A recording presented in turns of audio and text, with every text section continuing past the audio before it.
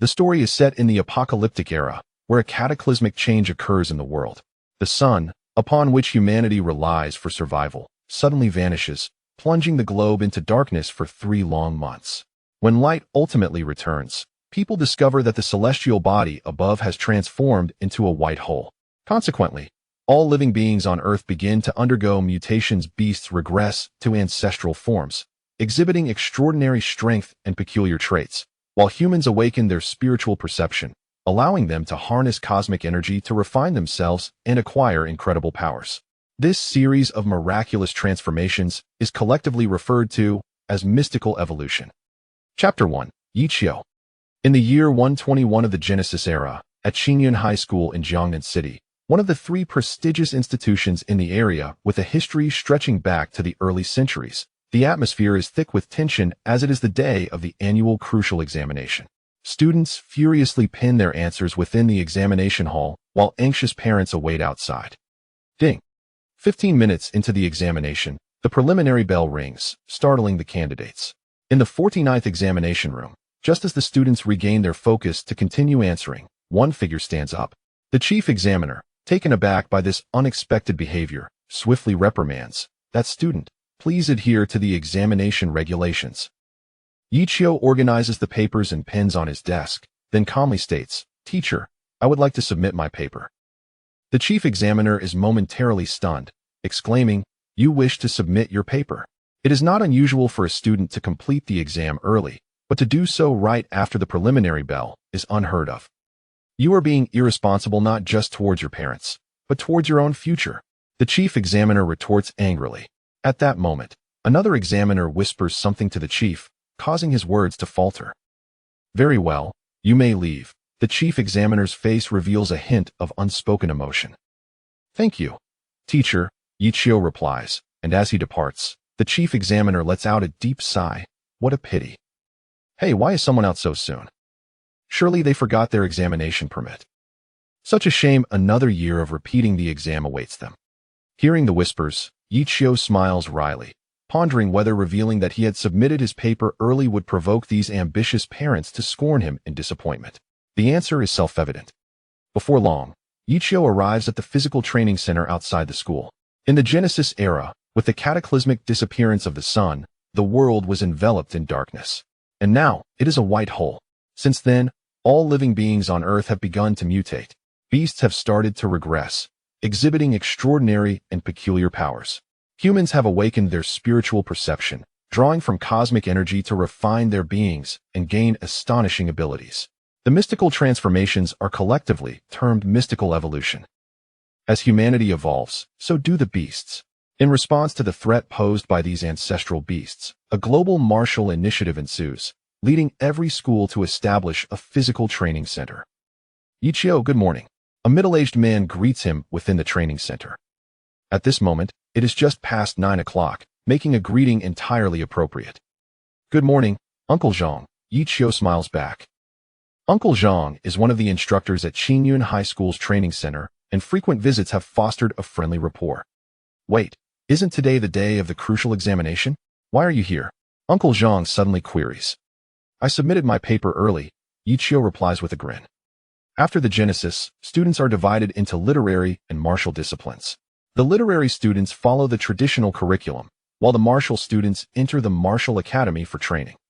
No worries, I only wrote for 15 minutes, Yichio adds lightheartedly. Submitting his paper right after the preliminary bell, it was precisely 15 minutes. Uncle Zhang is momentarily speechless regardless of Yichio's literary prowess. What score could he possibly achieve in just 15 minutes? Off you go, you rascal, Uncle Zhang sighs. The training involves exercises taught by the instructors in physical training classes. While not particularly profound, these lessons are immensely beneficial for a novice like Yichio. 2 hours later, drenched in sweat, Yichio ceases his training. Rather than leaving immediately, he strides into a room within the training center labeled Physical Fitness Testing Room. Inside, 3 fitness testing machines await him. Yichio places his hand on the middle machine. Please place your hand on the scanning window. Life Index, 1. A mechanical voice resonates from the machine. The Life Index serves as a reference metric for evaluating an individual's capabilities post-Genesis, with a minimum value of 1 indicating the physical limit of an average person. Still a 1. 2 months of physical training, yet no progress whatsoever. It seems that without harnessing cosmic energy, I cannot surpass the physical limits. Yi Qiu sighs, lamenting his innate inability to awaken his spiritual perception, which prevents him from sensing cosmic energy for training. This is the reason for the regret expressed by the examiners and Uncle Zhang. Yi Qiu has never been one to lament his fate, and he quickly adjusts his mood. After bidding farewell to Uncle Zhang, he exits the training center. Since he has confirmed that he cannot break through his limits without cosmic energy, he resolves not to squander more time on this endeavor.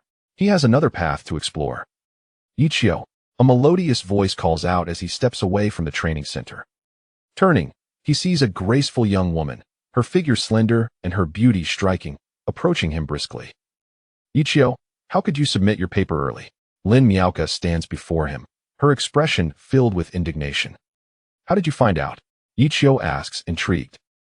They should have just finished the exam, and he doubts the news of his early submission has spread yet.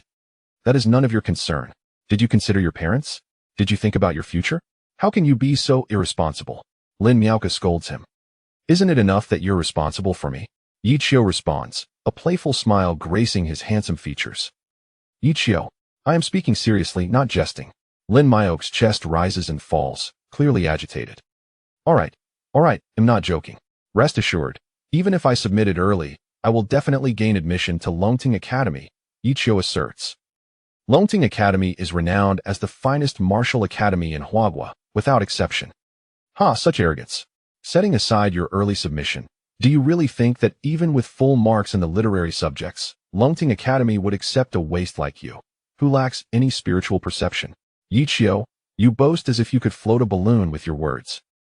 A cold voice interrupts, and Yi Qiu turns to see Yang Feng, the pride of their martial cohort, standing nearby. By now, a crowd has gathered, and upon hearing Yang Feng's words, they erupt into laughter, mocking the idea that a waste like Yi Qiu could ever gain entry to Longting Academy.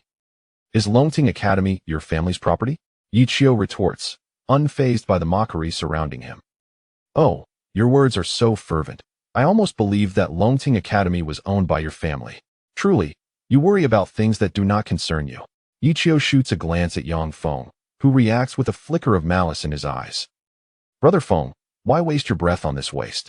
You are destined for Longting Academy, and in a few years, he won't even be worthy to carry your shoes, a bystander remarks to Yang Feng. With that, laughter erupts once more. Unfazed by the ridicule, Yi Qiu maintains his composure. He has long since become accustomed to such scorn and has cultivated a heart of tranquility. With a serene smile, Yi Qiu bid farewell to Lin Miaoka and turned to leave. All right, the afternoon exam is approaching. Everyone should disperse. Lin Miaoka coldly addressed the onlookers who were mocking and reveling in the spectacle. Though Lin Miaoka possessed an exquisite exterior, she was widely recognized as a martial arts prodigy at Qingyun High School, her innate talent surpassing even that of Yang Feng, with both being direct entrants to Longting Academy. Consequently, upon Lin Miaoka's declaration, the crowd gradually dispersed. Miaoka, do you not feel that he is no longer worthy of you? Yang Feng inquired. Lin Miaoka's delicate brows furrowed slightly. Since their enrollment at Qingyun High School, she and Yi Qiu had been desk mates, a pairing of exceptional talent and beauty that garnered envy and admiration from others. They had developed mutual affection, rendering them indifferent to external rumors. I concede that you and he were indeed a match made in heaven, but what of now? You are destined to become a paragon entering Longting Academy, while he remains a mere waste, unable even to awaken his spiritual perception. You no longer inhabit the same realm. Continuing in this manner, he will only become a burden, an obstacle on your path to martial excellence. Enough, Lin Miaoka interrupted Yang Feng. Very well, I shall refrain from further comment. The afternoon exam awaits. I shall take my leave. Yet, I urge you to ponder my words, Yang Feng said, casting a lingering glance at Lin Miaoka before departing. We are no longer of the same world, Lin Miaoka murmured to herself, standing in place, her gaze contemplative. Chapter 2. The genius pharmacist. The sun has been replaced by a mysterious white hole, yet its patterns remain unchanged. Thus, the rhythm of life post-creation mirrors that of the common era, with approximately 24 hours in a day and around 365 days in a year. Upon returning home, Ichio made his way directly to the basement, where a sturdy alloy door came into view. Please enter the password. Password correct. Accompanied by a mechanical voice, the alloy door gradually opened, revealing a basement filled with an array of bottles and jars, each containing vibrant, multicolored liquids. This was a laboratory, and anyone who beheld these colorful substances would undoubtedly be astonished, for they were invaluable concoctions known as blood potions. In the post-creation era, martial arts flourished. Yet the advancement of science and technology did not lag behind. People discovered that by utilizing the ancestral blood of mutated beasts, combined with specific herbs, they could concoct mixtures that would significantly elevate human vitality. These mixtures became known as blood potions. A potion capable of elevating one's vitality index to 10, thus reaching the first level of body refinement, was termed a first-level blood potion, and this classification continued accordingly. To date, the highest blood potion that could be produced is the 7th level, with an exceedingly low success rate, making each vial worth a fortune.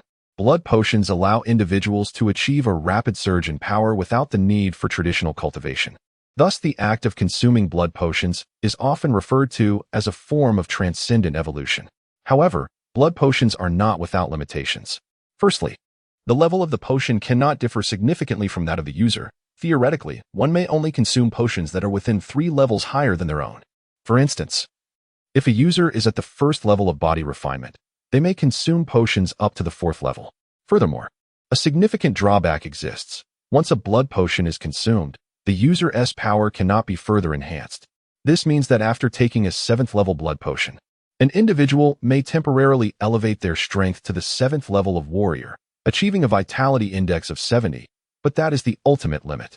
The user cannot transcend to the 8th level of body refinement, and their vitality index can rise only to 79. This substantial side effect has deterred many martial artists from pursuing blood potions. There must be a way to eliminate the limitations of blood potions, Ichio declared resolutely. Ever since he realized he lacked spiritual perception, he had devoted himself to researching blood potions, seeking to uncover an alternative path to evolution. Currently, it is widely accepted in the field of blood potions that their limitations arise from the ancestral blood of mutated beasts, which possesses inherent constraints on evolution. Just as lower-tier mutated beasts cannot evolve into higher-tier ones due to the limitations of their bloodlines. The incompatibility and mutual rejection of ancestral blood also explain why one cannot consume blood potions more than once. Each level of blood potion contains different ancestral blood, and consuming multiple potions would lead to chaotic bloodlines, ultimately resulting in death by explosion. Hence, the prevailing thought today is to hunt high-level mutated beasts to obtain superior ancestral blood, thereby creating more advanced blood potions. However, Ichio chose a different path, to seek out compatible ancestral blood. The level of ancestral blood varies among different tiers of mutated beasts, and this variation affects the potency of the resulting blood potions. If he could discover ancestral blood that is mutually compatible, he could gradually enhance his strength through repeated consumption of blood potions. This notion had been proposed long ago, even during the early development of blood potions, but ultimately fell by the wayside due to an inability to find 2 types of compatible ancestral blood. Ichio, however, persisted along this path deemed unviable by others, believing that the failure to find compatible ancestral blood stemmed from an insufficient sample size. Consequently, he had spent years collecting samples of ancestral blood. To date, the samples he had gathered from various sources, combined with his own extractions, approached 100,000 types. It can be said that this sample size is unparalleled in the contemporary world, unmatched by any individual or research institute. This time, success is assured. Ichio placed all the samples of ancestral blood into a supercomputer, and now he faced a long wait. Yet, he did not remain idle. The innermost part of the laboratory housed a row of bookshelves filled with literature on blood potions collected through various means. He had thoroughly reviewed more than half of these texts, not merely skimming through them, but engaging in meticulous study, absorbing every word and phrase. Essentially, he was intimately familiar with each document he had perused.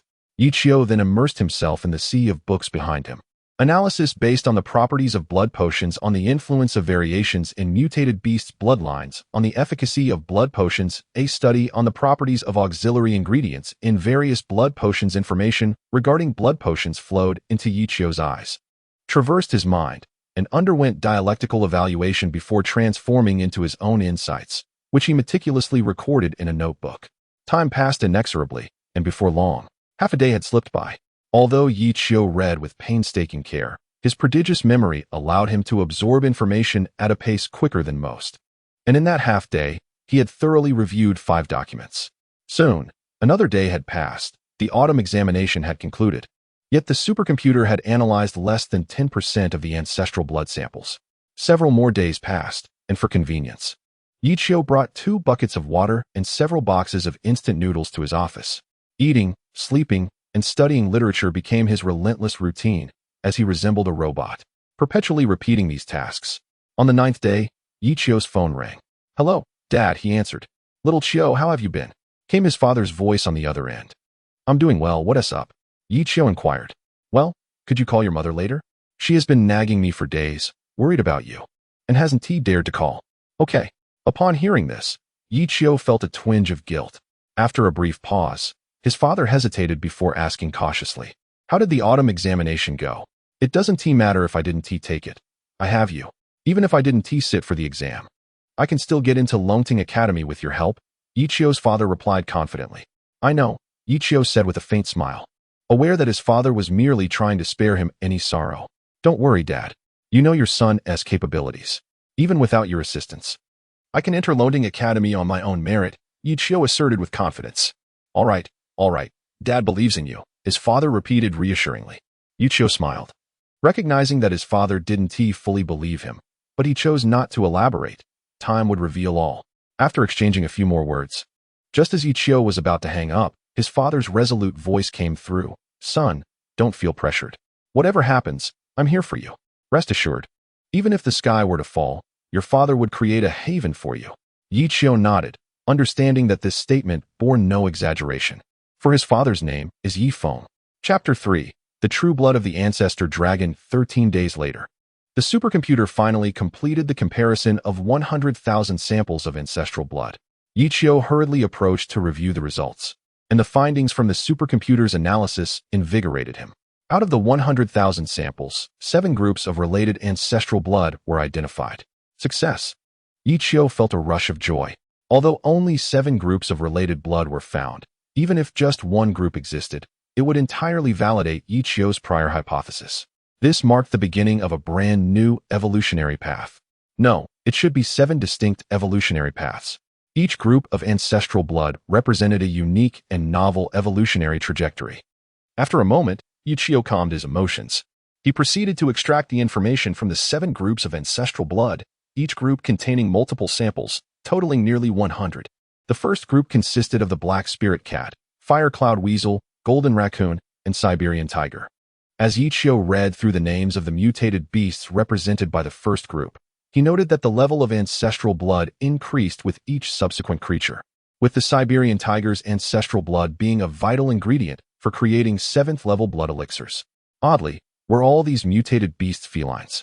Yi Qiu quickly turned his attention to the second group of ancestral blood, hellhound, Kunlun mastiff, and wolverine. Clearly, the second group consisted solely of canine mutated beasts. Yi Qiu's gaze then shifted to the third and fourth groups, and as expected, both were comprised of mutated beasts from the same family. The third group was bovine, while the fourth group was Colonian. Indeed, Yi Qiu exclaimed in astonishment. Some truths are difficult to perceive until the veil is lifted, revealing a profound clarity. Each group of ancestral blood belonged to a single family of mutated beasts, indicating they shared a common ancestor. Yi Qiu continued to examine the data. The fifth group included the black-backed viper, golden dragon carp, dragon crocodile turtle, and dragon horn rhinoceros. How peculiar! This group not only differed in nomenclature but also presented a pale golden hue, with each sample being exceedingly rare, merely a fraction of the ordinary mutated beast's ancestral blood. Furthermore, the ancestral blood within this group was of the same caliber. In other words, although the dragon horn rhinoceros was a high-level mutated beast and the black-backed viper a low-level one, their ancestral blood shared an identical rank. This was decidedly anomalous. Yi Qiu pondered, then glanced at the remaining 2 groups of ancestral blood, which, like the first 4, were composed of mutated beasts from the same family. The 6th group was comprised of bears, while the 7th group consisted of birds of prey. Why was the 5th group so different? Was there an error in the supercomputer's analysis? Ichio was skeptical, but soon shook his head. The likelihood of human error was far greater than that of a supercomputer malfunctioning. The names of the mutated beasts in the fifth group included dragon. And in a certain sense, snake could also be interpreted as dragon. Did they share a common ancestor linked to dragons? Ichio felt a sudden thrill. Dragons, those legendary beings, command the winds and rain, wielding thunder and lightning, their very breath resonating with celestial authority. In the minds of many, dragons are synonymous with divinity. If Ichio's hypothesis held true, it would undoubtedly lead to an extraordinary evolutionary path. His heart raced with fervor, yet he quickly tempered his excitement. What if his speculation was incorrect? What if the supercomputer had indeed erred? After all, the chance of such an error occurring was nearly negligible. Moreover, since the fifth group of ancestral blood was uniformly ranked, he would still need to seek out higher-level mutated beasts to create more advanced blood elixirs. Ichio found himself entangled in a rare dilemma. Opting for the other six groups was undoubtedly the safest choice. Yet their potential for development paled in comparison to that of the dragon ancestral blood group. However, choosing the fifth group as his evolutionary path, Ichio closed his eyes in contemplation. The decision regarding which evolutionary path to pursue would profoundly impact his destiny, compelling him to deliberate carefully. Time passed slowly, and after an indeterminate period, Ichio finally opened his eyes, resolution forming within him. The world is vast. I yearn to explore it, he murmured. The world he envisioned was not Earth, nor the solar system, nor the Milky Way, but rather the realm beyond the white hole. The white hole had been present for a century, yet no one had successfully traversed to its opposite end. Perhaps it was a divine opportunity. Thus, he decided to take a gamble. From this moment forth, I shall refer to this ancestral blood as the true blood of the ancestor dragon. On the third day after Ichio confirmed his evolutionary path, a significant visitor arrived at the office of the president of Qingyun University. Director Zhao, welcome. Your presence truly illuminates our institution. President Wang Changxi of Qingyun Middle School greeted him with a smile. Not at all. Director Zhao is the head of the combat department at Longting Academy. It is indeed an honor for us at Qingyun Middle School, Wang Changxi continued, beaming. Director Zhao smiled in acknowledgement, refraining from contradicting Wang Changxi's words. In a sense, any association with the name Longting Academy was a mark of distinction. After exchanging pleasantries, Director Zhao got straight to the point, saying, I must congratulate President Wang. This year, your school has produced 2 outstanding martial arts talents, a testament to your guidance. 2 notable martial arts talents? Wang Changxi was initially taken aback, followed by a surge of excitement. Director Zhao nodded and elaborated. The first is named Yang Feng. During his martial examination, his life index reached 32, placing him among the top 50 in this year's admissions. Upon hearing Yang Feng's name, Wang Changxi felt a sense of realization. Yang Feng was widely recognized as a genius at Qingyun Middle School. So Wang Changxi was not overly surprised by his martial examination results. The other one, could it be a girl named Lin Kuer? Wang Changxi inquired, suspecting her exceptional talent. Indeed, her performance could place her within the top 20, Director Zhao replied with a smile. Lin Kuer achieved a life index of 41 during her martial examination. You know, breaking the 30 to 40 barrier is a significant milestone. She accomplished this before turning 18, making her a true martial arts prodigy. A martial arts prodigy. Wang Changxi was taken aback. Such praise was indeed extraordinary. Who are the other 8 students admitted? Wang Changxi asked, adhering to tradition. As Longting Academy typically recruited 10 students from Qingyun Middle School. Not 8, but 9, Director Zhao responded with a smile. 9. Did Longting Academy expand its admissions this year? Wang Changxi queried. No expansion.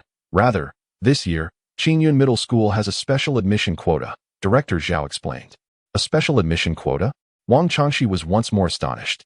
Special admission quotas are reserved for students who achieve extraordinary results in the imperial examination, with candidates often attaining near-perfect scores, a rarity. Thus, Wang Changxi was genuinely surprised to learn that Qingyun Middle School had such a quota. Without hesitation, Wang Changxi inquired, who is it? Chapter 4. Pride at its core. 3 days passed swiftly. Due to the scant amount of ancestral dragon's true blood within the mutated beast, Ichio needed to continue extracting it until he amassed enough for the preparation of a first-level blood potion. A few more portions of the ancestral dragon's true blood should suffice. However, today was the day of the results announcement, and he could not hastily complete the potion.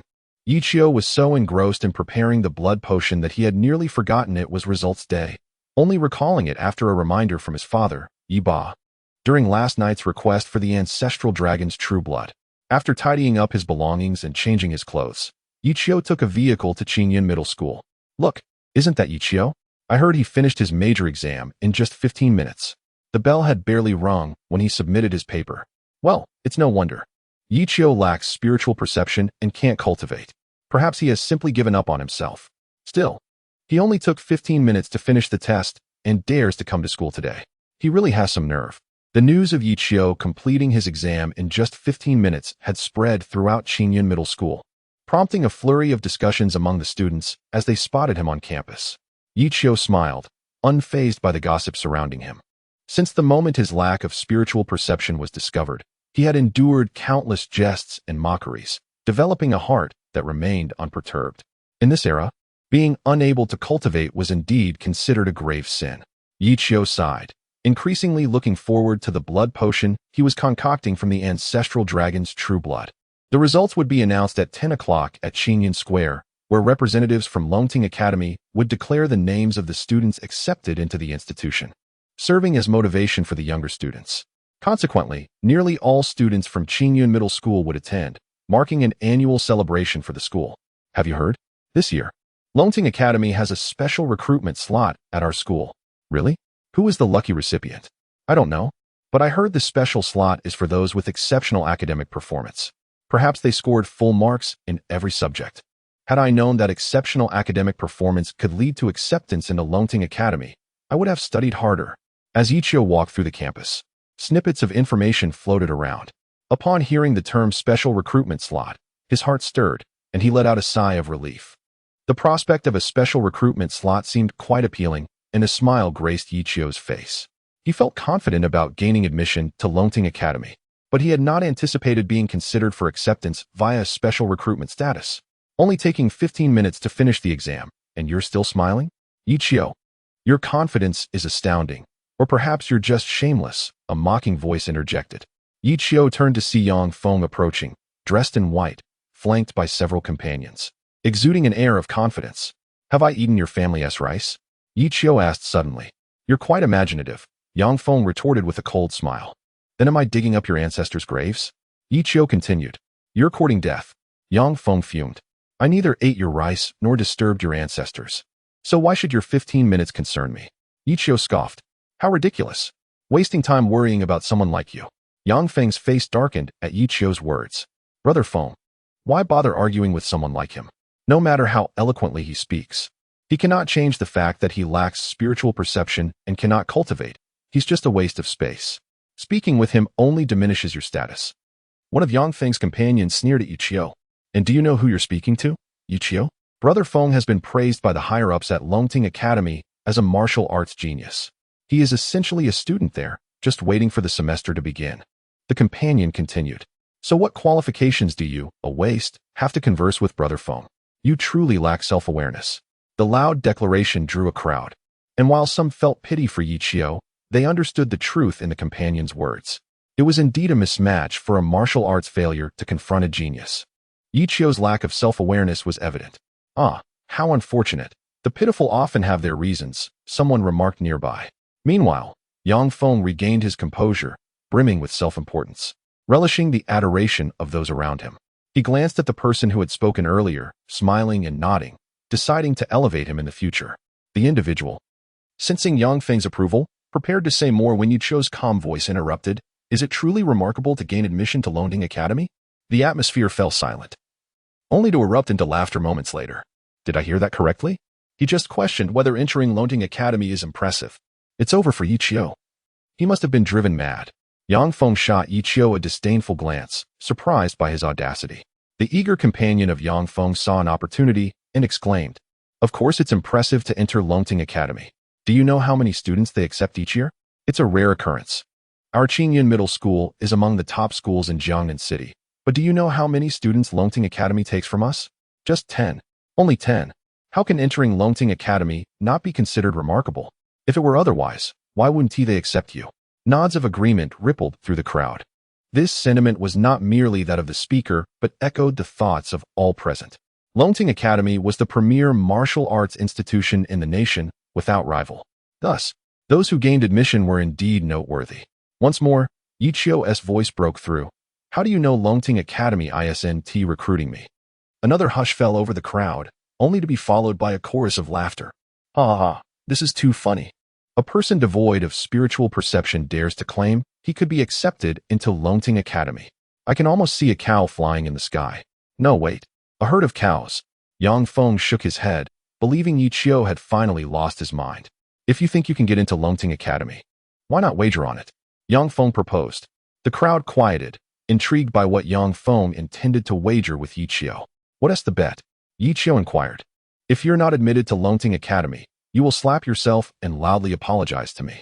Conversely, if I am not admitted, I will slap myself 10 times and loudly apologize to you. Yichio pondered for a moment. Though the stakes seemed inconsequential to him, he realized he wouldn't have to exert much effort.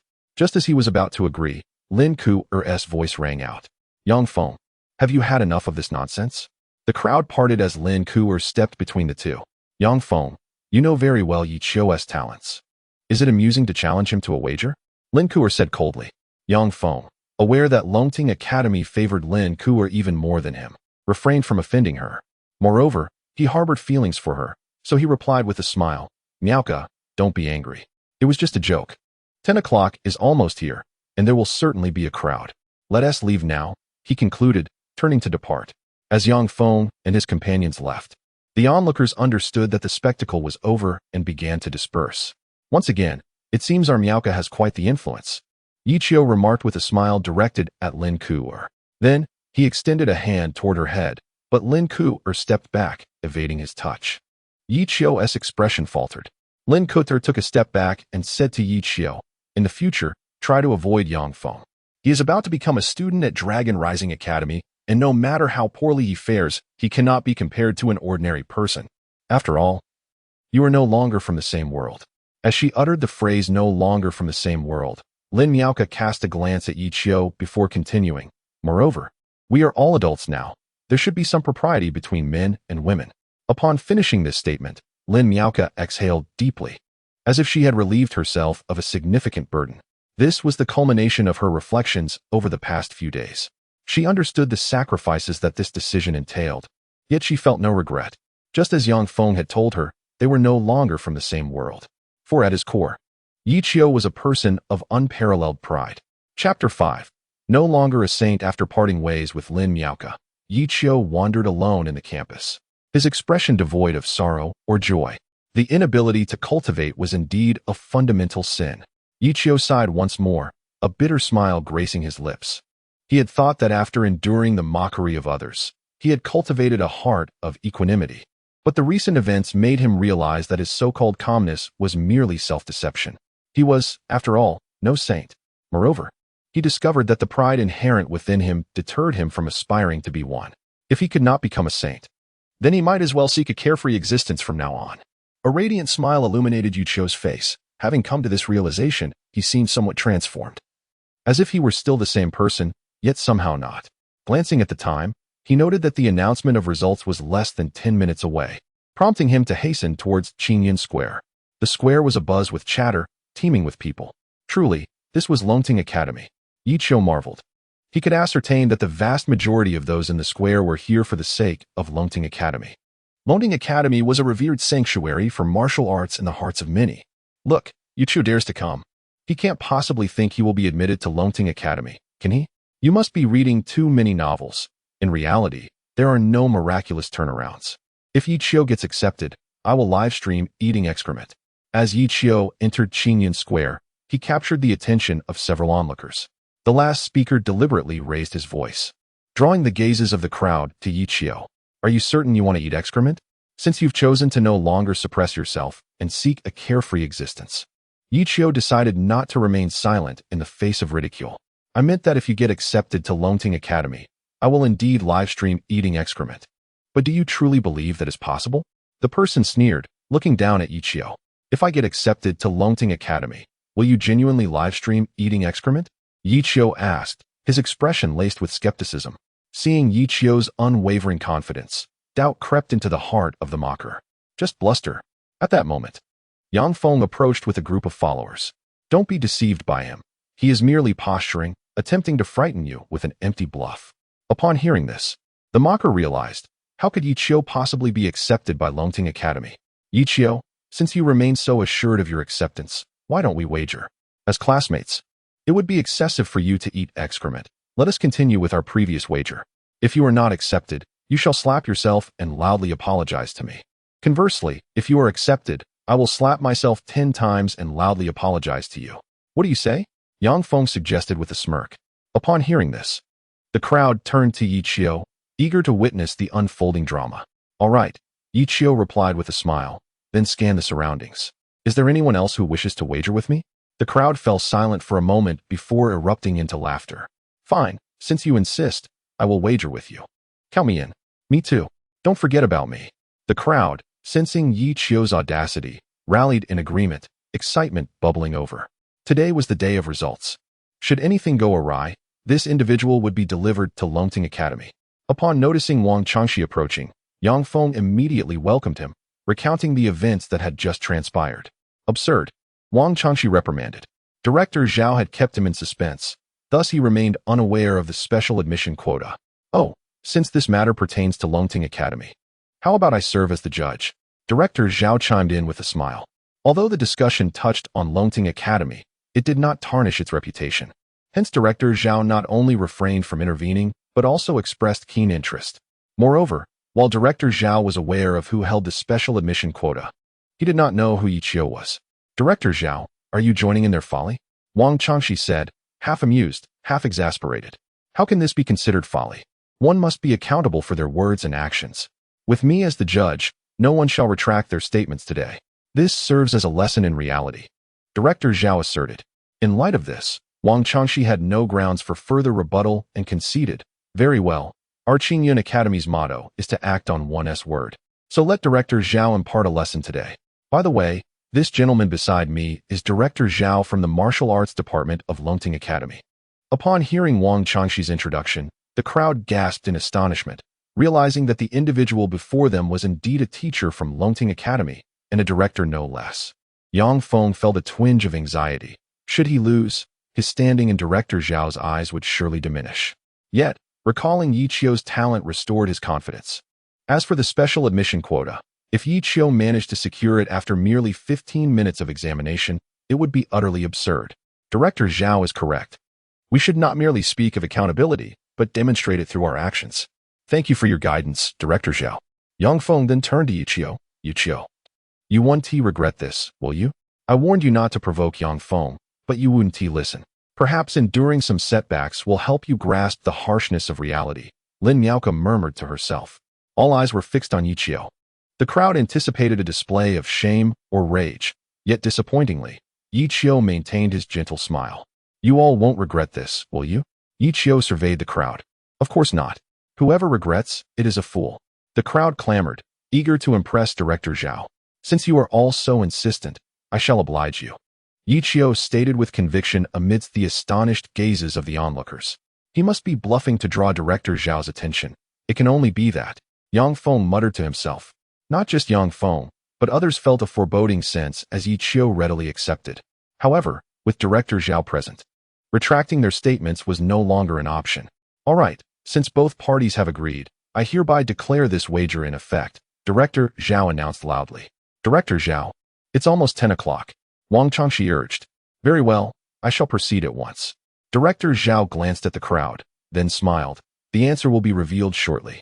Chapter 6. Special admission quota. The announcement ceremony was about to commence, and the square gradually fell silent as everyone held their breath in anticipation. Those who had participated in the wager with Yi Qiu, once brimming with confidence, now felt a twinge of anxiety due to his unwavering demeanor. Do not panic. Do not panic, they reassured themselves. How could someone without any spiritual perception like Yi Qiu possibly gain admission to Longting Academy? If he could be accepted, then the students of Longting Academy would be as common as cabbages. Almost everyone was comforting themselves in this manner. As the ceremony began, the first to speak was Principal Wang Changxi of Qingyun Middle School. Today marks the day of the announcements. And I know you are all curious about who has been admitted to Longting Academy this year. So, I shall keep my words concise. Half an hour slipped away amidst Principal Wang's lengthy discourse. His rhetoric was impassioned, yet the students beneath the podium were nearly dozing off. Very well. I shall conclude my remarks here. Instantly, thunderous applause erupted from the audience.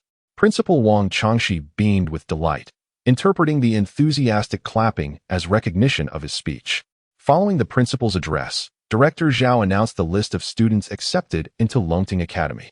I, too, shall be brief, Director Zhao chuckled. Upon hearing this, the audience tensed up. Do not be anxious. The atmosphere is far too tense. I am merely jesting, he continued. The students thought to themselves, Director Zhao, do you not feel a twinge of conscience for teasing us at such an early hour? It is an honor to be at Qingyun Middle School. And now I shall announce the list of students admitted to Longting Academy. Director Zhao paused momentarily before declaring, the first name is Wang Chun. With a martial examination life index of 24. Upon hearing his name, Wang Chun leapt up in excitement and, guided by the attendants, made his way to the podium. Everyone cast envious glances towards him, yearning for the opportunity to stand on stage and bask in the glory and accolades.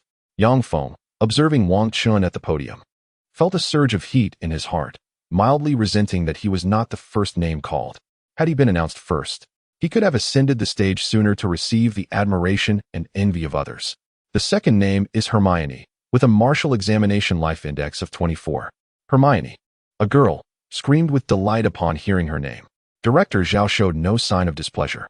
He understood that her reaction would not be any less exuberant than his own had he been accepted. Director Zhao continued to announce the third, fourth, and fifth names. And with each name spoken, the audience stirred with excitement. Accompanying this was a chorus of gasps and expressions of envy. Everyone wished to be the center of attention, to be the favored child of destiny. Yet, the harsh reality was that there were only 10 spots available. The eighth name is Lu Zhou, with a martial examination life index of 29. With the announcement of the eighth student, Yang Feng and his companions exhaled in relief. It was common knowledge that Longting Academy only recruited 10 students from Qingyun Middle School each year, and none of the first 8 were Yang Feng or Lin Miaoke.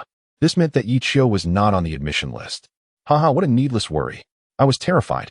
Truly thought he had some secret means to be accepted into Longting Academy. Yi Qiu, remember to slap yourself a little harder later, with so many people in Qingyun Square.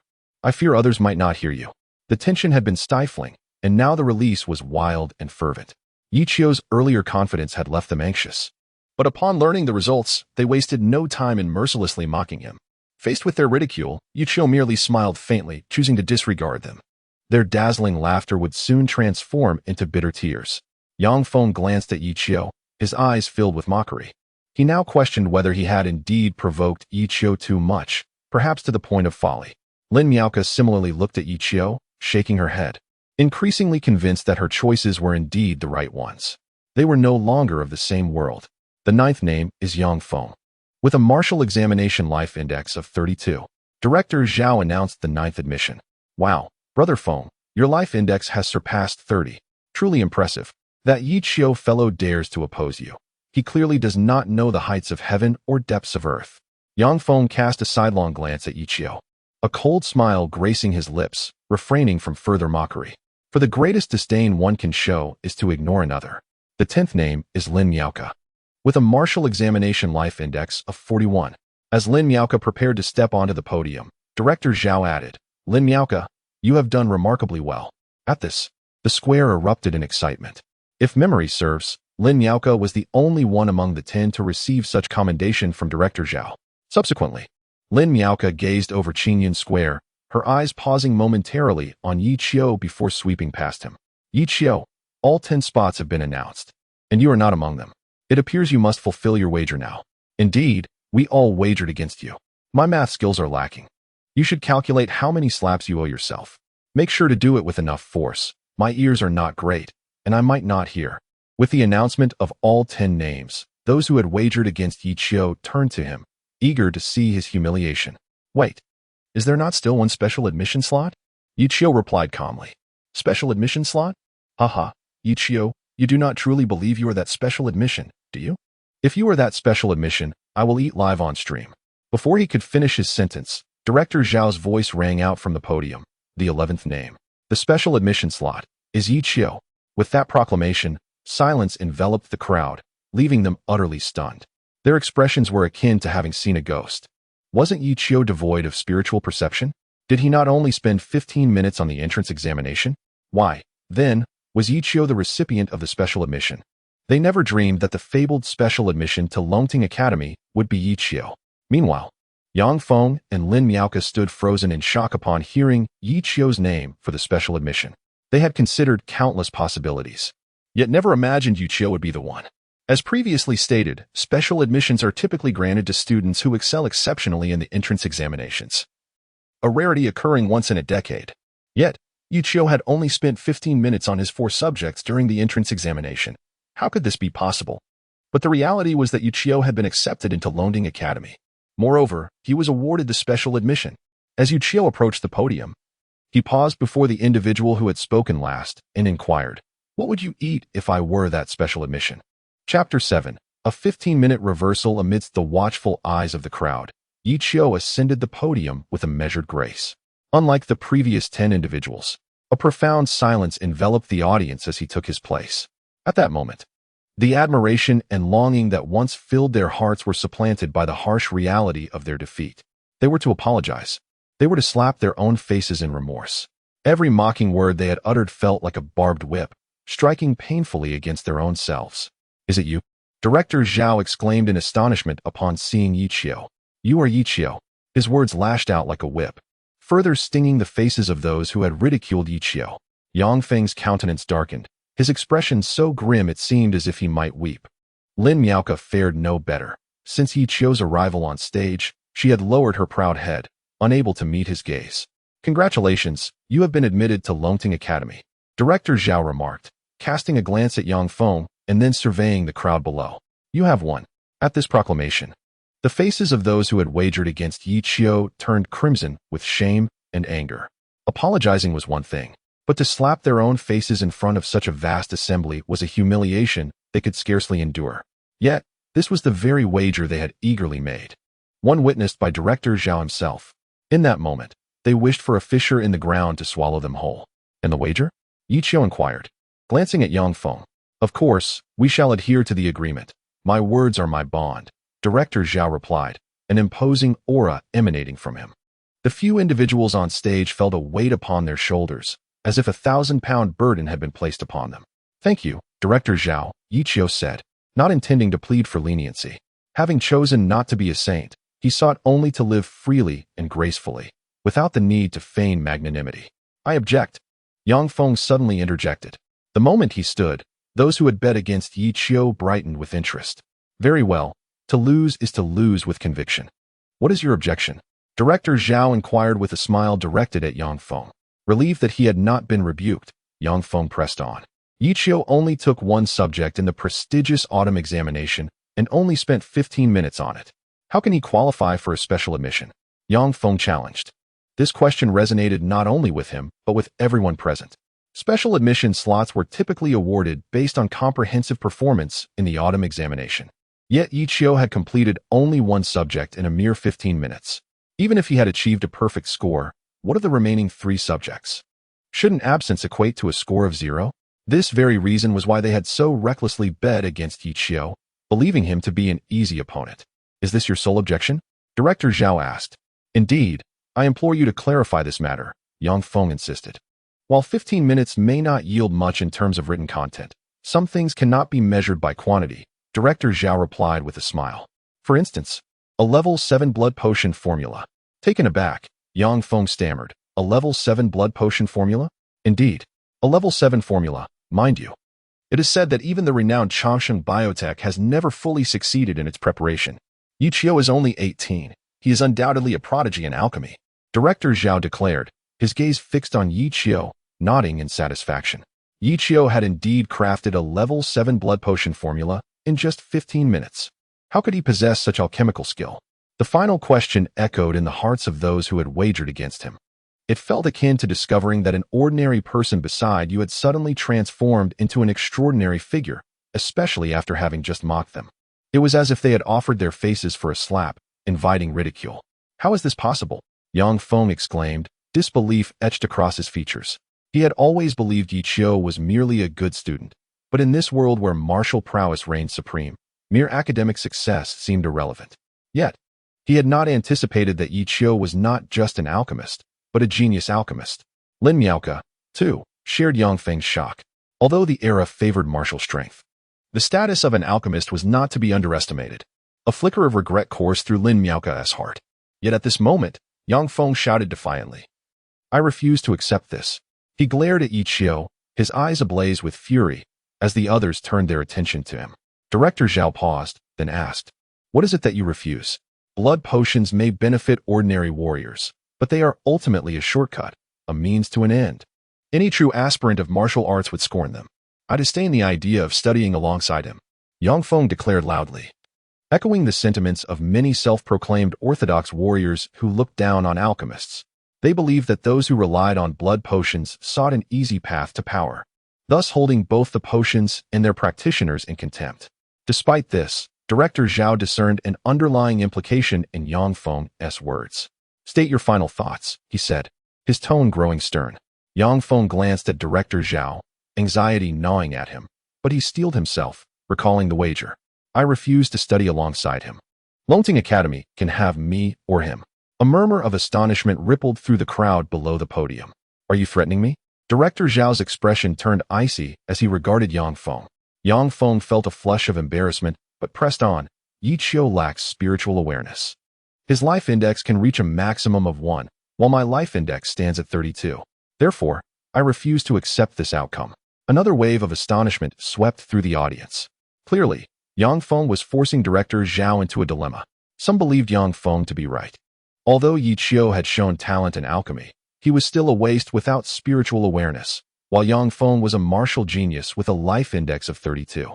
Others, however, felt Yang Feng was overestimating himself and dismissing the authority of Longting Academy. "I too refuse," suddenly called out someone from the audience. One of those who had wagered against Yi Qiu. "I also refuse," a second voice chimed in. "I refuse. I refuse. I refuse." The number of dissenters grew rapidly, with nearly all who had bet against Yi Qiu rising in protest. Even those envious of Yi Qiu's meteoric rise joined in, voicing their opposition. In an instant, the atmosphere in Qingyun Square became charged with agitation, a cacophony of voices filling the air. Yang Feng's lips curled into a smile as the number of dissenters swelled, his earlier trepidation dissipating. He glanced at Yi Qiu, who remained calm and unruffled, exhibiting no signs of distress. "How long can you maintain this facade?" Yang Feng scoffed. Meanwhile, Lin Miaoke felt a sense of relief. The path of alchemy was ultimately not the righteous one. Yi Qiu might stand alongside her for now, but the chasm between them would only widen with time, like an insurmountable divide. As she contemplated this, Lin Miaoke cast a glance at Yi Qiu, a faint smile gracing her lips, before regaining her former confidence. The principal of Qingyun Middle School surveyed the agitated crowd of students below and then glanced at Yi Qiu, letting out a sigh. He did not hold high hopes for Yi Qiu. Although possessing the ability to formulate a 7th-tier blood potion at such a young age was indeed indicative of prodigious talent, the law does not punish the masses, and Director Zhao could not expel everyone. Director Zhao Wang Changxi spoke up. "Principal Wang, are you aware that crafting a blood potion formula takes merely a few minutes? Less than 7, in fact." Wang Changxi was momentarily taken aback, his mind momentarily clouded, but then it struck him sharply. "Are you implying that?" Director Zhao nodded affirmatively and continued. "You are not mistaken. Within a span of 15 minutes, Yi Qiu produced 2 blood potion formulas. The first was that of a 7th-tier blood potion, while the second was a half portion of the legendary god of war blood potion." Upon hearing this, a tempest of emotions surged within Wang Changxi. The god of war blood potion formula. That was indeed the formula capable of transforming one into a veritable god of war. At that moment, Director Zhao approached the microphone, and an eerie silence enveloped Qingyun Square, all eyes fixated upon him, holding their breath in anticipation. "Since there are so many among you who are dissatisfied, I hereby declare," Director Zhao's voice resonated slowly through the loudspeaker, "that all of you are expelled." Chapter 8. The Evolution of the Extraordinary. As the words fell, an overwhelming silence enveloped the vast Qingyun Square, only to erupt moments later. "I refuse to accept this. On what grounds are we expelled? I will lodge an appeal." The scene beneath the podium erupted with fervor, even more intense than before. Yang Feng gazed at Director Zhao, his face a mask of disbelief. He had been certain of victory, convinced that Yi Qiu would be the one dismissed. Yet, in an instant, it was he who faced expulsion. Yang Feng looked at Director Zhao, his voice trembling slightly. Director Zhao snorted dismissively, ignoring Yang Feng entirely. The moment he dared to threaten and provoke Longting Academy, he had sealed his own fate. Principal Wang, witnessing Director Zhao's indifference, turned to Wang Changxi in a plea for help. Wang Changxi opened his mouth to speak, but ultimately remained silent. After all, they were talking about the God of War serum, the very serum that could forge a God of War. Although it was merely half a dosage, how many gods of war existed within the entirety of Huagua? And globally? What a pity. Wang Changxi sighed inwardly. You might barely qualify as a martial genius, but regrettably, you have encountered a prodigy.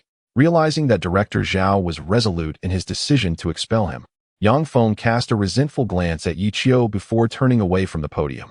Yi Qiu, this isn't over. He seethed internally.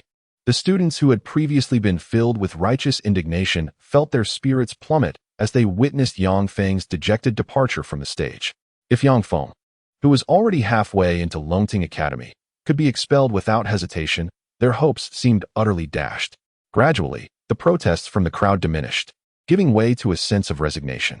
Lin Miaoka regarded Yi Qiu with a complex expression before sighing and diverting her gaze, never to rest her eyes on him again. I will not regret my decision, Lin Miaoka murmured to herself, her fists clenched tightly. As the announcement ceremony concluded, Director Zhao ultimately did not rescind the punishment. Within a single day, nearly 100 students from Qingyun High School were expelled, showcasing the ironclad resolve of Longting Academy.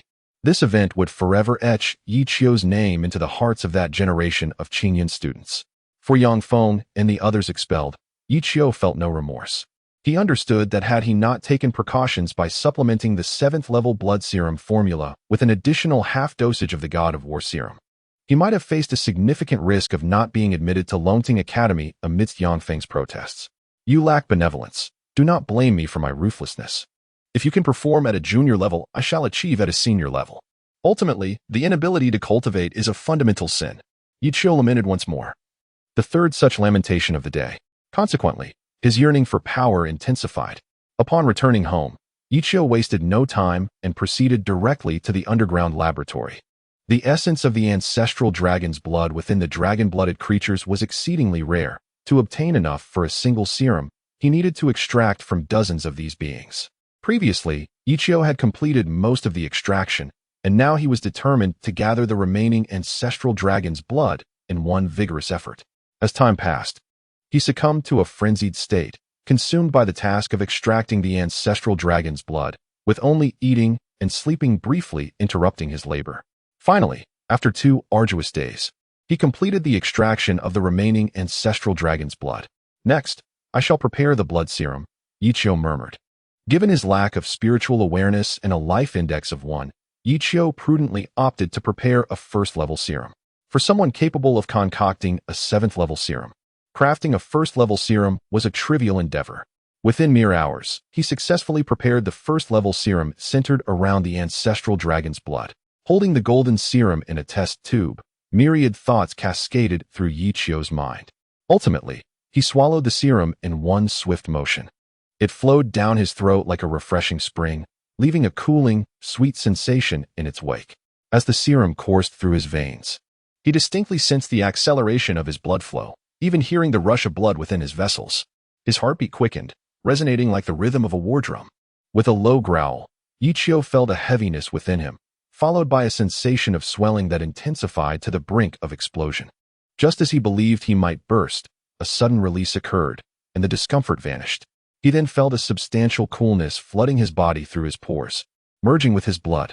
Cosmic energy. Yi Qiu's eyes widened with realization.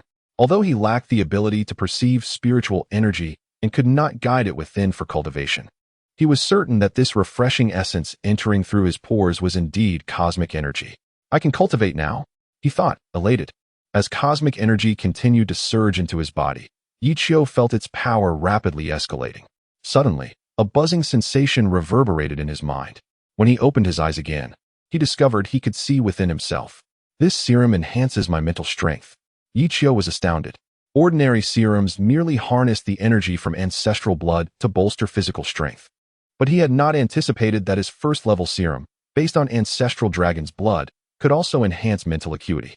As he peered within, every organ in his body became vividly clear. Just then, he noticed two distinct types of blood circulating within him, one a vibrant red, the other a soft golden hue. Could this golden blood be ancestral dragon's blood? Ichio pondered. He soon observed that with each cycle of blood within his body, the golden blood increased while the red blood diminished. Is this meant to convert all my blood into ancestral dragon's blood? A wave of astonishment washed over Ichio. Having concocted numerous serums and observed many who had consumed them, he had never encountered such a phenomenon. A sense of intuition stirred within him. He was embarking upon a path of evolution unlike any other, a far broader road than those taken by others. This was a path of extraordinary, fantastical evolution.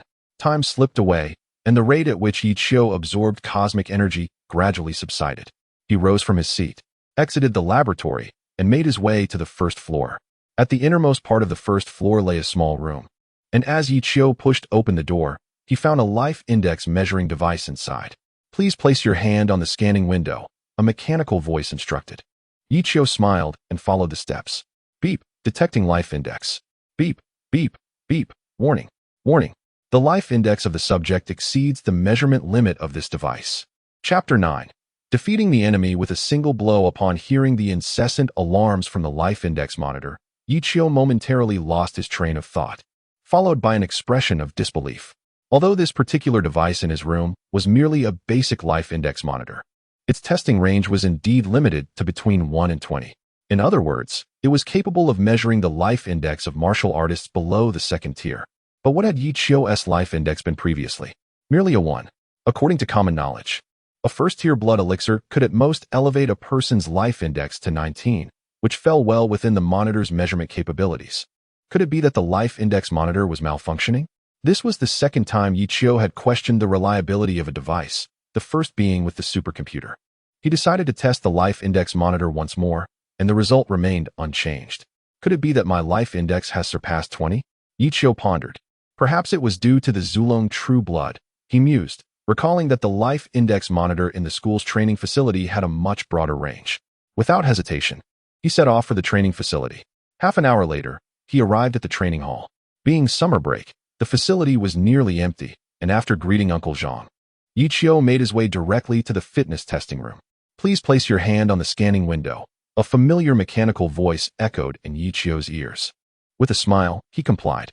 Beep, detecting life index. Detection complete. Your life index is 28. Ichio stood in stunned silence upon hearing the mechanical voice from the monitor, astonished that his life index had indeed exceeded 20 and was now at 28. Joy surged within him. Whether it was the increase in mental strength or the breakthrough past 20 to reach 28. It affirmed that his choice to pursue the Zulong true blood as his evolutionary path was indeed correct.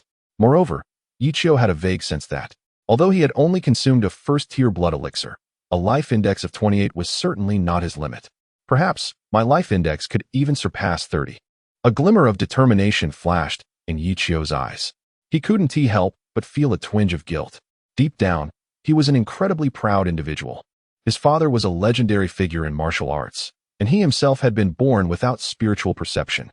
Thus, he had concealed his lineage from the outside world, not wanting to be ridiculed as the son of a tiger who was but a dog. Yet now, he had embarked on the path of cultivation, finally able to overcome that internal barrier. Ichio, what are you doing here? A classmate spotted him and called out. At this, all eyes turned toward Ichio. Ichio, today is the first reunion since graduation. Why didn't you come? Wow, you didn't forget about us old classmates after entering Longting Academy, did you? By the way, Lin Miaoka isn't here either. Did you two make plans? Yang Feng, present in the crowd, darkened his expression upon seeing Ichio. The humiliation he endured on the day of the rankings was an indelible mark on his life. I just came out of the training hall. Ichio replied with a smile. He had turned off all communication devices for several days to concoct the blood elixir, hence he was unaware of the gathering. Humph. A waste of space entering the training hall. Isn't that a waste of government resources? Yang Feng retorted coldly. At this, silence fell over the crowd, as they were unaware of the deep-seated enmity between Yang Feng and Ichio. Is the training hall your family's? Ichio inquired. What business is it of yours? Mind your own affairs. Yang Feng snapped back. Hearing Ichio's words, the crowd was momentarily taken aback. The exchange felt eerily familiar. As the saying goes, one cannot stumble into the same pit twice. With this thought, the crowd's gaze shifted toward Yang Feng, their expressions tinged with a hint of pity, akin to that reserved for a mentally challenged child. "You're asking for death," Yang Feng exclaimed furiously. "Did I say anything incorrect?" Yi Qiu countered. This retort left Yang Feng momentarily speechless. Indeed, the training hall was not his property, and he had no right to dictate Yi Qiu's presence there.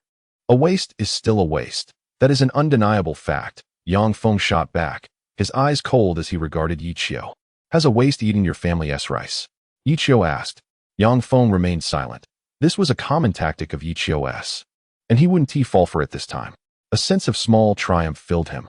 Noticing Yang Feng's lack of response, Yi Qiu mused that such tactics could not be employed twice, at least not in quick succession. "Since you call me a waste, does that make you a genius?" Yi Qiu continued. "Of course. Even if I'm not a genius, I am still 1,000 times better than you, a person devoid of spiritual perception," Yang Feng declared proudly. He was exceedingly confident in his talent. After all, his martial arts test score was 32, placing him among the top 50 of all the new students accepted by Longting Academy. Yi Qiu nodded and then delivered a blow that would silence Yang Feng. "If you are indeed a martial arts genius, far superior to me, why then have you not been admitted to Longting Academy?" At this, Yang Feng felt as though 1,000 arrows had pierced his heart. Painful as it was, he wanted to refute Yi Qiu, only to realize that Yi Qiu was speaking the truth. He makes a valid point. Argumentative nonsense, Yang Feng retorted loudly. Upon hearing this, Yi Qiu smiled lightly and casually replied, "But I was still accepted into Longting Academy." Shameless, Yang Feng continued to berate. "Yet I was still accepted into Longting Academy," Yi Qiu stated with an innocuous expression. "You bastard, I'll kill you." Yang Feng, seething with rage, lunged at Yi Qiu, throwing a punch. "Yang Feng, no?" The crowd gasped in alarm. Yang Feng's life index had reached 32, equating to the strength of 32 adults, while Yi Qiu, lacking spiritual perception and unable to cultivate, had a life index of at most 1. It's over, Yi Qiu is doomed. If anything were to happen to him as a student of Longting Academy, Yang Feng would face severe repercussions. Why did Yi Qiu have to provoke Yang Feng? The group wore anxious expressions, wanting to intervene, but it was evidently too late. Some girls had even closed their eyes, fearing the sight of the impending brutality. Yang Feng's punch came with ferocity, and instinctively, Yi Qiu wanted to evade. However, a moment of clarity struck him. With a life index of 28, the difference with Yang Feng's 32 was not vast. He decided to test his limits. "Huh." Yi Qiu let out a low laugh, standing his ground against Yang Feng's incoming punch, and countered with his own. "It's over. Isn't Yi Qiu dodging? This is truly going to end badly." Before anyone could finish their thought, the two fists collided with a resounding thud. Bang! A dull thump echoed, followed by a sharp crack, and to the astonished gazes of the crowd, Yang Feng was sent flying by Yi Qiu's punch. Yang Feng lost. How is that possible? Yi Qiu was supposed to be a waste. The crowd stared at Yi Qiu, their faces a mixture of disbelief. Not only them, but Yi Qiu himself was equally astonished. He had merely wished to test the effects of the blood elixir and had prepared himself for defeat. Yet the outcome was utterly unexpected, astonishing, and exhilarating. Having fought beyond his tier and emerging victorious, Yi Qiu found himself increasingly eager for the Zulong True Blood. Chapter 10. The 5 Animals Body Refinement Technique. The ambulance arrived 10 minutes later, but contrary to expectations, it was not Yi Qiu who was carried out on a stretcher, but Yang Feng. After bidding farewell to his classmates, Yi Qiu took a taxi and departed amidst their astonished gazes. Yi Qiu resided in the luxurious villa district of Yulong Bay in Jiangnan City. Upon reaching his doorstep, he took a deep breath and rang the doorbell. He nodded, then inquired, "Where's Dad?" Yi Qiu then asked, "Mom, is dinner ready? I haven't eaten all day without food." "How can you do that?" His mother chided. "Since you're hungry, don't wait for your father. You can eat first." Yi Qiu chuckled, realizing he indeed hadn't eaten all day. Being family, he didn't hold back and began to eat immediately. However, the moment he started, an intense hunger surged within him. After consuming a bowl of rice, he felt even hungrier. How could this be? Yi Qiu pondered, but there was no time for further thought. Hunger compelled him to continue eating. With each bowl of food he consumed, it felt as though his stomach was an endless abyss, never to be satiated. How many days has this child gone without food? His mother complained. With the rice dwindling, She prepared to cook more, just as Ichio's father's voice echoed from the doorway. Cook some of the snowstorm bear meat for our son. Snowstorm bear? That's the meat of a mutated beast. Can he handle it? His mother questioned. It's fine. If I'm not mistaken, our son is now a martial artist. His father replied, a flicker of concern flashing in his eyes. Really? His mother exclaimed in surprise. Yes, his father affirmed. Hearing this, Ichio's mother beamed with joy and immediately retrieved the snowstorm bear meat from the kitchen. Upon seeing the plate of snowstorm bear meat before him, a fragrant aroma wafted into Ichio's nostrils, prompting him to dig in eagerly. Strangely, even though the portion was modest, the hunger within him gradually dissipated after he began to eat. Mom, what kind of meat is this? Ichio inquired out of curiosity. That's snowstorm bear meat. His father answered. If I'm not mistaken, you must have just become a martial artist. Typically, when an ordinary person first becomes a martial artist, their metabolism accelerates, leading to a rapid depletion of nutrients, which induces a strong feeling of hunger.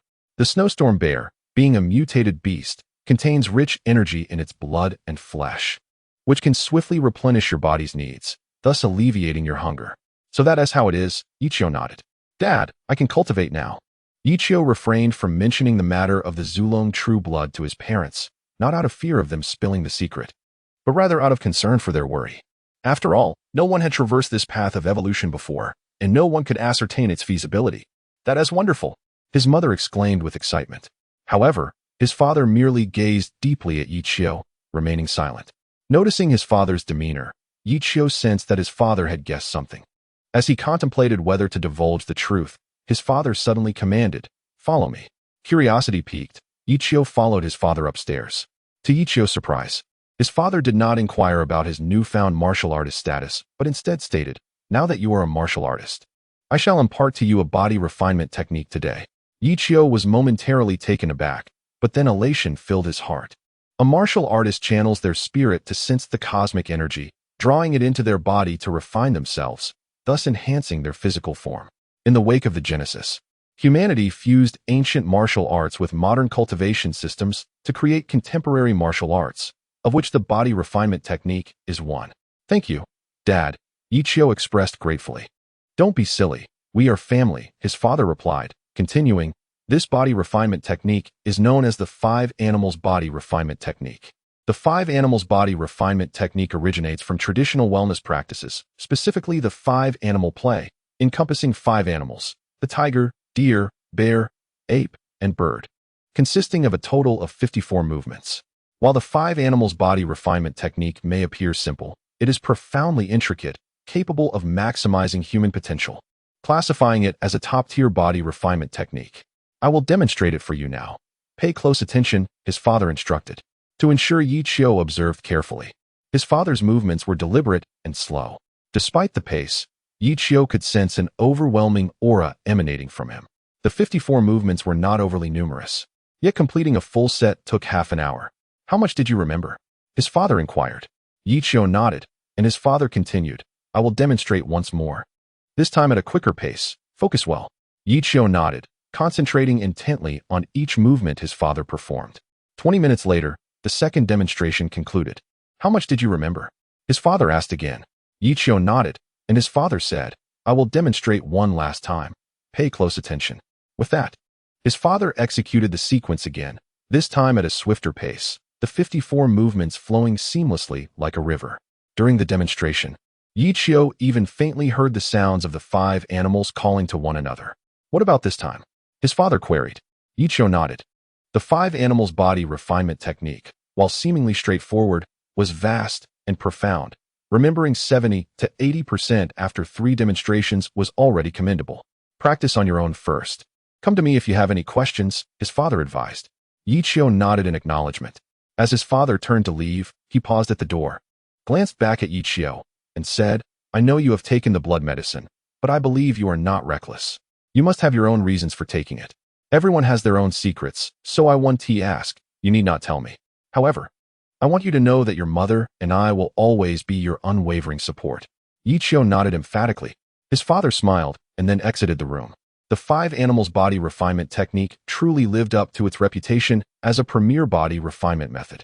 After completing a set of 54 movements, Yi Qiu felt a surge of vitality coursing through his veins, invigorating his entire being. Taking a deep breath, he exhaled slowly.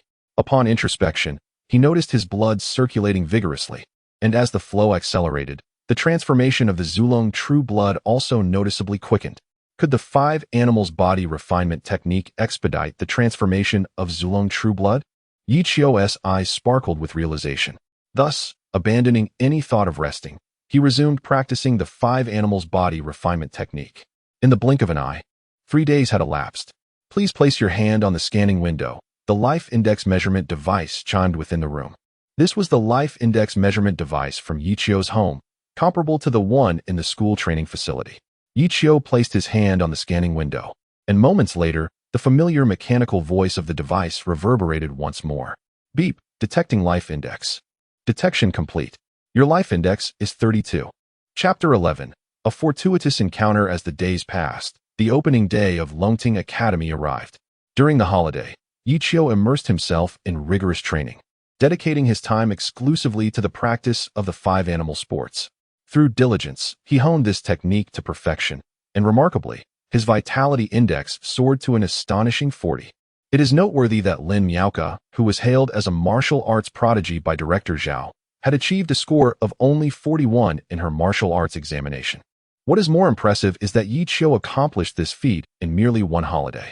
This success further affirmed Yi Qiu's belief that his choice to pursue the path of the ancestor dragon's true blood was indeed the right one. However, not everything unfolded as he wished. Throughout the holiday, Yi Qiu searched tirelessly for a higher grade of ancestor dragon's true blood to concoct more potent blood elixirs. But to no avail.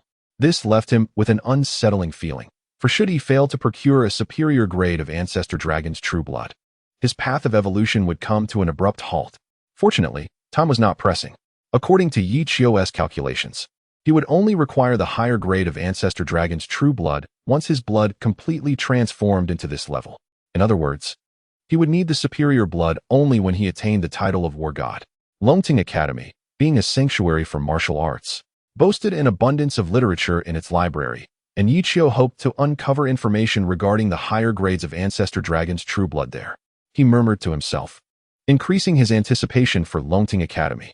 The following day, Yi Qiu bid farewell to his parents and arrived at Longting Academy by noon. As he disembarked, he was greeted by a massive stone tablet inscribed with the elegant calligraphy of Longting Academy.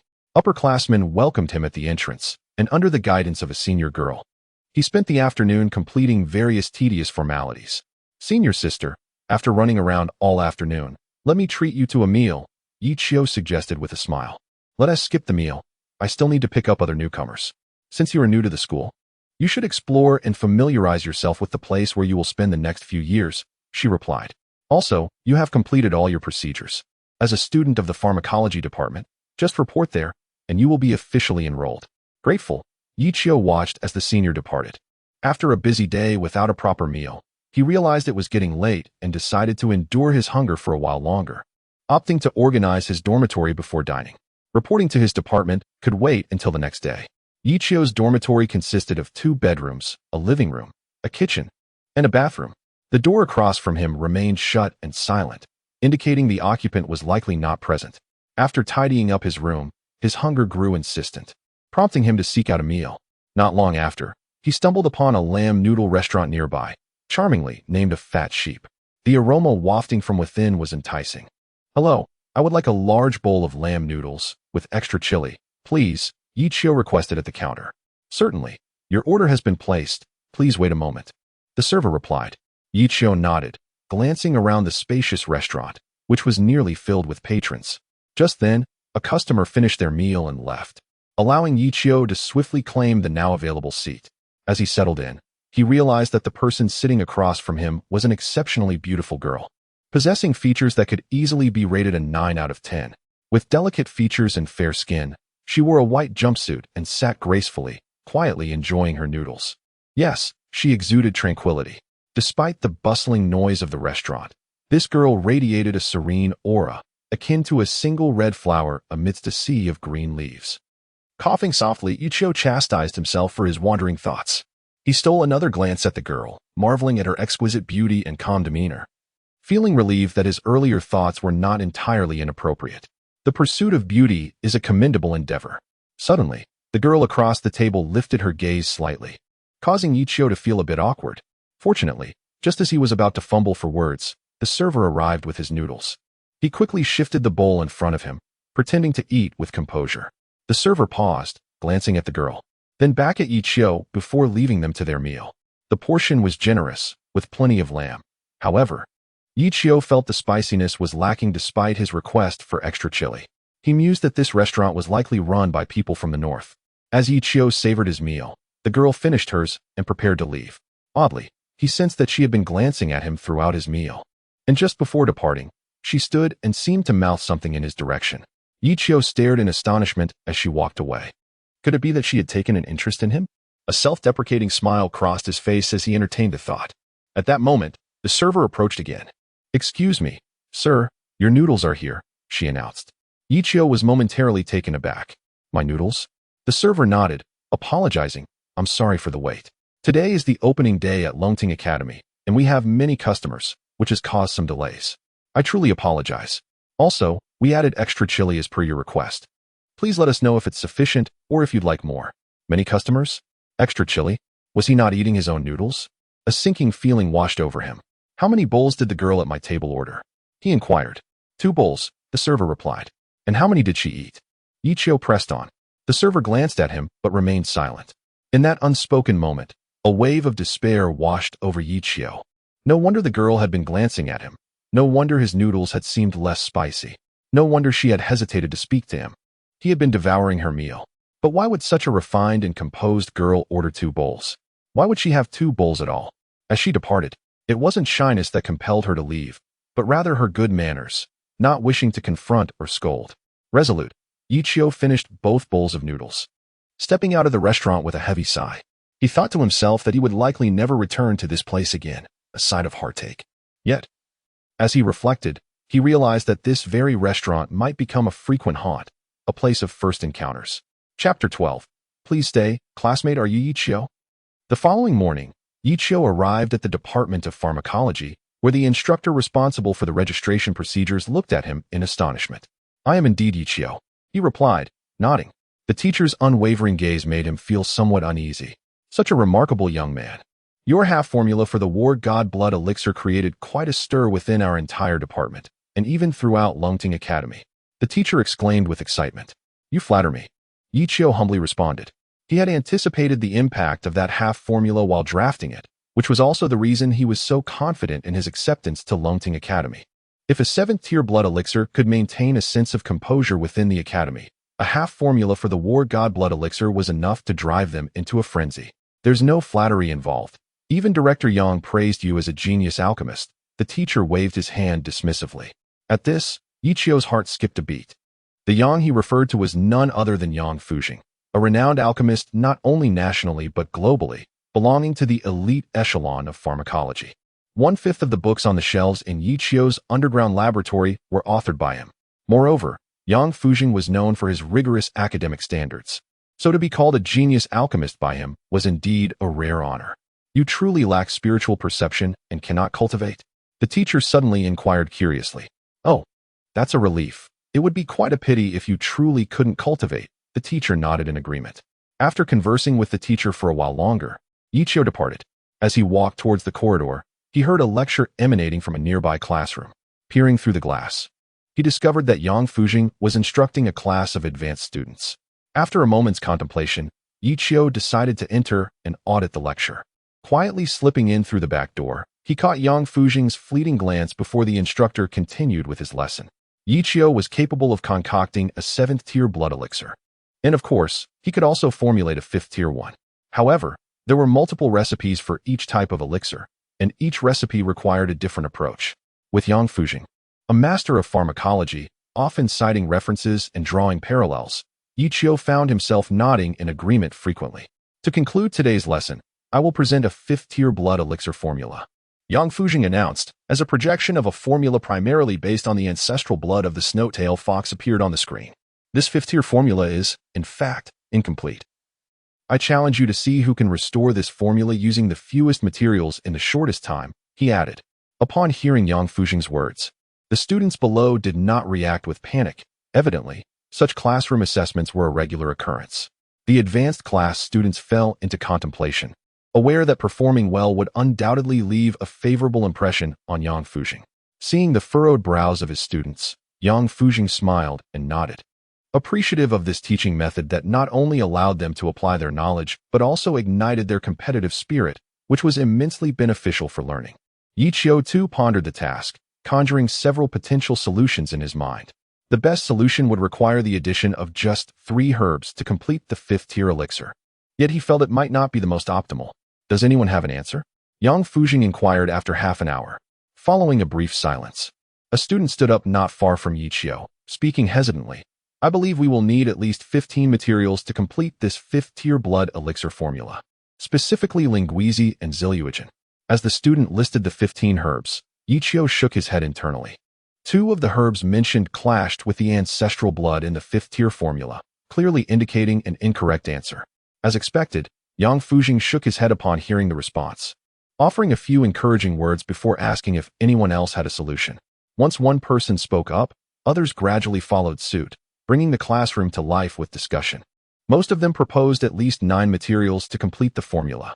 Eventually, Yang Fujing's gaze fell upon Zhuo Kai, seated in the front row, center stage. He was eager to hear what his most promising student would offer, hoping for a satisfactory answer. At this moment, not only Yang Fujing, but all the advanced students turned their attention to Zhuo Kai, curious about the response from the pupil Yang had intentionally taken under his wing. With the eyes of all upon him, Zhuo Kai stood up with a confident smile, exuding self-assurance. To complete this 5th-tier blood elixir, 2 materials will suffice. As his words echoed, astonishment rippled through the classroom. It was noteworthy that the best response from the previous 11 students had required 9 materials. What are those 2 materials? Yang Fujing inquired, his interest piqued. Horlongjin and Angsiko, Zhuo Kai began, but before he could finish, Yang Fujing interrupted, come to the front and explain. The students below were filled with envy. Being called to the front by Yang Fujing was a tremendous validation. With a confident smile, Zhuo Kai walked to the front and continued. The snowtail fox hails from the Arctic, and its ancestral blood is extremely cold. Thus, I use Horlongjin to neutralize the icy power within the ancestral blood. However, if the neutralization process is not executed evenly, residual ice and fire attributes will remain in the elixir, potentially harming the consumer. Therefore, I opted for Angsiko as a mediator. Even if there are residual icy or fiery energies, they will be mitigated by Angsiko, ensuring no harm comes to the human body. Zhuo Kai's voice resonated powerfully, leaving an echo in the air. Horlongjin Angsiko. Why didn't I think of that answer? Truly a worthy first among our department of pharmacology. The students expressed their admiration, showering praises. Yang Fujing smiled and nodded at Zhuo Kai's response, pleased that it aligned with his own thoughts. He was exceedingly satisfied with his prized student. Yi Qiu, upon hearing Zhuo Kai's answer, was taken aback. While the ice-fire neutralization was conventional, the inclusion of Angsiko was undoubtedly the piece de resistance. Yet, he sensed it was still not the optimal answer. Thus, Yi Qiu prepared to take his leave. Seeing Yang Fujing smile and nod at him, Zhuo Kai felt a surge of triumph. With the admission of a student praised as a genius by Yang Fujing, Zhuo Kai, who had always considered himself the heir to Yang's legacy, felt a sense of urgency. Consequently, he had been devising ways to elevate his standing in Yang Fujing's eyes. 3 days prior, while assisting Yang Fujing in organizing his materials, he discovered the incomplete blood elixir formula. Understanding Yang Fujing's tendencies, Zhuo Kai was certain that this would be the subject of a classroom assessment. Thus, he memorized the formula and pondered it for 3 days, ultimately deducing what he believed was a flawless solution. He aimed to demonstrate to Yang Fujing, who truly deserved the title of the foremost in the department of pharmacology, who was the actual genius alchemist and the best candidate for his successor. He wanted to outshine the so-called genius alchemist named Yi Qiu. With a gleeful glance around the room, Zhuo Kai noticed Yi Qiu preparing to leave and casually remarked, "You seem unfamiliar. Are you a new student this year?" Chapter 13. Yi Qiu's answer. Yi Qiu was taken aback, not realizing he had almost reached the door when the person at the podium called out to him. At the same time, others also noticed his presence and turned to look at him. "You are Yi Qiu. You are that brilliant apothecary. Haha, finally. We meet the living legend." Upon hearing this, a wave of astonishment swept through the advanced class. The name Yi Qiu was well known. not only within Lonting Academy but particularly in the Department of Pharmacology. He was celebrated by Yang Fuzheng as a prodigious apothecary. Yang Fuzheng was equally surprised, not expecting that this student auditing the class was the same young genius who had crafted half of the God of War potion. Zhou Kai's eyes flickered with jealousy upon hearing Yi Qiu's name. Just moments ago, he had been the center of attention. Now, it was as if a mere name had drawn everyone's focus away from him. Amidst his envy, Zhou Kai felt an increasing sense of urgency. You heard the question, right? Share your answer. Yang Fuzheng inquired with curiosity. He was eager to hear the thoughts of the young genius who had pinned half of the God of War potion. Senior students have set a high bar. I shall refrain from adding my commentary. Yi Qiu modestly declined. As a newcomer, he did not wish to draw too much attention to himself. Yang Fuzheng smiled, recognizing the youthful bravado inherent in the young genius. Since Yi Qiu had chosen to abstain from answering, it suggested he believed his response would not surpass Zhou Kai's or that of the other participants. Young people are often concerned about their image, particularly prodigies, so Yang Fuzheng decided not to press further, though he felt a hint of disappointment. Zhou Kai shared the same sentiment, but the more Yi Qiu remained silent, the more he was determined to pry deeper. Are you not a genius? How could you possibly not know? Zhou Kai taunted. Perhaps your reputation as a genius is merely a fade. With that thought, Zhou Kai smiled at Yi Qiu and added, you need not be modest. Teacher Yang has praised you repeatedly, calling you a genius apothecary. Now that you are enrolled, you are considered a junior. You heard Teacher Yang's question. As a genius, surely you have a superior answer? As he spoke, a smirk crossed Zhou Kai's lips. Perhaps Yi Qiu might possess the correct answer, but he was certain that the materials he used could not surpass his own. He was determined to show everyone that Yi Qiu's title of genius was undeserved. He aimed to instill disappointment in Yang Fuzheng regarding Yi Qiu and to use him as a stepping stone toward his own ascent in the realm of apothecaries. Indeed, Junior, you are a genius. You should have a better answer than us. After all, you managed to formulate the God of War blood potion. This should pose no challenge for you. Yes, little genius, do share your answer with us. We hope it does not disappoint. Seeing that the classmates were somewhat antagonistic towards Yi Qiu, Yang Fuzheng furrowed his brow but refrained from intervening. After all, genius often breeds envy, particularly when it involves a young prodigy. Only by enduring the skepticism of others can a genius evolve into a master, becoming an authority whose capabilities are beyond question. Yang Fuzheng raised his hand to quiet the classroom. Please share your thoughts. Do not be hesitant or fearful of making mistakes. Even if you err, it matters not. What is crucial is that you dare to express your ideas. He encouraged Yi Qiu. Upon hearing this, Yi Qiu nodded at Yang Fuzheng. Recognizing that this esteemed figure in the field of pharmacology was concerned about him feeling pressured, and he felt a surge of gratitude. Yet, unbeknownst to them, Yi Qiu already had a superior answer in mind. Yi Qiu glanced at Zhou Kai, then surveyed the entire room. While he was unsure of what had offended them to provoke such hostility, he decided he would not shy away from the spotlight once more. Thus, Yi Qiu slowly spoke. To complete this 5th-level blood potion formula, I require only one type of herb. At these words, everyone was momentarily stunned, followed by a chorus of incredulous murmurs. What?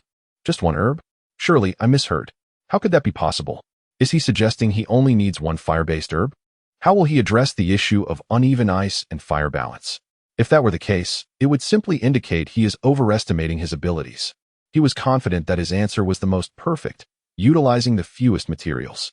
Yi Qiu claimed he needed only one herb to complete the incomplete 5th-level blood potion formula, which was simply implausible. After all, he himself could only provide an answer involving 2 herbs. Yang Fuzheng felt a twinge of dissatisfaction, suspecting Yi Qiu was merely seeking attention. He glanced at Yi Qiu, who remained composed, prompting further doubt in his mind. However, recalling the half of the God of War potion, Yang Fuzheng's interest was piqued. Perhaps this young genius truly had a better solution. Please share your insights, Yang Fuzheng said, a glimmer of anticipation in his eyes. He was not a pedantic individual. He would not harbor resentment simply because Yi Qiu's answer could potentially surpass his own. At his request, all eyes turned to Yi Qiu.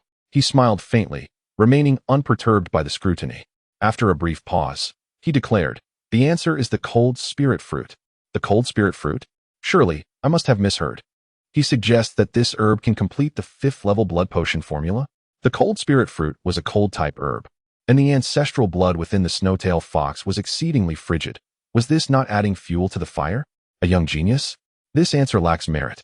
Even in the introductory class, anyone with a modicum of pharmacological knowledge would not propose such an answer. We recognize your genius. You wish to stand out. But surely you could craft a more plausible response. Upon hearing Yi Qiu's answer, the crowd shook their heads in disappointment.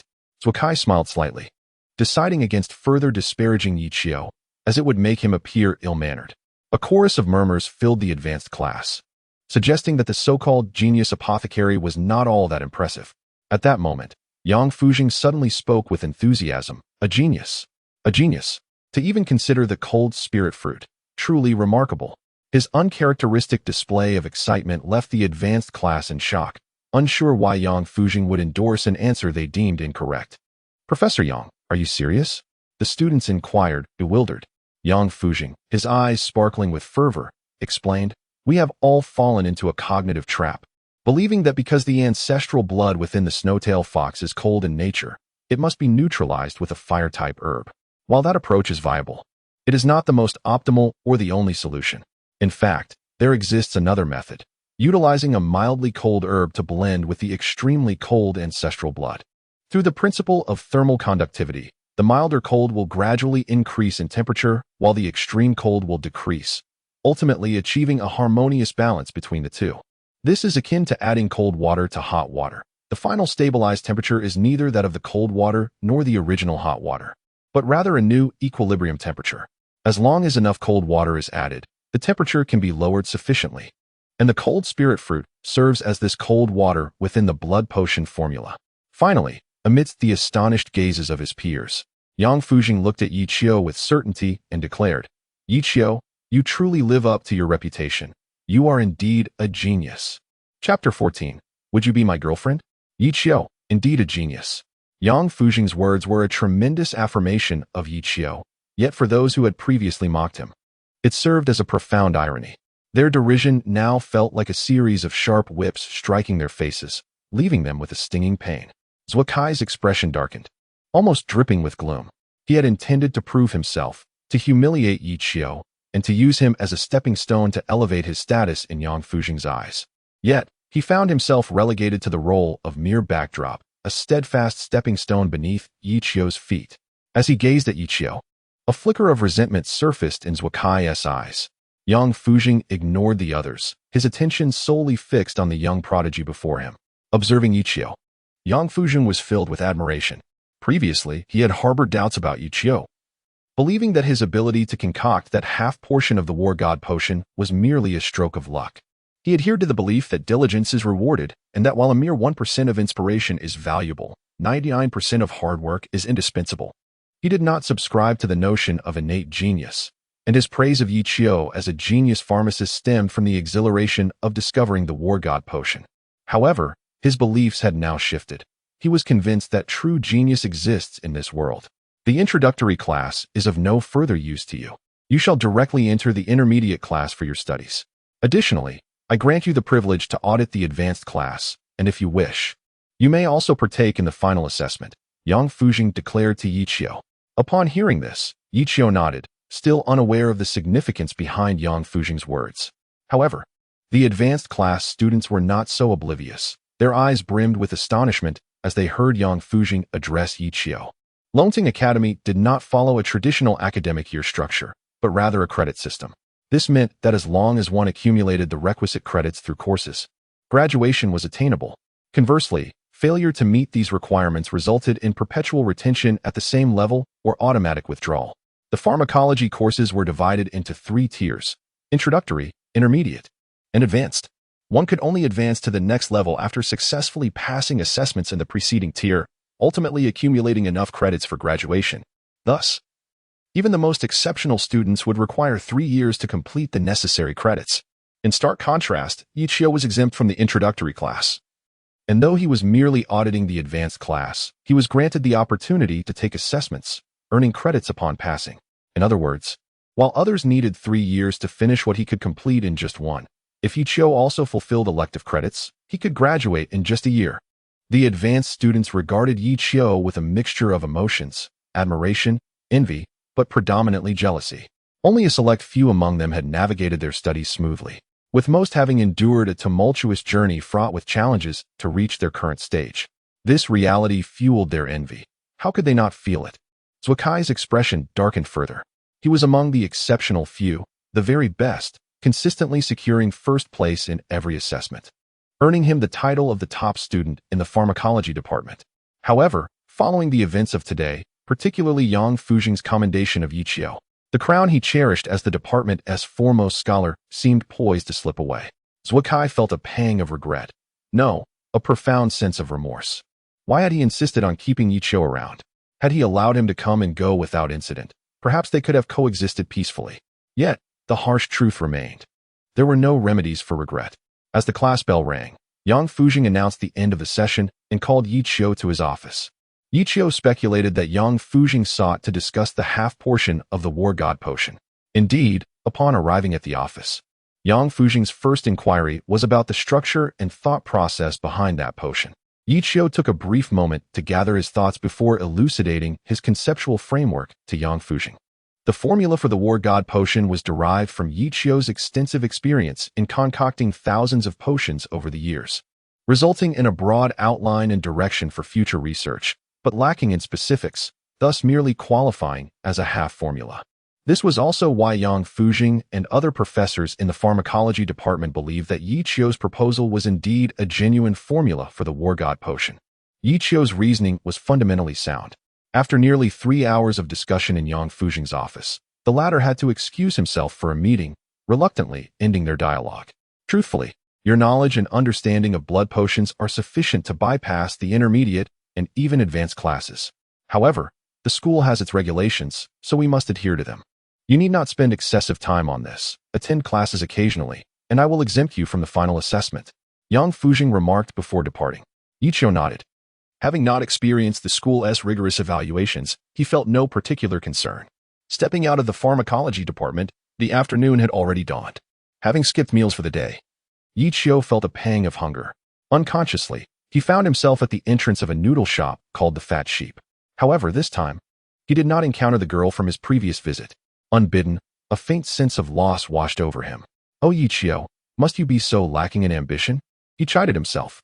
Opting for a bowl of noodles, Yichio, as a newcomer, had nowhere else to go. He planned to take the day to rest and prepare for his formal life at Longting Academy the following day. Relishing the rare moment of relaxation, he strolled leisurely towards the dormitory, taking a full hour to reach the building. Yichio resided on the 16th floor. Since he intended to rest today, he decided against climbing the stairs and opted for the elevator instead. Approaching the elevator entrance, he noticed the doors slowly closing. Yichio quickened his pace, managing to wedge his hand into the closing doors just in time. The elevator doors reopened, revealing a familiar figure as they slowly parted. It was the girl he had encountered the day before at the Fat Sheep noodle shop. Upon seeing Yichio, the girl momentarily froze, but quickly regained her composure. Yichio entered the elevator, and the girl shifted to the side. He smiled, instinctively positioning himself at the opposite end. The elevator began its ascent, the atmosphere between them growing somewhat awkward in silence. Yichio resolved to break the ice. Do you live in this building too? He inquired. The girl nodded. Are you a freshman this year? He continued. Again, she nodded. Did you come to school alone? Yichio pressed on. Once more, she nodded in response. Would you be my girlfriend? Yichio suddenly asked. The girl turned to him, a flicker of danger glinting in her eyes. Yichio, feigning nonchalance, gazed upwards as if indifferent. Ding! Just at that moment, the elevator doors opened. The girl shot Yichio a glare before exiting. The doors began to close but soon opened again, for in the instant the elevator was about to shut. Yichio had caught sight of the floor indicator on the opposite wall. This was the 16th floor. Chapter 15. Morning exercise. Could it really be this coincidental? Yichio murmured to herself as she stepped out of the elevator. Clearly, she had been perceived by the other as a stalker. Yichio let out a wry smile, knowing all too well what the other person must be thinking. Yet, her dorm was right there. She couldn't simply turn away out of fear of being misunderstood. In this building, each floor housed only 4 dormitories, each designed with a living room, kitchen, and bathroom. Soon, the two of them arrived at the door of the innermost room, one in front of the other. It can't truly be this coincidental. Yichio felt a mix of amusement and exasperation. However, deep down, there lingered a faint sense of anticipation. Noticing the other girl seemed poised to take action, Yichio instinctively stepped back, surprised to see that this seemingly quiet girl possessed such a boldness to resort to violence at the slightest provocation. I live here too, Yichio stated, looking at her. The girl regarded Yichio with suspicion, her eyes clearly imbued with distrust. Sensing her skepticism, Yichio retrieved her key and approached the door. With a twist of her wrist, the door swung open with a click. The girl froze in surprise. She had not expected Yichio to genuinely reside there. Hello, I am Yichio, your future roommate. Yichio greeted her with a smile. The girl studied Yichio in silence for a moment before finally responding, Lu Qingchen. With that, Lu Qingchen brushed past Yichio and, with a resounding bang, shut her bedroom door. Yichio stood there, momentarily stunned, never anticipating that the incident would unfold so quietly. The following day, Yichio, adhering to his habitual early rising, proceeded to the training ground for his morning exercises after completing his morning routine. The hour was still quite early, and the training arena was sparsely populated. But it wasn't long before more individuals began to arrive in succession. Brother, you came even earlier than me. Are you that eager? A plump boy remarked while jogging. Addressing Yichio. Taken aback by the comment, Yichio wore a perplexed expression. The plump boy, catching sight of Yichio's confusion, continued, Oh, spare the act. Who doesn't he know that morning practice is the best way to hunt? With a mischievous wink, he added, However, you've arrived too early. Girls tend to indulge in beauty sleep, especially the attractive ones. Arriving this early not only means you won't encounter any girls, but it can also be exhausting, which is detrimental to your performance later. Remember, this is wisdom passed down by the seniors from previous morning practices. Yichio couldn't help but feel a mix of amusement and exasperation at the plump boy's words. He explained, I'm here for morning practice. The plump boy shot him a skeptical glance, dismissively curling his lip. I don't believe that for a second. Yichio chuckled, recognizing the misunderstanding. Since it was harmless, he decided not to elaborate further. As more individuals joined the morning practice, a few others congregated around the plump boy, their gazes darting around as they jogged, revealing their camaraderie. Suddenly, a striking figure appeared in the distance on the training field. Brothers, it's the goddess. Charge. The plump boy and his companions lit up with excitement, resembling moths drawn to a flame as they rushed forward. Yichio couldn't help but smile.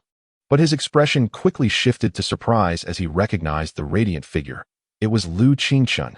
With Lu Qingchen's arrival, the plump boy and his friends shed their earlier lewd demeanor, standing tall and adopting a serious facade. As they approached Lu Qingchen, just as they were about to engage her in conversation, she abruptly quickened her pace, leaving them trailing behind. The plump boy and his friends exchanged glances, momentarily stunned. They hadn't anticipated encountering such a spirited girl. However, they quickly regained their composure, bolstered by their status as senior students in the combat arts department. Though not the strongest, they were certainly above average and felt no fear of a slender girl. Thus, they accelerated, determined to catch up.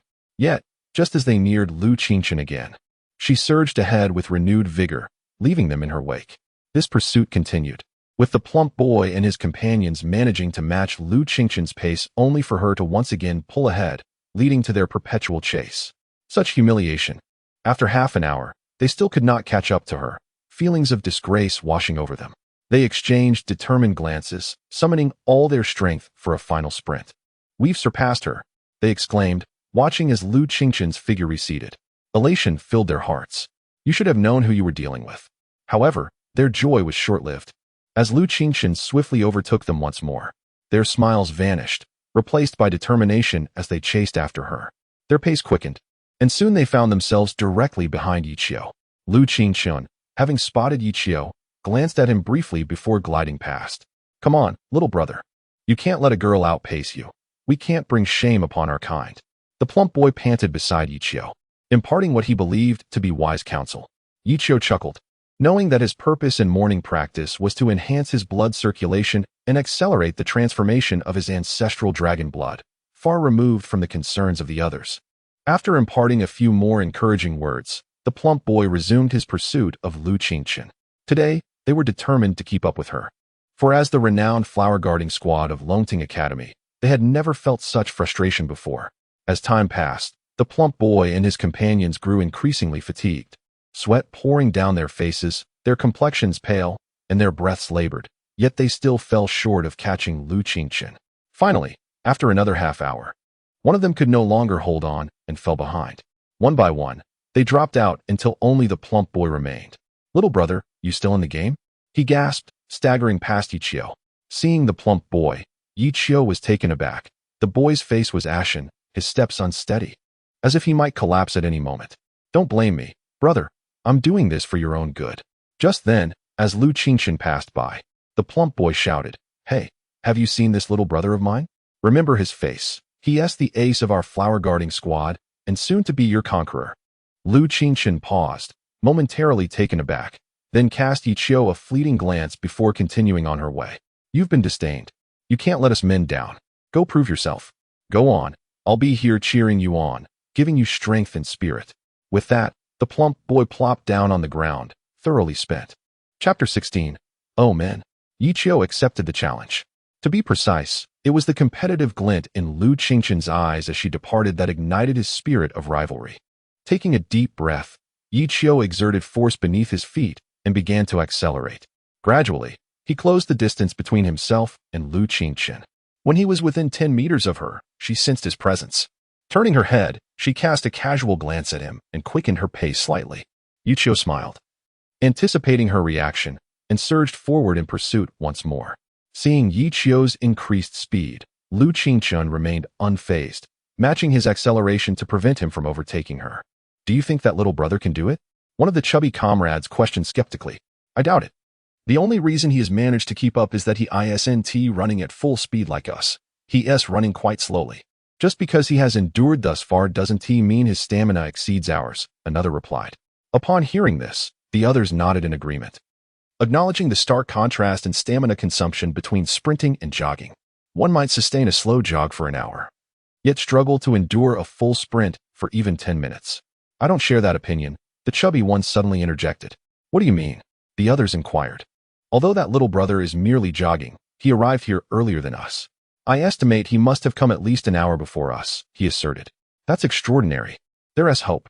At that moment, as Yichio and Lu Qingchen passed by, several onlookers shouted, "Little brother, happiness is just ahead. Keep going. Show your might."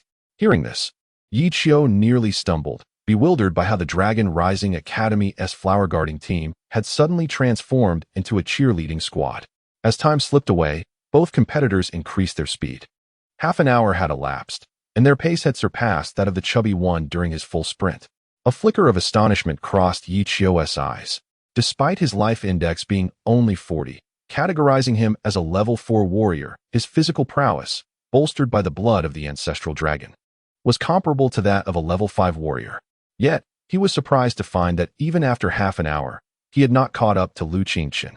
Could she have achieved level 5 status, with a life index exceeding 50? Yichio pondered, astonished. Lin Miaoka, with a martial examination score of 41, was hailed a martial arts genius. If his speculation were accurate, Lu Qingchen's talent could be deemed terrifying. It dawned on him why she had ordered 2 bowls of noodles that day.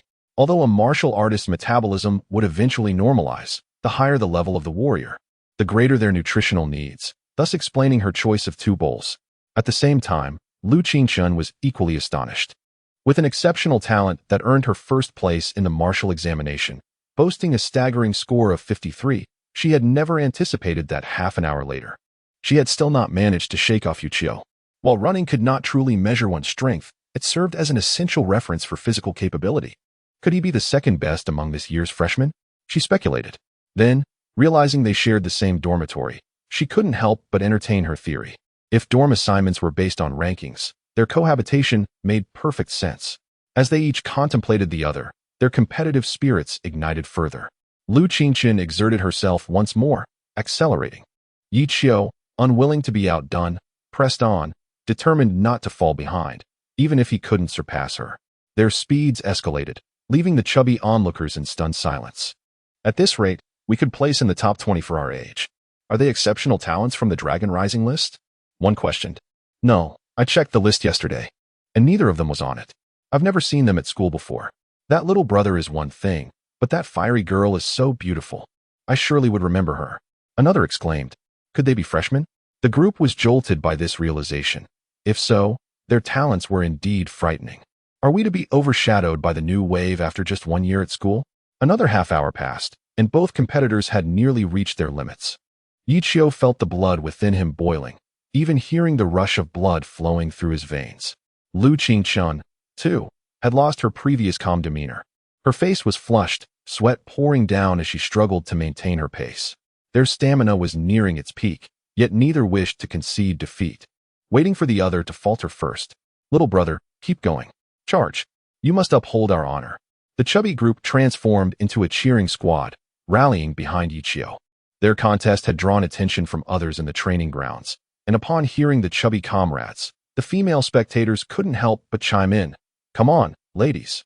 Show these stinky boys what it means to be fierce. Let us give our gender some pride.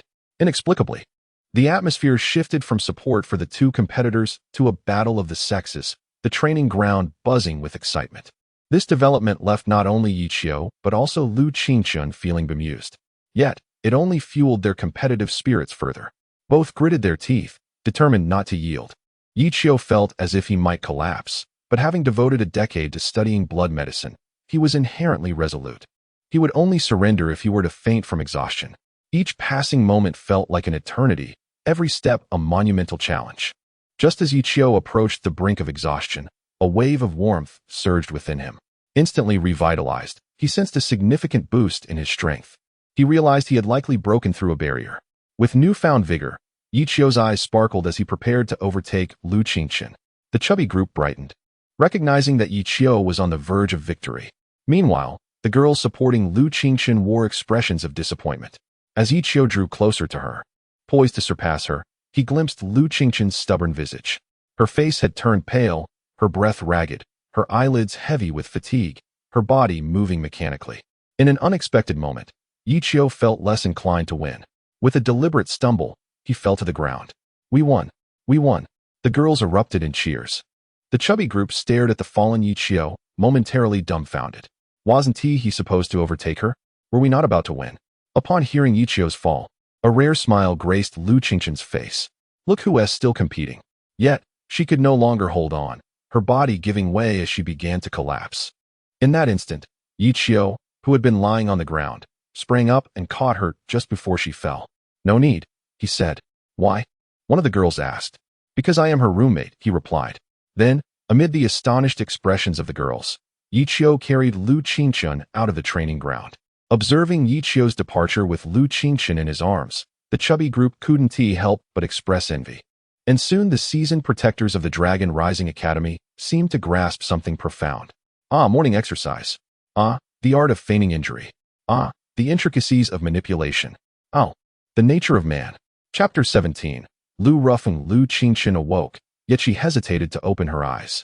Throughout her life, apart from her mother, she had never been held by anyone, let alone by a man she had only encountered twice.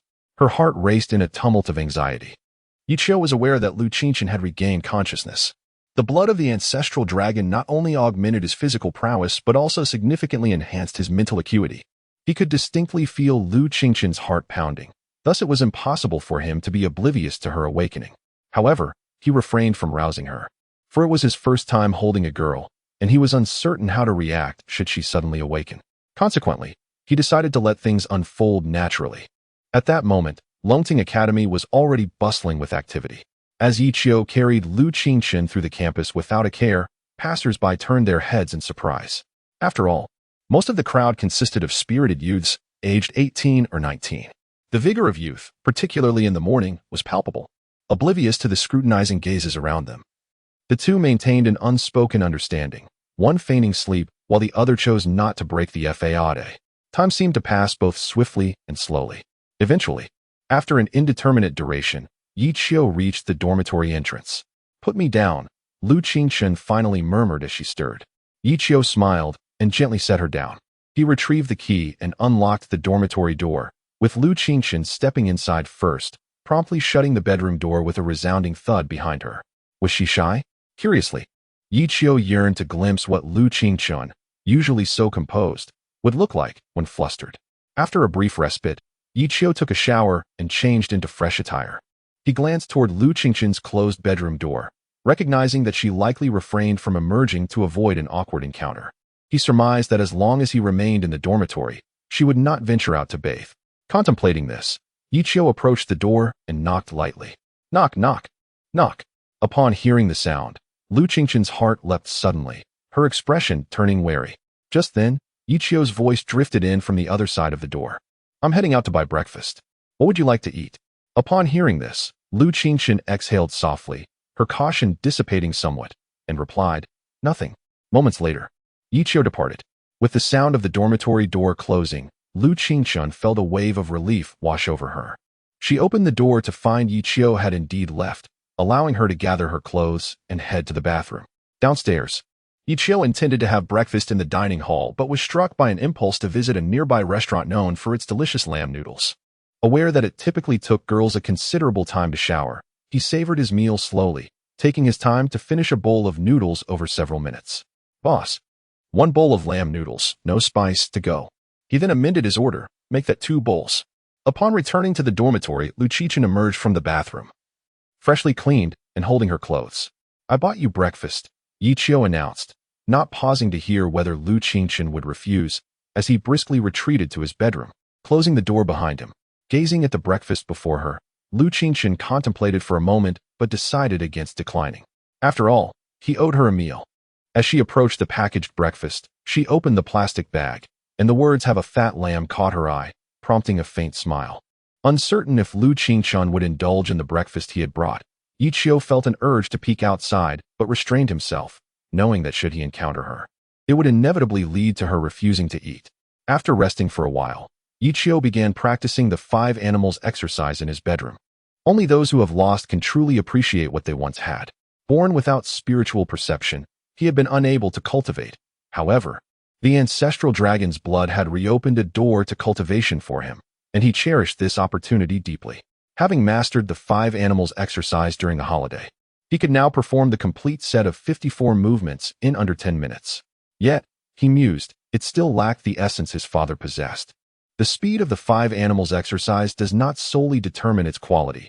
It consists of 2 phases. One progresses from slow to fast, while the other transitions from fast to slow. He recalled his father's words, believing that mastering the exercise to its fullest would allow him to produce sounds akin to the calls of apes, tigers, bears, deer, and eagles, and even create illusions. When will I reach such a realm? Ichio murmured to himself. At that level, the 5 animals exercise would transcend mere physical training, evolving into a martial art. With renewed enthusiasm, Ichio resumed his practice. Time slipped away, and half a day passed. Throughout this period, he practiced the 5 animals exercise over 20 times. And although he noticed no significant changes, he felt a greater familiarity with the movements. After sweating profusely from the morning's exertion, he planned to shower and then attend class. Entering the bathroom, he was greeted by a lingering, subtle fragrance that stirred his heart unexpectedly. Ichio, you are indeed lacking in composure, he chuckled to himself. After several minutes, he finished his preparations and stepped out to head to class. As he opened the door, he noticed someone exiting the elevator. He quickened his pace and managed to slip inside just before the doors closed. Emerging from the elevator were 2 young men. Did he just come out of 1604? Lu Ruffing asked, his expression darkened.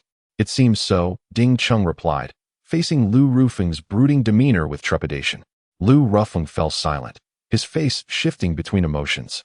Lost in thought, Lu Qingqian is not that kind of person. That man was likely just her roommate's boyfriend. Ding Chung attempted to reassure him. Lu Ruffing remained unresponsive, and after a brief pause, he lifted his head, a fierce glint flashing in his eyes. Investigate. I want to know who that person was before tonight, he declared, discarding the bouquet of flowers he had been holding into a nearby trash bin before turning on his heel and departing. Chapter 18. Pharmacology class. When Ichio arrived at the classroom, it was already filled with nearly half the students. He scanned the room and chose a seat closer to the front. Hey buddy, how many years have you spent in the beginner class? The person sitting next to him inquired. Beginner class? I was exempted, Ichio responded, momentarily taken aback. The person beside him looked surprised. This was certainly unexpected. With a serious tone, he advised, listen, our pharmacology class cannot be exempted. Next time, come up with a better excuse. I know you're shy, so I'll go first. I spent 3 years in the beginner class, and now I've been in the intermediate class for 2 years, despite having spent 5 years without graduating. The individual showed no signs of embarrassment, rather a hint of pride. Considering this, Yichio thought it best not to provoke the person further and replied, I spent 2 years in the beginner class and have just entered the intermediate class. The person next to him nodded in understanding. It's fate that we sit together. As a friendly reminder, don't try to show off in class. That guy, Zwakai, is not very gracious and tends to hold grudges. Yichio, puzzled by this warning, was about to ask for clarification when the class bell rang and Zwakai entered. The person beside him whispered, I'll explain later. And Yichio nodded in acknowledgement. Zwakai's gaze swept across the classroom, pausing briefly when he spotted Yichio before quickly moving on. Zwakai began his lecture. As the class progressed, Yichio noted that Zwakai's teaching ability was above average. While he didn't reference a myriad of examples like Yang Fujing, his explanations were thorough and commendable. However, Yichio realized that Zwakai's teaching style bore a resemblance to Yang Fujing's, as though he were emulating him, mimicking certain gestures and mannerisms. Yichio shook his head slightly. While Zwakai's admiration for Yang Fujing was evident, this imitation could limit his own potential. It would confine him to Yang Fujing's level of achievement, preventing him from surpassing his mentor and reaching greater heights. Now, I will explain this secondary blood formula displayed on the projector. You have 10 minutes to familiarize yourselves with it before I elaborate, Zwakai announced. Switching to a slide showcasing a secondary blood formula primarily composed of ancestral blood from a deadleaf mantis. The content was minimal, and within a minute, Yichio had thoroughly reviewed the formula. This blood formula is incorrect, he muttered, furrowing his brows as he recognized the blatant errors. He considered standing up to alert Zwakai. Pharmacology is a rigorously precise discipline. Even the slightest mistake could lead to significant consequences. Sit down, don't be rash. The person next to Yichio tugged at his sleeve. Yichio turned, confusion evident on his face. You noticed the error in the formula on the projector, didn't you? The individual asked. Yichio nodded and inquired, did you spot it too? Of course, I've been in the intermediate class for a year, after all. He replied. Then why didn't you say something? Yichio pressed. Because Zwakai knows the formula is wrong. Just wait, and you will understand. He glanced towards Zwakai. Yichio felt increasingly perplexed, but ultimately restrained himself from standing up. 10 minutes later, Zwakai began to explain the blood formula. Midway through, he suddenly paused and asked, didn't anyone notice that this blood formula is incorrect? The room fell silent, and then someone murmured, I noticed. But since you presented it as a case study, I assumed it couldn't possibly be wrong, so I thought I was mistaken. Another chimed in, yes, I thought the same. Could the formula really be incorrect? An uproar ensued in the classroom. Nonsense. Zwakai slammed his hand on the desk, raising his voice. Do you think example problems are infallible? Do you think I am incapable of making mistakes? With such an attitude towards learning, afraid to question authority, how can you hope to advance beyond the foundations laid by your predecessors? We are at Longting Academy, not just any ordinary school. If you are only going to adhere strictly to conventions without striving for breakthroughs, how are we different from those mundane institutions? How can we foster progress in science and technology? You all have greatly disappointed us. His fierce reprimand caused the students to lower their heads in shame. Now you understand why I advised you not to show off, the person beside Yichio whispered. Yichio nodded but countered. But that doesn't conflict with our need to speak up. Sighing, the individual replied, yes, it doesn't conflict, but Zwakai wouldn't see it that way. He is undeniably talented, but his temperament is also well known. If you interrupted his teaching plan, he wouldn't take it lightly. Ultimately, he holds the power over your final assessment, and you have the luxury of time to prepare for a few more years in the intermediate class, right? Yichio began to grasp the situation. Will Zwakai retaliate? He asked. Whether he retaliates or not is uncertain. But the last person who pointed out a mistake to him ended up spending 5 years in the intermediate class. The individual replied, leaving the implication clear. Yichio frowned. While Zwakai's intentions to instill a questioning attitude were commendable, the current situation, knowing the formula was wrong yet fearing reprisal, rendered the distinction between questioning authority and being too timid moot. In Yichio's view, knowing the truth and remaining silent was far more detrimental than merely lacking the courage to question. Reflecting on this, Yichio felt a pang of regret. He should have voiced his concerns. Zwakai's gaze roamed the classroom, ultimately settling on Yichio.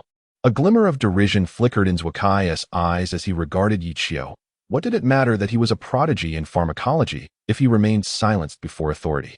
Now, let me explain this secondary blood formula, Zwakai declared, replacing the previous formula on the projector with another. The student's attention shifted back to the screen. Zhuakai smirked, aware that his earlier reprimand had established his authority. This was why he often feigned mistakes when teaching newcomers, to assert his dominance. Just then, Yi Qiu stood up abruptly and declared, "Teacher, you are genuinely mistaken this time." Chapter 19. King Luojian Teacher, you are truly mistaken this time. Yi Qiu's voice resonated powerfully, reverberating through the stillness of the classroom. Zhuakai, who was about to continue the lesson, paused abruptly upon hearing Yi Qiu's declaration, a flicker of derision crossing his face. If it had been any other blood medicine formula, it might have been acceptable, but Zhuakai was certain that this particular formula could not possibly be erroneous. Are you claiming this formula is incorrect? What a joke. This formula was personally crafted by Professor Yang Fujing, one of the most esteemed figures in the field. How could it possibly be wrong? Zhuakai's expression was laced with mockery as he regarded Yi Qiu. Initially, the students below held a hint of skepticism upon hearing Yi Qiu's assertion, suspecting Zhuakai was merely testing them by intentionally writing the formula incorrectly. However, as Zhuakai spoke, their doubts began to dissipate. Yang Fujing was a titan in the pharmaceutical realm. He could not possibly err.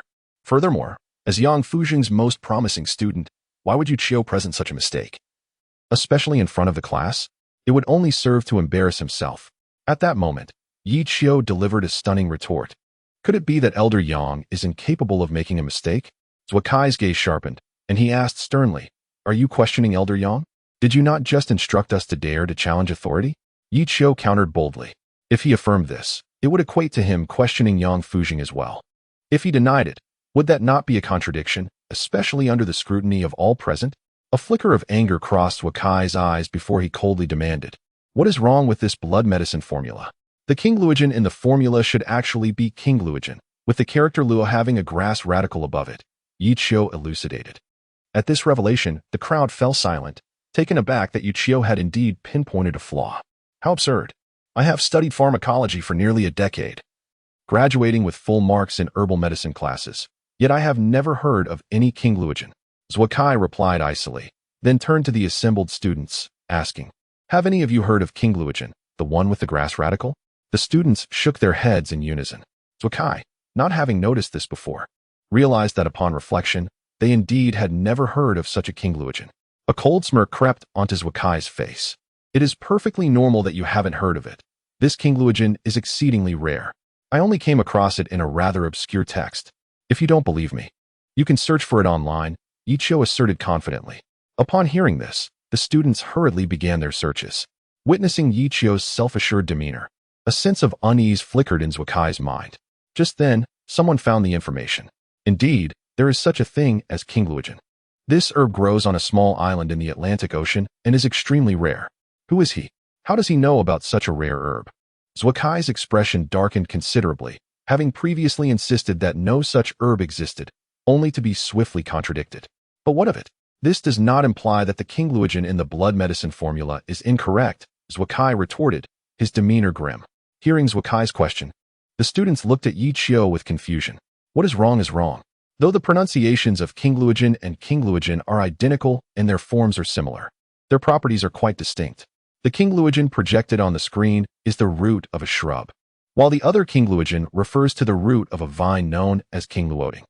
Though their medicinal properties are closely related and both possess certain toxicities that can moderate the activity of blood medicine, the former King Luojian has a slight cold nature, while the blood in question possesses a warm nature, albeit mild.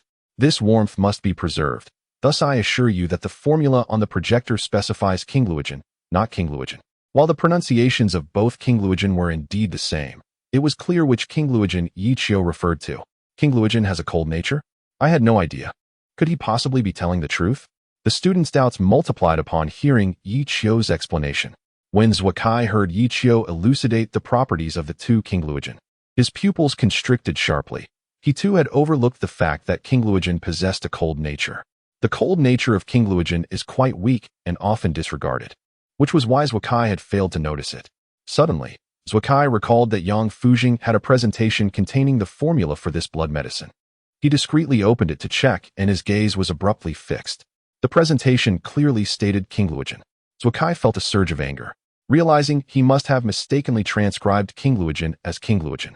Taking a deep breath, he forced a smile. You are correct. The formula indeed specifies the Kingluogen with the grass radical. I inadvertently overlooked it while referencing Elder Yang's materials. Suppressing his ire, Zhuo Kai spoke, but he had no choice. If he was mistaken, it would be unfortunate. But if Yang Fujing truly made an error, it would be even worse. The unfortunate reality was that this erroneous blood medicine formula was due to his own mistake. If word of this spread, it would tarnish Yang Fujing's reputation, and Zhuo Kai's standing in his eyes would plummet. Upon hearing this, the classroom erupted in a cacophony of astonishment, as they had not anticipated the blood medicine formula was indeed flawed. Zhuo Kai attempted to resume the lesson. But after a moment, the bell rang for class to end. As the bell tolled, a burly young man blocked the entrance of the classroom. Zhuo Kai, still seething from his earlier humiliation, bellowed, "Who are you? Which department and class do you belong to? Can't you see we are in the middle of a class?" The young man glanced at Zhuo Kai with disdain and replied, "Lu Xiao is conducting business. All irrelevant individuals kindly vacate." Zhuo Kai's eyes flashed with a fierce light, and he opened his mouth to respond, but ultimately held his tongue. "Who is Yiqiu?" The young man scanned the classroom and asked coldly. At this, the students were taken aback. As members of the pharmacology department, they were well aware of Yiqiu, yet they had not anticipated someone would come looking for him here. The news of Yiqiu being exempt from the introductory course had not spread, leading them to believe he should still be in the beginner class. "I am," Yiqiu said slowly, rising amidst their astonished gazes. "He is Yiqiu, the recipient of the first special admission quota in nearly a decade in the pharmacology department, the only genius pharmacist ever awarded by Elder Yang, the first individual permitted to bypass the introductory class since the department's inception. I was wondering when our intermediate class would have such a prodigy. So it turns out to be him." As the students regarded Yiqiu with newfound understanding, they realized that it was not surprising he could identify the error in the blood medicine. "Follow me," the young man commanded coldly before turning away. Chapter 20. Knowledge is power. How did Yiqiu offend Lu Xiao? Is he not a freshman? Yiqiu was specially recruited and praised as a genius by Elder Yang. So Lu Xiao shouldn't be too outrageous, right? That is hard to say. I heard that last time. The son of a mayor from a southern-based city provoked Lu Xiao and ended up with 2 broken legs, ultimately leading to unresolved matters. Quickly inform Elder Yang. The classroom had only one large door open, and Yiqiu knew that even if he wanted to leave, he had no choice but to walk toward the entrance. Along the way, Yiqiu overheard discussions around him and learned that Lu Xiao's name was Lu Rufeng, the son of the current acting president of Longting Academy, Lu Buhui, and the top student on the Longting ranking. Yiqiu felt puzzled, as he did not know Lu Xiao at all. As he stepped out of the classroom, suddenly, a figure lunged at him. Yiqiu was taken aback, not expecting a sneak attack, and had no time to dodge. He could only protect his vital areas and retaliate with a punch. Bang! Yiqiu stumbled back several steps, finally halting at the classroom entrance. A sense of alarm filled him. His 4th-level warrior's strength had been repelled by a single move from his opponent, indicating that they possessed strength far superior to his own, at least at the 5th warrior level. Just then, a voice emerged from across the way. "You are Yiqiu, a graduate of Qingyun High School in Jiangnan City, who entered Longting Academy with a special recruitment status due to your expertise in pharmacology, and praised as a genius pharmacist by Elder Yang. Am I correct?" Yiqiu looked up to see 3 individuals before him, their expressions mocking. Among them, he recognized 2. One was the person who had just spoken in the classroom, and the other was one of the 2 he had encountered previously in the elevator. Hearing his identity laid bare, Yiqiu frowned. "What do you mean?" Yiqiu inquired. "Nothing much. I just came to ask you for a favor," Ding Cheng said, the one who had just defeated Yiqiu with a punch. "Not interested," Yiqiu replied coldly. If they had approached him amicably, perhaps negotiations could have ensued, but given their aggressive opening, Yiqiu knew it could not bode well. Ding Cheng paused. Knowing Yiqiu was a student favored by Yang Fujing, even Lu Rufeng should not go too far. Thus, he decided to give Yiqiu a warning and then employ both soft and hard tactics to force him to vacate Lu Qingchen's dormitory.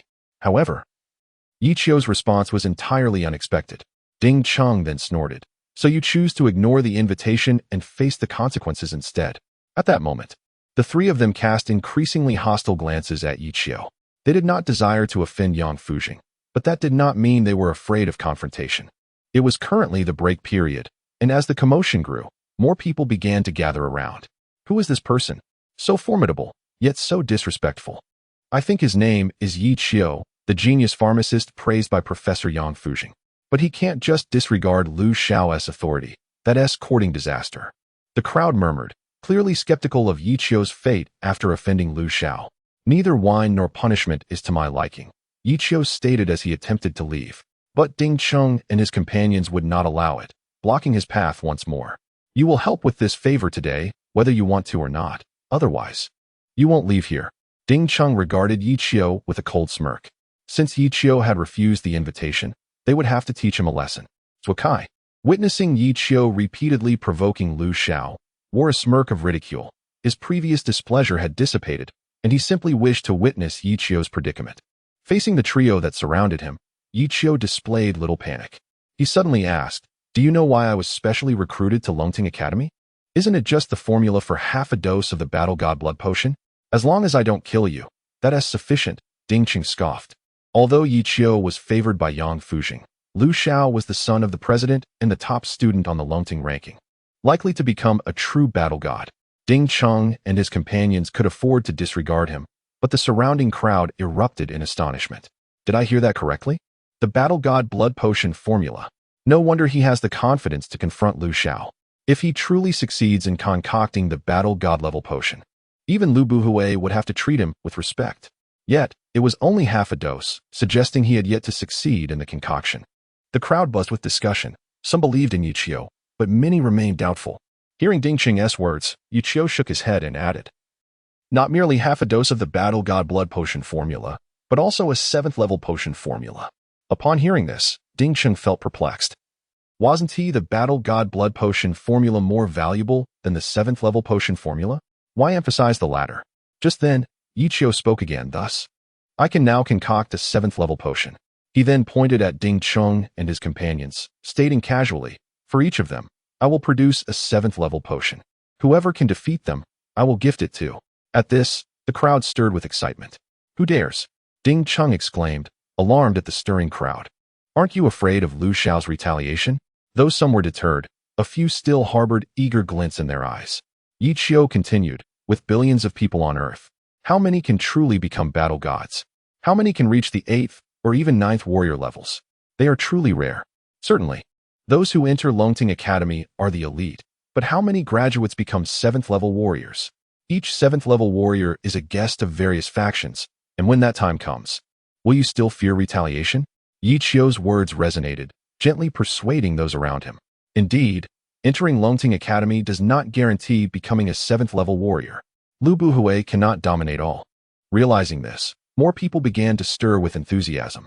At this moment, Yi Qiu played his final card. "I will amend the terms. The conditions for the other two remain unchanged, but for this individual," Yi Qiu pointed at Ding Cheng with a smile, "I will offer an 8th level potion to whoever can give him a beating." A gasp swept through the crowd. Although Yi Qiu could only concoct a 7th level potion at present, his youth suggested that producing an 8th level potion was merely a matter of time. The eyes of those surrounding turned fiery as they contemplated whom they could confront among the three. Among them were several senior students, whose 6th level warrior status had stagnated for years, having lost hope for breakthroughs. Hearing Yi Qiu's offer, they squeezed through the crowd. "You cannot do this. I am Lu Xiao's person," Ding Cheng shouted angrily, but his bravado was clearly hollow. Driven by greed, those whose eyes had turned red disregarded his threats. "The person on the left is mine. The one on the right is mine. The one in the middle I have reserved. Anyone who dares to rob me will face my wrath." Instantly, the scene erupted into chaos, with the cries of the three ringing out. Beyond fists, knowledge is also power. Yi Qiu sighed. Chapter 21. How much longer will you run?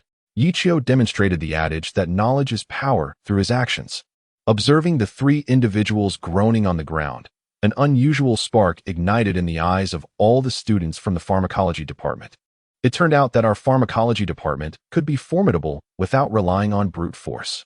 From that moment on, every course in the pharmacology department became overpopulated, and its status at Longting Academy gradually ascended.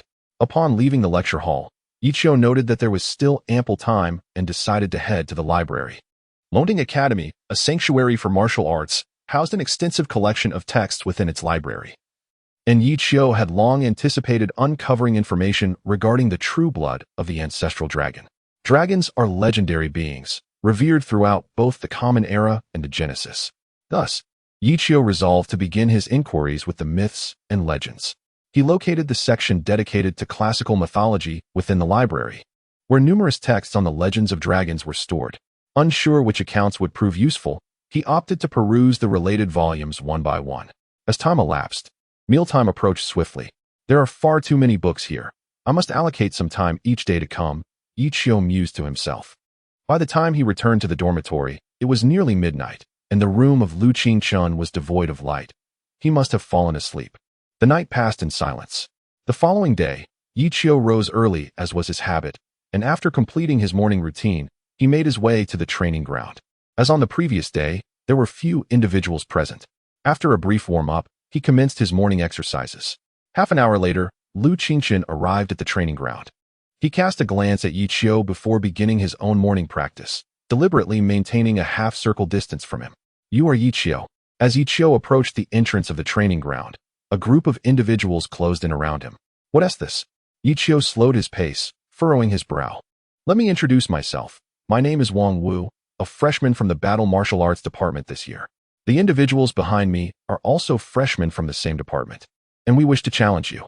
Choose one of us as your opponent," Wang Wu declared, tilting his chin defiantly towards Yichio, to encourage competition among students. Longting Academy had established a challenge system wherein peers could challenge one another, as long as both parties consented to the challenge and neither was killed or severely injured. The other bore no responsibility until one surrendered. With every challenge came a victor and a vanquished, naturally leading to a ranking system. Thus, the loading rankings were born. Yichio was well aware of this system and recognized that the individuals before him were instigated by Lu Ruffin. However, he was currently engaged in his morning practice and had no time to entertain them. "I do not accept," Yichio replied, resuming his exercises. Wang Wu was taken aback. He had not expected Yichio to concede so swiftly. Nevertheless, recalling the benefits promised to him by Lu Ruffin, he and his companions pursued Yichio, urging him to accept their challenge. "Are you not a man, Yichio? If you are a man, accept a challenge from one of us," they taunted. "Don't embarrass your pharmacology department." As the chorus of taunts continued, Yichio felt increasingly irked. After a minute or two, he decided to slow his pace and addressed Wang Wu and his companions. "I will agree to your challenge, but I have one condition." "What condition?" Wang Wu inquired. "You must accompany me in completing my morning run today. Whoever can keep pace with me until the end, I shall accept their challenge." At this, Wang Wu and his companions perked up, nodding in agreement. They were all elite members of the Battle Martial Arts Department. How could they fear a mere weakling from the Pharmacology Department? In terms of physical prowess, none could rival them. Their confidence was overwhelming.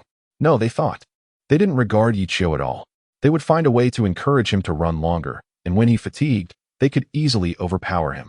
This sentiment echoed among Wang Wu and his companions. Once they finally quieted down, Yichio breathed a sigh of relief, grateful to resume his morning practice in peace. Casting a glance back at Wang Wu and his group, he began to accelerate. Seeing Yichio hasten, Wang Wu and his companions exchanged smirks and promptly followed suit. The faster Yichio ran, the more exhausted he would become. They could hardly wish for more. Yichio led the way, with a dozen individuals closely trailing behind, creating a striking sight that was impossible to ignore. Gradually, word of Wang Wu's group spread throughout the training ground. Divine retribution may be bearable, but human folly is unforgivable. Upon learning the details of the unfolding situation, a chubby boy from the previous day watched Yichio's entourage with profound sympathy. As time gradually passed, although Yichio had yet to reach his peak speed, he was not far from it.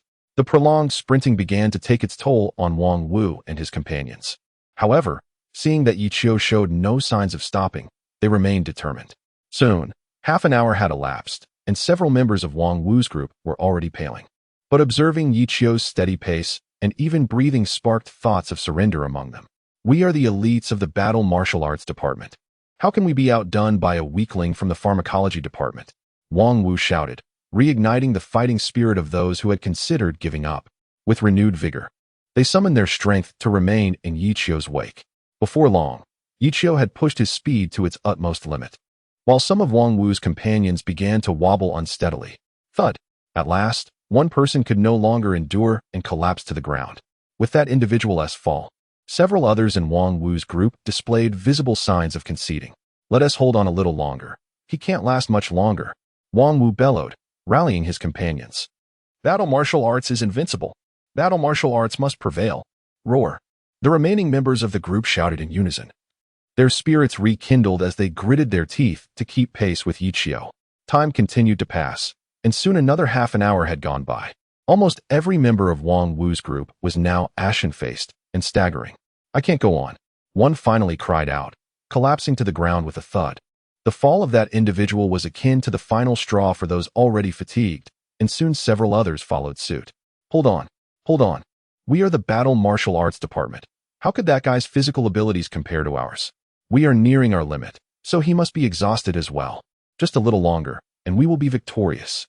Wang Wu shouted, his words having some effect, restoring a flicker of energy to a few who had been on the verge of collapse. We are from the Battle Martial Arts Department. We will not lose. Battle martial arts is invincible, they roared. Circling the training ground again and again, it was not long before Wang Wu found himself the last one standing. Yet at that moment, he was on the brink of collapse, his legs feeling as though they were laden with lead. His body swaying as if he would fall at any moment. Wang Wu, you can do it. You must be able to, he urged himself. How could you lose to a weakling from the pharmacology department? After yet another 10 laps, despair began to seep into Wang Wu's bleary eyes. Who truly is from the pharmacology department, and who is from the battle martial arts department? He lamented, gazing skyward. How much longer must you run? Wang Wu asked, summoning the last vestiges of his spirit. About half an hour, Yi Qiu replied after some contemplation. Thud. Wang Wu has completely lost consciousness.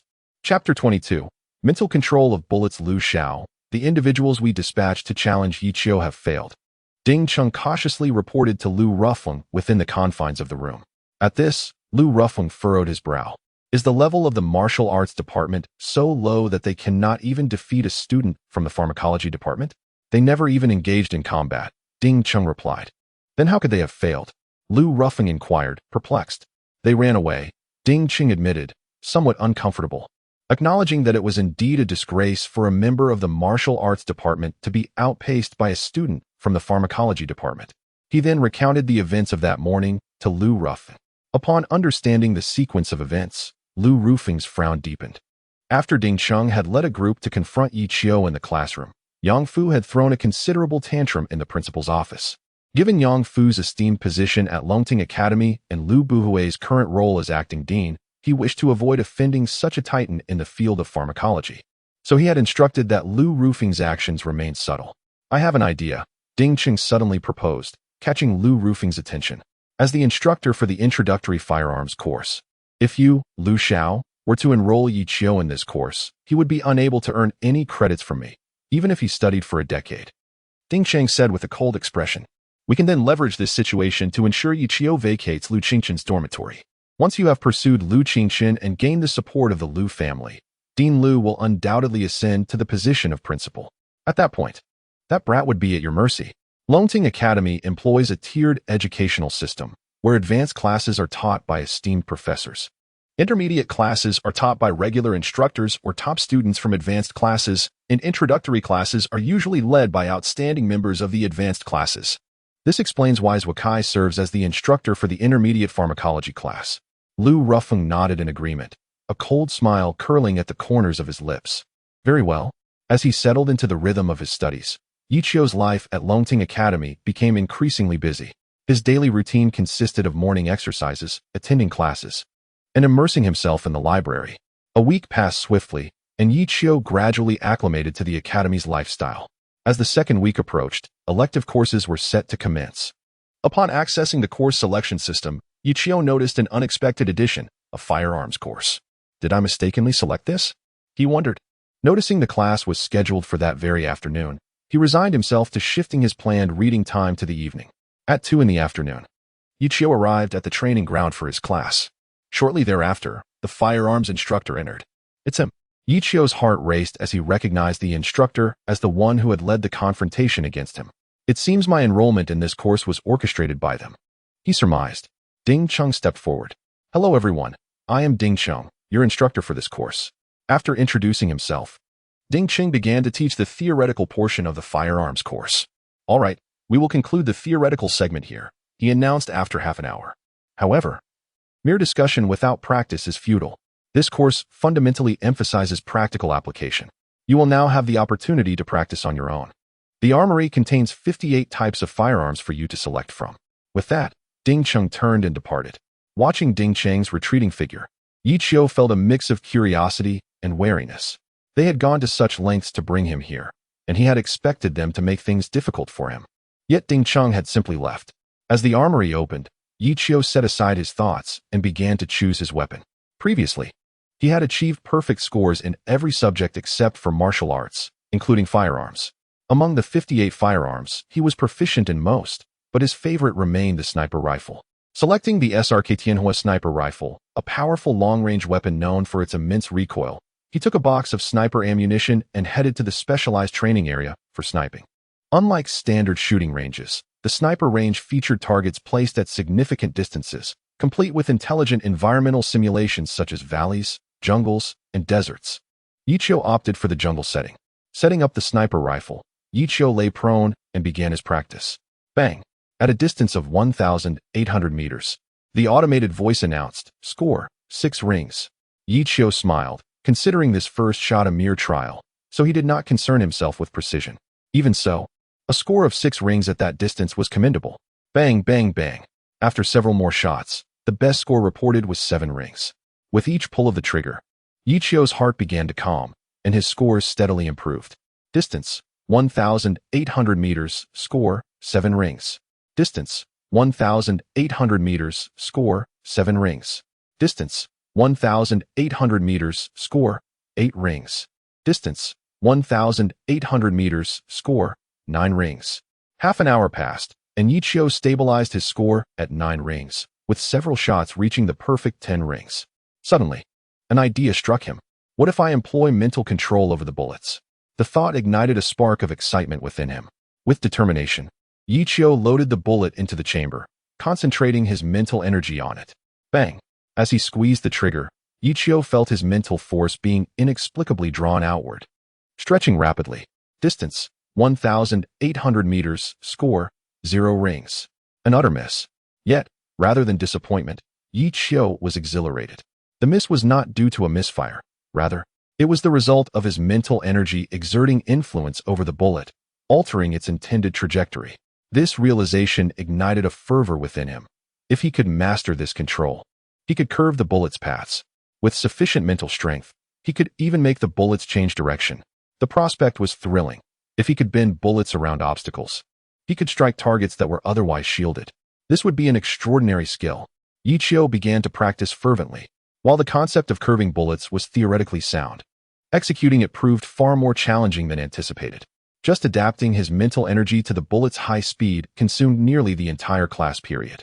Moreover, the angle of deviation depended on the strength of his mental force. With his current capacity, he could only achieve a deviation of about 10 degrees.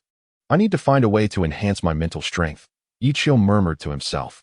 Chapter 23. The God of War Training Camp in the blink of an eye. Another week had elapsed.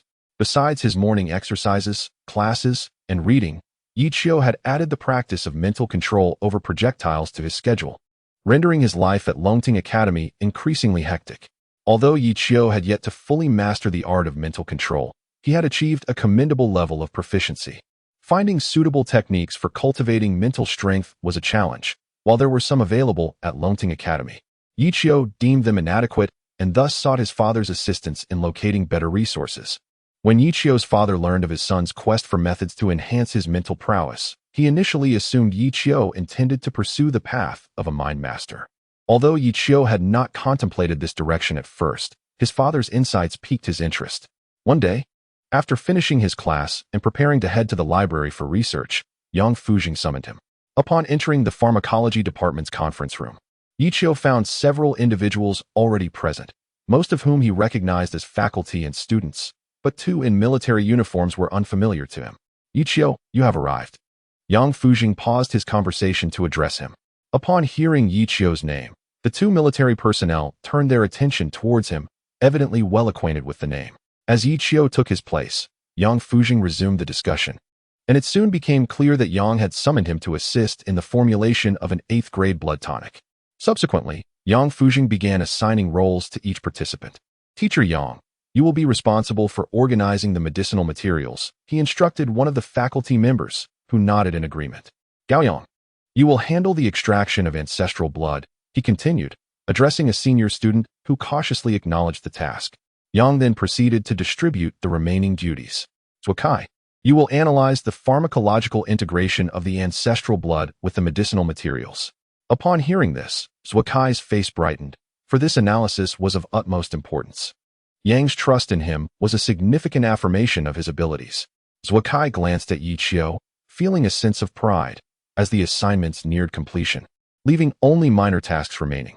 Just then, Yang Fujing concluded, Yi Qiu will be responsible for the overall structural design of the 8th grade blood tonic. The room fell silent, shocked by Yang's decision to appoint Yi Qiu as the chief designer. Zhuokai's expression darkened as he clenched his fists, filled with resentment, casting a glance at Yi Qiu, who he believed had usurped his rightful glory. The two military personnel were equally taken aback. Although they recognized Yi Qiu as a talented pharmacist, his youth raised some doubts. Yang Lao and you? One of them inquired. I will assist him, Yang Fujing replied. This revelation astonished everyone present, including Yi Qiu. The esteemed Yang Fujing, a titan in the field of pharmacology, was willing to assist a fledgling student, leaving Yi Qiu at a loss for words to express his astonishment. Unbound by fame, unshackled by gain, rigorously pursuing knowledge, willingly taking a back seat. This is the hallmark of a true master. Yi Qiu mused internally. Simultaneously, the pressure in his heart intensified. He resolved not to disappoint Yang Lao. Researching the blood tonic was no simple endeavor. While it might seem that the tonic consisted merely of ancestral blood from mutated beasts mixed with various herbs, the intricacies involved, blood analysis, pharmacological studies, human physiology, and mutation research, were exceedingly complex. Lower-grade tonics were relatively straightforward due to the simplicity of the ancestral blood and required materials. However, for high-grade tonics, the instability of advanced ancestral blood, coupled with the multitude of necessary herbs, could be overwhelming. Each high-grade blood tonic represented a monumental undertaking. Determined to study the 8th grade tonic, Yi Qiu set aside all other matters, devoting himself entirely to the laboratory. Yang Fujing, a learned and seasoned master, although serving in a supportive role, offered invaluable insights. As the days passed, Yi Qiu's respect for the venerable Yang increased, and he recognized that Yang's appointment of him as chief architect was intended to cultivate his potential. As Yi Qiu spent each day alongside Yang Fujing, Zhuokai's resentment deepened. In his mind, it should have been he, not Yi Qiu, who stood beside Yang and received his tutelage. Days turned into weeks, and having already mastered the formulation of 7th grade tonics, Yi Qiu developed a vague plan for the 8th grade tonic, especially with Yang's guidance propelling the research forward. Finally, on the 17th day, Yi Qiu completed the overall framework for the 8th grade blood tonic. Yi Qiu, I knew I was right to trust you, Yang Fujing remarked with a deep sigh of relief. In the recent days, Yi Qiu had continuously amazed him with his boundless imagination and grounded execution, prompting a growing admiration. Thank you, Yang Lao, for your mentorship. Yi Qiu bowed deeply in gratitude. He had gleaned much from Yang's decades of experience. Ha ha ha, splendid. Yang Fujing laughed heartily, for as a teacher, nothing brought greater joy than nurturing a disciple who exceeded his own accomplishments. With the overall design in place, the subsequent tasks became considerably easier. Others merely needed to follow Yi Qiu's design and contribute their efforts. While not challenging, it was a complex endeavor involving myriad details. Yi Qiu remained vigilant, meticulously reviewing the entire process daily to prevent any errors. At last, on the 28th day, they successfully completed a blood tonic primarily composed of ancestral blood from a saber-toothed tiger. We did it. The laboratory erupted in cheers. If all went according to plan, this would be the first 8th grade blood tonic in existence, and the only one at that. It was a testament to their collective intellect, and they beamed with pride as they gazed upon the creation. All eyes soon turned to Yi Qiu. Over the course of the past 28 days, their initial skepticism had transformed into recognition and ultimately admiration. You have done remarkably well. The leading military officer commended Yi Qiu. This is the result of our collective effort. Yi Qiu replied, acknowledging the contributions of his colleagues. The officer nodded in agreement. Since this experiment was conducted in secrecy, your achievements may not be publicly recognized for now. I apologize for that, he added with a hint of regret. He was not one to seek fame. In his view, remaining under the radar was preferable. The officer nodded again before continuing. However, I can promise you that if you manage to formulate a 9th-grade blood tonic, I will personally ensure your admission into the God of War training camp. Upon hearing this, Yi Chio's gaze sharpened, for he had just heard of that legendary place, the God of War training camp. Chapter 24. The Wilderness Home. The War God Training Camp, as its name suggests, is a dedicated establishment for nurturing warriors of extraordinary prowess. Though not every graduate from this camp becomes a war god, it is noteworthy that 8 such warriors have emerged since its inception. Given that the total number of war gods worldwide is merely a few dozen, the camp's contribution is indeed remarkable. Yi Chio felt a surge of emotions, not only because it was a sanctuary for the cultivation of war gods, but also due to another significant reason. It was founded by his father. After successfully concocting an 8th-grade spiritual potion, Yi Chio resumed his previous routine. One day, his father called, informing him that he had found a method for spiritual cultivation. Xiao Chio, I have located the technique for spiritual training. Lu Shu has brought it to the wilderness home. You can go there to collect it. Receiving the call, Yi Chio's heart leapt with joy. This was fortuitous, as he had reached a bottleneck in his spiritual control and needed to enhance his mental strength to break through. Upon finishing his class, he immediately made his way to the Wilderness Home.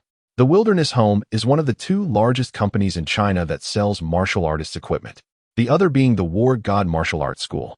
The Wilderness Home boasts branches in nearly every major city across the nation, with its branch near Longting Academy located in the heart of Longting City's commercial district. After a brief journey, Yi Chio arrived at the Wilderness Home.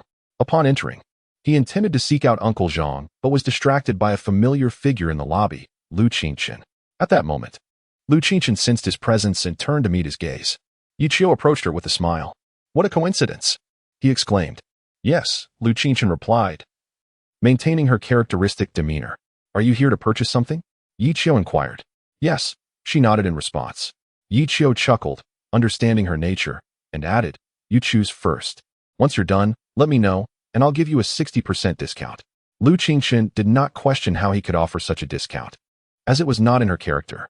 She simply nodded in acknowledgement. Yi Chio shook his head with a smile. Despite having cohabited for a while and exchanged a few words, their conversations mostly revolved around Yi Chio asking questions while Lu Qingchen typically replied with a simple yes. Is this young man your classmate? At that moment, a sweet-looking girl approached them, gazing at Lu Qingchen. Yes, Lu Qingchen replied with a nod. Hello, young man. My name is Qin Kur. What is yours? She asked, her eyes sparkling. That's a lovely name. Are you pursuing Sister Qingchen? Qin Kur inquired playfully. Yi Chio felt a wave of embarrassment wash over him. Qin Kur's question was rather direct. Kur, don't speak nonsense. We're just friends, Lu Qingchen said. Her cheeks tinged with an unusual blush. Oh, Qin Kur replied, though her heart tightened. Lu Qingchen was typically quiet and spoke little, but her extended response this time hinted at something deeper. It seems this young man could be a potential rival for her brother's affections. I must eliminate this threat at once, Qin Kur thought, convinced that only her brother was worthy of Lu Qingchen. What does your family do? Qin Kur asked, seeking to gauge Yi Chio's background. Wow, your family runs a company? That's impressive, she exclaimed, although she felt relieved. At their age, young people often sought to show off, especially in front of 2 beautiful women like Lu Qingchen and herself. Since Yi Chio had described his family as owning a small company, it was likely to be just that. Your family's company isn't one of those publicly listed giants, is it? She pressed, wanting to confirm her assumptions. Oh, that's still quite respectable, Qin Kur remarked, though her opinion of Yi Chio diminished further. If it wasn't publicly traded, how substantial could it really be? Surely it couldn't rival the Wilderness Home, which, despite not being listed, was a national marvel. Such establishments were rare and not easily replicated. Feeling she had gleaned enough information about Yi Chio, Qin Kur relaxed. The Lu family, like her own, was a top-tier family, and there was no way they would allow Lu Qingchen to marry a poor boy. Besides, her brother was a well-known prodigy. There was no way he would lose out to this poor young man. Subsequently, Qin Kur engaged Yi Chio in casual conversation. By the way, how did you meet Sister Qingchen? She asked nonchalantly. I'm her roommate, Yi Chio replied candidly. Qin Kur froze for a moment, immediately sensing a strong sense of competition. Being so close to each other could lead to complications, even if her family opposed it and her brother was exceptional. At that moment, Yi Chio's phone rang, and he smiled apologetically before stepping aside to take the call. Watching him walk away, Qin Kuer gritted her teeth and then took out her phone to dial a number. Hello, you said the wilderness home in Longting City is managed by your father? You're in the VIP area on the second floor? There's an auction soon. Are there any entrance tickets left? Please get me 2. Also, I need you to deal with someone named Yichio. If you handle this well, I might consider dining with you tomorrow, Qin Kuer said, her voice filled with determination as she hung up.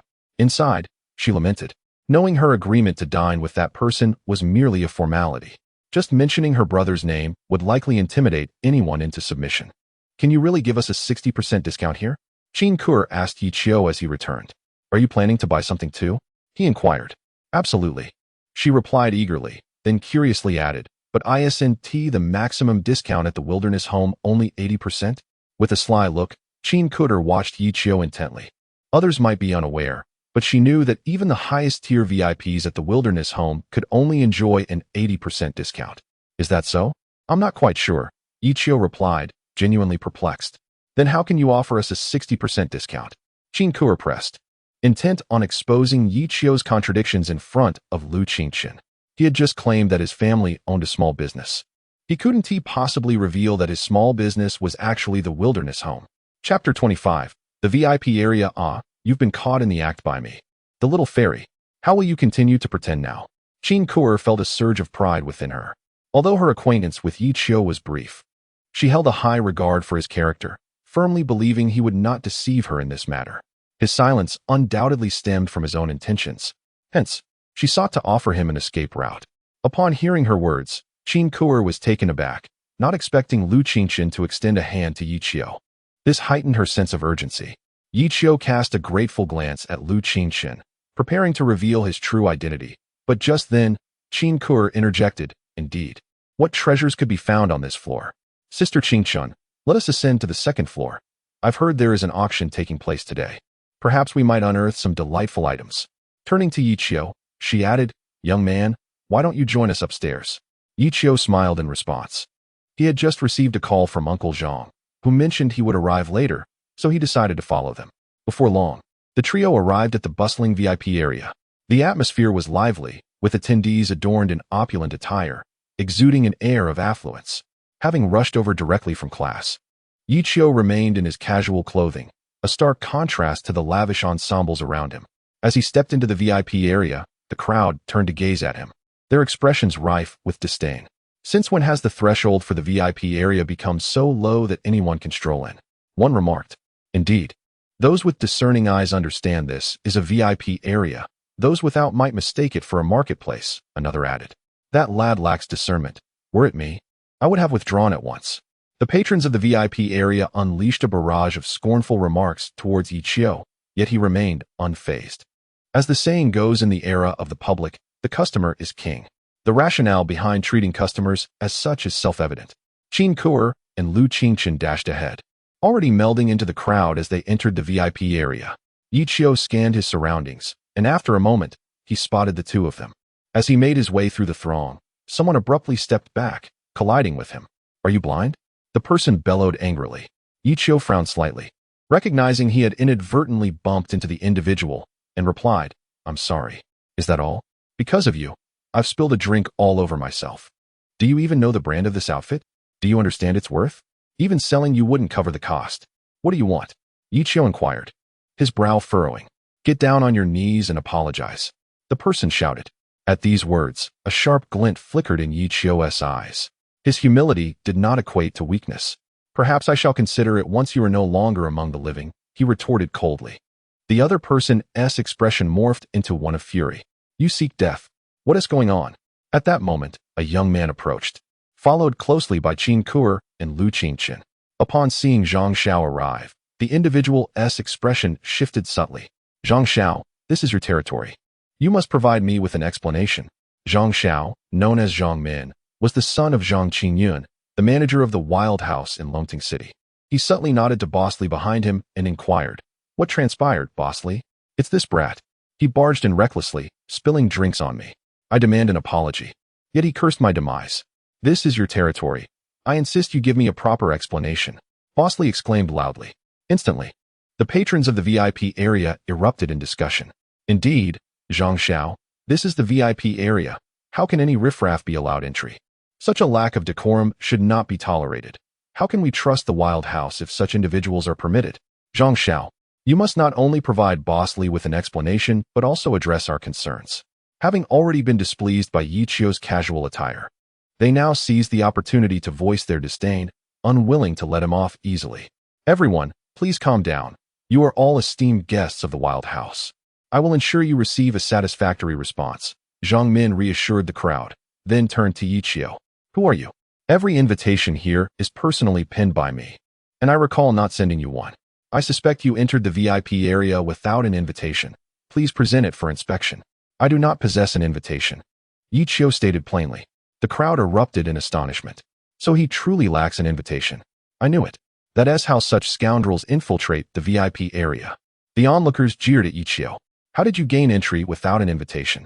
Zhang Min inquired coldly. Zhang Xiao, he came up with us. Lu Qingchen interjected suddenly. With Lu Qingchen speaking, Qin Kuer felt compelled to join in. Yes, with us. Zhang Xiao, you mentioned you had reserved a few spots for me. Surely that is acceptable? Unfortunately, I must clarify that I only reserved 2 spots today due to the unusually high turnout, Zhang Min replied. Glancing at Qin Kuer and Lu Qingchen, the implication clear. Is that so?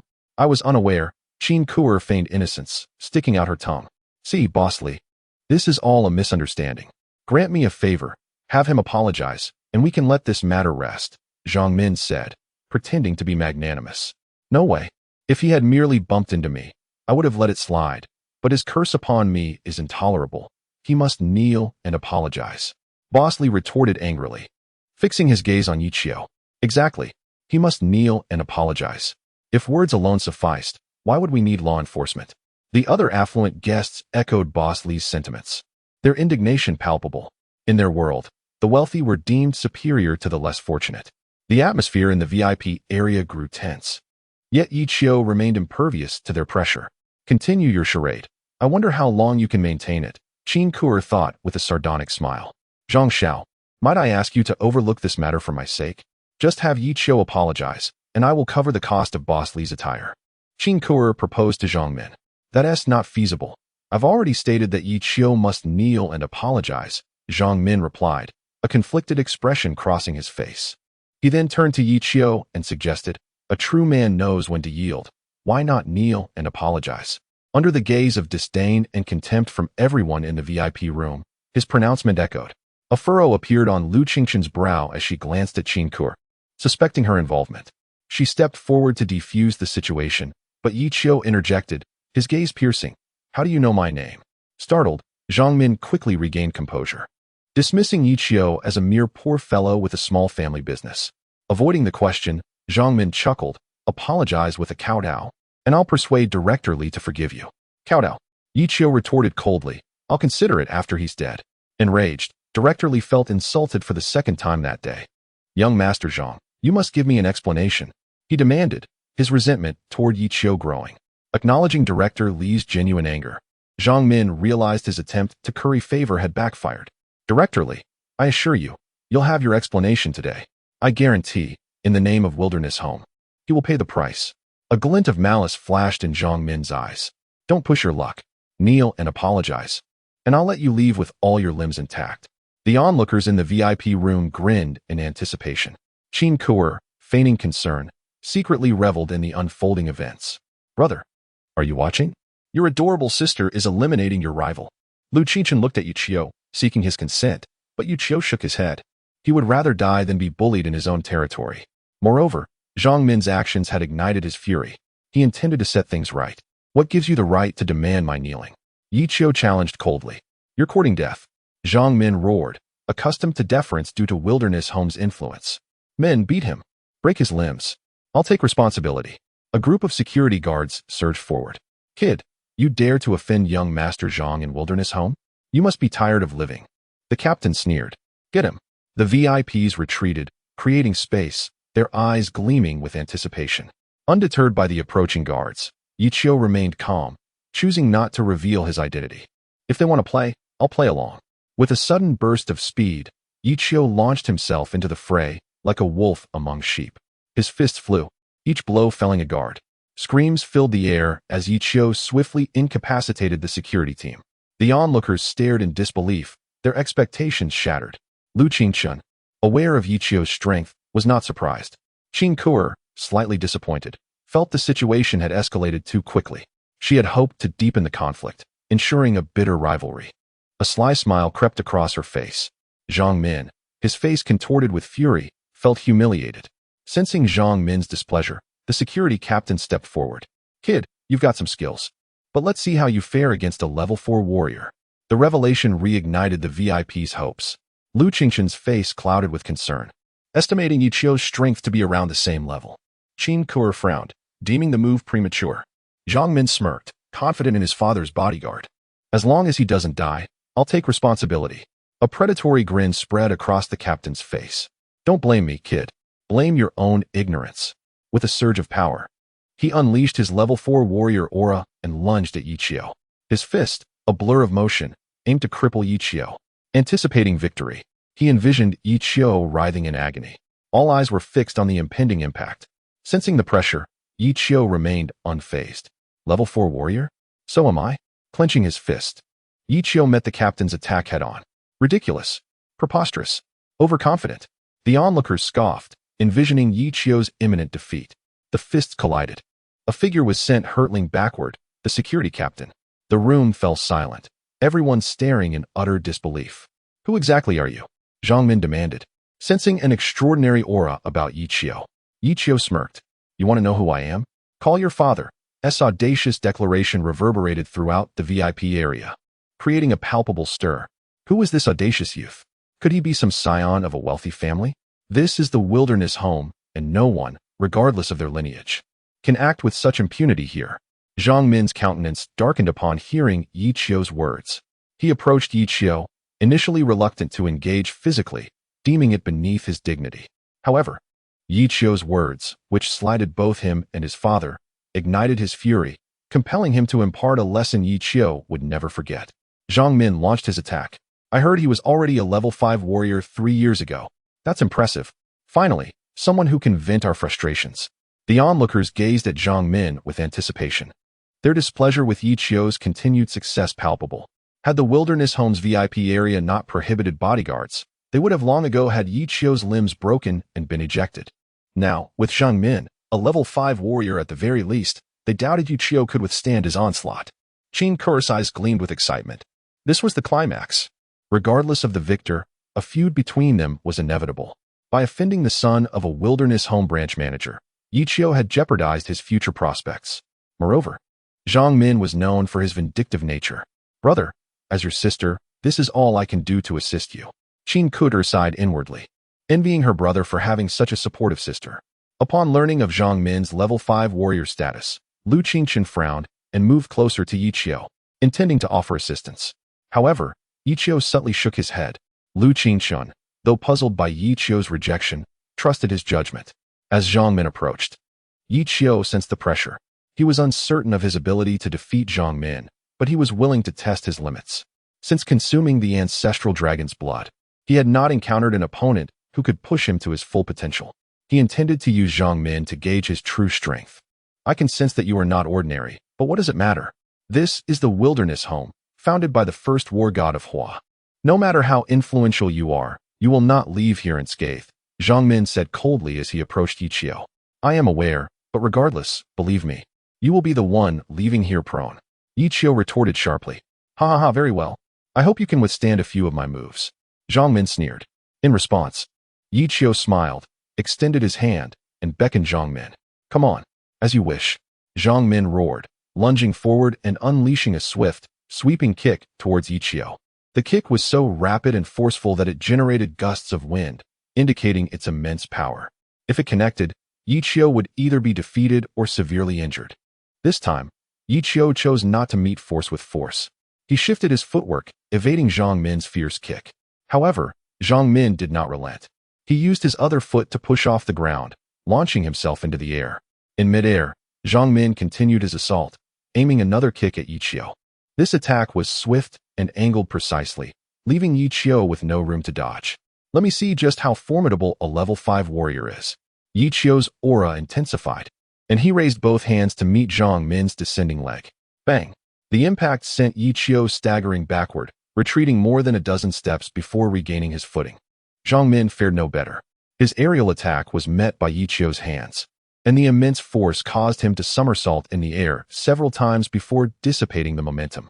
How can he be so strong? Zhang Min wondered in astonishment. He had been a level 5 warrior 3 months prior, and although he had not yet reached level 6, his life index had reached 58. Regaining his balance, Yi Qiu was equally surprised. He was not astonished by Zhang Min's strength, but by the changes occurring within his own body due to the ancestral dragon's blood. Just moments before, the ancestral dragon's blood within him had shown signs of exceeding 50%. Again, Yi Qiu roared, charging forward before Zhang Min could react. Seeing Yi Qiu take the initiative, the onlookers in the VIP area widened their eyes. They had expected Yi Qiu to be on the defensive against the level 5 warrior Zhang Min. How can this be happening? Yi Qiu's attacks were relentless, and Zhang Min dared not underestimate him. He immediately met Yi Qiu's onslaught. Back and forth, the battle intensified. However, Zhang Min gradually began to tire, while Yi Qiu seemed to grow more energetic with each passing moment. Bang! Seizing an opening, Yi Qiu kicked Zhang Min in the abdomen, sending him flying.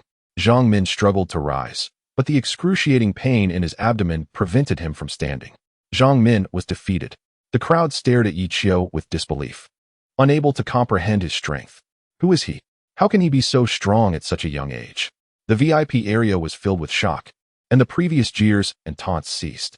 In the post-cataclysm era, strength was revered. Although Yi Qiu was not yet a true powerhouse, and they could hire individuals far stronger, they were mindful of Yi Qiu's youth. As businessmen, they understood the folly of offending a future powerhouse for momentary gratification. You wanted me to kneel and apologize? You wanted to break my limbs? You said I wouldn't leave here today? Yi Qiu approached Zhang Min and spoke. He was one to repay a drop of kindness with a spring. However, he was ruthless towards his enemies. Moreover, he had already resolved to settle the score. What are you going to do? This is the wilderness home. Don't act rashly. Zhang Min exclaimed in terror. Go get my father. Go get my father. Snap. Snap. Aya. Yi Qiu broke both of Zhang Min's legs, causing him to nearly faint from the pain. How dare he? The others felt a chill run down their spines as they witnessed Yi Qiu cripple Zhang Min. What a ruthless man. Yet, they never considered whether they would have shown mercy or compassion had Yi Qiu been the one lying on the ground.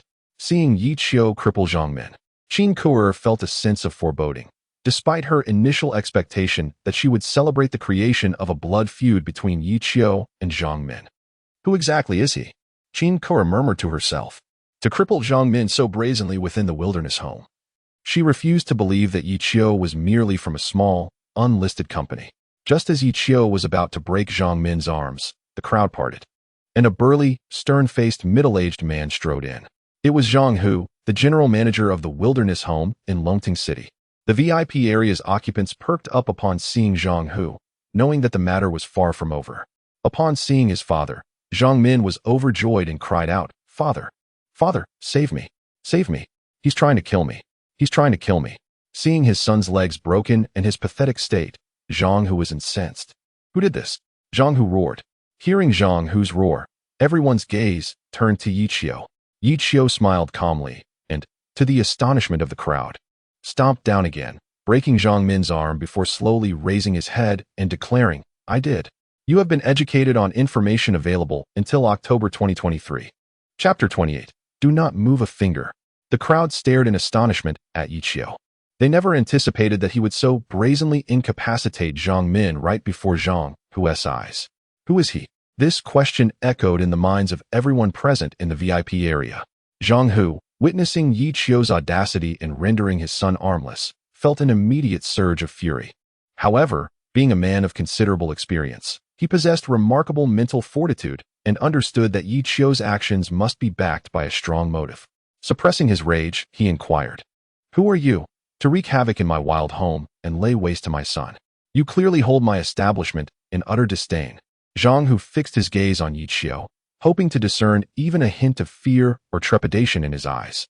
Such a sign would indicate that Yi Qiu's background was inferior to that of the wild home, providing him an opportunity to strike. Yet, to his disappointment, he found no trace of fear in Yi Qiu's gaze. To earn my respect, you are but a nobody, Yi Qiu retorted. A wave of astonishment swept through the VIP room. Not only did it catch the attention of General Manager Li and his entourage, but even Qin Kuer and Lu Qingxian cast odd looks at Yi Qiu.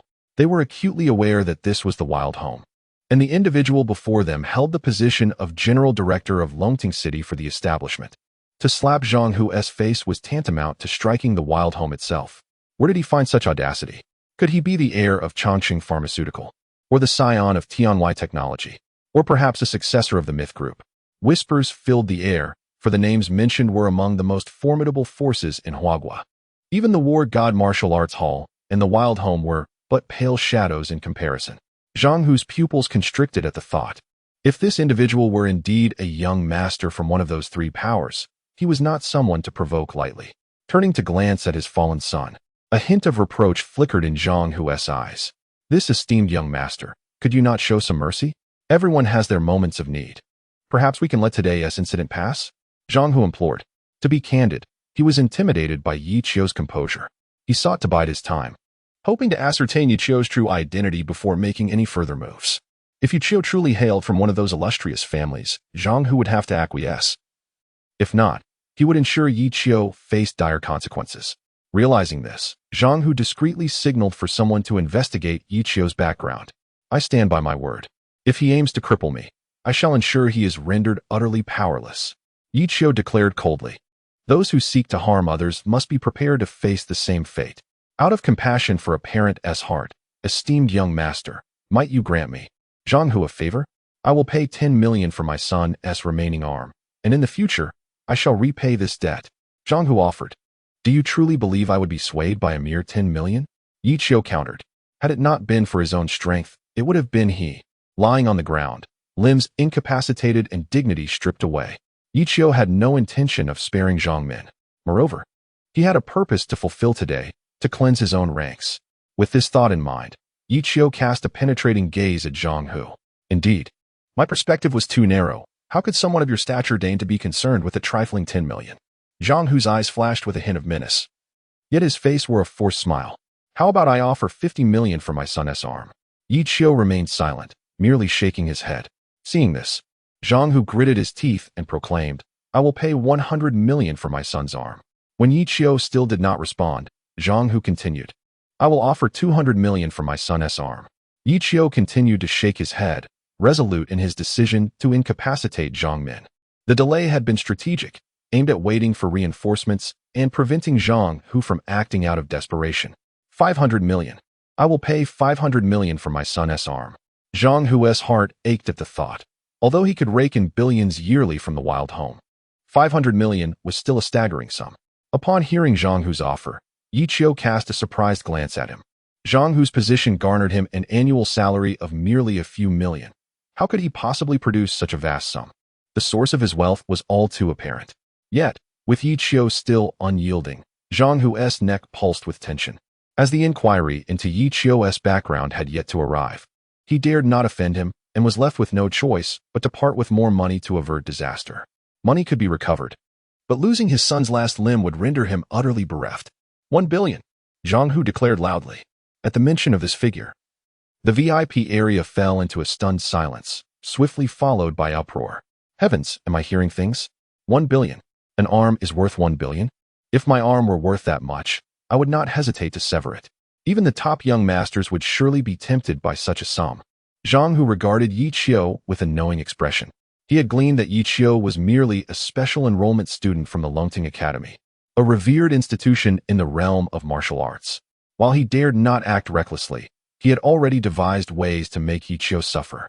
As Zhang Hu's demeanor shifted abruptly, confusion washed over the gathered crowd, unsure of what had transpired. Yi Qiu, observing Zhang Hu's expression, surmised that he must have uncovered his superficial identity, but nothing more. To safeguard Yi Qiu's true identity, his father had expended considerable effort to cloak it in secrecy, accessible only to a select few. Yet, those few had neither the interest nor the time to delve into Yi Qiu's affairs. Yi Qiu remained silent, watching Zhang Hu's performance with quiet amusement. Pray tell, which esteemed family do you represent? Zhang Hu queried with a mocking smile, the sarcasm in his words unmistakable. Perhaps you are the young master of the Yi family? Ha ha. Zhang Hu's laughter rang out. He had discovered Yi Qiu's name and thus felt emboldened.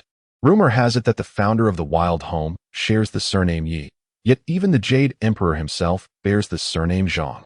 Child, you are merely a student from Longting Academy. How dare you pretend to be a top young master and play games before me? You are sorely mistaken. Zhang Hu sneered. At this, the crowd gasped in shock, taken aback by Zhang Hu's revelation. He was just a student. Such audacity was astounding. Did he believe that some modicum of talent granted him the right to act recklessly, impersonating a top young master? Truly, you do not know the meaning of danger. They jeered, their earlier anger at being misled reignited. Boy, I have heard you are quite skilled. I wonder how many of my moves you can withstand. Zhang Hu's face twisted into a menacing grin as he prepared to seize Yi Qiu.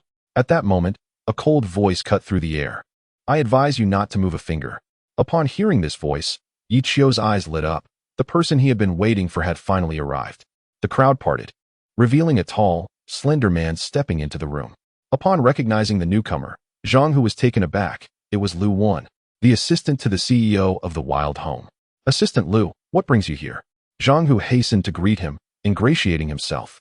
However, Lu Wan paid him no mind and walked directly up to Yi Qiu, bowing respectfully before him amidst the astonished gazes of those present. Young master. Chapter 29. 3 bowls of mutton noodles. Was that Lu Wan, the president's aide from Wilderness Home? And he addressed that young man as young master. If his name is Yi Qiu, could he possibly be? Yi Qiu's identity emerged amidst the astonished expressions of the crowd, and they were utterly astounded. Now, they understood the source of his unwavering confidence and why he held the Zhang family in such disregard. He was Yi Qiu, the young master of Wilderness Home, the only son of the nation's former preeminent war god. Wilderness Home was, in essence, Yi Qiu's abode. As the master of the house, why would he concern himself with the servants within? Zhang Hu was rendered speechless, utterly overwhelmed by the revelation of Yi Qiu's true identity, unable to muster even a modicum of resistance. He cast a venomous glance at Zhang Min, who lay on the ground, equally dumbfounded. Had it not been for him, he would not have found himself in such a predicament. Zhang Hu suddenly lunged forward, causing Lu Wan to tense, anticipating a desperate act. However, Zhang Hu bypassed him, rushing to Zhang Min's side and stomping down, shattering his last remaining arm. Then, with a resounding thud, Zhang Hu prostrated himself on the ground. Young Master Yi, it was this beast's ignorance that led to this. I have already crippled his last arm. I trust this meets with your satisfaction? Zhang Hu pleaded, groveling before Yi Qiu. Yi Qiu remained silent, instead inquiring, now, do you still believe I would be lacking those 10 million? No, it was my short-sightedness, my arrogance, Zhang Hu stammered, his future hanging precariously on Yi Qiu's every word. At that moment, Yi Qiu was akin to a deity in his eyes. Indeed, I am not lacking. But where did you procure those 10 million? Yi Qiu pressed, his tone suddenly sharp. Zhang Hu recoiled, a sense of foreboding washing over him. Uncle Lu, I suspect he has abused his authority and embezzled company assets. Investigate him thoroughly, Yi Qiu declared, his eyes gleaming with a cold resolve. Very well, Lu Wan affirmed, casting Zhang Hu nary a glance. Young Master Yi, I was wrong. Please, in your magnanimity, forgive me this once, Zhang Hu begged, prostrate on the ground. Witnessing Yi Qiu's unwavering resolve, a chill ran through the VIP area, and a sense of trepidation settled upon those who had previously slighted him, particularly Director Li, who now yearned for the earth to swallow him whole. There is no reprieve, Yi Qiu stated coldly. With that, Yi Qiu turned to depart. However, Zhang Hu, in a final act of desperation, sprang to his feet, roaring, I'll kill you. Hearing the commotion behind him, Yi Qiu paused momentarily, but continued his stride.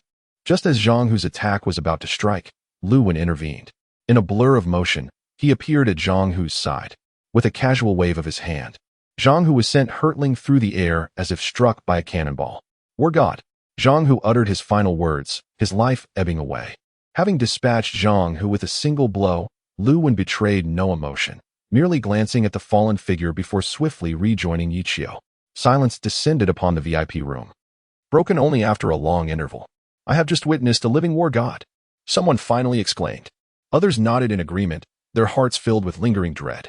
As for Director Li, who had previously harassed Yi Qiu, he collapsed onto the floor, muttering, surely such a luminary would not concern himself with the likes of us.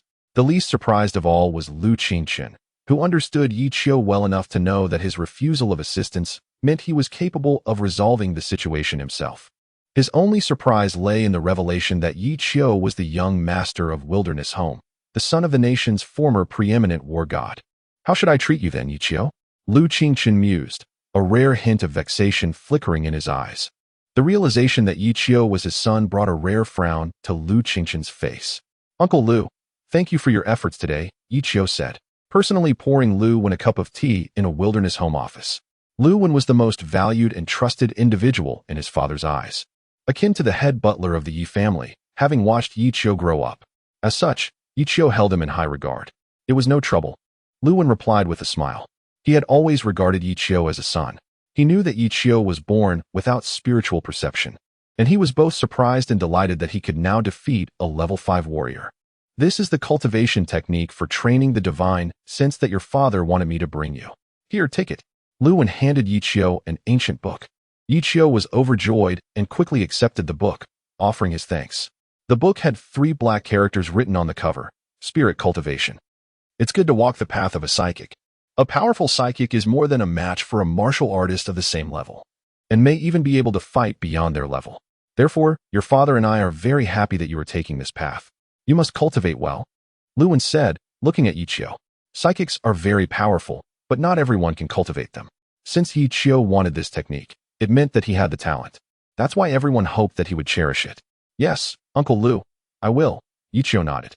After chatting with Uncle Lu for a while, Yi Qiu said goodbye to Uncle Lu and prepared to return to school, leaving the remaining matters of Wilderness Home to him.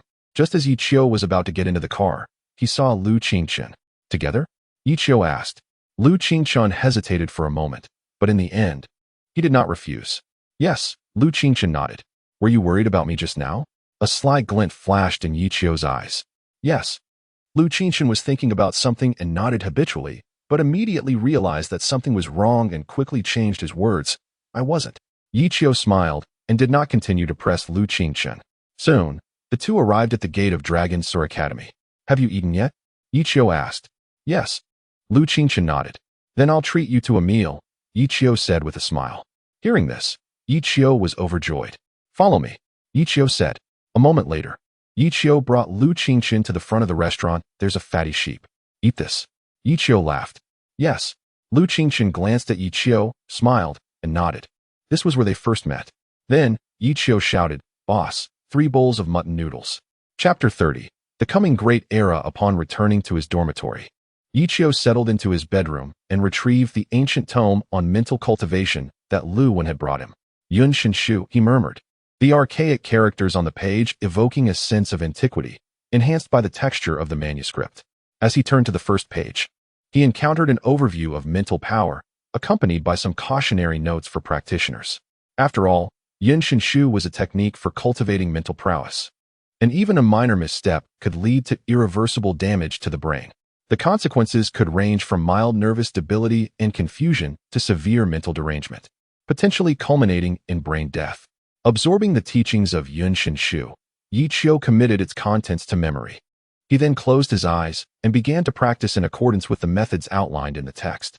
The process of mental cultivation, often referred to as meditation, involved externalizing one's mental energy and resonating with the universe to achieve the desired state of mastery.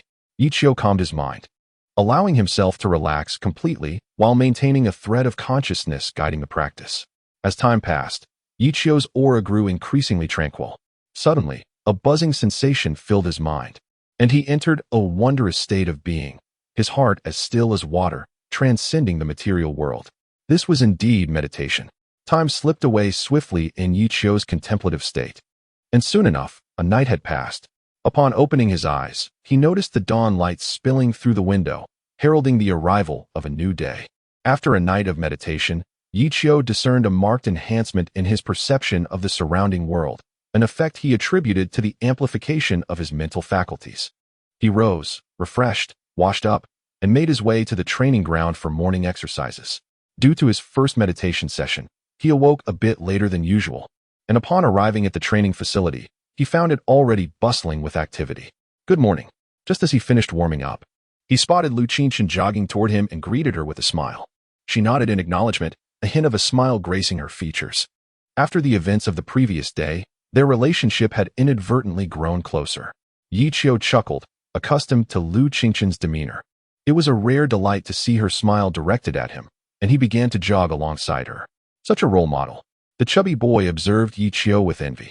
After a year of early mornings and late nights in the training facility, he had yet to charm a single girl. While Yi Qiu had managed to win over a goddess in just one day. The universe is unfair, he sighed, casting a jealous glance at Yi Qiu. In this day and age, it appeared that charming looks were the most sought-after trait, he mused bitterly. Ah, talent, the chubby boy lamented, as if his lack of a girlfriend were solely due to his physique. 2 hours later, both had concluded their running. Let us spar, Lu Qingqian suddenly proposed. Yi Qiu, taken aback by her invitation, quickly agreed with a smile. A glimmer of excitement sparked in Lu Qingqian's eyes. After witnessing Yi Qiu's impressive victory over Zhang Min the previous day, her competitive spirit was ignited. Let us keep it light, Yi Qiu suggested. Lu Qingqian nodded and immediately launched an attack. Yi Qiu tensed up, entering a combat stance, and they began to spar. Initially, both held back, but as time progressed, the intensity of their exchange escalated, culminating in a fierce battle. As the sparring continued, both were increasingly astonished. Lu Qingqian, confident in her own talent, initially hesitated to unleash her full strength, fearing Yi Qiu might not withstand it. However, as the fight progressed, she realized that Yi Qiu's abilities were not inferior to hers. Yi Qiu, on his part, was even more astonished by the wondrous properties of the Zulong True Blood. His actual strength could not merely be gauged by the life index. Defeating Zhang Min, a 5th-level warrior while he was still a 4th-level warrior, was a prime example. However, despite their prolonged engagement, Yi Qiu found himself unable to gain the upper hand. They were evenly matched, locked in a fierce struggle, leaving the chubby boy watching in stunned silence. He began to question his belief in finding a girlfriend at the training facility. The thought of partnering with someone as formidable as Lu Qingqian sent shivers down his spine. I think I'll skip tomorrow, he resolved, acknowledging that it was perhaps too late to change course. Not just tomorrow, but indefinitely, he added mentally. Sparring was the best way to hone combat skills outside of life and death battles, allowing both participants to exert themselves fully for optimal results. Ultimately, they ended their first sparring session in a draw. Days flew by, and Yi Qiu's life at Longting Academy resumed its rhythm of busyness. Having successfully concocted an 8th-level blood potion, Yang Fujing exempted him from examinations in the intermediate class, granting Yi Qiu more time for other pursuits. A month passed swiftly. Through evenings of diligent practice, Yi Qiu's mental power had ascended significantly. He could now deflect bullets by up to 60 degrees.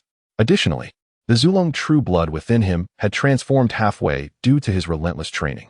His life index had reached 52, marking him as a 5th-level warrior. While this accomplishment might seem modest in a place teeming with talent like Longting Academy, where many of his peers surpassed him in strength, the remarkable aspect lay in the brevity of his training. Merely 3 to 4 months since he began consuming the Zulong True Blood. The wonders of the Zulong True Blood were indeed formidable. However, Yi Qiu's rapid ascent in power instilled an increasing sense of urgency within him. Throughout the month, he dedicated several hours daily to researching the Zulong True Blood in the library, poring over numerous mythological texts about dragons, yet he found no relevant information. Dragons existed solely in myth, their reality seemingly separated from the world, as if a chasm lay between mythology and the present. Could it be, Yi Qiu pondered aloud, that there truly existed a mythical age, and that a rift has formed between that era and our own, preventing us from tracing their existence? Suddenly, Yi Qiu lifted his gaze to the sky, where a white hole the size of the sun loomed. Could this white hole symbolize a return to the mythical age? He mused. The thought struck him with awe. If his conjecture were accurate, then the present moment might represent the Earth's final tranquility. A great era was on the horizon.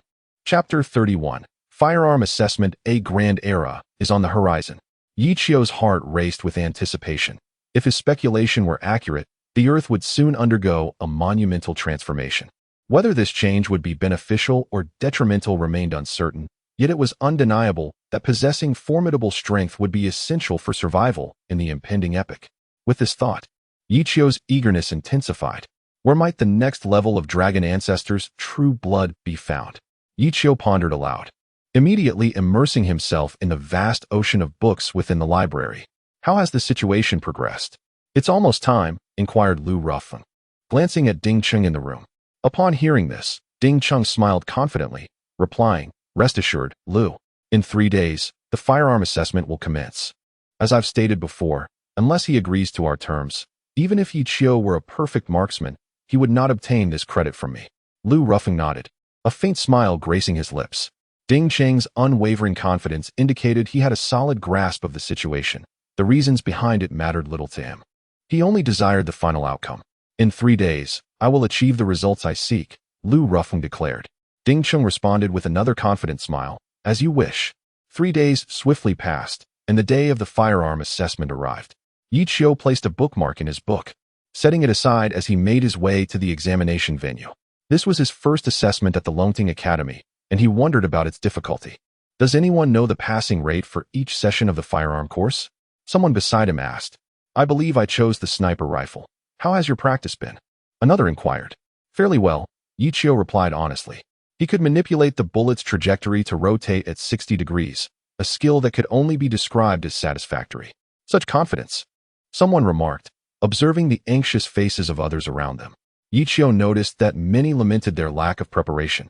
He smiled, reflecting that those who often claimed to be unprepared tended to perform the best. After all, only top students could claim they hadn't studied adequately. As time passed, the moment of assessment approached. At that instant, Ding Cheng approached Yi Qiu. "Do you think you'll pass this time?" Ding Cheng asked with a grin. Yi Qiu furrowed his brow. Given their relationship, Ding Cheng's inquiry felt deliberate. "What do you mean?" Yi Qiu asked. Ding Cheng chuckled, recognizing Yi Qiu's awareness, and replied, "Agree to one condition, and I can guarantee your passage." "What condition?" Yi Qiu inquired. A question lingered in his mind. Why did Ding Cheng persistently seek him out with seemingly unfounded grievances? He had no idea what had offended Lu Ruffling, a person he had never met. He was not one to instigate trouble, yet he sought to understand the root of the issue. "You must move out of your current dormitory," Ding Cheng stated. Yi Qiu suddenly realized, recalling their encounter in the hallway, Ding Cheng's ultimate target was Lu Qingchen.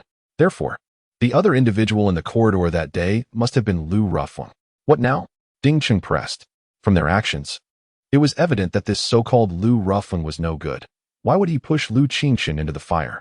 Ding Cheng, unperturbed by Yi Qiu's response, merely smirked. "Do you think your practice alone guarantees your success? How naive." Ding Cheng's face displayed a hint of sarcasm before he turned to leave. Some would not shed tears until faced with the grave. Only then would they come seeking him. Moments later, the assessment commenced. The candidates were divided by weapon type, and Yi Qiu found himself in the sniper group. The rules for this group were straightforward. Each participant had 10 bullets, and from a distance of 3,000 meters in a valley environment, they could not score below an 8 ring on their shots. 3,000 meters in a valley? How is that even possible? A murmur of disbelief spread among the candidates upon hearing the rules. At that distance, merely hitting the target was already commendable, let alone achieving a score of 8. "First up, Wang Xian," Ding Cheng announced, ignoring the outcry from the crowd. Wang Xian's heart raced. He believed he had practiced well, but uncertainty crept in upon hearing the rules. "Sniper group, first assessment, begin," Ding Cheng commanded. Wang Xian took a deep breath, positioned himself at the shooting station, and loaded his bullet. Bang! Moments later, he pulled the trigger. A tense silence enveloped the crowd, though Wang Xian was the one being assessed. He represented their own imminent fate. The intelligence system announced, distance, 3,000 meters. Score 0 missed. A collective sigh echoed through the examination hall. Ding Cheng merely smiled, casting a glance at Yi Qiu before calling out, "Next, Chen Guang." The candidate named Chen Guang stepped forward, visibly anxious. "Sniper group, second assessment, begin," Ding Cheng declared. Chen Guang steadied himself, taking several deep breaths before firing.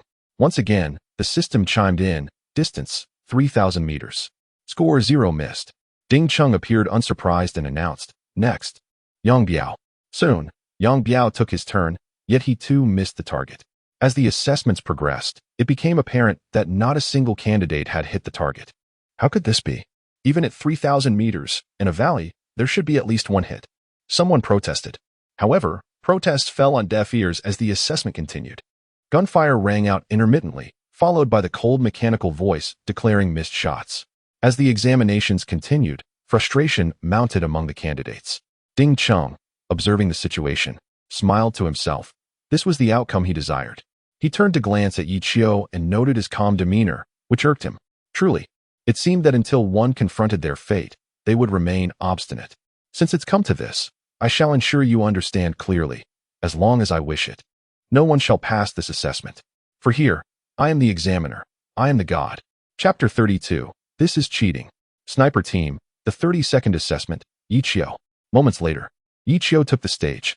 His appearance did not attract any attention. To the onlookers, he was just like the other candidates before him, destined to fail. After all, every previous participant had scored a 0. In their minds, no one would pass this assessment. What have you considered? Ding Chung murmured as Ichio walked past. Considered? What is there to consider? Ichio replied, glancing at Ding Chung. He was aware that Ding Chung had resorted to foul play during the assessment. Otherwise, everyone's scores wouldn't be 0. However, Ichio felt little concern. Although his mental control over bullets was not yet perfected, he was confident that he would handle this assessment with ease. Ding Chung was taken aback, a shadow flitting across his face. Ichio's words seemed to dismiss him entirely. It appears you were quite confident about this assessment. Ichio remained silent and walked directly to the shooting position. Feeling ignored, Ding Chung's anger flared, and he discreetly signaled, I don't know where your confidence comes from, but no matter what, you will not earn this credit today. A makeup assessment would take place 3 days later, and Ding Chung was determined to fail Ichio, making him understand the stakes, and then use the makeup exam as leverage to force Ichio to acquiesce to his demands. Positioned at the shooting range, Ichio loaded the bullet into the chamber, then extended his mental energy to envelop the projectile. Bang! Ichio pulled the trigger. The bullet sped toward the target 3 kilometers away. Midway through its flight, however, it suddenly experienced a deviation. The force of this deviation was slight, yet a minor miscalculation could lead to a significant error, severely impacting shooting accuracy. It was the wind. Ichio's heart raced. It was normal for there to be wind in the valley, and wind, along with Earth's gravity, was a crucial factor influencing the bullet's trajectory. Thus, snipers always accounted for wind speed prior to shooting, adjusting their aim to compensate for its effects and eliminate its impact on accuracy. However, this wind had come unexpectedly, as if conjured from thin air, rendering it utterly unpredictable. This was precisely why all the previous candidates had missed their targets. The bullet veered off course, on the verge of missing the target. Moments later, the intelligence system announced the results. Distance, 3,000 meters. Score, 10 rings. Ah, another miss, someone exclaimed. This assessment is utterly absurd. I doubt anyone from our sniper team will pass.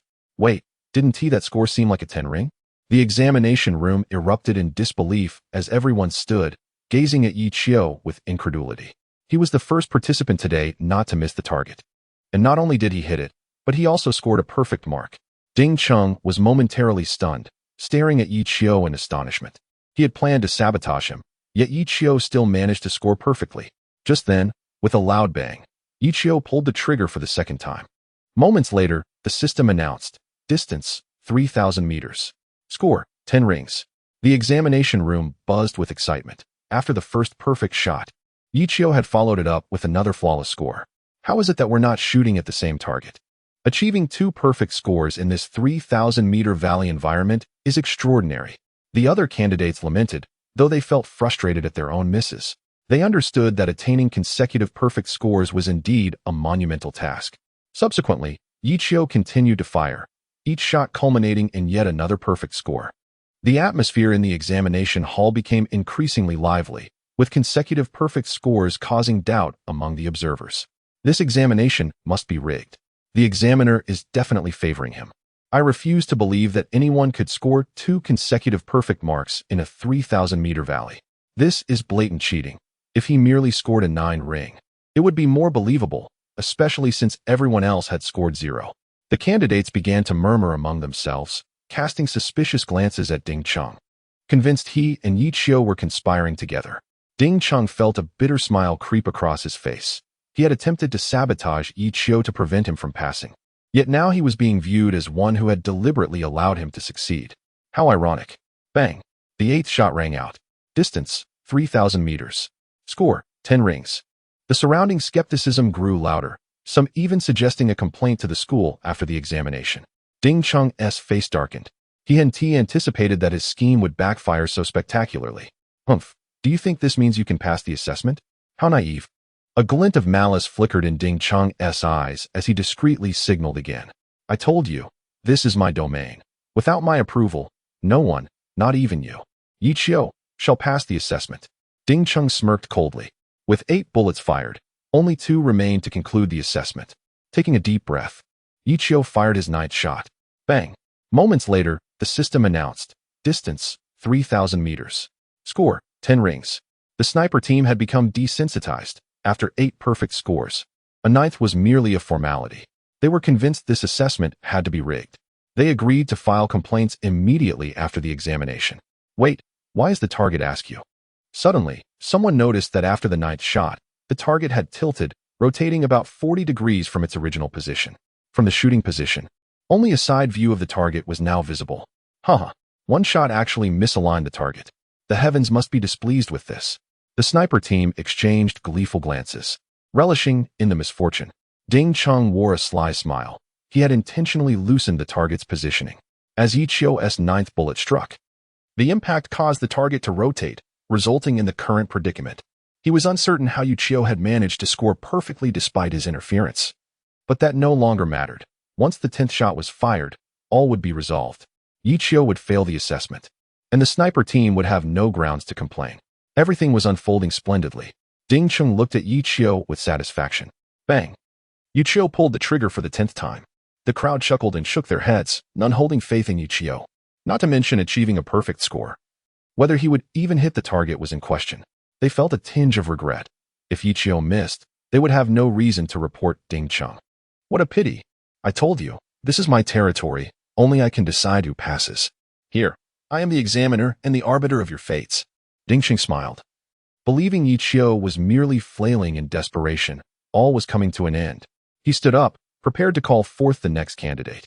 At that moment, the familiar mechanical voice of the intelligence system echoed. Distance, 3,000 meters. Score, 10 rings. Congratulations to candidate number 32, Yi Qiu, for successfully passing the assessment. The room fell silent. Is cheating now this brazen? Someone murmured after a moment. Chapter 33, Nonsense. Second update, is cheating now so brazen? Upon hearing this statement, the candidates from the sniper group erupted in outrage. Unfair. This is blatant cheating. I will file a complaint with the principal's office. The candidates from the sniper group were furious, as they had never witnessed cheating being so flagrant. Do they think we are blind? If you must cheat, at least do it discreetly. 1 perfect score, I can tolerate. 2 perfect scores, I can endure. Even 9 perfect scores, I can accept. But when the last target is off, and there are still perfect scores, at least cover your own ears before deceiving us. Are you treating us as blind or as fools? I simply cannot tolerate this. The crowd was incensed, and whether they had already taken the assessment or not, all were vocally protesting. Let us go to the principal's office to file a complaint. Yes, let us complain. One person took the lead, and a throng followed, determined to confront the principal and expose this utterly unskilled act of cheating. Yi Qiu, tell them we are not in collusion. As the crowd surged toward the principal's office, Ding Cheng grew anxious and hurriedly spoke to Yi Qiu. Yi Qiu remained silent, instead turning and asking, have I completed my assessment? Ding Cheng, now devoid of the desire to trouble Yi Qiu, realized that with the intelligent system broadcasting, it was impossible for him to manipulate anything. You passed, you passed. Ding Cheng replied hastily. Yi Qiu nodded and then called out to the crowd, everyone, let us not act impulsively. Please listen to me. Upon hearing Yi Qiu's words, the crowd slowly calmed down. Yi Qiu then declared loudly, listen to me. I truly did not cheat. I did not collude with the examiners. I do not know them. I truly do not. The moment he finished, the frenzy among the crowd escalated. Yi Qiu's defense only served to heighten their agitation. Frauds, all of them. I refuse to listen. I will go to the principal's office and demand justice. The group surged toward the principal's office, their pace more than doubled. You did this on purpose, didn't you? Ding Cheng glared at Yi Qiu, his face darkening with fury. Yes, Yi Qiu replied earnestly, feeling that if others were plotting against him, it would be remiss not to retaliate. Just wait and see. Ding Cheng spat, turning away in anger. Yi Qiu paid no heed to Ding Cheng's threats, adopting a strategy of responding to challenges as they came. Casting a glance at the distant protesters, Yi Qiu smiled and proceeded to the library. He had a plethora of books to read. After leaving behind his menacing words, Ding Cheng hurried to dissuade those intent on filing complaints. However, those individuals either had not yet taken the assessment or were not planning to take it, rendering Ding Chung's status as an examiner ineffective against them. The more he tried to obstruct them, the more guilty he appeared, only strengthening their resolve to go to the principal's office. Ding Chung, finding his pleas fruitless, finally abandoned his efforts to stop them. Yichio, I want to let this go. Ding Chung seethed once more, then called Lu Ruffling. Lu Ruffling was the son of the principal, the only one who could help him suppress this matter. Moments later, the call connected, and Ding Chung cautiously spoke. Lu Xiao, I have encountered a little mishap. This is what you call a little mishap? After hearing the entire situation, Lu Ruffling looked at Ding Chung with a sullen expression. Lu Xiao? That fellow is simply too uncanny. Truly, he can score perfectly even when the target is off by 60 to 70 degrees. If I weren't the examiner, I would think he was cheating, Ding Chung hastily explained, exaggerating the angle to diminish his own responsibility. Yet the result is that you failed, Lu Ruffling replied coldly. However, he had to concede that Yichio's performance had surprised him. He realized he had somewhat underestimated him. This time it was a failure, but I have another idea. Ding Chung said. Speak. Lu Ruffling commanded. Lu Xiao, you know Zhuokai from the pharmacology department, right? Ding Chung inquired. I've seen him a few times. What about him? Lu Ruffling asked. I've heard that Zhuokai has a very poor relationship with Yichio, almost like fire and water. However, since Yang Fujing favors Yichio, Zhuokai can't do anything to him. We can join forces with Zhuokai to limit Yang Fujing. And then he can deal with Yichio, Ding Chung said with a cold smile playing at the corners of his mouth. If they could restrain Yang Fujing, Zhuokai would have no qualms about dealing with Yichio. Hearing this, Lu Ruffling fell silent for a moment, then nodded. Let us find Zhuokai. When Lu Ruffling and Ding Chung found Zhuokai, he had just finished class. Lu Xiao, what brings you to see me? Zhuokai wondered. Having only met Lu Ruffling a few times, and having no prior connection. We would like to ask for your assistance, Ding Chung said. What kind of assistance? Zhuokai asked curiously, as Lu Ruffling was well known in Longting Academy, and he wondered why he would need Zhuokai's help. To deal with that fellow Yichio. Ding Chung stated. Upon hearing this, Zhuokai understood. The matter was about Yichio. Lu Xiao, you may not know, but Yichio has Yang Lao looking after him in the pharmacology department, making him unruly. I cannot do anything to him, Zhuokai replied. No worries. We will handle Yang Lao. You just need to deal with Yichio, Lu Ruffling assured him. As long as you can gather evidence against Yichio, I can guarantee that even Yang Lao won't be able to protect him. Lu Ruffling spoke with conviction, showing no fear of Yang Fujing, who was merely the director of the pharmacology department, while his father was the principal.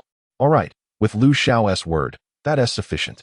I happen to have some leverage against him, Zhuokai said, a cold smile flickering at the corner of his eye. What is it? Ding Chung asked. Yichio considers himself a genius. Aside from Yang Lao, he believes no one else is worth his time. Therefore, he often skips classes. And he hasn't attended for at least a week, Zhuokai revealed. Upon hearing this, Lu Ruffling and Ding Chung's eyes brightened. So if he misses 3 classes in a row, he can be failed outright, correct? Lu Ruffling asked. Yes, that is indeed the school rule, Zhuokai confirmed. Then go ahead and fail Yichio immediately, Lu Ruffling instructed. What about Yang Lao? Zhuokai hesitated, knowing Yichio was particularly favored by Yang Fujing. Just say the school inspection team came to check classes and found that Yichio had missed a week. He must fail the course, and there will be corresponding penalties, Lu Ruffling declared, a smile gracing his face. Failing the course was merely the first step. The subsequent penalties would be the main event. If Yichio complied, it would be fine. If he did not, the penalties would serve as the final blow. Zhuokai nodded, realizing that with such a pretext, Yang Fujing would not be able to object. Subsequently, Zhuokai took out his phone and called Yang Fujing, activating the speaker function. Yang Lao, I have something to tell you. What is it?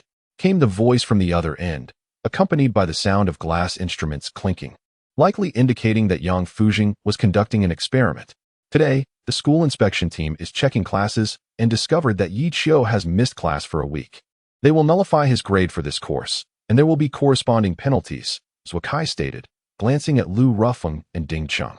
The two nodded with smiles, knowing that the school inspection team answered directly to the principal's office. Even Yang Fujing, as the director, would find himself unable to intervene. Zhuokai's call was not a request for Yang Fujing's opinion, but a notification. At this moment, they were already plotting how best to teach Yichio a lesson. A glimmer of determination flashed in the eyes of the two, resolute in their intention to ensure that Yichio would not have an easy time. At that moment, Zhuo Kai felt an immense sense of satisfaction. Since Yi Qiu had entered the pharmaceutical department, he had been at odds with him, leading to a series of misfortunes in his own life. Due to Yang Fujing, he had been unable to take any action against Yi Qiu, but now, he could finally exhale in relief. If it weren't for the ongoing phone call, Zhuo Kai would have laughed heartily. Just then, Yang Fujing's furious voice resonated through the receiver. Cancel the grades? Impose punishment? Nonsense. Did I not already submit the exemption certificate for Yi Qiu's intermediate class courses? Upon hearing this, the three of them froze in disbelief. Chapter 34. Lu Buhui, third update. Yi Qiu was exempted from the examination? When did this happen? How come I was unaware? At this moment, Zhuo Kai was beset by a myriad of questions. Lu Rufeng and Ding Cheng were equally troubled, feeling a profound sense of frustration. Their initial attempt to confront Yi Qiu had ended in failure, as they were severely beaten by 2 level 7 blood elixirs and 1 level 8 blood elixir. Their second attempt to incite confrontation had similarly faltered before it even commenced, leaving those they had encouraged utterly exhausted on the track. In their third endeavor, they had sought to lure Yi Qiu into a firearms class, intending to use their positional advantage to undermine him. However, this plan backfired spectacularly, resulting in a group of complaints directed at the principal's office. And now, Yi Qiu had been exempted from the examination. But how could this be? Yang Fujing's announcement of Yi Qiu's exemption had effectively shattered all their plans. Their mission had not only failed, but had also resulted in a complete debacle. The repeated failures weighed heavily on their hearts, leaving them with a sense of suffocation. Lu Xiao, I still have something to say to ease the tension. Ding Cheng attempted to interject, but before he could finish, he was abruptly kicked away by Lu Rufeng. At this moment, Lu Rufeng had no desire to hear Ding Cheng's words, and he too felt a growing sense of discomfort. Just then, Lu Rufeng's phone rang. He let out a long breath, releasing some of the pent-up frustration within him, and finally took out his phone. However, upon seeing the caller ID, his expression changed immediately. Father, Lu Rufeng spoke respectfully, for no one instilled more fear in him than his own father. Come to my office, and bring your dog, came Lu Buhui's voice through the phone. Shortly after, the call ended with a beeping sound. After hanging up, Lu Rufeng felt a tightening in his chest. He glanced at Ding Cheng, who had just managed to pull himself up from the ground, and then at Zhuo Kai, saying, "Come with me." Moments later, Lu Rufeng led Ding Cheng and Zhuo Kai to the principal's office. Father, principal, the three entered, greeting respectively. Lu Buhui was well known in Longting Academy, and as they stood in the principal's office, they dared not breathe a word. Who is Ding Cheng? Lu Buhui asked calmly. He cast a cursory glance at Ding Cheng before tossing a document towards him. You are expelled. Ding Cheng was taken aback, his eyes wide with shock as he looked pleadingly at Lu Rufeng. Father. Lu Rufeng hesitated, glancing at Lu Buhui. To fail to protect his own subordinate, especially at the hands of his father, would severely undermine his credibility. Upon hearing this, Lu Rufeng promptly fell silent. During this sensitive period, your actions have drawn too much attention. I cannot be overly harsh, but rest assured, although you are expelled, I have already made arrangements with Chongqing Pharmaceutical. You can start there tomorrow, Lu Buhui stated. Initially disheartened by the expulsion, Ding Cheng's spirits soared at the mention of Lu Buhui's recommendation to Chongqing Pharmaceutical. That esteemed institution was among the top 3 in Huaguo and was renowned as the finest in the world. Thank you, Principal. Ding Cheng expressed his gratitude profusely. Having spent several years at Longting Academy and acquiring all he could, the opportunity at Chongqing Pharmaceutical was far superior to his current situation. Lu Buhui nodded. And after Ding Cheng expressed his thanks once more, he left. How goes the situation with Lu Qingchen? Lu Buhui turned to Lu Rufeng and inquired. This was a crucial moment. Securing the Lu family support would allow him to shed the temporary title and become the legitimate principal. There hasn't been any progress. Lu Rufeng replied quietly. Useless. Lu Buhui shouted, startling both Lu Rufeng and Zhuo Kai. The crux of the matter was that Lu Qingchen likely had someone else in mind. Lu Rufeng sought to shift the blame onto Yi Qiu, elaborating on how Yi Qiu was Lu Qingchen's roommate and detailing their numerous failed attempts to undermine him. Oh, is he truly that formidable? Lu Buhui queried, intrigued. Indeed, even the strict Yang Lao has made exceptions for him, allowing him not only to be exempted from the introductory course, but also to bypass the examination for the intermediate course, Lu Rufeng hurriedly explained. Yang Lao had made an exception. Lu Buhui felt a jolt of surprise. He was well aware of Yang Fujing's character, known for his rigorous teaching and integrity, rarely bending rules for anyone. Seeing his father finally relent somewhat, Lu Ruffling felt a modicum of relief. Understanding that Zhukai and Yi Qiu were both more acquainted with the situation, he exchanged glances with Zhukai, who nodded in agreement. Having long been at odds with Yi Qiu, Zhukai was not about to let this opportunity slip away. Yi Qiu has always received preferential treatment from Yang Lao, disregarding us seniors. Ever since he concocted the level 8 blood elixir, things have only escalated, Zhukai remarked. Level 8 blood elixir, Lu Buhui exclaimed suddenly.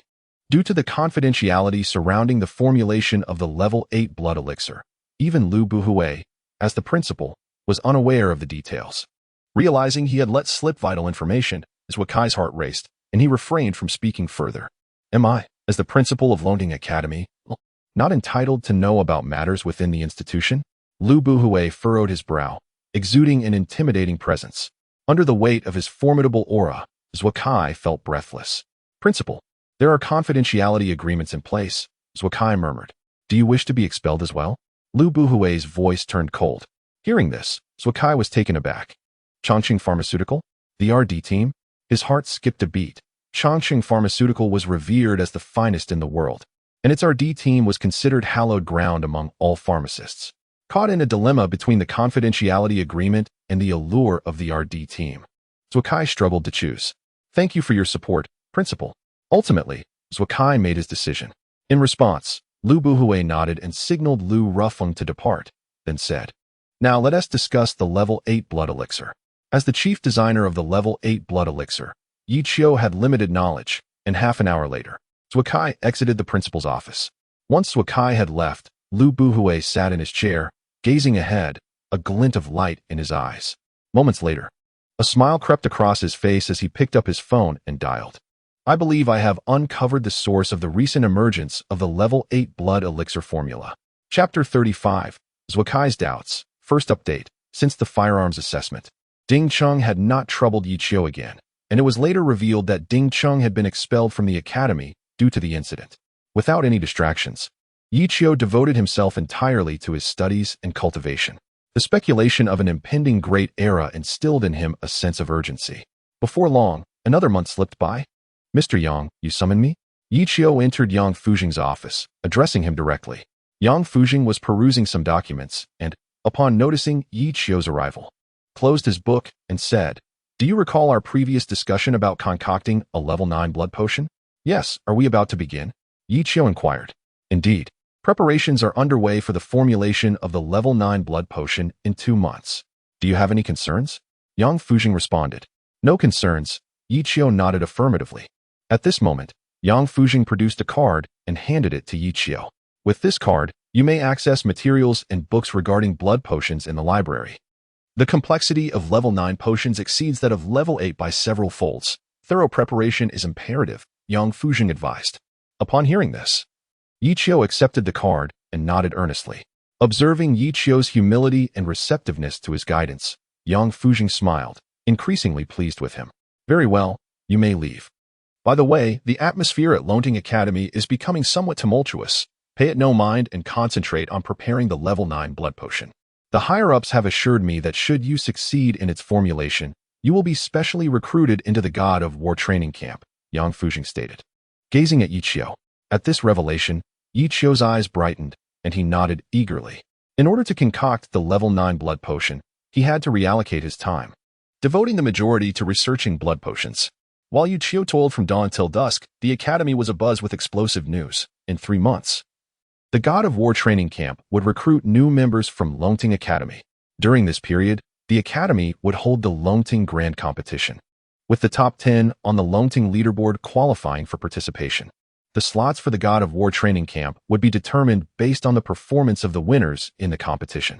As this news spread, excitement surged through Longting Academy, and the Longting leaderboard became the focal point of attention. Look, the 100th place on the leaderboard has changed again. What's the fuss? Just yesterday, I witnessed someone leap from obscurity to 87th place in a single day. Quick, look again, the rankings have shifted. Old competitors fell while new challengers rose, with the leaderboard undergoing constant changes nearly every day. Are you planning to participate in the Longting Grand Competition? Lu Qingxin suddenly asked during morning practice. Having lived together for some time, their relationship had grown closer. The Longting Grand Competition? What is that? Yi Qiu asked curiously. Having been consumed by his studies on level 9 blood potions, he had little time to concern himself with external affairs. Lu Qingchun, taken aback, hadn't anticipated Yi Qiu's ignorance regarding the competition. She proceeded to explain the details about the grand competition and the recruitment for the God of War training camp. No wonder everyone at school seems so energized lately.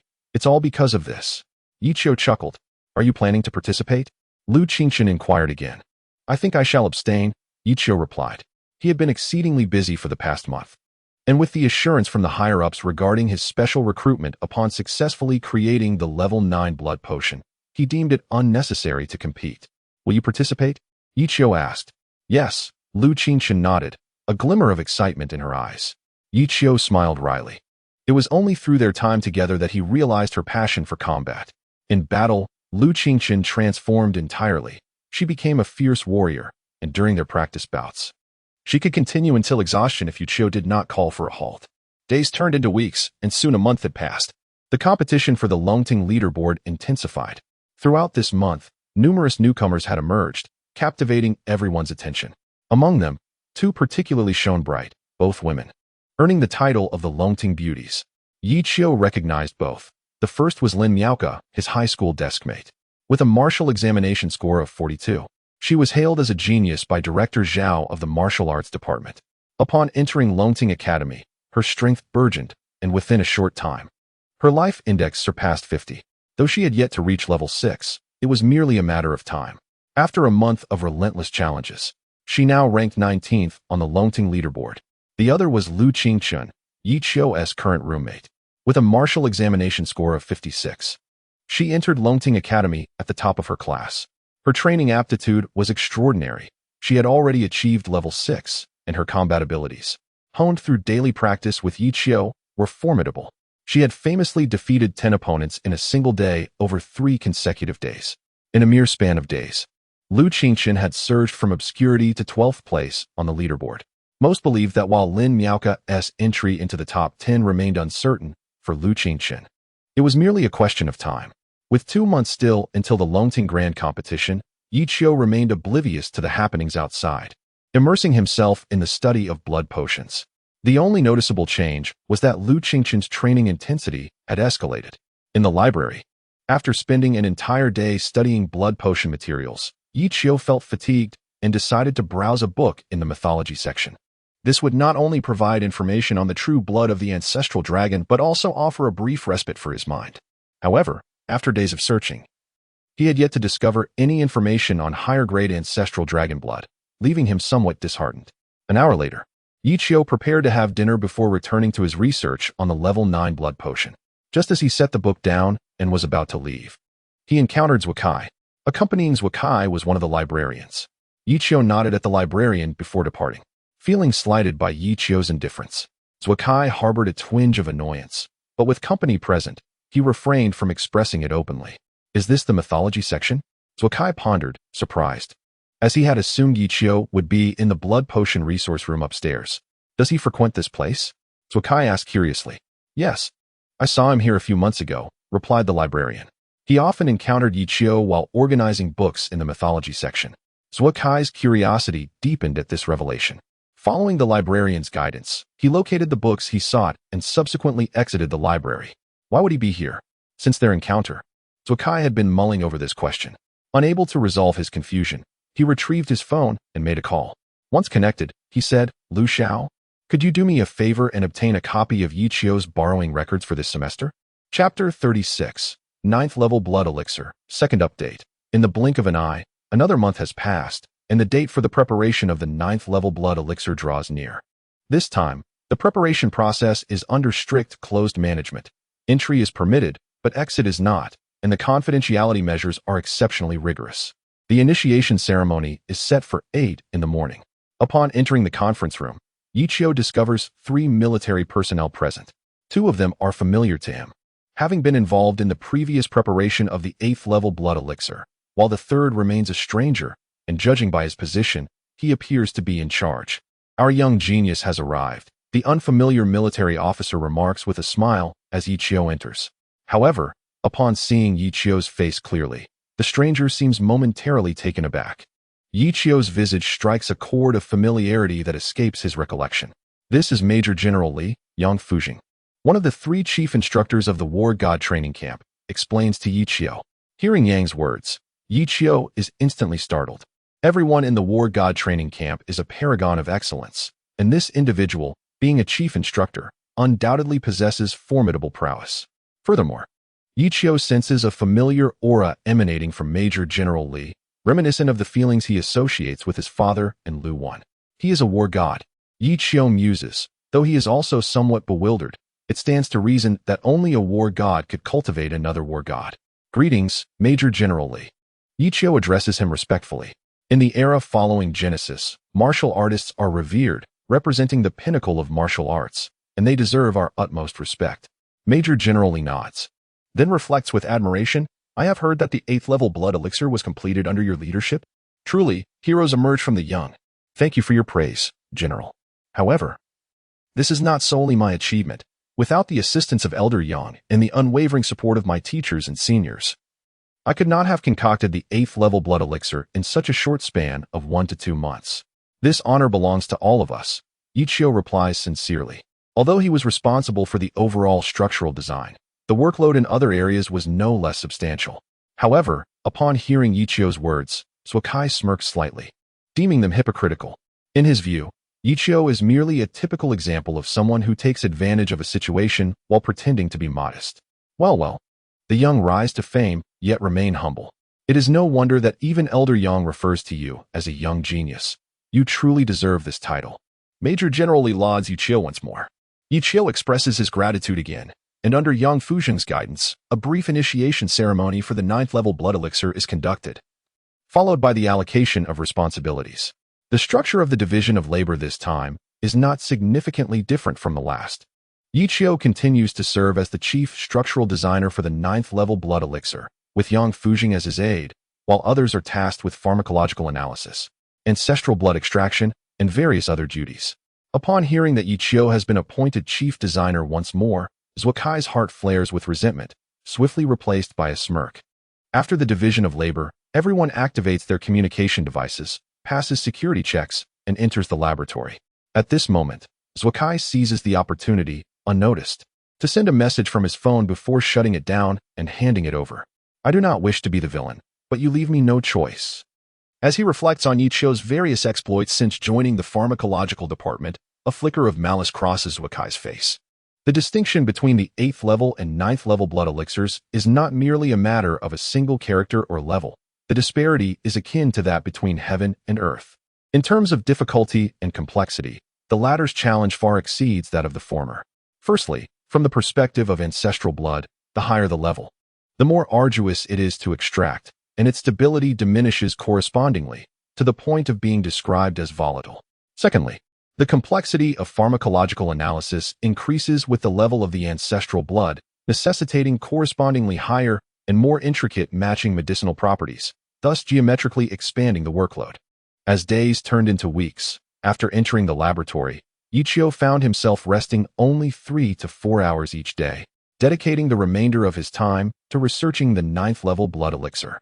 However, due to his mastery of the spirit cultivation technique, his 3 to 4 hours of rest equated to 8 or 9 hours for others, allowing Yichio to remain invigorated.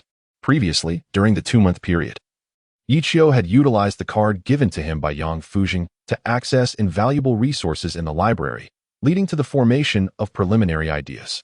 Yet, the chasm between idealism and reality is invariably vast. What appears feasible in theory often proves immensely challenging in practice, with some methods proving utterly impractical.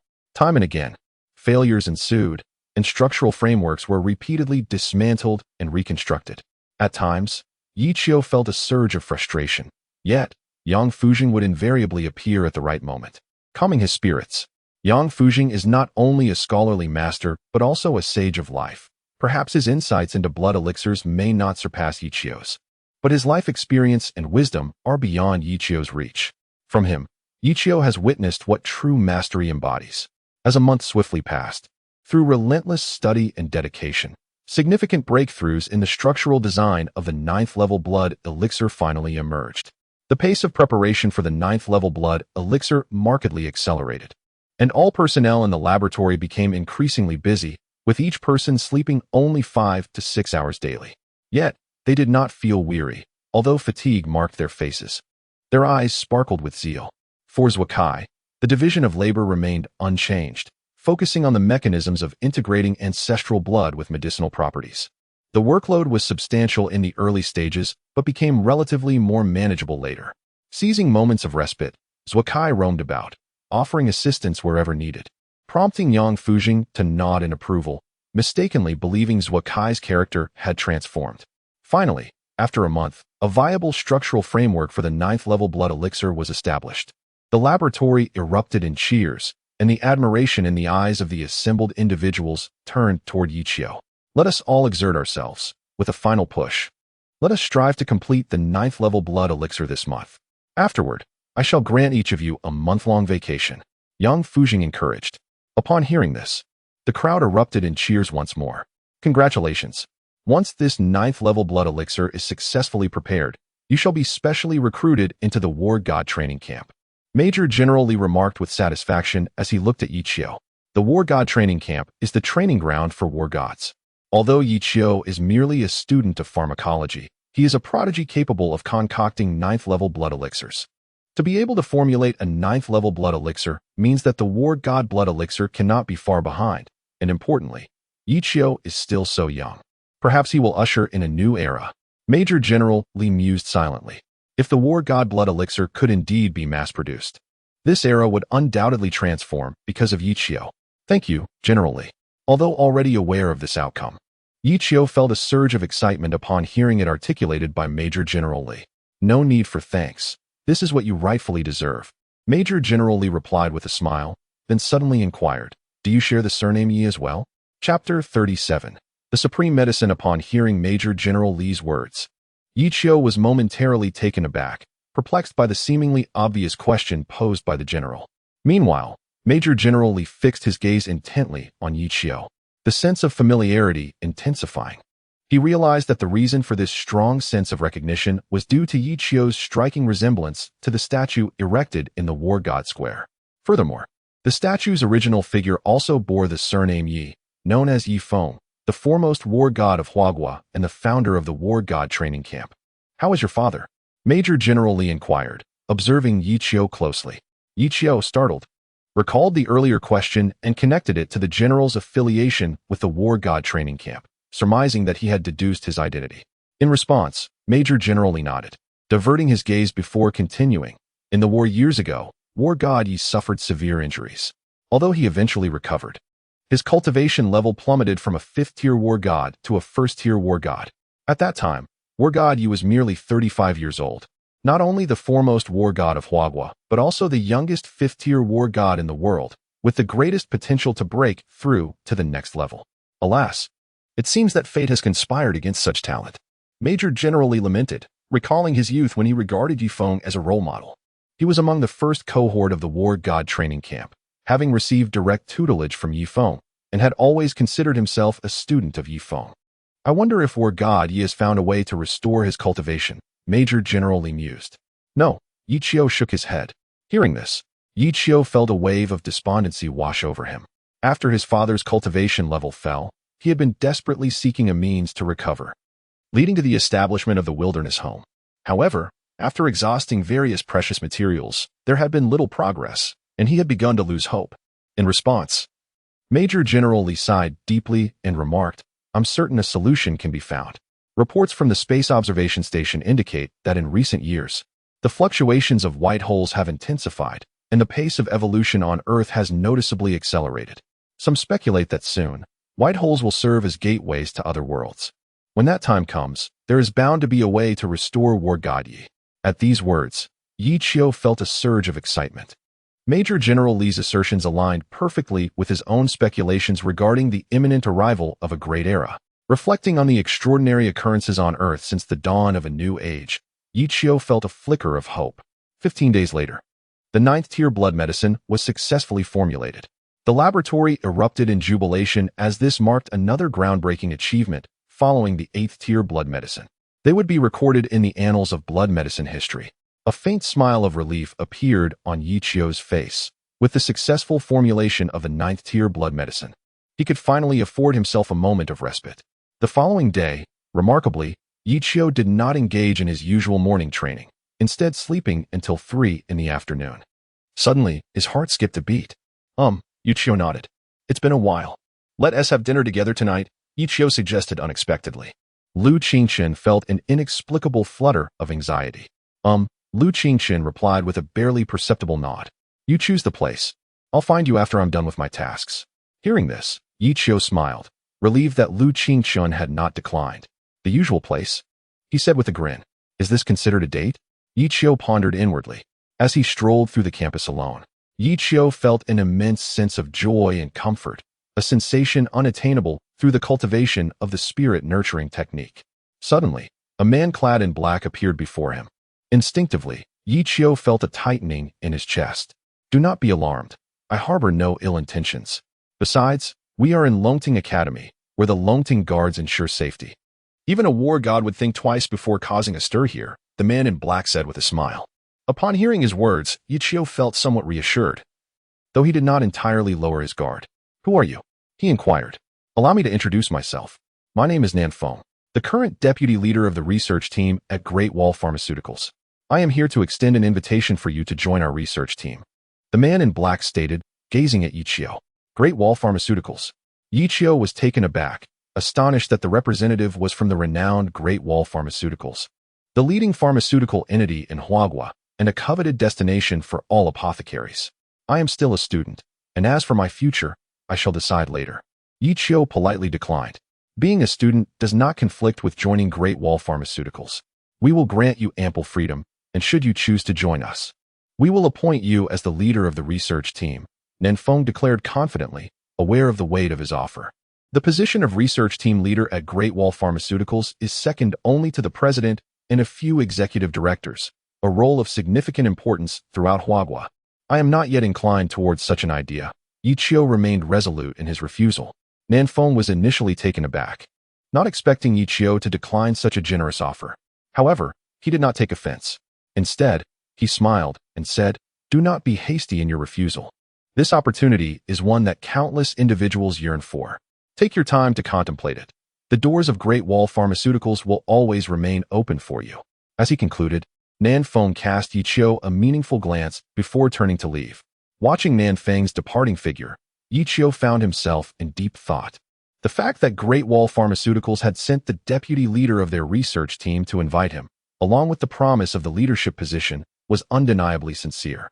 Yet, he wondered why they would expend such effort to recruit an unknown individual like himself. It is worth noting that while Yi Chio played a pivotal role in the development of both the 8th tier and 9th tier blood medicines, these endeavors had been conducted in utmost secrecy, unbeknownst to outsiders. Pondering this, Yi Chio began to form a vague conclusion. It seemed that they had already discovered his involvement in the formulation of the 8th tier and 9th tier blood medicines. However, both were conducted in a confidential environment. How could they possibly have known? The answer was about to unveil itself. Chapter 38. The Ranking, First Update. A traitor lurked within the laboratory. A sudden tension gripped Yi Chio's heart as he mentally filtered through all the individuals present in the lab. However, lacking concrete evidence, he found himself unable to draw any conclusions. Glancing at the clock, he realized mealtime was approaching. Yi Chio decided to dine with Lu Qingchen before informing Yang Fujing about the matter. Ultimately, however, he never got to have that meal. Just as Yi Chio reached the entrance of a nearby noodle shop, a call from Yang Fujing interrupted him. Yi Chio, come to my office at once. Yang's tone was grave. Yi Chio felt a pang of anxiety. Yang rarely spoke with such weight, indicating that something significant had occurred. He quickly notified Lu Qingchen of his urgent matter and hurried to Yang Fujing's office. Upon entering, Yi Chio noticed that, in addition to Yang, there was also the previously encountered Major General Li. You've arrived, Yang Fujing stated. Yi Chio nodded and inquired, Yang, what has happened? Yang glanced at Major General Li, who nodded in affirmation before responding, the formula for the level 9 blood medicine has been leaked. At this revelation, Yi Chio's heart sank. It was only yesterday that the formula had been successfully concocted, and now news of its leak had emerged. Suddenly, Yi Chio recalled the earlier encounter with Nan Feng, along with his own suspicions. At that moment, Major General Lee continued. We had just delivered the level 9 blood medicine to the War God training camp yesterday when we received word that Chongqing Pharmaceutical is auctioning the same. He paused, then added, through various channels, we obtained details of the auctioned blood medicine. Our analysis shows that the composition of the level 9 blood medicine being auctioned bears over 95% similarity to the formula we successfully developed yesterday. While a lower-grade blood medicine might show such high similarity due to its simpler structure, the fact that the level 9 blood medicine exhibits such a high degree of similarity indicates only one possibility. Our formula has been compromised. With these words, silence enveloped the office. There is indeed a mole within our ranks at Chongqing Pharmaceutical, Yichio suddenly asserted. The leak of the level 9 blood medicine's formula, the auction by Chongqing, and the approach from the deputy leader of their research team were all undeniably interconnected. Yes, Yang and I share the same sentiment. Major General Lee agreed. He then added, however, one aspect remains perplexing. We only finalized the formula yesterday, yet Chongqing Pharmaceutical is already auctioning it today. This suggests that they must have produced the level 9 blood medicine even earlier than us, which seems implausible, unless what? Yichio instinctively inquired. Major General Lee cast another glance at him before averting his gaze, declaring, unless the mole is a pivotal figure in the laboratory who, upon the formula's completion, immediately transmitted it by unknown means. Thus, while we were preparing the level 9 blood medicine according to the formula, Chongqing Pharmaceutical had already obtained it to begin their own production. Given that Chongqing is renowned as the foremost pharmaceutical company in the world, they undoubtedly possess superior capabilities in blood medicine formulation, which enables them to outpace us. Once more, silence fell upon the office. Within the laboratory, only two individuals were privy to the complete formula, Yang Fujing and Yichio. Compared to Yang, Yichio was undoubtedly the most likely candidate to have leaked the blood medicine's formula. I believe in Yichio, Yang Fujing suddenly declared. Upon hearing this, Major General Lee offered a bitter smile, responding, Yang, your belief alone holds little weight. He understood Yichio's true identity, and thus his trust in Yichio exceeded even that of Yang Fujing. However, belief alone was insufficient. It was the higher authorities that needed to be convinced. Are you suggesting that mere suspicion warrants detaining him? If you must apprehend someone, then take me along as well, Yang Fujing said with a frown.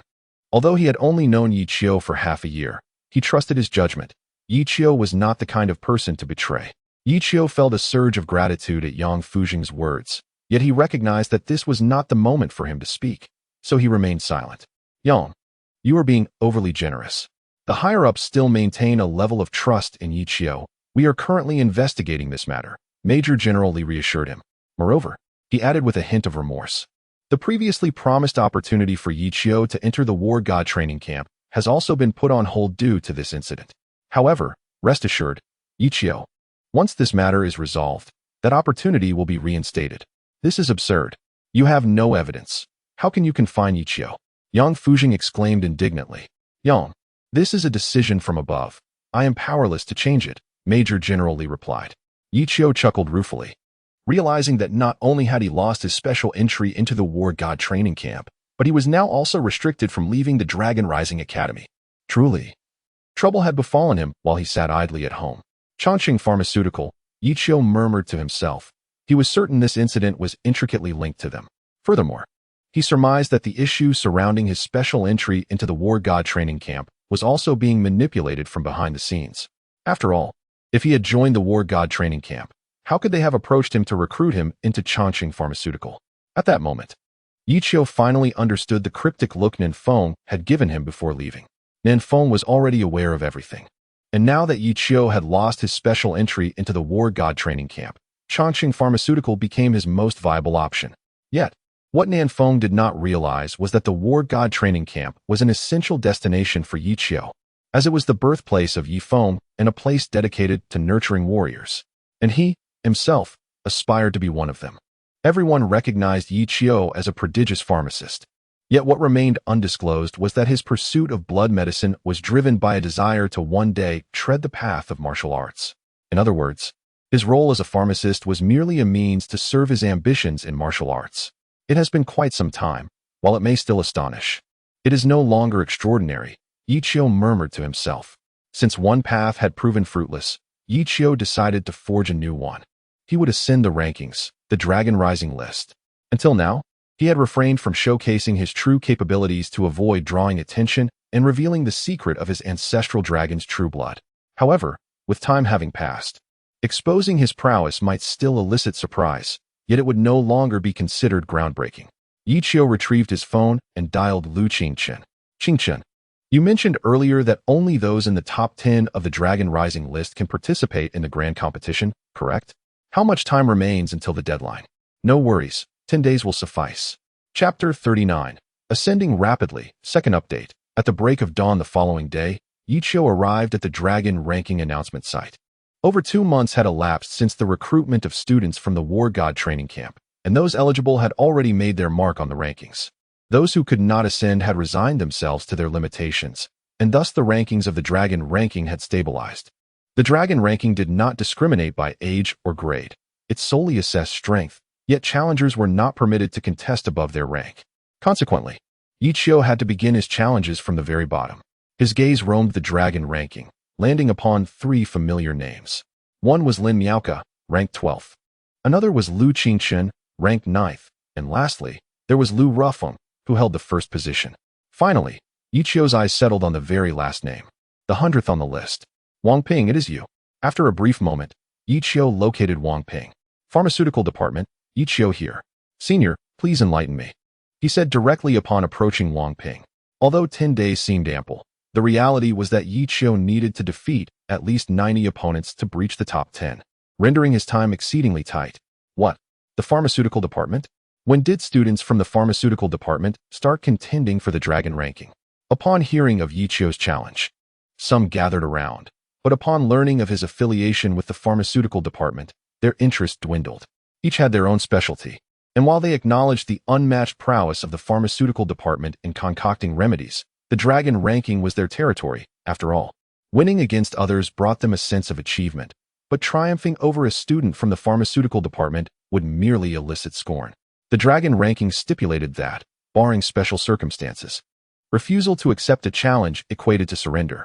Are you prepared to concede? Yi Qiu, pressed for time, resorted to provocation. Predictably, upon hearing Yi Qiu's words, a flicker of anger crossed Wang Ping's face. He had not anticipated such impertinence. He resolved to teach Yi Qiu a lesson. Fine, I accept your challenge, Wang Ping replied. How many moves do you think this pharmaceutical student can withstand? Someone wagered. I bet 1 move. Great minds think alike. I share the same sentiment. Disregarding the derision of onlookers, Yi Qiu remained unfazed, knowing time would serve as the ultimate counter to their disbelief. Humph. Wang Ping scoffed, then propelled himself forward as if released from a bowstring, aiming directly for Yi Qiu. He held nothing back, intent on defeating Yi Qiu with a single blow. Otherwise, even a victory would be marred by humiliation. The wind howled as Wang Ping vanished from view, reappearing before Yi Qiu in an instant. Prepare to be defeated, he bellowed. Just as Wang Ping's punch was about to land, Yi Qiu sprang into action, forming a fist and meeting Wang Ping's attack head-on. With a resounding crash, their fists collided, followed by a sharp crack. To the astonishment of the onlookers, Wang Ping's body was sent hurtling backward, ultimately crashing to the ground. Victory in a single strike left the audience in stunned silence. Is he truly a student from the Pharmaceutical Department? When did their combat prowess reach such heights? Surely, he must be an imposter. The crowd buzzed with astonishment as they turned their incredulous gazes toward Yi Qiu, ignoring their gasps of disbelief. Yi Qiu proceeded to challenge the 99th ranked contender, following the sequence set by the Dragon ranking.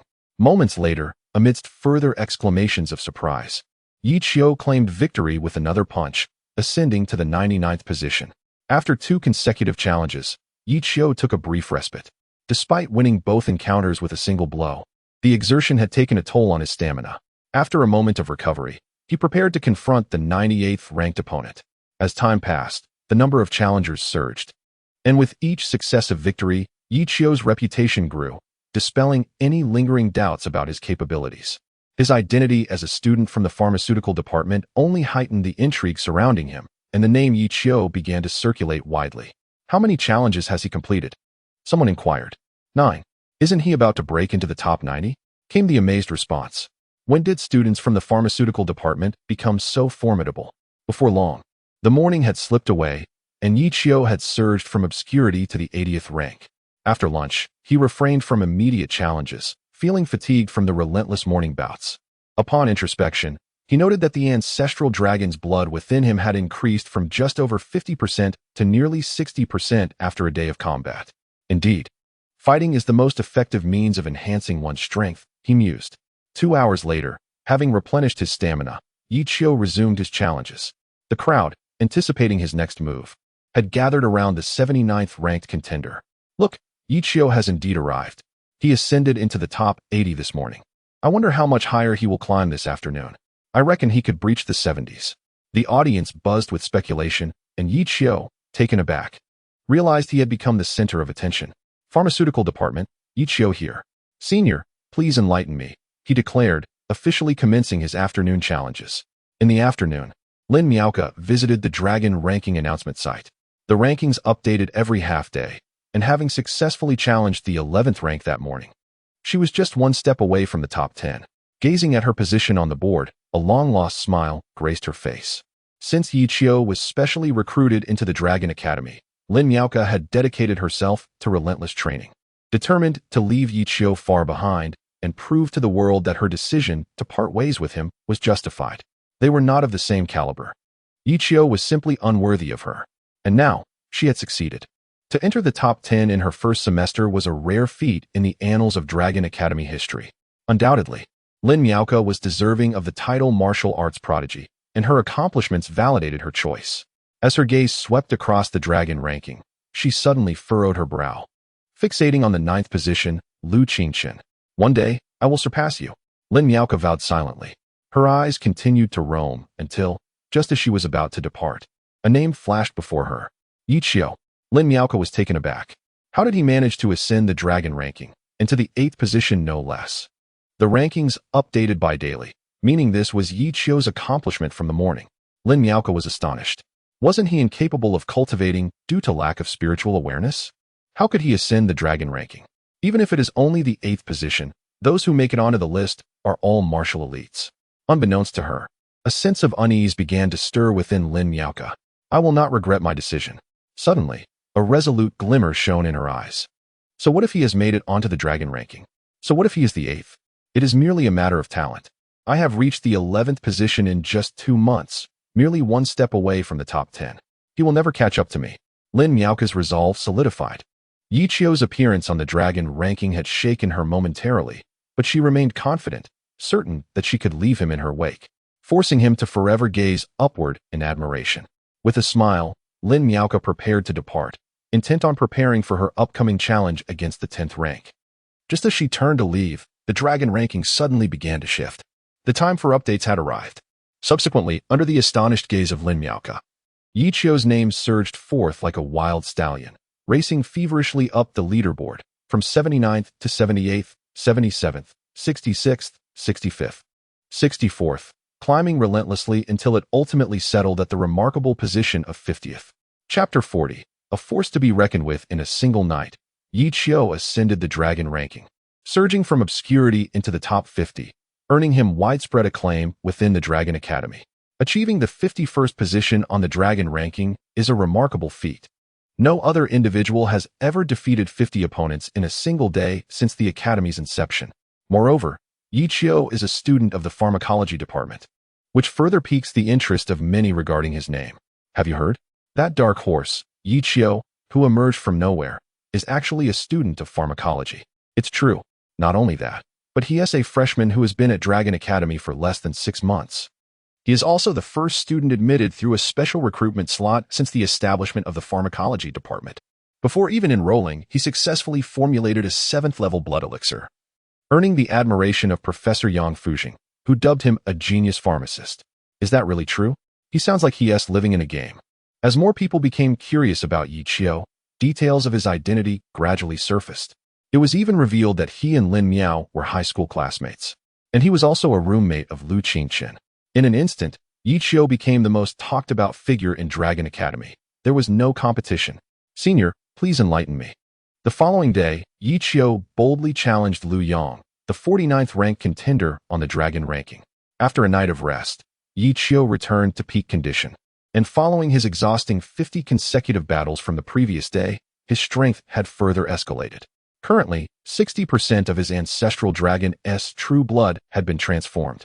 With his life index exceeding 60, he had already reached the 6th level of martial prowess. I accept. Lu Yong nodded. Aware of Yi Qiu's reputation for defeating 50 opponents in a single day, and he could not afford to be careless. With his body tense, he prepared himself for the battle. Without unnecessary pleasantries, Yi Qiu propelled himself off the ground, shooting toward Lu Yong like an arrow. Lu Yong, completely focused, sensed an intense feeling of danger as Yi Qiu charged at him. Without hesitation, he opted to evade rather than confront the incoming attack. Seeing Lu Yong's attempt to dodge, Yi Qiu bore no expression of disappointment. He missed with a punch, but maintained his momentum.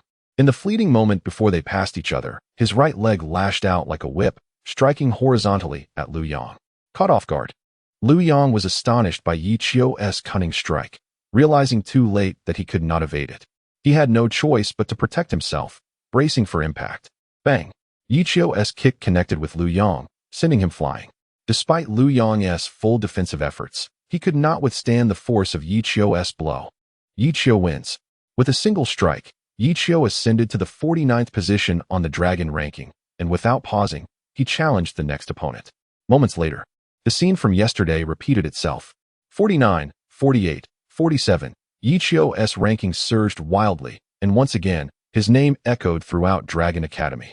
As Yi Qiu's rank soared, students from the pharmacology department erupted in excitement. Though they had long been unrivaled in the field of elixirs, they had consistently lagged in martial strength. The emergence of such a dark horse not only illuminated their status, but also bolstered their confidence when interacting with other departments. If anyone dares to belittle the martial prowess of the pharmacology department, we can retort that our low combat skills are merely a choice. We prefer to focus on elixirs. If we devoted ourselves to training, we could easily defeat 50 opponents in a day. Conversely, the students from the martial arts department felt their pride wounded. The dragon ranking had long been their territory. Although other departments occasionally made it onto the list, none had ever breached the top 50.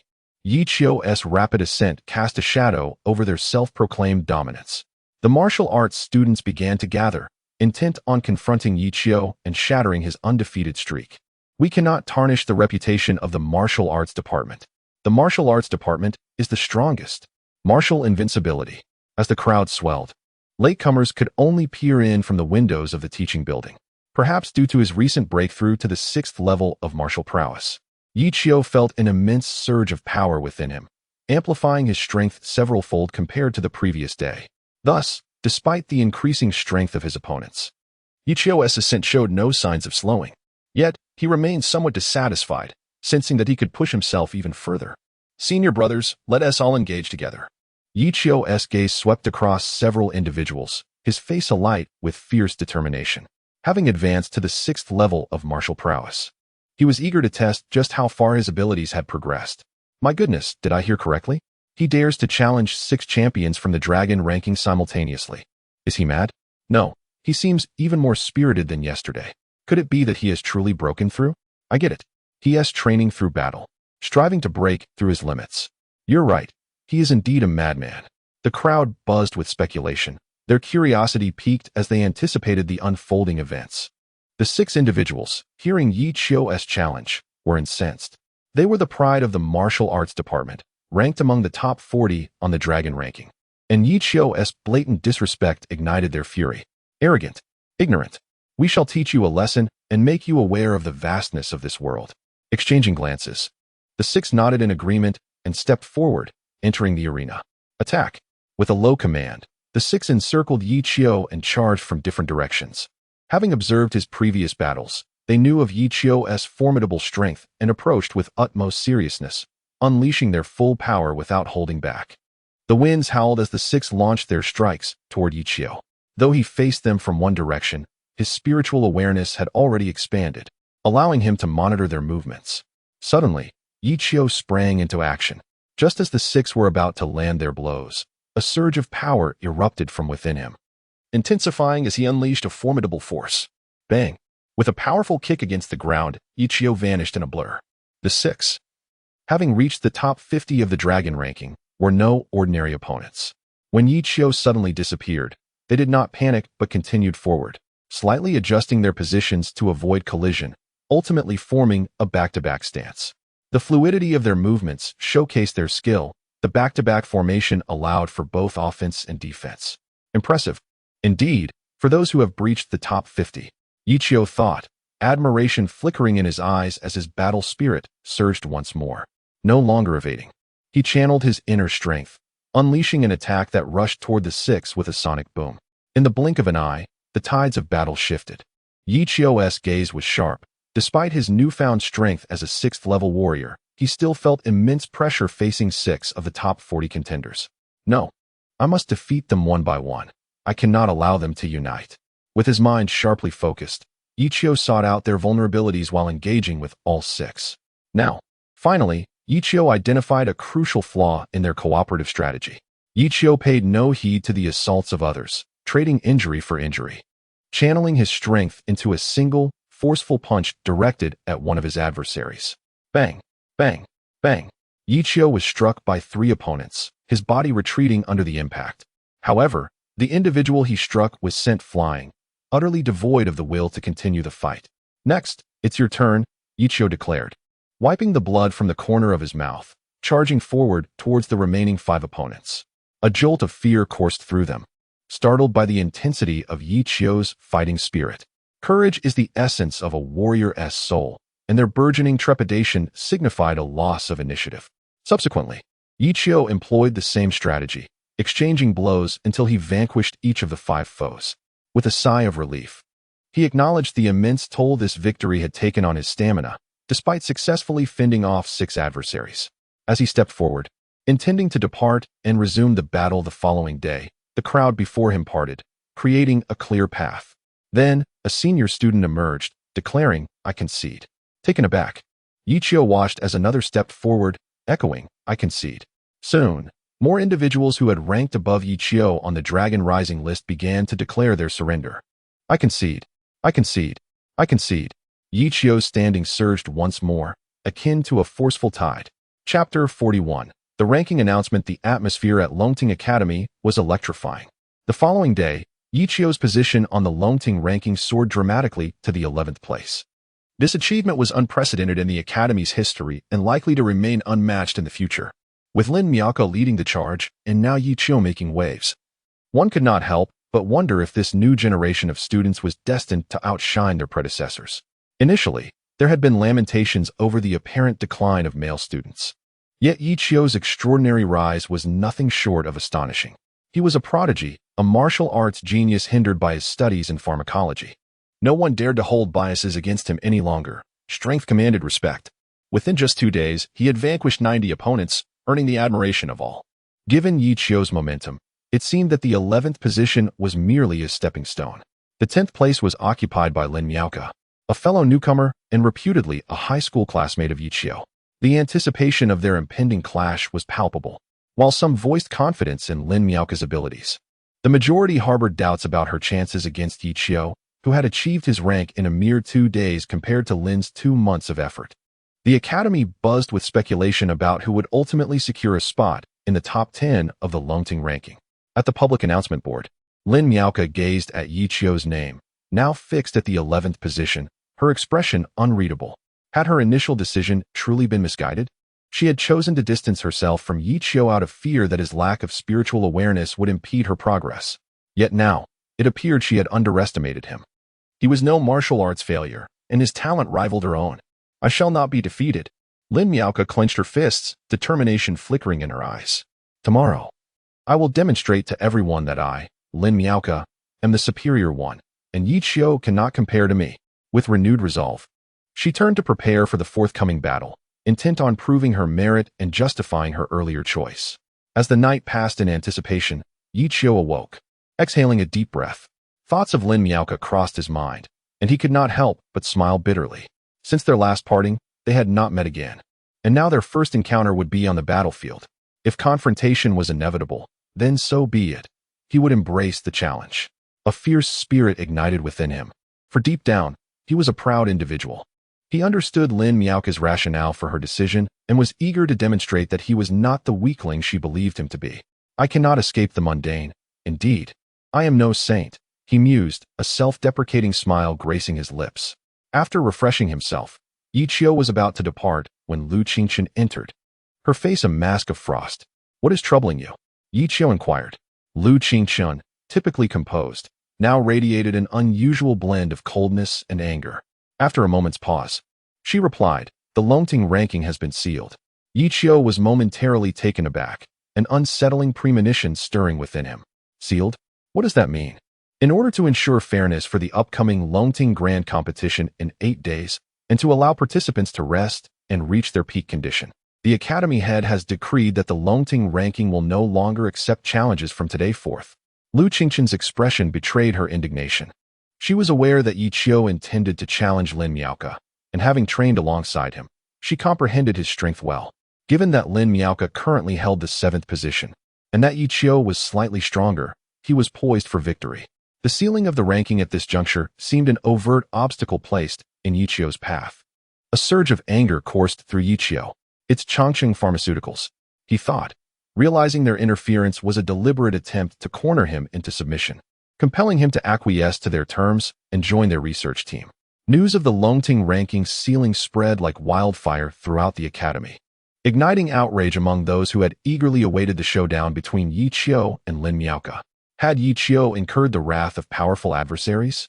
Regardless, the situation felt profoundly unjust, and many questioned whether such actions would lead outsiders to mock and disdain the students of Longting Academy.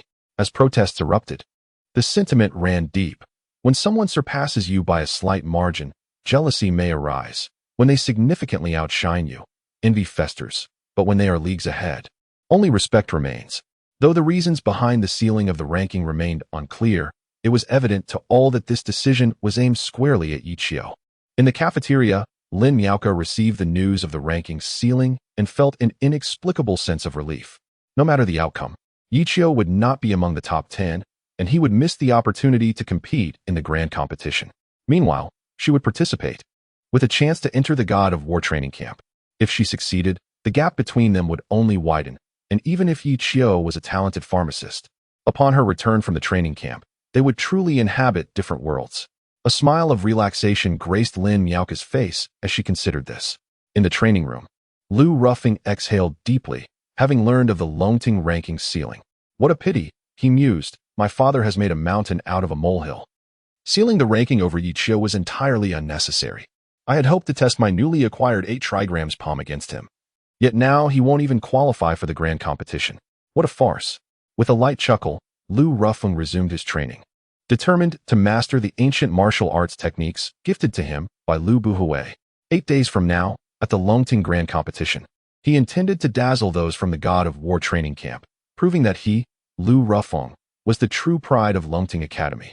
The sealing of the Longting ranking had become an unalterable reality, leaving everyone with feelings of resentment and regret. After all, no matter how prestigious Longting Academy might be, it paled in comparison to the God of War training camp, a revered institution renowned for cultivating legends. What a shame. A collective sigh echoed in the hearts of all. Just as they believed Yi Qiu would miss the chance to compete, his phone suddenly rang. Upon glancing at the screen, Yi Qiu was taken aback to see the caller ID. God of War Training Camp, Major General Li. Chapter 42. The Death Indicator, Second Update. 8 fleeting days have passed. All matters bear tangible effects, and after an 8-day cooling-off period, the closure of the Dragon Rising rankings has gradually subsided. It remains uncertain how many individuals the War God Training Camp will select from our school this year. It is rumored that the last selection comprised 5 candidates. So this time, it is likely to be similar. 5. Does that imply that only the top 10 of the Dragon Rising rankings are eligible? What did you expect? After all, this is the War God Training Camp, the true cradle of warriors. I wonder who will be chosen. If the rankings could have been postponed, even by just a day, Yi Qiu would undoubtedly secure a spot in the Dragon Rising Grand Tournament. At this thought, a collective sigh escaped the crowd, lamenting Yi Qiu's unfortunate circumstances. The venue for the Dragon Rising Grand Tournament is set at the Dragon Rising Square. At this moment, with merely an hour left until the event, the square is already teeming with people. Half an hour later, the top 10 students of the Dragon Rising rankings have arrived at the competition grounds, all bearing smiles regardless of the outcome. Merely being present here is an honor. Lu Ruffin cast a glance at the podium his eyes shimmering with determination. Having mastered the 8 trigrams palm, he felt confident. Today, he would surely astonish everyone, including the chief instructor of the War God training camp. Lin Miaoka's eyes radiated a fierce spirit. Though she held the 10th position on the Dragon Rising rankings, she possessed unwavering confidence, believing that if she fought with all her might, she could potentially break into the top 5. Moreover, her youth worked in her favor. Entering the top 10 as a freshman, even if she did not make the top 5, she could still attract the attention of the War God training camp.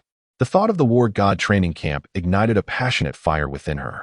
Meanwhile, Lu Qingchen exhibited little excitement, instead displaying a hint of anxiousness, frequently glancing around as if searching for someone, or perhaps waiting for someone. On the podium, Dean Lu Buhui warmly welcomed the instructors from the War God training camp. One instructor appeared familiar. He was Major Li, one of the 3 chief instructors Yi Qiu had encountered before. Instructor Li, it is nearly time. Shall we commence? Lu Buhui inquired with a smile. No rush. Some individuals have yet to arrive, Major Li replied. Who hasn't arrived? Lu Buhui asked curiously, surveying the venue where all the top 10 students were present. At that moment, a commotion erupted within the Dragon Rising Square. Yi Qiu has arrived. A gasp echoed through the crowd, causing the previously dense throng to part and create a long corridor. Within this corridor, a young man strolled in. It was none other than Yi Qiu. Yi Qiu, Yi Qiu, Yi Qiu. The square erupted into a cacophony of voices. You're here. Lu Qingchen's face broke into a rare smile. Yi Qiu then turned, offering a smile to Lin Miaoka before his gaze settled on Lu Rufeng. 8 days prior, Major Li had informed him that the matter had been clarified. The 9th level blood potion had been leaked by Zhuo Kai, whose instigator was none other than Lu Buhui, the acting dean of Dragon Rising Academy. Yi Qiu smiled, turning his head away. While a drop of water should be repaid with a fountain of gratitude, those who offend him, no matter how distant, will surely face retribution. Yi Qiu exchanged a few words with Lu Qingchen, while Lu Rufeng's expression darkened momentarily. Though I do not know why you qualified for the Dragon Rising Grand Tournament, you tread a path where heaven offers no way. Let us see how this unfolds. Lin Miaoka felt an inexplicable irritation. Witnessing Yi Qiu and Lu Qingchen engaged in light-hearted banter caused her heart to feel constricted, as if something that once belonged to her had been stolen away. I will defeat you. Lin Miaoka vowed silently, her fists clenched tightly. The one I have been waiting for has arrived.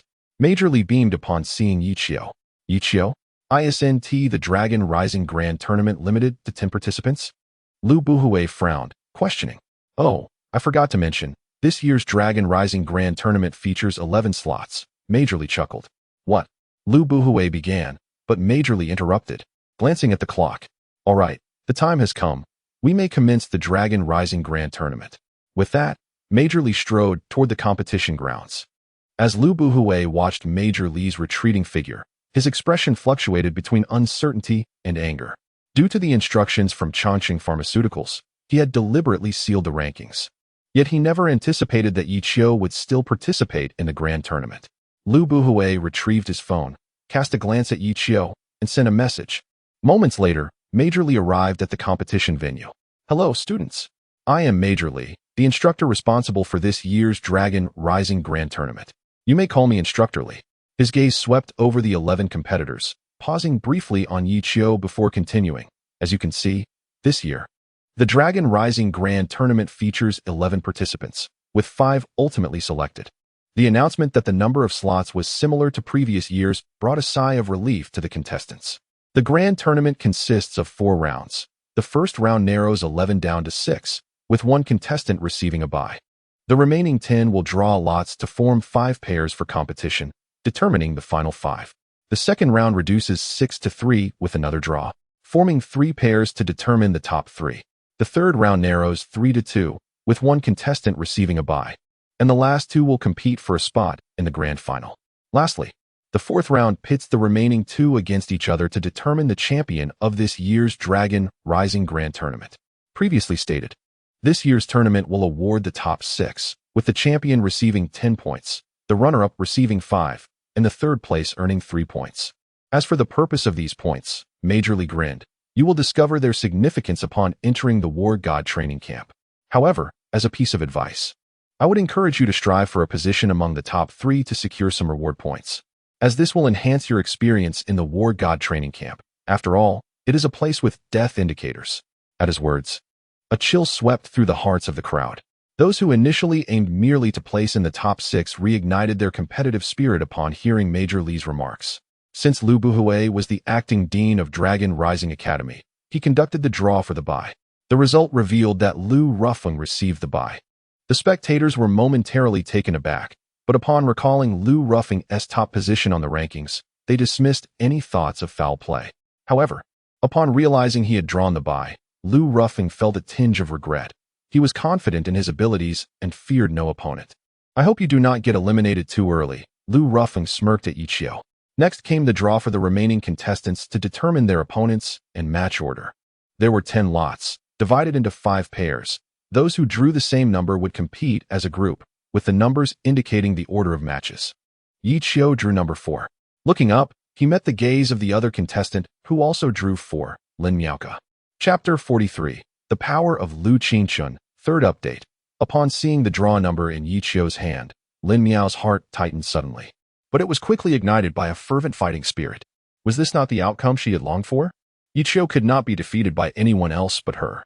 She yearned to personally vanquish Yichio, to demonstrate her superiority and validate her initial choice. On the other side, Lu Qingchun drew the number 1. And so did Lu Ming, who ranked 4th on the Dragon Rising list. Moments later, the Dragon Rising Grand Tournament commenced, with Lu Qingchun and Lu Ming being the first to take the stage. Lu Ming, a seasoned student who had been at Dragon Rising Academy for 3 years, possessed formidable strength. In a genuine contest of power, he could easily secure a spot in the top 3 of the Dragon Rising list. A smile graced Lu Ming's face. Although Lu Qingchun was exceptionally talented, having surged into the top 10 as a newcomer, he himself had also entered the top 10 in his second year. His own talent was not to be underestimated, and with an additional year of training, he felt confident that this match would be a simple affair. Yet, he did not underestimate his opponent. After all, this was the Dragon Rising Grand Tournament, and the victor would gain admission to the War God training camp. A misstep could lead to humiliation, and there would be no place to lament. Let the battle begin, Lu Ming declared, stepping forward and striking towards Lu Qingchun with a palm. This strike was merely a probe, and thus Lu Ming did not exert his full strength. Employing only 70% of his power, he was confident that even this partial force would inflict considerable damage upon Lu Qingchun. Meanwhile, Lu Qingchun, entering a combat state, transformed from a tranquil presence into one of icy determination. As Lu Ming's palm descended, Lu Qingchun exhibited no sign of fear. Rather, he embraced the challenge with fervor. He stepped forward, meeting Lu Ming head-on. "Come at me." Lu Ming's heart soared with delight at his opponent's audacity. He increased his strength, elevating his initial 70% effort to 80. "Prepare for defeat," he bellowed, brimming with confidence, certain that this blow would incapacitate Lu Qingchun. As Lu Ming's palm hurtled towards him, Lu Qingchun suddenly crouched low, evading the strike that grazed his head. In that instant, he unleashed a powerful punch aimed squarely at Lu Ming. Lu Ming was taken aback. He had not anticipated such agility from Lu Qingchun, who could change tactics so swiftly. However, being one of the top 10 on the Dragon Rising list, Lu Ming was not easily outmatched. He quickly stomped the ground, performing a backflip to evade Lu Qingchun's punch, simultaneously using the momentum to kick out at him. Once again, Lu Qingchun did not evade, responding with another thunderous punch directed at Lu Ming. Bang! The two disengaged, Lu Qingchun stumbling back a few steps while Lu Ming was knocked to the ground by the force of Lu Qingchun's blow. A wave of astonishment rippled through the Dragon Rising square. Wasn't Lu Ming among the top 10 last year? His strength is formidable, yet he is bested by Lu Qingchun. Lu Qingchun's talent is truly extraordinary. Indeed, she is one of the Dragon Rising darlings, a goddess in her own right. Go, Lu Goddess, go. Having repelled Lu Ming with a single strike, not only were the spectators in the Dragon Rising square astonished, but even those seated at the judges' table were taken aback. Major General Li nodded, a satisfied expression gracing her features. She was well aware of Lu Qingchun's background. Achieving such results at such a young age certainly warranted her admission to the War God training camp. Meanwhile, Lu Buhui glanced at Lu Qingchun before shifting his gaze to Lu Ruffeng. In comparison to Lu Qingchun's martial talent, he placed greater importance on her connections. At that moment, the two combatants were once again engaged in battle. Hearing the surrounding gasps of astonishment, Lu Ming felt a pang of anger. Those cheers were not for him, but for his opponent, and they grated on his ears. No longer holding back, Lu Ming unleashed his full strength against Lu Qingchen, determined not to allow a repeat of the earlier incident. As time passed, the intensity of their battle escalated. Yet, Lu Ming grew increasingly alarmed. He had expended all his energy but failed to gain a decisive advantage. Furthermore, as the fight wore on, he could feel his stamina waning, while Lu Qingchen remained undaunted. Showing no signs of fatigue, Lu Ming was on the verge of defeat, Yiqiu mused. While the outcome was still unclear, Lu Ming's diminishing aura indicated that he was struggling both mentally and physically. Not only Yiqiu but also those with extensive combat experience recognized the signs of Lu Ming's impending defeat. It was merely a matter of time before Lu Qingchen emerged victorious. Indeed, after a series of exchanges, Lu Qingchen struck Lu Ming down, claiming victory. Lu Goddess has won. By winning this match, she secures a place in the top 6, which means she can enter the War God training camp.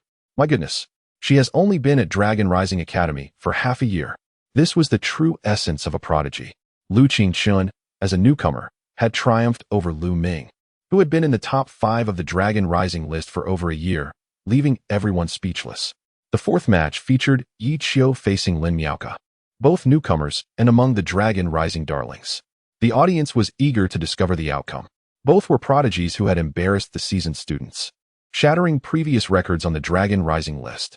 Fate had conspired to pit these two newcomers against each other, ensuring that one would be eliminated. This provoked a sense of pity, yet also heightened curiosity among the spectators. Who would ultimately prevail? The tournament continued, with the second match showcasing Zhao Lu, ranked second on the Dragon Rising list, against Wang Hao, ranked 9th. Wang Hao had entered the top 10 the previous year, while Zhao Lu had spent 3 years at the second position, second only to Lu Rufflin. Unquestionably, Zhao Lu emerged victorious in the second match. Soon, the third match commenced, featuring the third-ranked competitor against the 8th. The disparity in strength was still vast, and within 100 exchanges, the 8th-ranked contender succumbed. Now, it was time for the fourth match. Tension filled the air as everyone awaited the bout between Yiqiu and Lin Miaoke, both celebrated prodigies who had rewritten the legends of the Dragon Rising list. As prodigy faced prodigy, legend confronted legend, the audience was eager to witness the outcome. Amidst the anticipation, Yiqiu and Lin Miaoke ascended the stage, exchanging glances. Lin Miaoke wore an inscrutable expression, while Yiqiu smiled and broke the silence, saying, "Long time no see." Chapter 44. The Battle with Lin Miaoke. First update. It has been a long time. I hope you have been well. On the surface, Yiqiu appeared composed, yet the tumult of emotions within him was known only to himself. He was no sage, nor could he aspire to be one. He was merely an 18-year-old youth, unable to remain unaffected by the scorn and rejection of others. Though this sentiment did not manifest as an intense resentment akin to the river flows east for 10 years and west for another 10, do not belittle the impoverished youth. He still yearned to prove himself, to convey the message that his detractors had misjudged him, to release the pent-up frustrations in his heart.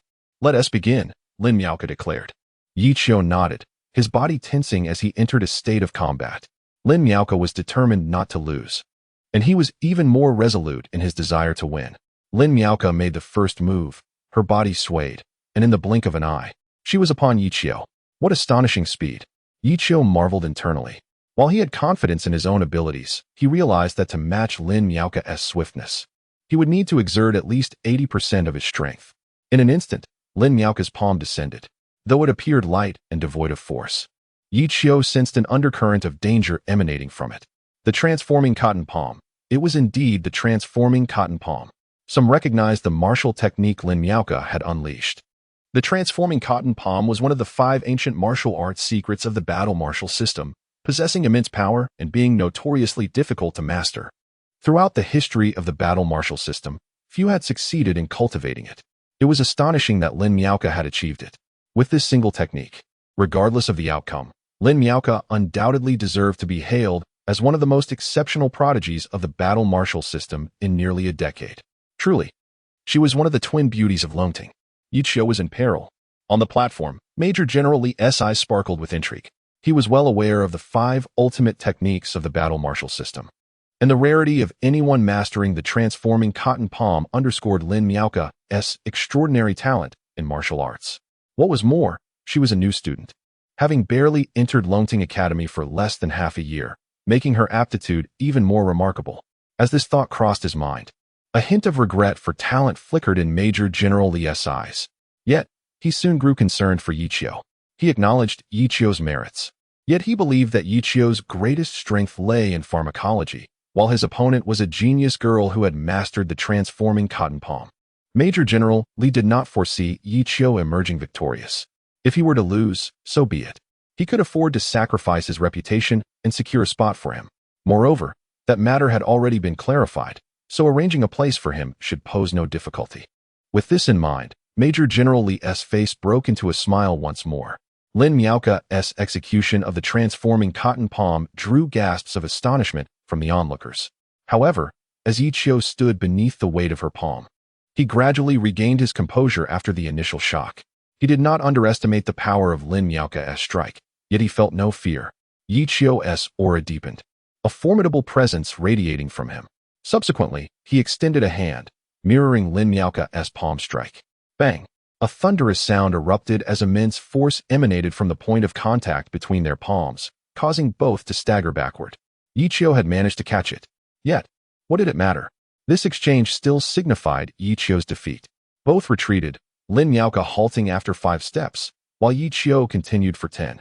It was too early to declare a winner, and Yiqiu had merely fallen slightly short in that exchange. The excitement had only just begun, with more to unfold.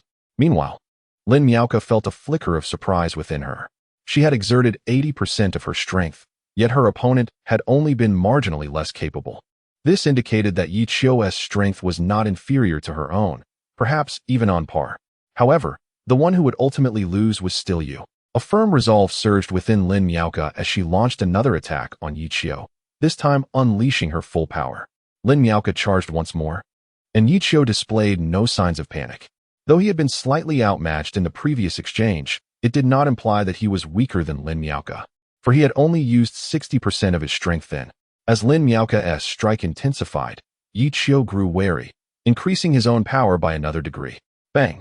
The two clashed again, but this time they did not separate as before. Instead, they became entangled in a fierce struggle. Bang! Bang! Bang! In the blink of an eye, they exchanged over 10 blows, the intensity of the battle escalating. Lin Miaoka unleashed palm strike after palm strike, her power gradually surging like an accumulating tidal wave. This was the true strength of the transforming cotton palm.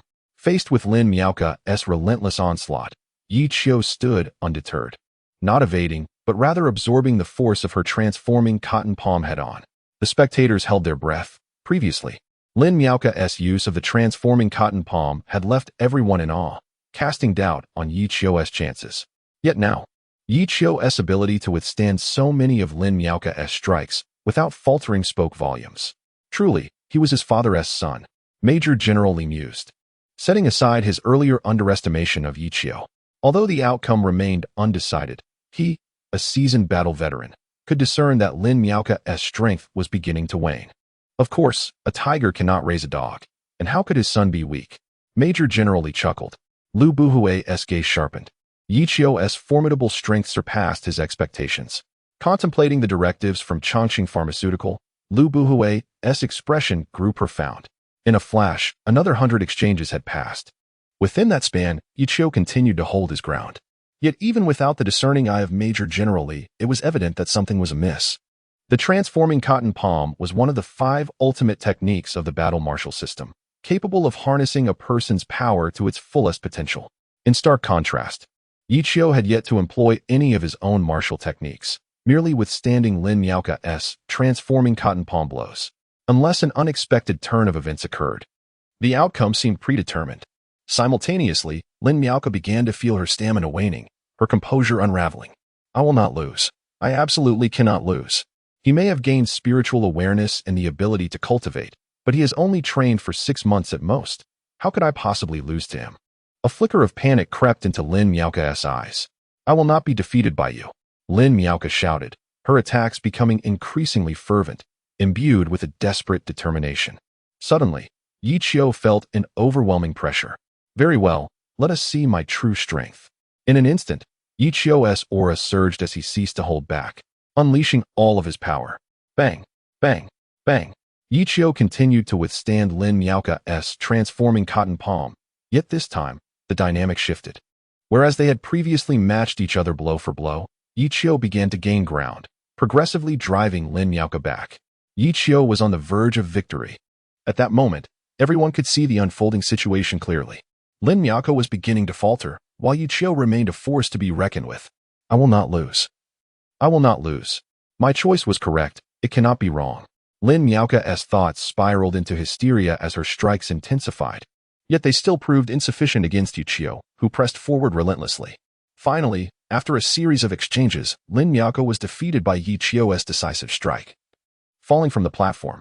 In the fourth match of the Longting Grand Competition, Yi Qiu emerged victorious.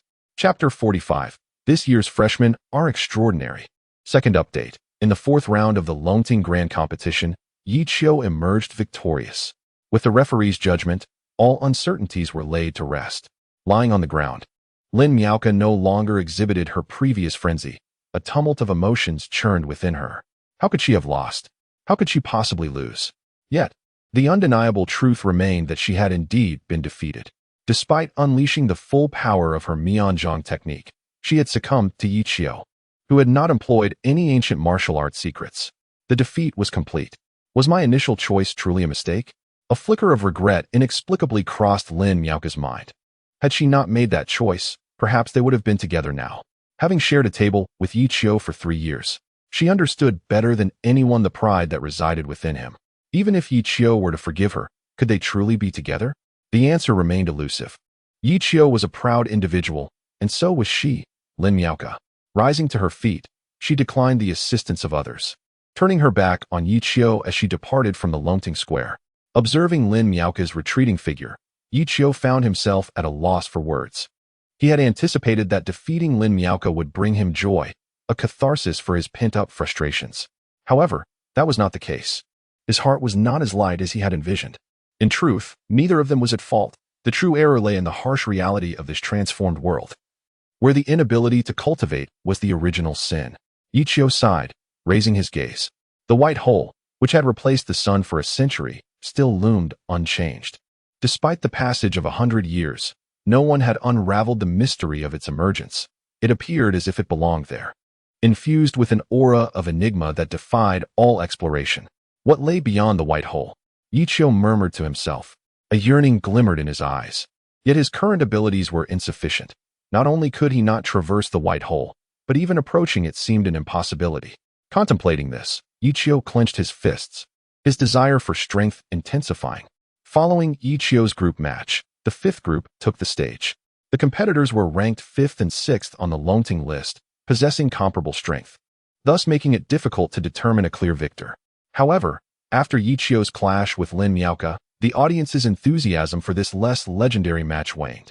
Half an hour later, the 6th-ranked competitor executed a counterattack against the 5th, securing his place in the War God training camp. The first round of the Longting Grand Competition concluded, followed by a half-hour intermission, after which the second round commenced. Once again, drawing lots determined the matchups. Yi Qiu drew number 3, alongside Zhao Lu, the second-ranked competitor. Lu Qingqin drew number 1, facing the victor of the previous match, the 6th-ranked competitor. Lu Rufeng drew number 2, pitted against the 3rd-ranked contender. The second round's first match began. Lu Qingqin ascended the stage to confront the 6th-ranked Li Jiang, who had successfully counterattacked the 5th-ranked opponent, demonstrating formidable strength. Unfortunately for Li Jiang, he faced Lu Qingqin, an individual even Yi Qiu found daunting. Without question, Lu Qingqin emerged victorious in this opening contest, showcasing her exceptional martial talent by decisively defeating Li Jiang in under 100 moves. This year's freshmen are indeed extraordinary. Lu Qingqin, Lin Miaoka, and Yi Qiu continuously redefine the standards of genius within Longting Academy, shattering records in less than 6 months since their enrollment. Soon, the second round's second match commenced. Lu Rufeng stepped onto the stage, a subtle smile gracing his face. After a long wait, it was finally his turn to perform. He regarded this not as a competition but as a showcase, a solo performance solely for himself. Lu Qingqin, Lin Miaoka, and Yi Qiu were all geniuses. He did not dispute that. Yet, he vowed to defeat them here and proclaimed to all that he, Lu Rufeng, was the true pride of Longting Academy. Wu Cheng, ranked third on the Longting list, felt a tightening in his chest as he regarded Lu Rufeng. Facing those three prodigies would not have made him as anxious, after all.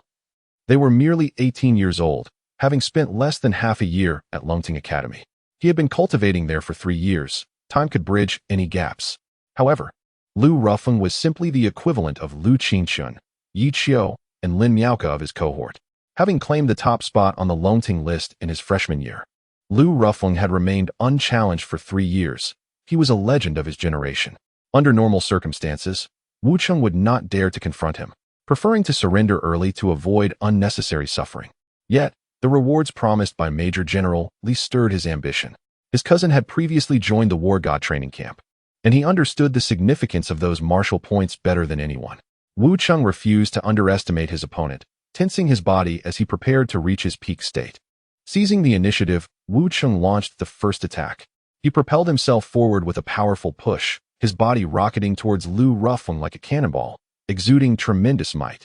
Lu Rufeng smiled lightly, a flicker of disdain in his eyes, as he suddenly exuded an overwhelming aura. With a swift motion, he extended his hand towards Wu Cheng, who charged at him. Bang! Lu Rufeng's palm struck Wu Cheng's body, abruptly halting Wu Cheng's fierce assault. Under the force of Lu Rufeng's might, Wu Cheng found himself retreating until he reached the edge of the stage. In stark contrast, Lu Rufeng remained steadfast, unmoving as a mountain. Truly, a genius worthy of the top rank on the Longting list. Wu Cheng could not last more than 10 moves against Lu Rufeng. Within 10 moves, defeat was inevitable. Not necessarily. Let us wager. I assert that Wu Cheng can last longer than 10 moves. Within 5 moves, he is bound to lose. The crowd buzzed with speculation, debating how many moves Wu Cheng could withstand under Lu Rufeng's assault. 5 moves? Lu Rufeng chuckled, shaking his head. Then, with a fluid motion, Lu Rufeng's hands danced, forming the 8 trigrams of Tai Chi in an instant. He unleashed his perfected Bagua palm. Before Wu Cheng could launch another attack, Lu Rufeng surged forward with the wind at his feet, his strikes transforming in an intricately profound manner. In the blink of an eye, Lu Rufeng closed the distance. As Lu Rufeng approached, Wu Cheng braced himself, fully aware of the impending threat. Bang! Wu Cheng's defenses crumbled under Lu Rufeng's terrifying blow, sending him crashing off the stage. The sheer force of that attack was astonishingly fierce. Chapter 46, The 5 Animal Combat Technique, Third Update. Everyone was momentarily stunned. It is known that Wu Cheng is a prodigy ranked among the top 3 on the Dragon Rising list, yet he could not withstand even 2 moves under Lu Rufeng. Major General Li nodded in satisfaction. Lu Rufeng's prowess impressed him greatly. If he was not mistaken, Lu Rufeng had already attained the rank of a level 7 warrior. The distinction between level 6 and level 7 may seem minor, yet in reality, it is a chasm of difference. Level 7 warriors represent the first significant hurdle in the journey of martial cultivation, a threshold many never cross, remaining forever at level 6. In essence, breaking through to level 7 signifies acquiring a passport to the path leading to the title of War God. Beside him, Lu Buhui finally wore a slight smile. With limited talent, he could only aspire to become a level 9 warrior, forever distant from the realm of the war gods. Thus, he placed his dreams of godhood upon Lu Rufeng. Now, it appeared that his aspirations might indeed come to fruition. How did we come to coexist in an era with such extraordinary individuals? The spectators collectively sighed. With previous luminaries like Yi Qiu, Lu Qingchun, and Lin Miaoke, and now the emergence of Lu Rufeng, they couldn't help but wonder why, despite sharing the same daily meals and a 9-year compulsory education, the disparity was so vast. At least Lu Rufeng was from our senior class. Indeed, if these newcomers were to overshadow us, we would have nowhere to hide our faces. Moreover, Lu Rufeng's ability to repel the 3rd-ranked warrior on the Dragon Rising list in just 2 moves indicated his formidable strength, barring unforeseen circumstances. The top position seemed assured for him. In their eyes, though Yi Qiu and his companions were strong, they paled in comparison to Lu Rufeng. Soon, the final match of the 2nd round commenced. It was uncertain who would emerge victorious. On one hand, Yi Qiu was formidable, having never suffered defeat, while Zhao Lu, long dominating the 2nd position on the Dragon Rising list, posed a significant challenge, second only to Lu Rufeng. To declare a certain victor seemed impossible. Indeed, there was a conflict within. Part of him hoped Zhao Lu would triumph, being from their senior class, as a loss would be somewhat humiliating. Yet another part hoped for Yi Qiu's victory, yearning to witness the birth of a legend. Though they were not legendary figures themselves, being witnesses to such a tale would at least grant them something to boast about in the future. The sentiments were mutual. Hearing the discussions around him, Zhao Lu wore a slight smirk. A legend? He shook his head. To date, the strongest opponent Yi Qiu had vanquished was Lin Yaoka, ranked 10th on the Dragon Rising list. Could that truly be considered legendary? Zhao Lu had prepared extensively for this Dragon Rising tournament. In his view, only Lu Rufeng commanded his respect. As for the others, a single punch would suffice. Allow me to put an end to this farcical legend, he thought as he cast a cold gaze upon Yi Qiu. He intended to shatter the so-called legend with a single blow, making it clear who the true powerhouse was. A legend? Nonsense. Sensing Zhao Lu's disdain, Yi Qiu remained noncommittal. In the realm of martial arts, strength reigns supreme. True power serves as the best testament. Let us begin, Yi Qiu declared. As you wish, Zhao Lu replied. Instantly, Zhao Lu's aura intensified, his expression shifting from arrogance to solemnity, radiating an astonishing presence. Level 7 warrior. Major General Li was taken aback. He had not anticipated that Zhao Lu had also attained this rank alongside Lu Rufeng. Could an era of greatness be upon them? Major General Li mused. Akin to a wilderness where only fertile plains could support ferocious beasts, only in a great era could such a plethora of radiant talents coexist. With figures like Qin Shaoqin from the Qin family, Lu Qingxin from the Lu family, Zhao Lu from Longqing Pharmaceuticals, and Long Zhe from Myth Group. Not to mention the remarkable talents from Longting Academy. Who among them would emerge as the most dazzling star of this epoch? As these thoughts crossed his mind, a flicker of curiosity gleamed in Major General Li's eyes. Humph, Zhao Lu snorted, his power swirling as he crouched low, forming hand seals. Gradually, a faint, ethereal sound of chanting began to resonate around him. The Great Compassion Hand. The senior students of the martial arts department gasped in astonishment. They recognized that the technique Zhao Lu was employing was one of the 5 ancient martial arts secrets of their department, the Great Compassion Hand. Goodness, few have mastered the 5 ancient martial arts secrets, yet today we witnessed 2 in succession. They are truly extraordinary. One wonders whether it is a blessing or a curse to share an era with them. As the chanting grew louder, Zhao Lu's imposing aura intensified, causing Yi Qiu to feel immense pressure, as if a great weight pressed upon his chest, accompanied by a sense of suffocation. Is this the power of a level 7 warrior? Yi Qiu mused. Having defeated 90 opponents and ascended to the 11th position on the Dragon Rising list, Yi Qiu had also broken through from level 5 to level 6.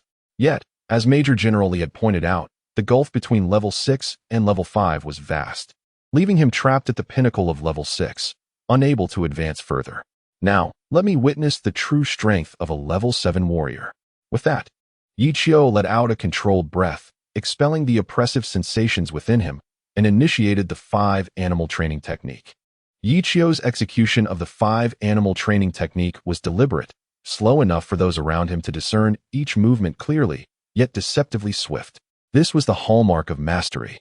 Prior to mastering the 5 animal training technique, it was merely a series of interconnected motions. Upon achieving mastery, it not only enhanced his physique, but could also be wielded as a martial technique. Suddenly, a resounding roar akin to that of a tiger erupted. The roar shattered the delicate echo of Zhao Lu's Great Compassion Hand. What martial technique is this? I have never witnessed anything quite like it. The onlookers expressed their curiosity.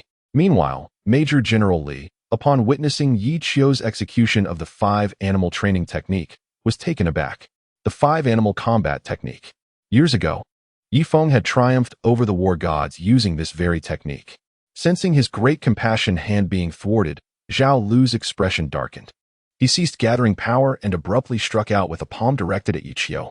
The chant surged, imbued with formidable force as his palm descended. If this strike connected, Zhao Lu was confident that even if Yi Qiu did not suffer severe injury, he would be unable to retaliate. Submit to defeat, Zhao Lu bellowed. He sought to obliterate the so-called legend before the eyes of the multitude. As Zhao Lu's fierce palm approached, Yi Qiu remained calm. At the moment the Great Compassion Hand descended, he shouted, "Tiger Fist." Then, the clash of palms ensued. Boom! A thunderous sound erupted, and a figure was sent flying backward. Wow! The crowd gasped in astonishment. The one propelled backward by the impact was none other than Zhao Lu, who had aimed to obliterate Yi Qiu with a single strike. Chapter 47. Those who do not leave for me, die? First update, Zhao Lu has lost. Gazing at Yi Qiu, the eyes of the onlookers were filled with astonishment. They had endeavored to overestimate Yi Qiu, yet ultimately, they had underestimated the extraordinary degree of his abilities. Within just 2 days, he had defeated 90 opponents, advancing triumphantly to the 11th position on the Longting rankings. He had already bested one of the twin beauties of Longting, Lin Miaoke, who had mastered one of the 5 ancient martial arts manuals, the transformation palm, known for its difficulty. Now, with another strike, he had repelled Zhao Lu, the second-ranked contender on the Longting list, who had mastered the Great Sorrow palm, another of the 5 ancient martial arts. Truly, Yi Qiu was the pride of others' families. A freak, a prodigy, a monstrous talent. They could only ponder, whose child is this? Does his family need more children? Could his parents possibly adopt another? If so, could they adopt themselves? Perhaps, among those talented individuals, Yi Qiu should also be included. Major General Li was astounded. He understood better than anyone the formidable power of the 5 animal fighting technique and its inherent challenges. Yi Feng had never hoarded this technique, and it had circulated widely within the war god training camp. However, apart from Yi Feng himself, no one had managed to harness the true potency of the 5 animal fighting technique, viewing it merely as an advanced body refinement technique. Yi Qiu's comprehension was thus evident. Upon hearing the envy-laden praises of Yi Qiu from those around him, Lu Rufeng's eyes flashed with a hint of malice. A legend? A prodigy? We shall see.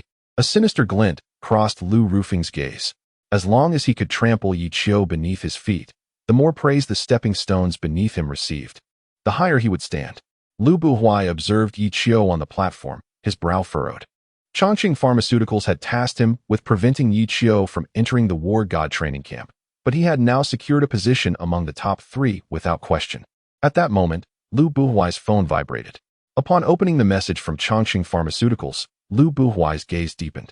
The second round of the Longting competition had concluded, with Lu Qingshun, Lu Rufeng, and Yi Qiu claiming the top 3 spots. Perhaps we should conclude today's events here. The children are exhausted. After they rest, we can proceed to the final battle tomorrow, Major General Li suggested to Lu Buhuai. The final match appeared as though Yi Qiu had decisively repelled Zhao Lu with a single strike, yet it was evident that Yi Qiu had also expended considerable energy. His complexion pale and near exhaustion. Although Major General Li's proposal seemed to favor Yi Qiu, it also ensured the fairness of the competition, leading him to believe Lu Buhuai would agree. There's no rush. Time is still on our side. We only have 2 matches left. So let us finish today as competition is planned. Lu Buhuai unexpectedly declined Major General Li's suggestion. This wouldn't be fair. Yi Qiu is evidently fatigued, and continuing would be unjust to him. Major General Li frowned. Upon hearing Li's words, Lu Buhuai was taken aback, not anticipating Li would advocate for Yi Qiu. There is no absolute fairness in this world. Had the draw for the first round been different, it is possible the top 6 would not have consisted of these individuals. For instance, the eliminated 5th-ranked contestant, had he faced different opponents, could have also reached the top 6. Luck is indeed a facet of strength. How about this? We take a 1-hour break, and after that, we can continue the competition. Lu Buhuai proposed, looking at Major General Li. While still feeling this was somewhat unfair to Yi Qiu, acknowledged that Yi Qiu had already secured a place in the top 3. Entering the war god training camp was now a certainty. Moreover, considering they were in the home ground of Longting Academy, he ultimately nodded in agreement. Father, even if Yi Qiu rests for a night and we compete tomorrow, I can still defeat him, Lu Rufeng declared during the break. Can you guarantee that you will absolutely defeat Yi Qiu? Lu Buhuai asked slowly. Absolutely, Lu Rufeng replied confidently. He had already passed the first hurdle, advancing to warrior level 7, and had made significant progress in mastering the 8 trigrams palm. He was quite confident in claiming victory in the Longting competition. Indeed, such confidence is commendable. A rare smile graced Lu Buhuai's face, but it quickly faded as he added coldly, however, what I seek is not merely for you to defeat him. What is it then? Lu Rufeng inquired, puzzled. I want you to kill him. A fierce light flashed in Lu Buhuai's eyes. This was the final directive from Chongqing Pharmaceuticals to Lu Buhuai. An hour later, the Longting competition resumed. The third round was structured as a 3-into-2 format, with one participant drawing a bye directly advancing to the finals, while the remaining two would face off to determine who would join them in the finals. The draw was conducted by Lu Buhui. The participant receiving the bye was Lu Qingxun. Since it was Lu Qingxun who had drawn the bye, no one suspected foul play. If Lu Buhui were truly deceitful, why not draw Lu Ruffing instead of Lu Qingxun? It simply did not add up. Soon, the third round of the Longting competition was announced to commence. After a 1-hour break, Yichio's stamina had recovered to about 70 or 80%. While marveling at his quick recovery, he once again praised the might of the ancestral dragon's blood. Lu Ruffing ascended the battle platform, his eyes radiating intense fighting spirit. Underpinned by a chilling aura of lethal intent, he understood that encountering Yichio was no mere coincidence. It was undoubtedly orchestrated by his father. But what of it? Regardless of whether Yichio lived or died, as long as he emerged victorious, the glory that had been bestowed upon Yichio would be transferred to him. In that moment, he, Lu Ruffing, would be the brightest star of the event. It remained uncertain who would ultimately triumph. Although Lu Ruffing had taken 2 moves to defeat the third-ranked Wu Cheng, Yichio had dispatched the second-ranked Zhao Lu with a single strike. On the surface, it appeared Yichio had the upper hand. Yet, while Lu Ruffing maintained his composure after defeating Wu Cheng, Yichio appeared nearly drained following his victory over Zhao Lu, leaving spectators unable to definitively judge the outcome. It is difficult to ascertain. Yichio is a prodigy of this cohort, while Lu Ruffing is equally a remarkable talent among his peers. Both possess extraordinary abilities, making the outcome unpredictable. Personally, I believe Lu Ruffing has a slight edge. I concur, for despite their similar talents, Lu Ruffing has trained 3 years longer than Yichio. As the crowd debated and speculated on who might emerge victorious, the consensus leaned towards Lu Ruffing's greater likelihood of success, given the 3-year training advantage. At that moment, the 2 combatants on the platform suddenly sprang into action. Additionally, I welcome all esteemed individuals to offer their opinions. No matter how small, I will diligently rectify any mistakes. Furthermore, I kindly request votes and collections, as the data for this book is rather dismal. Chapter 48. Fight, if that is your desire. Second update. The first to strike was Lu Ruffing. Under the watchful gaze of the crowd, he could hardly contain his urge to defeat Yichio and claim the honors that adorned him. A prodigy? A freak? A legend? Lu Ruffing snorted coldly. Today he would make it clear to all that there was only one legend at Longting Academy, and that was he, Lu Ruffing. With fierce determination, Lu Ruffing charged forward. Yichio, aware of the gravity of the situation, dared not be careless. Although the Zulong True Blood was formidable, he was merely a 6th-level warrior. Even in a fair contest, it was uncertain whether Yichio could surpass Lu Ruffing, especially after a fierce battle with Zhao Luquan, leaving him with only 70 or 80% of his strength. Bang! In the blink of an eye, the two clashed. As it was their first encounter, neither used their full might, holding back a portion of their power. Lu Ruffing, having held the top position on the Longting rankings for 3 consecutive years, displayed immense strength. Within just a few dozen exchanges, Yichio felt an overwhelming pressure. It seemed Lu Ruffing had the upper hand in this match, though the outcome remained undecided. It was evident that Yichio was gradually losing ground. It was indeed a pity. Had Yichio been in his prime, he might have had a fighting chance against Lu Ruffing. Nonetheless, even if he lost this round, he had already secured a place among the top 3, ensuring his admission into the War God training camp was guaranteed. The future stretched long ahead, and it remained uncertain who would ultimately prevail. The crowd murmured, acknowledging Lu Ruffing's apparent advantage, yet many favored Yichio due to Lu's less than stellar reputation at Longting Academy. Just then, Yichio and Lu Ruffing exchanged blows, momentarily distancing themselves from one another. Is this truly all your strength? Lu Ruffing scoffed, shaking his head in disdain, regarding Yichio as mediocre. In response, Yichio could not deny the implication. His thoughts were not on Lu Ruffing at that moment. During their exchange, he had sensed a faint hint of a breakthrough. Could external forces catalyze my advancement? A glimmer of determination flashed in Yichio's eyes. If this was all Lu Ruffing had to offer, then let it come to an end. Just then, Lu Ruffing charged again, this time unleashing his full power. He not only sought to defeat Yichio, but to eliminate him entirely. At that moment, Yichio felt a surge of killing intent from Lu Ruffing. He was intent on taking his life. Alarmed, Yichio prepared to employ the 5 animals exercise, but quickly dismissed the thought. Perhaps I can harness his strength to break through. A resolute glimmer shone in Yi Chio's eyes. This might be his sole opportunity to win this match. As Lu Rufeng surged forward, he did not employ ancient martial techniques, but instead struck with sheer force, confident in his attack. Even should it fail to slay Yi Chio, Lu Rufeng believed it would render him utterly defenseless. At that moment, Yi Chio's fate would lie in Lu Rufeng's hands. Boom! A thunderous collision echoed as they clashed once more. The tremendous force knocked Yi Chio back several steps, blood spilling from his lips. Yi Chio had lost. Experience prevails. Some murmured. After all, Lu Rufeng had trained for 3 more years than Yi Chio. His defeat was to be expected. As a new student from the pharmacology department, Yi Chio had advanced to the top 3 in the Longting competition with remarkable prowess, and though he had lost, he retained his honor. While the crowd saw the outcome as decided, none looked down upon Yi Chio. Though he had been defeated, he remained extraordinary in their hearts. A true legend, albeit one tinged with regret, a hint of imperfection. Seeing Yi Chio withstand his strike without collapsing, Lu Rufeng momentarily displayed surprise, but it quickly vanished. "Let us see how many blows you can endure," he declared, assuming a stance reminiscent of the 8 trigrams. Then stepping forward with a series of movements that seemed to follow an arcane path. This was Lu Rufeng's perfected 8 trigrams palm. The 8 trigrams palm, mysterious and potent, was Lu Rufeng's most powerful technique. His previous strike had failed to either kill or severely injure Yi Chio, inciting his ire. Thus, he aimed to obliterate Yi Chio with this onslaught. "Die!" Lu Rufeng roared, a cold menace enveloping him. Feeling Lu Rufeng's chilling intent, Yi Chio tensed.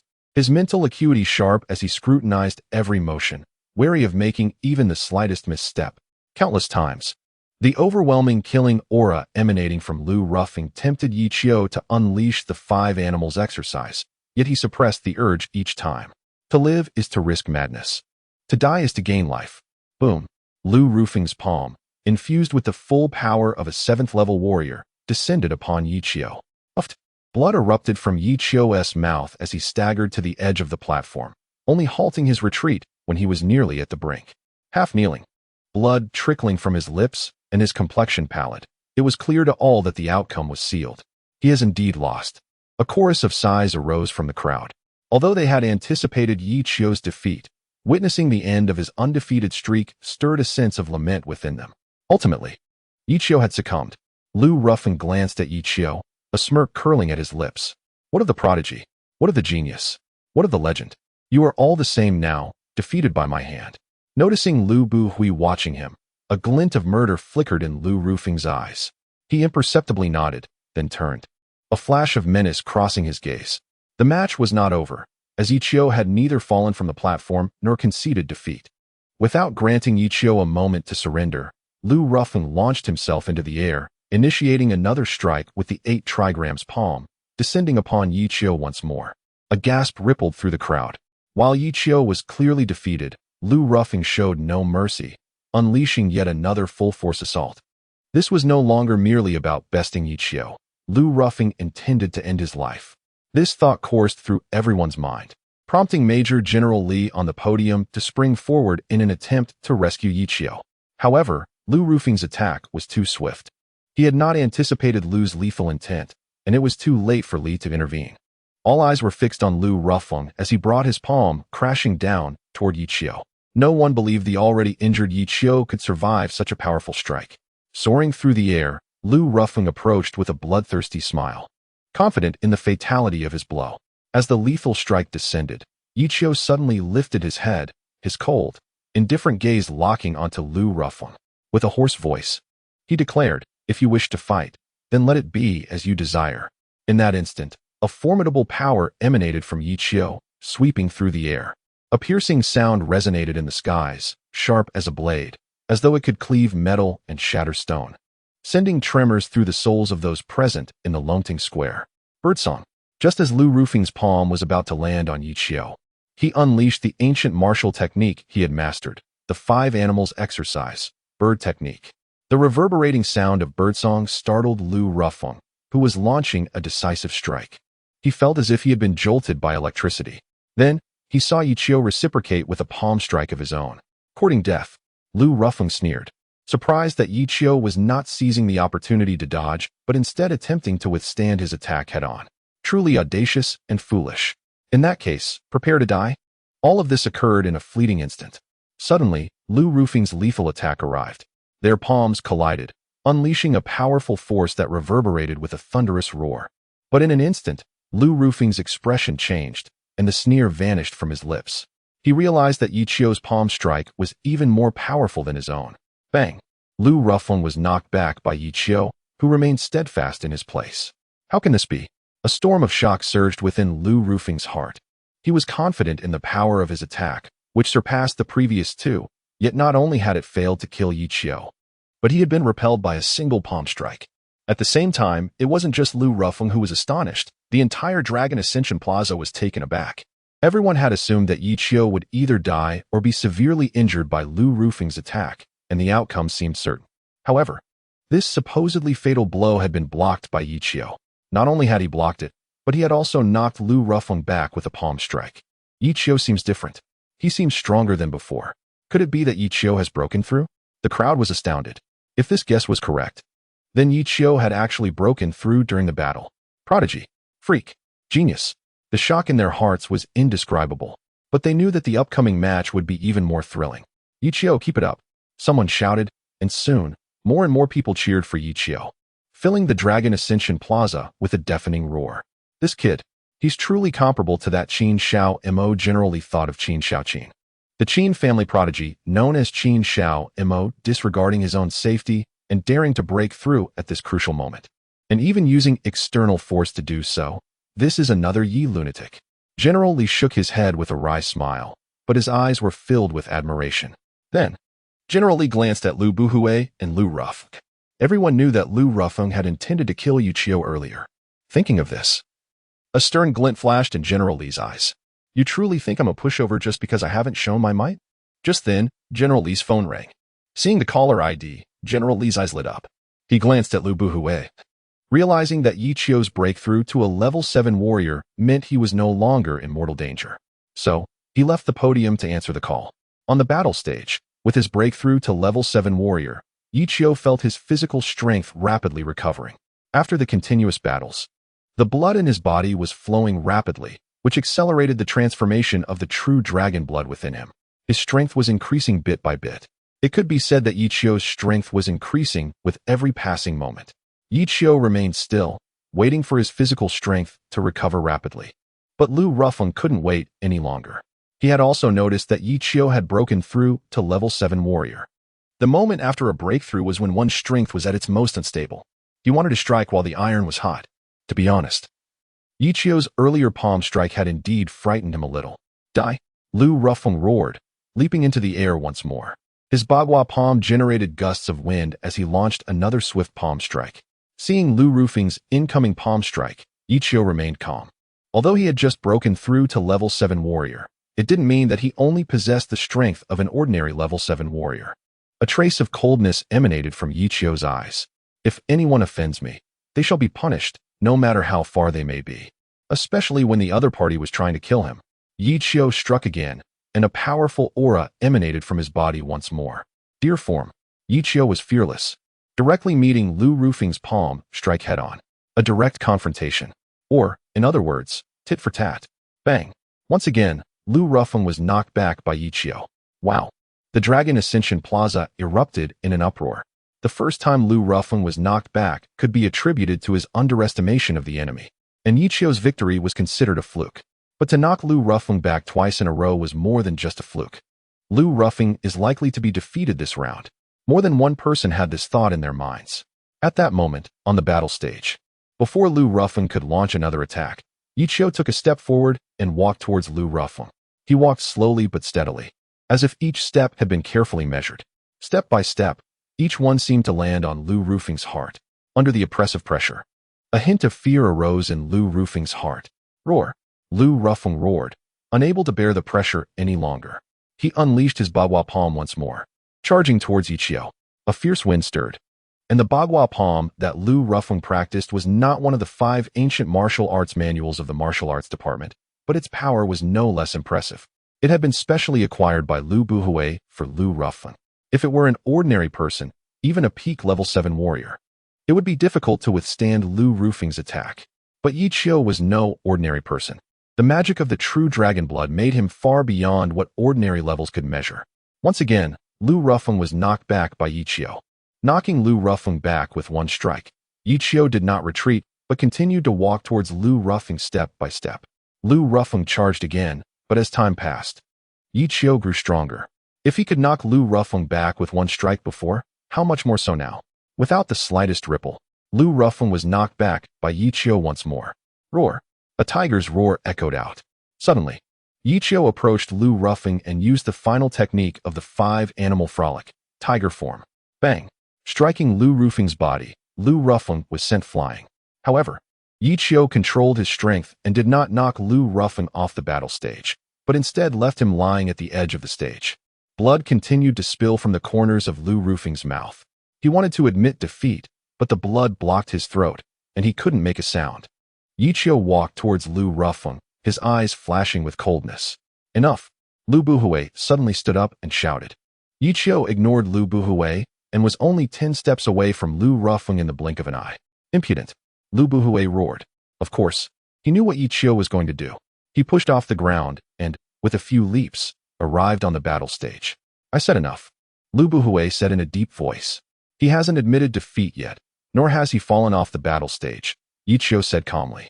But he no longer has the strength to fight, Lu Buhui said. I didn't have the strength to fight just now either, but I didn't see you say stop. Is it just because he's your son? Or is it because you wanted him to kill me, so you didn't call a stop? Yi Qiu said coldly. Hearing this, Lu Buhui's eyes narrowed suddenly, and then he scolded, Impudent! What do you think you are, daring to talk back to me? As he spoke, Lu Buhui raised his hand, intending to slap Yi Qiu with the force of a level 9 warrior. Just then, a dignified yet cold voice came from behind Lu Buhui. What do you think you are, daring to hit my son? Chapter 50, Surrender or Die. Who dares to lay a hand on my son? What do you think you are?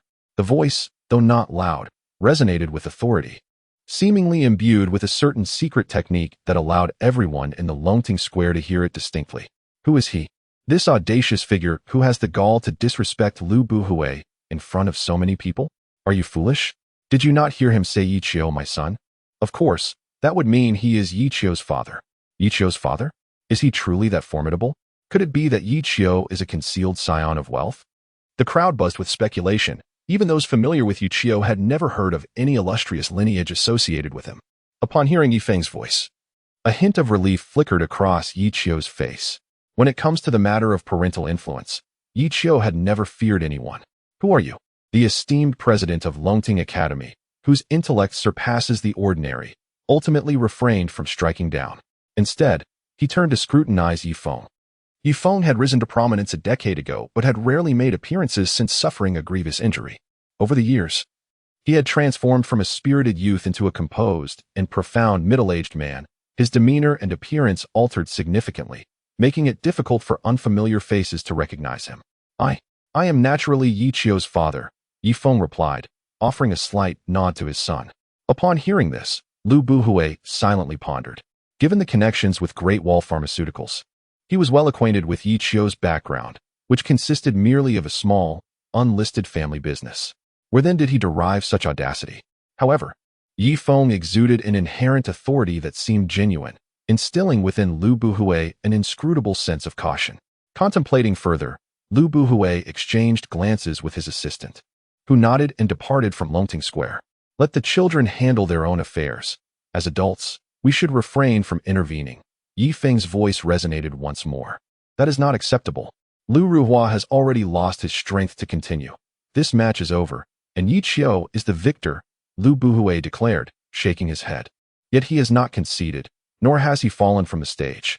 As long as Yi Qiu does not call an end, this contest cannot be deemed concluded. Yi Feng countered. Should Yi Qiu be defeated by Lu Ruhua, Yi Feng would have nothing to say, but now, Lu Buhui sought to intervene. Just as Major General Li had previously surmised, if the god of war does not unleash his might, do you truly believe you can act as you please? Absolutely not. Lu Buhui stated with unwavering resolve. Continuing this battle would surely lead to Lu Ruhua's demise or incapacitation, and he could not allow such an event to transpire. Yet, he failed to consider what might have happened had Yi Qiu not broken through, and had Lu Ruhua's strike landed upon him. Not permissible? Is it solely because you are the president of Longting Academy? Is he your son? Yifeng remarked. A surge of anger welled within. Yet out of respect for Yifeng's status and strength, Lu Buhui refrained from direct confrontation. I am not only Lu Ruhua's father, but also the president of Longting Academy. I cannot allow my student to be harmed within these walls, Lu Buhui asserted with righteous indignation. At Lu Buhui's words, Yifeng chuckled lightly, shaking his head. Yet when Lu Ruhua aimed that strike at Yiqiu, I did not see you intervene. Yifeng gazed at Lu Buhui, his voice firm. Before the words "end" could leave his lips, Yifeng's palm struck out suddenly. I say it is not over. It cannot be over. A profound sense of crisis enveloped Lu Buhui, igniting within him a potent sense of alertness. He dared not receive the blow head-on, instead propelling himself away from the stage, narrowly evading Yifeng's strike. The contest shall continue. As long as I am present, no one shall arbitrarily terminate this match, Yifeng declared. Hearing this, Yiqiu smiled and advanced once more towards Lu Ruhua. Yiqiu was not a bloodthirsty individual. Rather, he was perceived as quite gentle by those around him. Yet gentleness should not be mistaken for weakness. Do you dare? Lu Buhui bellowed, witnessing Yiqiu step closer to Lu Ruhua. Ignoring Yifeng's threat, he lunged towards Yiqiu. However, before he could reach the stage, Yifeng moved with a flicker and appeared before Lu Buhui, swiftly delivering a powerful strike. Bang! Faced with Yifeng, Lu Buhui found himself utterly defenseless, immediately sent crashing to the ground. I have stated that as long as I am present, no one can obstruct the proper course of this match. Yifeng's voice echoed once more. Yiqiu's father is truly remarkable. After repelling Lu Buhui, questions swirled about Yifeng's prowess. Could he possibly be the god of war? A wave of astonishment swept through Longting Square. Though a century had passed since the Genesis, the god of war was still a rare figure. Now I understand why Yiqiu is so extraordinary. Indeed, dragons beget dragons and phoenixes beget phoenixes. Following Yifeng's strike, Lu Buhui surmised that Yifeng was likely the god of war. At this juncture, Yiqiu had reached Lu Ruhua, delivering a powerful punch that sent him sprawling to the ground. No! Lu Buhui roared, hastening to Lu Ruhua's side. Though Lu Ruhua still drew breath, Yiqiu had spared his life, but his fate was sealed. He was now crippled. I shall kill you. Lu Buhui's eyes blazed with fury, his heart ablaze with rage. He could never attain the status of god of war. Lu Ruhua was his sole hope, and now that hope lay shattered. At that moment, a squad clad in uniforms entered Longting Square. Each member was robust, exuding an aura of power, all formidable warriors, the Longting Guards, responsible for maintaining order at Longting Academy. Affiliated with the God of War training camp, every guard possessed the strength of at least a level 7 warrior. Their duty was to safeguard the academy. Explaining why Nanfeng from Great Wall Pharmaceuticals had previously refrained from causing trouble here. Although the Longting Guards lacked a God of War among them, their collective strength was so formidable that even the God of War would not dare challenge them. As the Longting Guards entered the square, a sinister smile crept across Lu Buhui's lips. What of the God of War? This individual disrupts the order of the academy and harms its students. I implore the Longting Guards to eliminate him. Lu Buhui glared at Yifeng and Yiqiu, his teeth clenched. All eyes turned towards Yifeng and Yiqiu, a sense of concern brewing among the onlookers. Lu Buhui had little reputation at Longting Academy, while Lu Ruhua's name was steeped in infamy. Thus the crowd leaned more towards Yiqiu. Yiqiu and his father found themselves in a precarious position. The people watched anxiously, aware of the Longting Guard's renowned reputation. Though Yiqiu's father was likely the god of war, facing a battalion of level 7 warriors seemed futile. The leader of the Longting Guards nodded, and soon a contingent approached the stage. The spectators parted, and in no time, the Longting Guards surrounded the platform. In that moment, the atmosphere grew tense. Surrender or die? The leader declared coldly. Lu Buhui smirked menacingly, regardless of the outcome. As long as Yiqiu and his father fell into his grasp, he would ensure they would wish for neither life nor death. His gaze remained fixed on the stage, a fervent glint illuminating his eyes. Soon, my son. I will avenge you, Lu Buhui murmured softly. Meanwhile, on the stage, Yifeng exhibited no signs of panic, calmly stating, surrender or die? Even your instructor would not dare speak to me in such a manner. Upon hearing this, a flicker of anger flashed across the face of the Dragon Rising team captain. Take him down. If there is any resistance, do not show mercy, the captain stated coldly. At his command, the Dragon Rising team members immediately spread out, surrounding Yifeng. Attack! The captain bellowed, his entire demeanor radiating an overwhelming aura of power. However, before he could finish his command, a figure rushed into the dragon rising square from outside. Stop! All of you, cease at once. The crowd turned to see that it was Major General Li who had entered. Upon seeing Major General Li, Lu Buhui's eyes brightened. Yifeng was a war god, and so was Major General Li. With Major General Li and the Dragon Rising Guard combined, the Yi father and son would find it impossible to escape. Lu Buhui hastily stepped forward, intending to explain the situation to Major General Li. Yet, Major General Li showed no inclination to acknowledge Lu Buhui. The Dragon Rising Guard also halted their assault, and the captain respectfully saluted Major General Li. Recognizing that the Dragon Rising Guard was directly under the War God training camp, while the Dragon Academy possessed only limited authority, with Major General Li holding the highest command. Major General Li continued to ignore him, casting a furious glare before striding directly to the battle platform. In the astonished gaze of everyone in the Dragon Rising Square, he respectfully addressed Yifeng, exclaiming, "Instructor." Chapter 51. Zwakai's Speculation Instructor? Li Xiaozhong called Yi Qiu's father an instructor? Am I hearing correctly?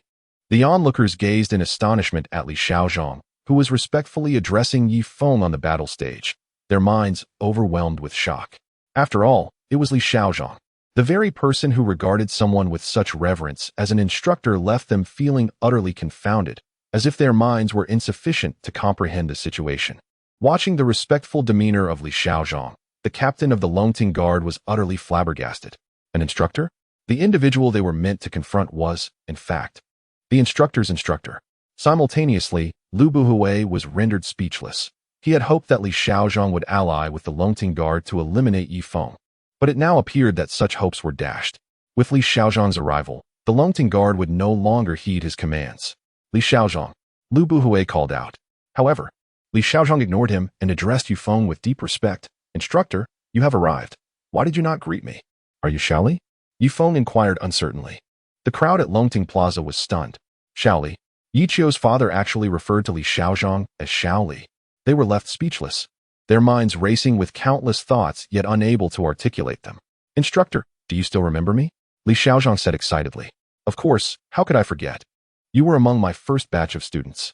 Years have passed, and the once impetuous youth has now become a war god," Yifeng replied with a smile.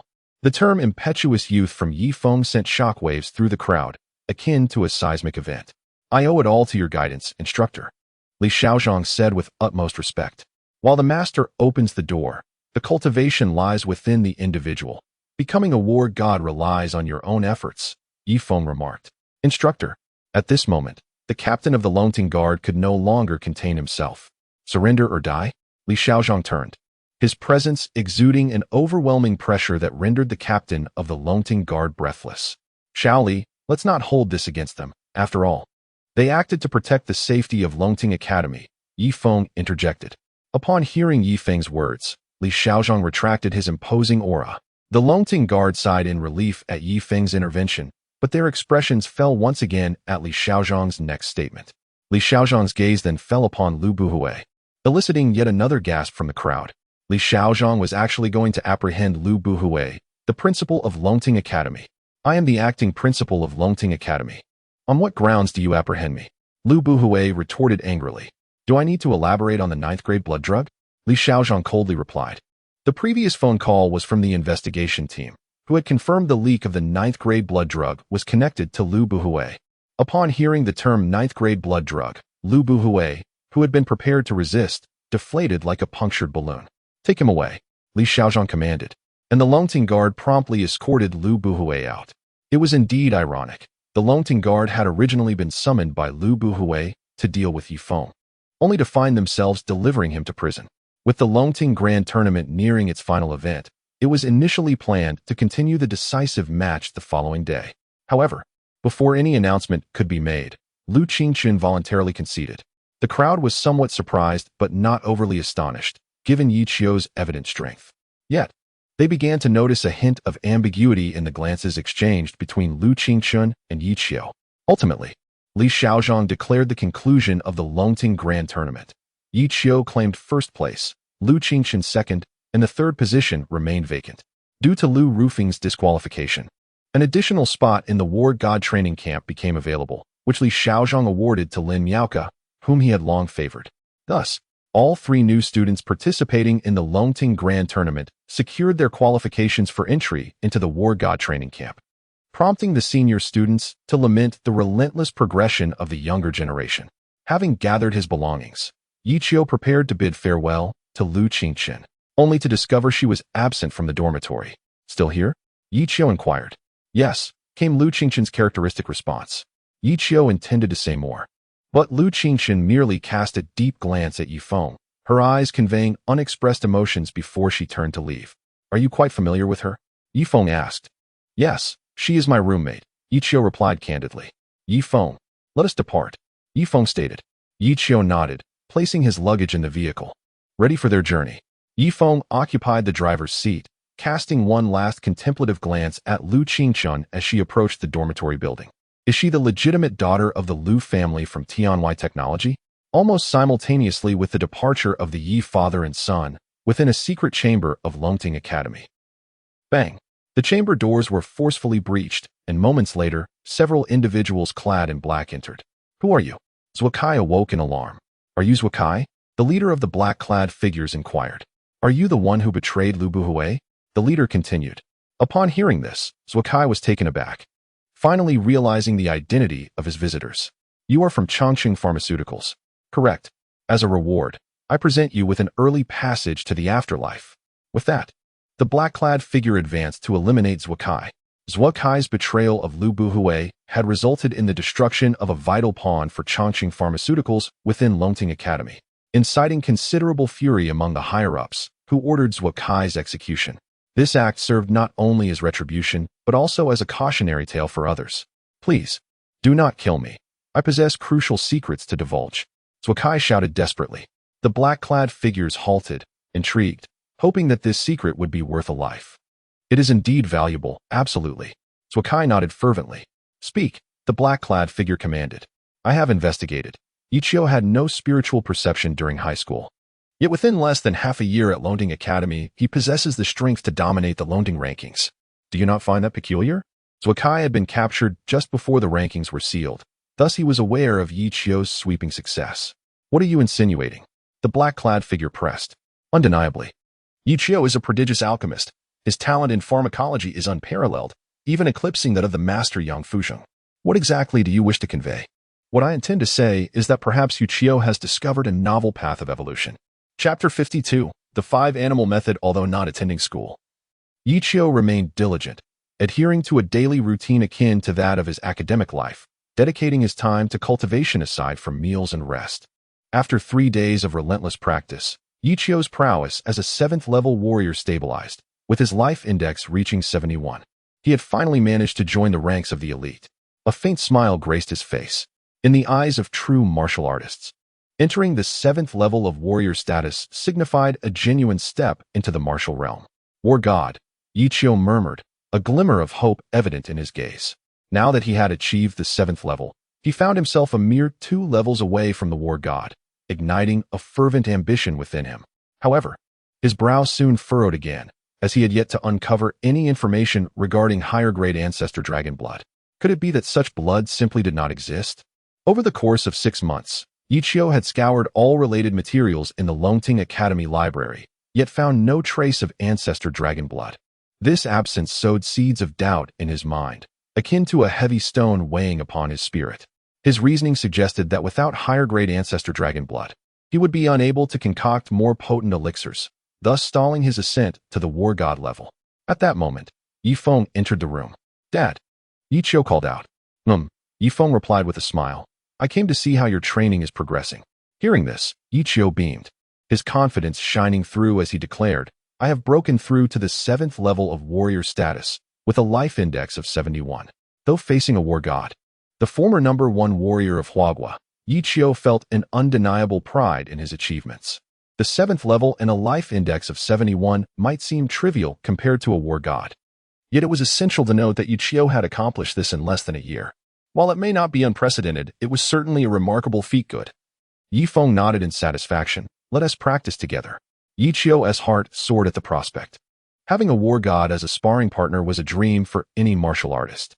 I will only employ the strength of a 7th-level warrior, and we will practice the 5-animal method against each other, Yifeng stated. All right. Yi Qiu nodded, his eyes gleaming with fervor. Are you ready? If so, we shall begin, Yifeng inquired. Ready. Yi Qiu exuded a palpable battle intent. Fearless, even in the face of a war god. Yi Qiu possessed the courage to engage in combat. Yifeng nodded, then stepped forward, initiating the 5-animal method, and the sound of a tiger's roar filled the air. Indeed, Yifeng was utilizing the tiger technique from the 5-animal method. Yi Qiu tensed, feeling an overwhelming pressure from his father's display of skill. Unwilling to be outdone, he propelled himself off the ground, also executing the 5-animal method, producing a clear whistle akin to a golden eagle soaring through the skies. He had employed the bird technique. With a resounding impact, the two engaged in battle. As Yifeng purposefully held back, their movements were slow. However, this did not diminish their power. As each exchange reverberated through the training room, gradually, their pace quickened. Yifeng exuded an aura as deep as the abyss, while Yi Qiu initiated most of the attacks. There was no sign of retreat from his father, who remained as steadfast as a mountain. Yi Qiu sensed the disparity between himself and his father. Yet rather than feeling disheartened, he radiated an even stronger battle spirit. Yifeng nodded, acknowledging that while many are aware of the adage perseverance can carve stone, few can truly embody the spirit of relentless striving. Without a formidable heart, even those with innate talent in martial arts cannot go far. Yi Qiu unleashed his full strength as a 7th-level warrior. Instantly, the training room resonated with the sounds of the 5 animals. As Yi Qiu's power surged, Yifeng began to feel the pressure, losing some of his earlier composure. Taking a step forward, he swiftly initiated the ape technique. Moving with the agility of a spirit ape, evading Yi Qiu's frontal assault, and launching a punch directly at Yi Qiu's chest. In the final moments, Yifeng transformed his punch into a palm strike, dissipating most of the force, yet the residual power still sent Yi Qiu reeling back until he collided with the wall, finally halting his movement. Not bad, Yifeng remarked with a smile. Although Yi Qiu seemed to lack any means of retaliation, it was crucial to recognize that his opponent was a war god. Even when Yifeng had restrained his power to that of a 7th-level warrior, he remained a formidable force. It was akin to a grown adult sparring with a 10-year-old child, even if the adult exerted only comparable or lesser strength. Victory for the child was virtually impossible, as they operated on entirely different levels. Yi Qiu understood this, hence his expression bore no trace of discouragement after the defeat. Rather, he was exhilarated, for in the recent exchange with his father, he had gained a deeper understanding of the 5-animal method. Dad, I think I saw an ape shadow when you used the ape technique, Yi Qiu inquired. At the initial stage, the 5-animal method only provides physical enhancement. After reaching a small success, it becomes known as the 5-animal combat technique, which, beyond physical training, is an ancient martial art. When mastered, it can transform and manifest the 5-animal forms.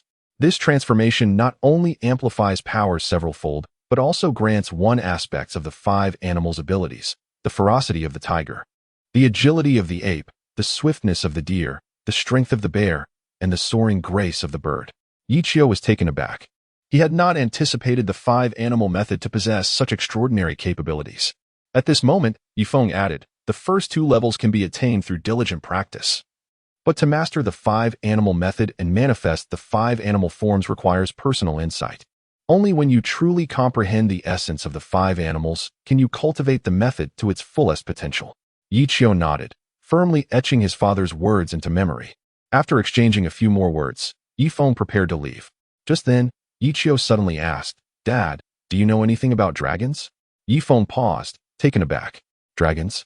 Yes, Yi Qiu confirmed, the legendary dragons.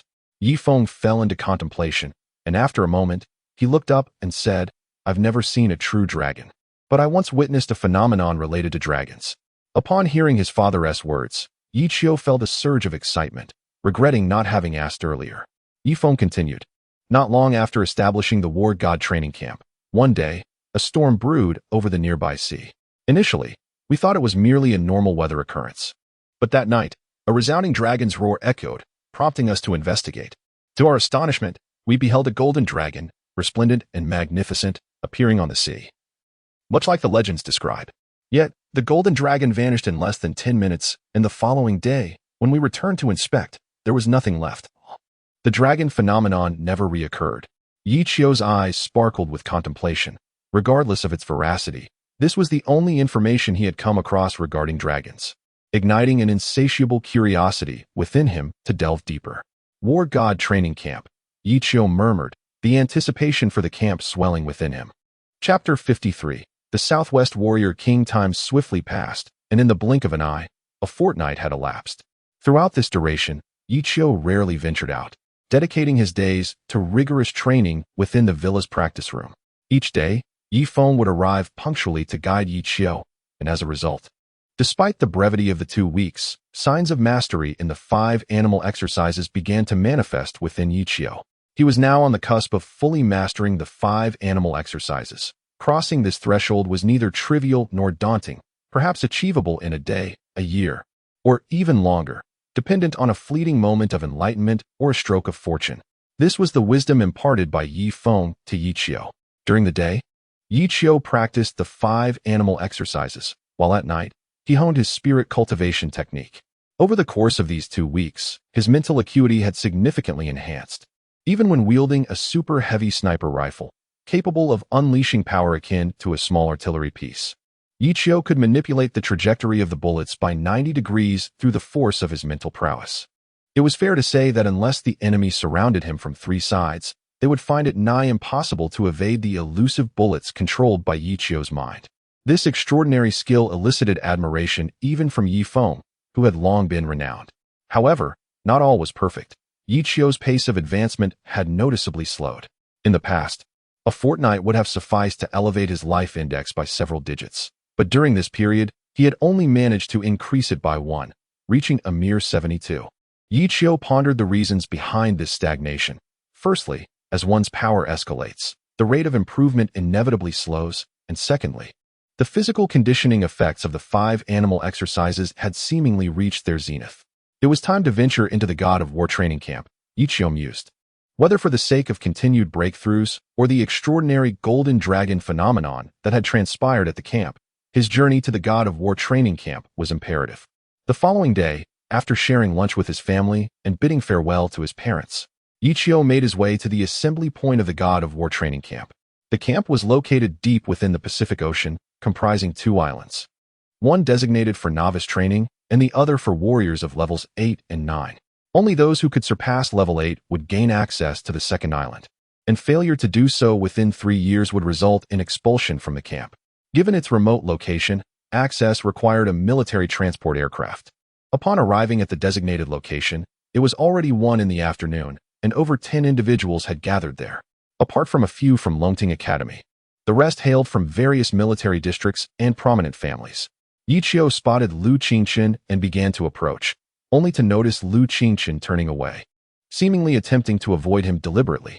The other members of Longting Academy ceased their conversations upon Yi Qiu's arrival, having forged a legendary status at the Longting Grand Tournament. Yi Qiu's presence was somewhat uncomfortable for the new students, particularly those from the martial arts department who prided themselves as the pillars of the academy. While it might be excessive to claim they despised Yi Qiu, it was evident they harbored little fondness, and perhaps even a touch of hostility. Lin Miaoka's feelings towards Yi Qiu were particularly complex. She cast a few glances his way, feeling a pang of regret, before lowering her head to avoid his gaze. Sensing the chilly reception, Yi Qiu refrained from imposing himself among the group from Longting Academy and instead chose to stand apart. After a brief moment, a commotion arose nearby.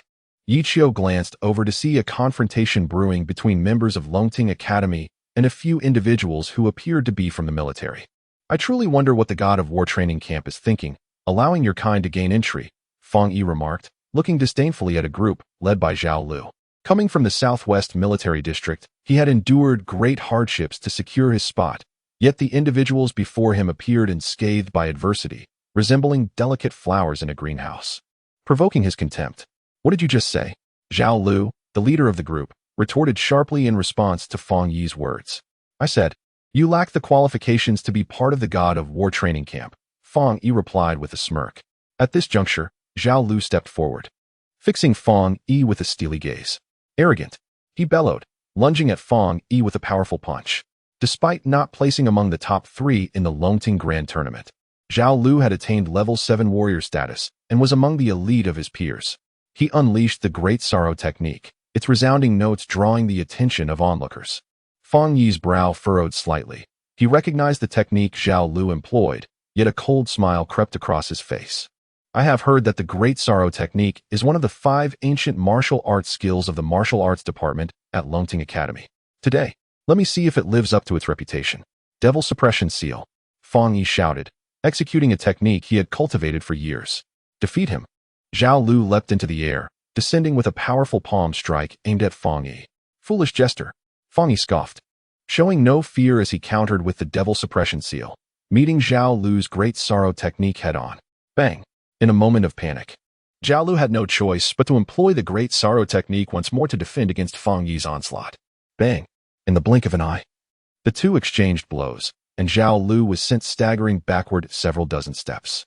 Seizing the advantage, Fang Yi pressed forward, propelling himself like a cannonball toward Zhao Lu. Devil Suppression Seal.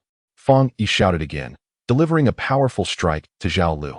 A resounding thud echoed as Zhao Lu was sent flying, crashing to the ground. Fang Yi had triumphed over Zhao Lu in 3 moves. Though Fang Yi was the Southwest Warrior King, it was disheartening that the representatives of Longting Academy could not withstand even 3 moves. Such meager skills raised questions about how they managed to secure their place in the God of War training camp. Longting Academy? Merely mediocre. The crowd jeered. This batch of recruits for the God of War training camp included 30 to 40 individuals, with Longting Academy occupying 6 spots, approximately 1/6 of the total.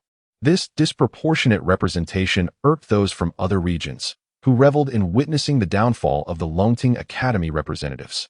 Amidst the crowd's ridicule, Zhao Lu and his companions found themselves at a loss for retorts. Their skills paled in comparison, rendering any defense futile. Qingchen, regardless of what Longting Academy has become, it remains your alma mater. Shall I assist you in teaching that Fang Yi a lesson?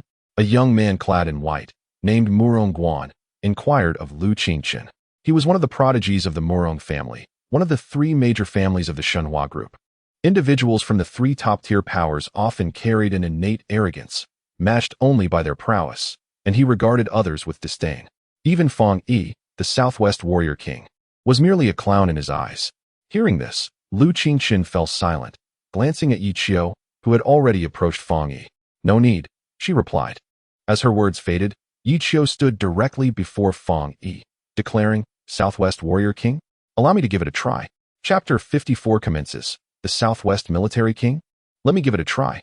Although Yi Qiu and Zhao Lu were not on amicable terms, as students of Longting Academy, they should stand together in the face of adversity, especially since the other party had spoken ill of their institution. Yi Qiu could not remain indifferent. His voice, though not loud, exuded calmness, drawing the attention of those around him. Zhao Lu and his companions wore expressions of complex emotions as they regarded Yi Qiu, who stood before Fang Yi. They harbored disdain for Yi Qiu, even viewing him as an adversary, yet they could not deny his superiority. At this moment, Yi Qiu was their only hope of preserving their dignity. You? Fang Yi regarded Yi Qiu with suspicion, noticing his youth. I am Yi Qiu, a freshman from the pharmacology department of Longting Academy, Yi Qiu replied. A freshman? From the pharmacology department? Is Longting Academy reduced to relying on a newcomer to maintain its reputation? Murmurs of disbelief rippled through the crowd. He is known as the Southwest Military King. If word spreads that he bullied a freshman from Longting Academy, it would surely be a source of ridicule. Are you afraid of losing? Yi Qiu employed a method of provocation, refusing to defend himself against their judgments. Kid, don't be ungrateful. Fang Yi's expression darkened. What? Still afraid? Yi Qiu continued to taunt. Fang Yi's anger surged. All right, since you are so ungrateful, I shall teach you a proper lesson on behalf of Longting Academy. With that, his aura intensified, emanating a formidable presence. Instructor, should we intervene? In the God of War training camp, an officer observed the unfolding projection and inquired of a commanding instructor. His name was Wang Huwei, another chief instructor of the God of War training camp. Why rush? There is entertainment to witness. Wang Huwei replied nonchalantly. The purpose of the projection was to observe this group, and he had no intention of stopping it. That young man appears to have been incited by the mockery surrounding him.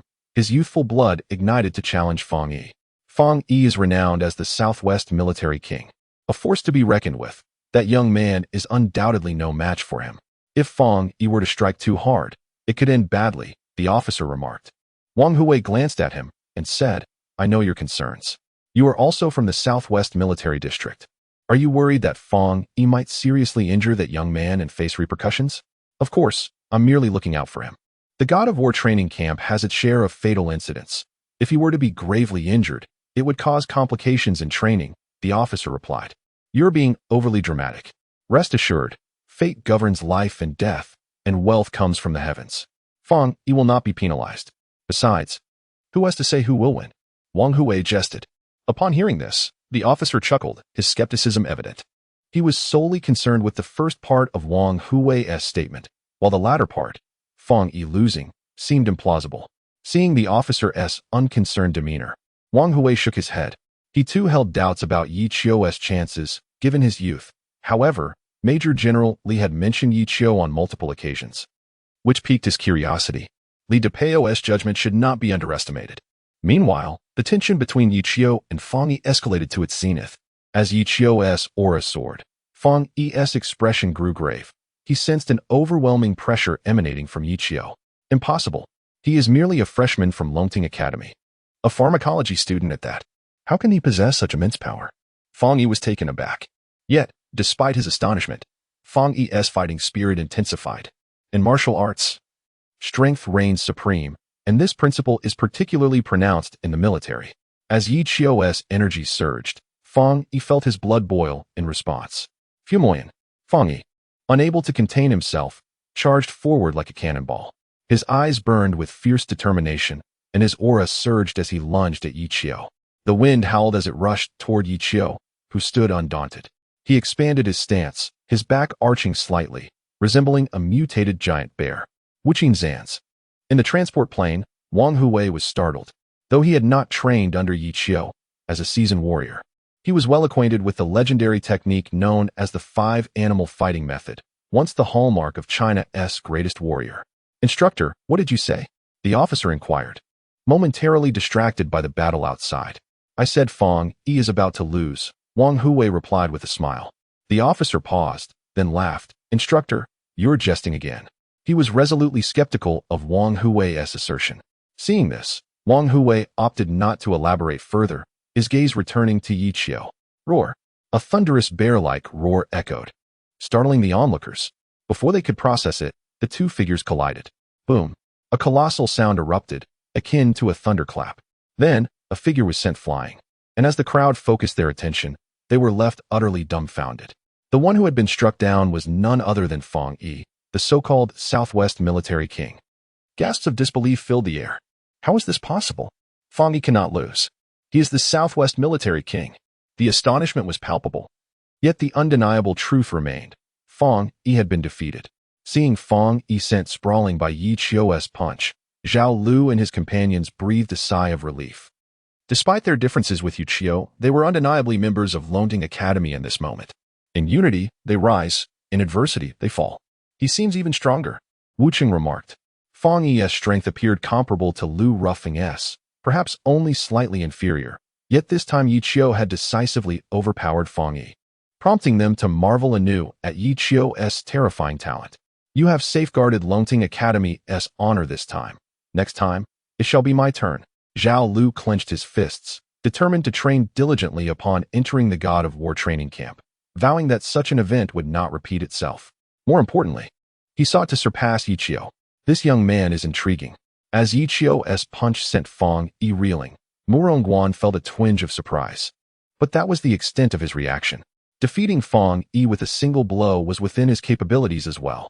Inside the camp, the officer's expression soured as he witnessed Fang Yi's defeat, particularly by a single punch. Each previous derisive remark felt like a slap to his face, leaving him stinging with humiliation. Stop sulking. Your Southwest military king lost to that kid. It's not unjust, Wang Hui remarked. Huh. The officer looked at Wang Hui, puzzled. Wang Hui smiled mysteriously and said, Don't you think that young man's face looks somewhat familiar? Upon hearing this, the officer turned his gaze back to Yi Qiu. With Wang Hui's prompt, he indeed found Yi Qiu's visage reminiscent, though he couldn't quite place it. Suddenly, a revelation struck the officer. The statue of the god of war. Yi Chio's face bore a striking resemblance to the statue in the God of War square. Wang Hui let out a hearty laugh, neither confirming nor denying, merely stating, "It can begin now." Chapter 55. The Medal of the War God. Happy Mid-Autumn Festival. Moments later, the transport aircraft for the War God training camp arrived. After Yi Chio decisively defeated Fong Yi with a single punch, no one dared to underestimate the Dragon Rising Academy any longer, realizing that this place was filled with hidden talents. Everyone settled down as they boarded the transport plane, which was nearly empty, featuring only a few dozen welded steel seats and a package placed beneath one of the seats. Soon, the aircraft took off. As they contemplated their imminent arrival at the War God training camp, excitement surged in the hearts of nearly everyone on board, including Yi Chio and the arrogant Morongguan. It was no surprise. After all, this was the renowned cradle of the War God, a place that promised grandeur. Who wouldn't be thrilled? What is this? At that moment, someone retrieved the package from under the seat and opened it, only to discover it contained parachutes. Could it be that there's no landing site at the War God training camp, and we are expected to parachute down? Someone joked. Laughter erupted among the group. Yi Chio couldn't help but smile. As a military camp, how could the War God training camp lack a proper landing area? Before boarding the transport aircraft, someone had inquired and learned that the flight to the War God training camp would take 1 to 2 hours. Thus, after the initial excitement faded, everyone began to rest. Over an hour later, a robust man in military uniform emerged from the cockpit. "Wake up!" The military man tapped on the fuselage, producing a series of loud bangs, rousing those who had been resting. Suddenly, the aircraft trembled as the rear door slowly opened. "What is happening?" the crowd asked, confused, instinctively gripping the nearby handrails. The military man offered no explanation. Moments later, the door swung fully open, revealing the transport plane soaring high above a vast ocean. "Do you see that black dot?" the military man suddenly asked. Following the crowd indeed spotted a small dark shape. "That is the base of the War God training camp," he proclaimed loudly. The group felt a jolt of energy. Just then, the military man continued, "Now, I command you to immediately don the parachutes beneath your seats and prepare your backpacks. In 10 minutes, you will jump." Everyone was taken aback, glancing at the person who had previously joked about the lack of a landing site. Could it be that his ominous words had come true? The individual inquired, "Is there really no landing area at the War God training camp?" "Of course not." The military man shook his head, prompting a sigh of relief from the individual. Then, the military man stated, "The aircraft is out of fuel, so you must swim to the base." The group felt a chill from his words, colder than the wind blowing in from outside. Couldn't he come up with a better excuse? This reasoning was even worse than claiming there was no landing site. In other words, those who arrived after the first 20 would be eliminated. Upon hearing this announcement, the crowd felt a tightening in their chests, realizing that there was indeed a test. But with only 3 minutes remaining, there was little time for questions, and they hurriedly donned their parachutes. Your backpacks contain water and distress signals, which can be activated in case of danger. However, that also means you are voluntarily giving up. Just a reminder, this is not a drill. You could truly die here. After finishing, the military man glanced at his watch and declared, "Time is up. Good luck to you all." With that, a group of individuals leaped from the front of the transport plane one after another, employing the accelerated freefall (AFF) parachuting method, jumping from approximately 12,000 feet, free-falling for 40 seconds before deploying their parachutes. This method was challenging, but thanks to the global proliferation of parachuting training after the Genesis, it was now a required skill, so there was no fear of fatal accidents. The fierce wind whipped past Yi Chio's ears as he opened his parachute, adjusting his direction toward the black that indicated by the military man. Splash! One by one, they landed in the water, swimming vigorously toward the black, each determined not to be among the last 20 and face elimination from the War God training camp. Yi Chio landed slightly ahead of the pack, choosing not to exert himself entirely. Although the dark shape loomed ahead, the distance was difficult to gauge. There's a saying, "You can't judge a mountain by its height," and if he ran out of energy halfway, it would be perilous. Others swam past him, their expressions a mix of pride and accomplishment.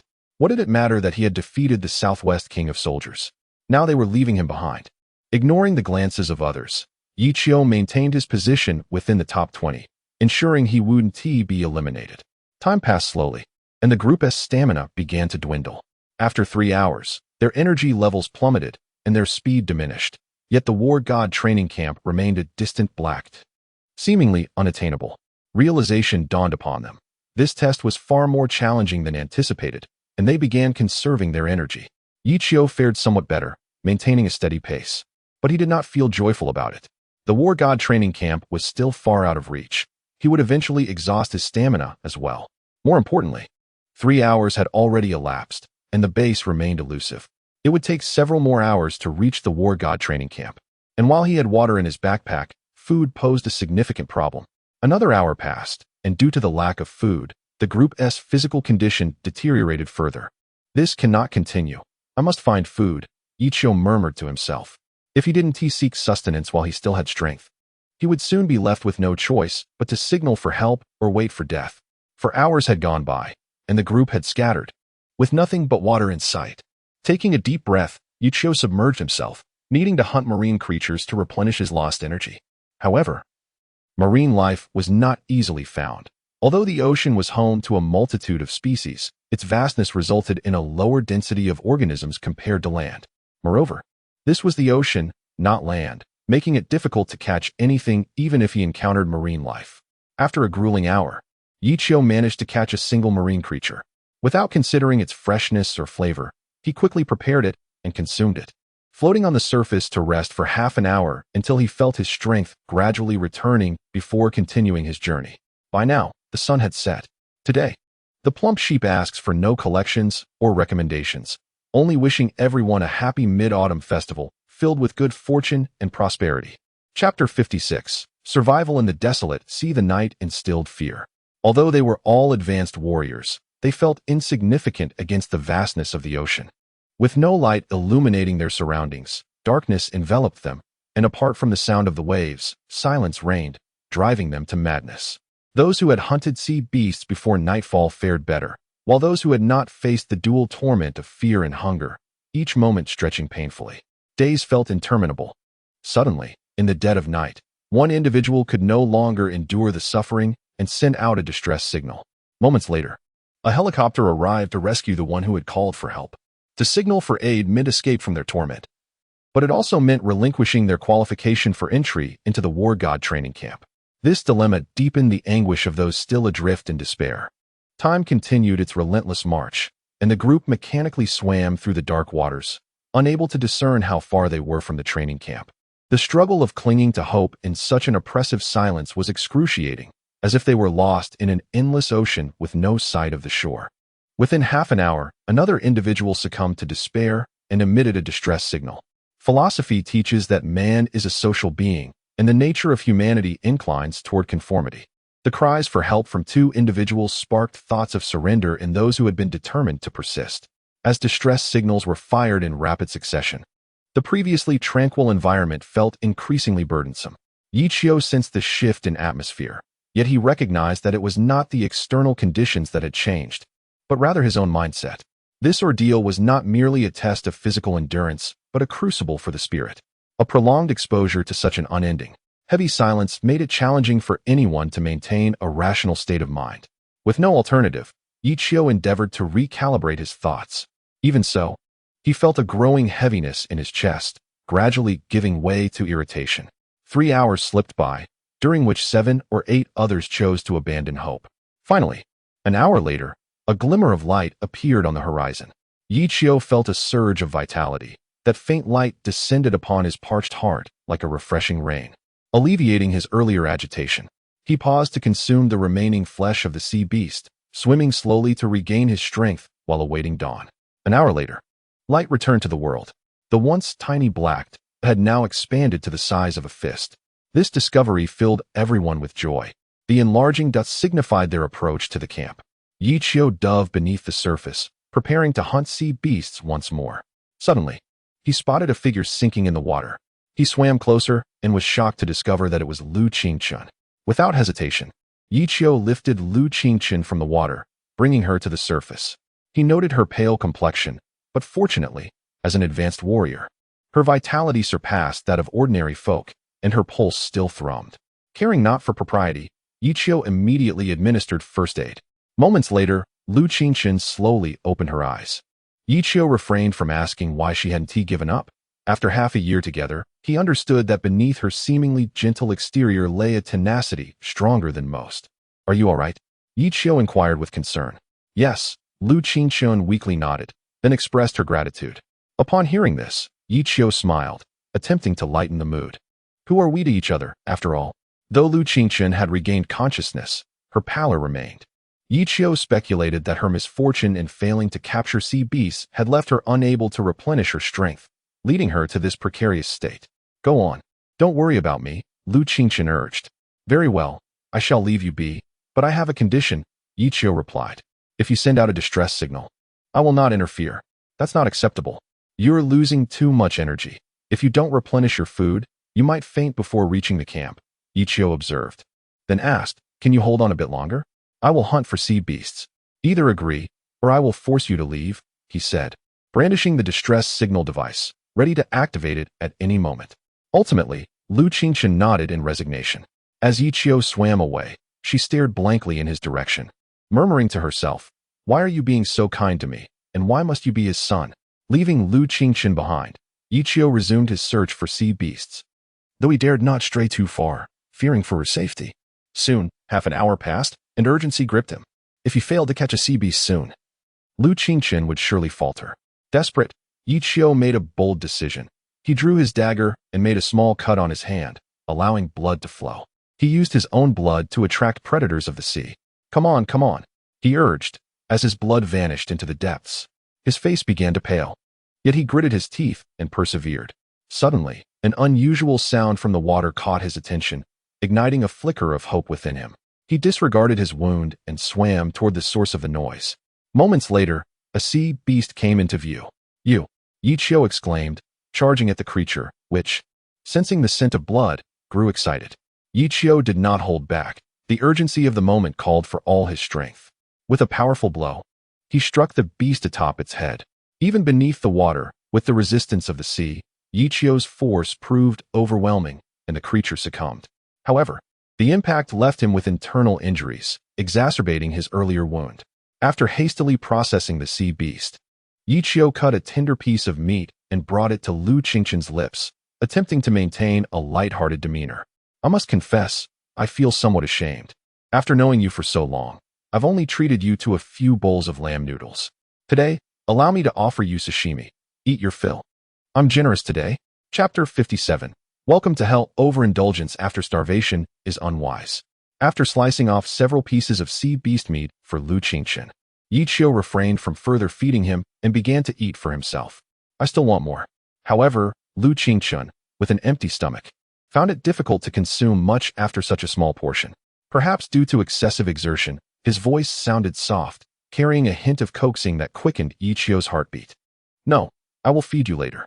Although it seemed to be Lu Qingchun's first time asking so sweetly, Yi Qiu remained resolute in his refusal. After satisfying his hunger, Yi Qiu took a moment to rest, cutting some choice pieces of meat from the sea beast, cleaning them, and placing them into his backpack. Once finished, he donned the pack and swam beneath Lu Qingchun, cradling him in his arms while adopting a backstroke to glide towards their camp. You've delayed for my sake long enough. I'm nearly recovered. You should go on ahead. I can manage. Lu Qingchun struggled, unwilling to be a burden. No, Yi Qiu firmly denied him.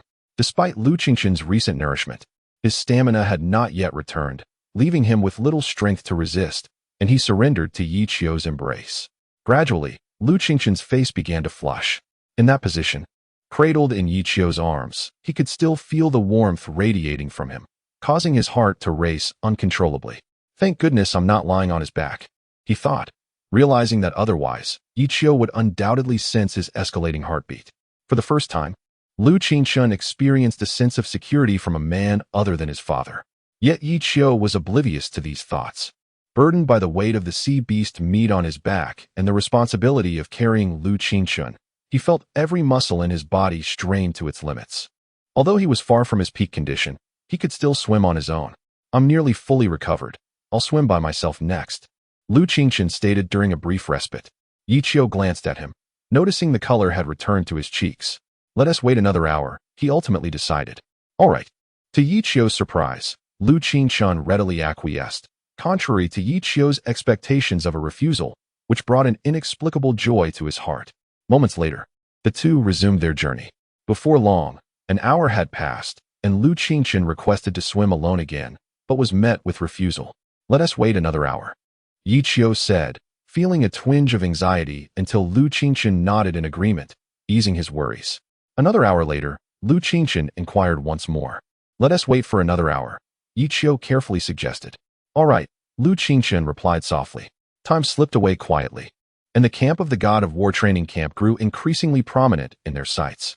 1 hour passed, then another, and yet another. It was unclear how many hours had gone by, but the two maintained their initial position. At first, Lu Qingchen would ask every hour, but as time went on, they both fell into a comfortable silence. As they drew nearer to the camp, an odd lack of excitement settled in their hearts. "Let me down," Lu Qingchen finally spoke. "Let us wait another hour," Yi Qiu said, now quite accustomed to the routine. "We've already delayed for too long. Do you want us both to be eliminated from the God of War training camp?" Lu Qingchen protested. "Then let us wait just one more hour, shall we?" Yi Qiu asked. Under Yi Qiu's hopeful gaze, Lu Qingchen nodded. Yi Qiu continued to swim forward. An hour can feel long or short, and before they knew it, another hour had passed. This time, Yi Qiu released Lu Qingchen from his hold, and both felt a twinge of melancholy. "It's nothing. I just got a little hurt while fighting the sea beast," Yi Qiu nonchalantly remarked.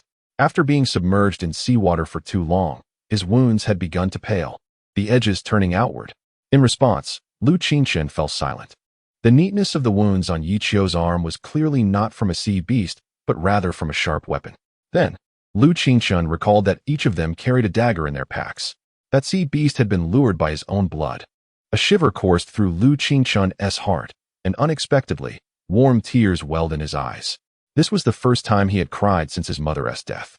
Not one for eloquence, he remained silent, fixated on Yi Qiu. "Do you know that if you faced a formidable sea beast, you could very well die?" Lu Qingchen asked. "It's not likely," Yi Qiu chuckled. Lu Qingchen remained quiet for a moment before asking, "Was it worth it?" Without hesitation, Yi Qiu affirmed, "Absolutely." Lu Qingchen offered a radiant smile, though tears streamed down his face. "Fool," he finally exclaimed.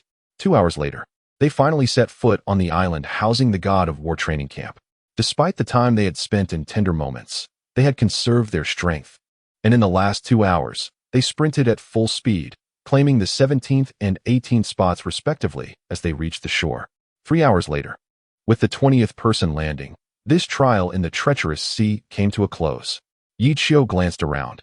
Apart from himself and Lu Qingchen, every other participant from Longting Academy had met their end.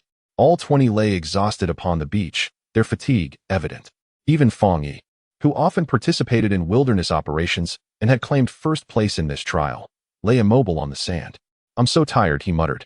The exhaustion was not merely physical. The emotional toll was heavier.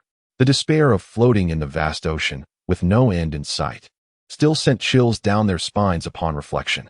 After a moment, Wang Hui and his aide approached. The 20 individuals lying on the beach rose and formed 4 lines, awaiting Wang Hui's words. "Ha ha, well done. This year is better than last. We've managed to fill all 20 slots." Wang Hui boomed with laughter. "I am Wang Hui, one of the 3 chief instructors of the God of War training camp. You may simply call me Instructor Wang from now on. Those who pass the assessment will receive rewards: 20 points for first place, 15 for second, 12 for third, and 8 for everyone else," he announced. "Instructor Wang, what are these points for?" someone queried. Upon hearing this, the majority perked up, eager to learn the purpose of the God of War points. To put it simply, you can regard the God of War points as currency. Here, you can use these points to purchase items available to you. Do bear in mind that everything here requires points for purchase. Everything, Wang Hui explained. The crowd's faces brightened with understanding, and the top 3 participants displayed expressions of joy, knowing their points would afford them greater purchasing power. "How do we earn God of War points?" another person asked. "By completing daily training and meeting the instructor's requirements. You will receive basic God of War points. Additionally, you can take on tasks or obtain points through specific means. Notably, breaking any record within the God of War training camp will yield significant point rewards," Wang Hui elucidated. At this, everyone nodded, their eyes gleaming with enthusiasm. "Congratulations on officially becoming members of the God of War training camp. While it is quite probable that you may never attain the status of a deity of war, You will undoubtedly take pride in your journey through this esteemed camp. Wang Hui's tone was resolute. However, entering the God of War training camp does not signify an escape from suffering. You will soon realize that the trials of the desolate sea were merely an appetizer. The days that lie ahead are sure to leave you in a state of ecstatic torment, where survival will be elusive and the desire for death unattainable, etching unforgettable memories into your very being. At this point, Wang Hui broke into a grin. Finally, welcome to Hell. Chapter 58. The Golden Cavern. After Wang Hui departed, the group dispersed, utterly exhausted from their grueling day and night ordeal at sea, yearning only for a hearty meal and a restful slumber. However, upon entering the island, they were met with a disheartening revelation. There was no dining hall within the camp, and shockingly, no dormitories either. How can this be? They exclaimed, bewildered. They could endure the plane running out of fuel and the arduous journey to the camp, but to be deprived of food and rest was utterly incomprehensible. Immediately, they sought out the aide accompanying Wang Hui. Fear not, for there is indeed sustenance on the island, he assured them. Not only is the food plentiful, but it is also of exceptional quality, sourced from fresh, premium marine beast meat. It is not only delectable, but also rich in nourishing energy, far superior to any nutritional supplement.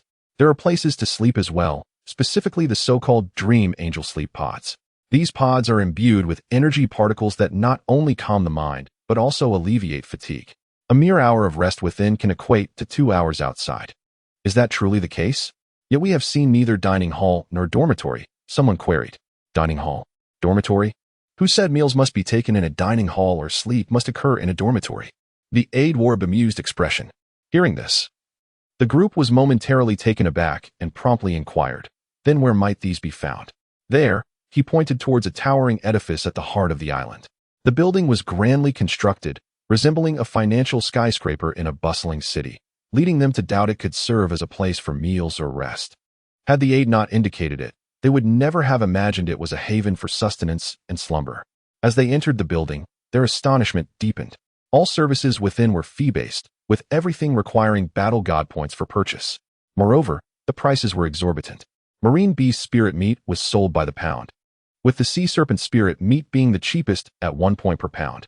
In contrast, the more premium varieties, such as shark spirit meat, were priced outrageously at 10 points per pound. Not only was food costly, but rest was as well. The sleep pods, as previously mentioned, were charged by the hour. They were classified into 3 tiers, high, medium, and low, yet even the most basic pod demanded 2 points per hour. For the first time, they felt acutely impoverished. Even Feng Yi, the first-place victor of the trial with a reward of 15 battle god points, felt like a pauper in that moment. The building offered more than mere sustenance and rest. It housed ancient martial arts manuals, blood elixirs, nutritional supplements, and other essentials for cultivation. Yet, without exception, all of these items required battle god points for exchange. It was then they truly grasped the significance of Wang Hui's statement. Everything here necessitated battle god points. Meals required points. Sleep demanded points. Access to cultivation resources required points. This was no training camp for warriors. It was a veritable den of indulgence, where gold was synonymous with battle god points. The group lamented the exorbitant prices within the building, yet after a day and night of trials, they reluctantly resolved to spend their meager points. After all, as the aide had aptly stated, man is iron, and food is steel. They opted for sea serpent spirit meat, primarily due to its affordability. As for the sleep pods, they thought, we can manage with the floor. Children from humble backgrounds learn to endure. However, Yi Qiu was an exception. He spent 3 points to procure 3 pounds of sea serpent spirit meat, recognizing its high energy content. This was also the rationale behind the minimum reward of 5 points for all who completed the trial. The organizers could not truly expect them to train on empty stomachs. Yi Qiu then insisted on giving 5 of his remaining 10 points to Lu Qingqin, and both exchanged their points for 3.5 hours in a low-tier sleep pod. Observing Yi Qiu's extravagant spending of points, the others felt a pang of sympathy, as if it were their own points being squandered. Ah, students from schools are indeed sheltered. They are unaccustomed to hardship. I wonder how they managed to get through the trial at all, one remarked. Only 2 of the 6 slots from Dragon Rising Academy passed the trial, another noted. Yet given their inability to endure, perhaps passing was more of a curse than a blessing. Instructor Wang has stated the upcoming training will be even more rigorous. Who knows how long they can last? Without experiencing storms, How can one see rainbows? Enduring hardships is the path to greatness. Those who cannot persevere will never achieve success. Some felt envy, others scorn, and some pity towards Ichio for his apparent inability to endure. I once thought Dragon Rising Academy had a remarkable talent this year. It seems I was mistaken, Morongwan sneered. Although he hailed from one of the 3 top-tier families, his upbringing was not as indulgent as outsiders assumed. Rather, his family was quite strict. He may have been proud, but it did not mean he was incapable of hardship. Otherwise, he would not have secured second place in the trial, trailing only Fong Yi. This understanding of perseverance is what allowed those with true lineage to endure through generations. They recognized that a strong next generation is essential for the family's continuation. Thus, Morongwan surmised that while Yi Qiu might possess talent in martial arts, his character would ultimately hinder his progress on the path of cultivation. Fong Yi shook his head in agreement, sharing the sentiment that while Yi Qiu might have some talent, mere talent is insufficient for long-term success in martial arts. I left you in the dust during this trial, and I shall continue to do so in the future. This is merely the beginning. From now on, I shall keep you beneath my heel. Fong Yi clenched his fist, acknowledging that although Yi Qiu might possess greater innate abilities, diligence could compensate for shortcomings. The humiliation of being defeated by Yi Qiu previously was a stain he vowed to erase one day. Unfazed by the derision of others, Yi Qiu remained resolute. There are as many opinions as there are people, and he understood that differing perspectives are inevitable. To him, only money spent is truly money. Points are no different. Rather than dwelling on them, he preferred to maintain peak condition for the challenges ahead. Welcome to hell. He did not perceive Wang Hui's final words as mere jest. Maintaining his body in optimal condition was essential to face the impending trials without trepidation. Furthermore, a warrior's strength is paramount. As long as he possessed sufficient power, there would always be a means to accumulate points. Do you think my actions are wasteful? As they prepared to enter the sleep pods, Yi Qiu jested. Lu Qingchen shook his head, succinctly affirming, I believe in you. Yet, the sensation of being unconditionally trusted by another felt truly delightful. Chapter 59, Half-Price Spirit Meet at 4 o'clock in the morning. The camp of the War God training camp was suddenly filled with the blaring of bells, rousing those still lost in slumber. Panic ensued as the weary participants, exhausted from a day and night of grueling training in the desolate sea, were jolted awake after merely a few hours of sleep, their minds still in a haze. Gather at the War God Square within 10 minutes. Latecomers will forfeit their training points for the morning, echoed the voice of the adjutant over the loudspeaker. Wang Hui, the War God and chief instructor of the camp, primarily oversaw the training of level 9 warriors, occasionally attending to level 8 warriors. While the training of new recruits was mainly the responsibility of his adjutant, Lin Ku, who had stood beside him. As Lin Ku's voice resonated through the speakers, the crowd shook off their drowsiness, scrambling to the War God training camp. Though Yi Qiu and Lu Qingchen were in their sleep pods, the system was linked to the outside world, and they too received the news. The power of War God points was immense, and within approximately 8 minutes, all 20 individuals had gathered at the War God Square. Despite the early hour, the square was illuminated as brightly as day. Excellent. I am quite pleased with your speed. I hope you can maintain this pace in the future, Lin Ku remarked, his gaze sweeping over the assembly. When his eyes landed on Yi Qiu, a flicker of intrigue crossed his expression. Since Wang Hui had mentioned Yi Qiu once, Lin Ku had noticed a resemblance between him and the statue of the War God behind him. You all appear to be in a state of fatigue. Have you not rested well? Lin Ku inquired deliberately. Yet, the weariness that plagued them was known only to themselves. After a day and night in the water, they had no bed to sleep on upon returning to shore, merely the ground as their mattress and the sky as their blanket. The night winds howled, making it nearly impossible to rest soundly. However, this did not apply to Yi Qiu and Lu Qingchen, for the sleep pods had a restorative effect, allowing them to achieve the equivalent of 2 hours of rest in just one. After sleeping for 3.5 hours in the pod and a few additional hours outside, their current state, while not optimal, was hardly lacking. Well rested, I see. The first place will earn 10 points, second place 7, third place 5, and everyone else will receive 3 points. Those who do not complete the training within 3 hours will not receive any points for this session. Upon hearing this, the expressions of the group fell.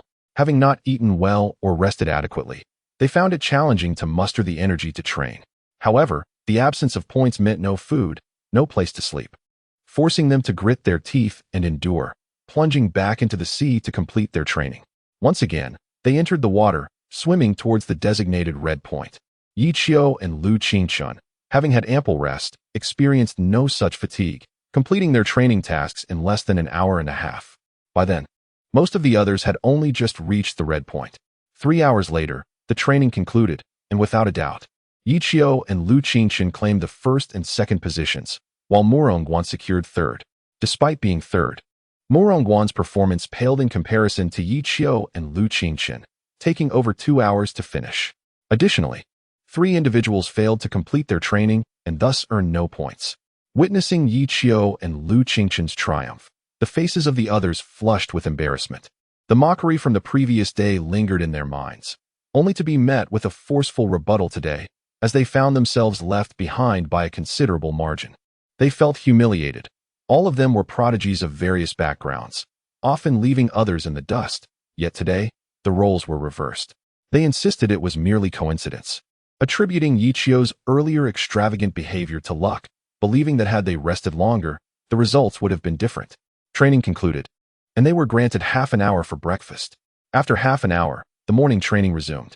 The morning's focus was on strength, agility, and speed training, fundamental yet arduous training methods where every increment of strength and speed demanded countless sweat and offered no shortcuts. As rankings continued, it was evident that Yi Qiu and Lu Qingchun remained at the top, while the remaining 18, still drowsy, vied for third place. After the morning session, they enjoyed a 2-hour break for lunch. All were elated, eager to fill their stomachs and find a place to rest, preparing to redeem themselves in the afternoon. Confident that after a good rest, their training performance would surely rival Yi Qiu and Lu Qingchun. 2 hours later, the afternoon training commenced, and the rested group was ready to showcase their strength. However, as the afternoon session focused on strength training without rankings, their spirits sank, and frustration welled within them. Yet, with the onset of training, their grievances swiftly dissipated. It was not that they had come to terms with the lack of rankings. Rather, they were too exhausted to ponder the intricacies of it all. The afternoon strength training proved far more grueling than the agility and speed training of the morning, draining every ounce of energy from their bodies. Fortunately, there would be no training in the evening, and the weary group dragged their nearly broken bodies towards the dining hall. Just then, Yi Qiu staggered out, calling out, "Wait a moment." The exhaustive strength training had nearly depleted Yi Qiu's stamina as well. "What is it?" The group replied in unison, their annoyance palpable. "Are you all planning to buy spirit meat from sea beasts?" Yi Qiu inquired. "Of course," one retorted, exasperated. "I have spirit meat from sea beasts, and I'm willing to sell it to you at half price," Yi Qiu announced with a smile. "How do you possess spirit meat from sea beasts?" Someone asked skeptically.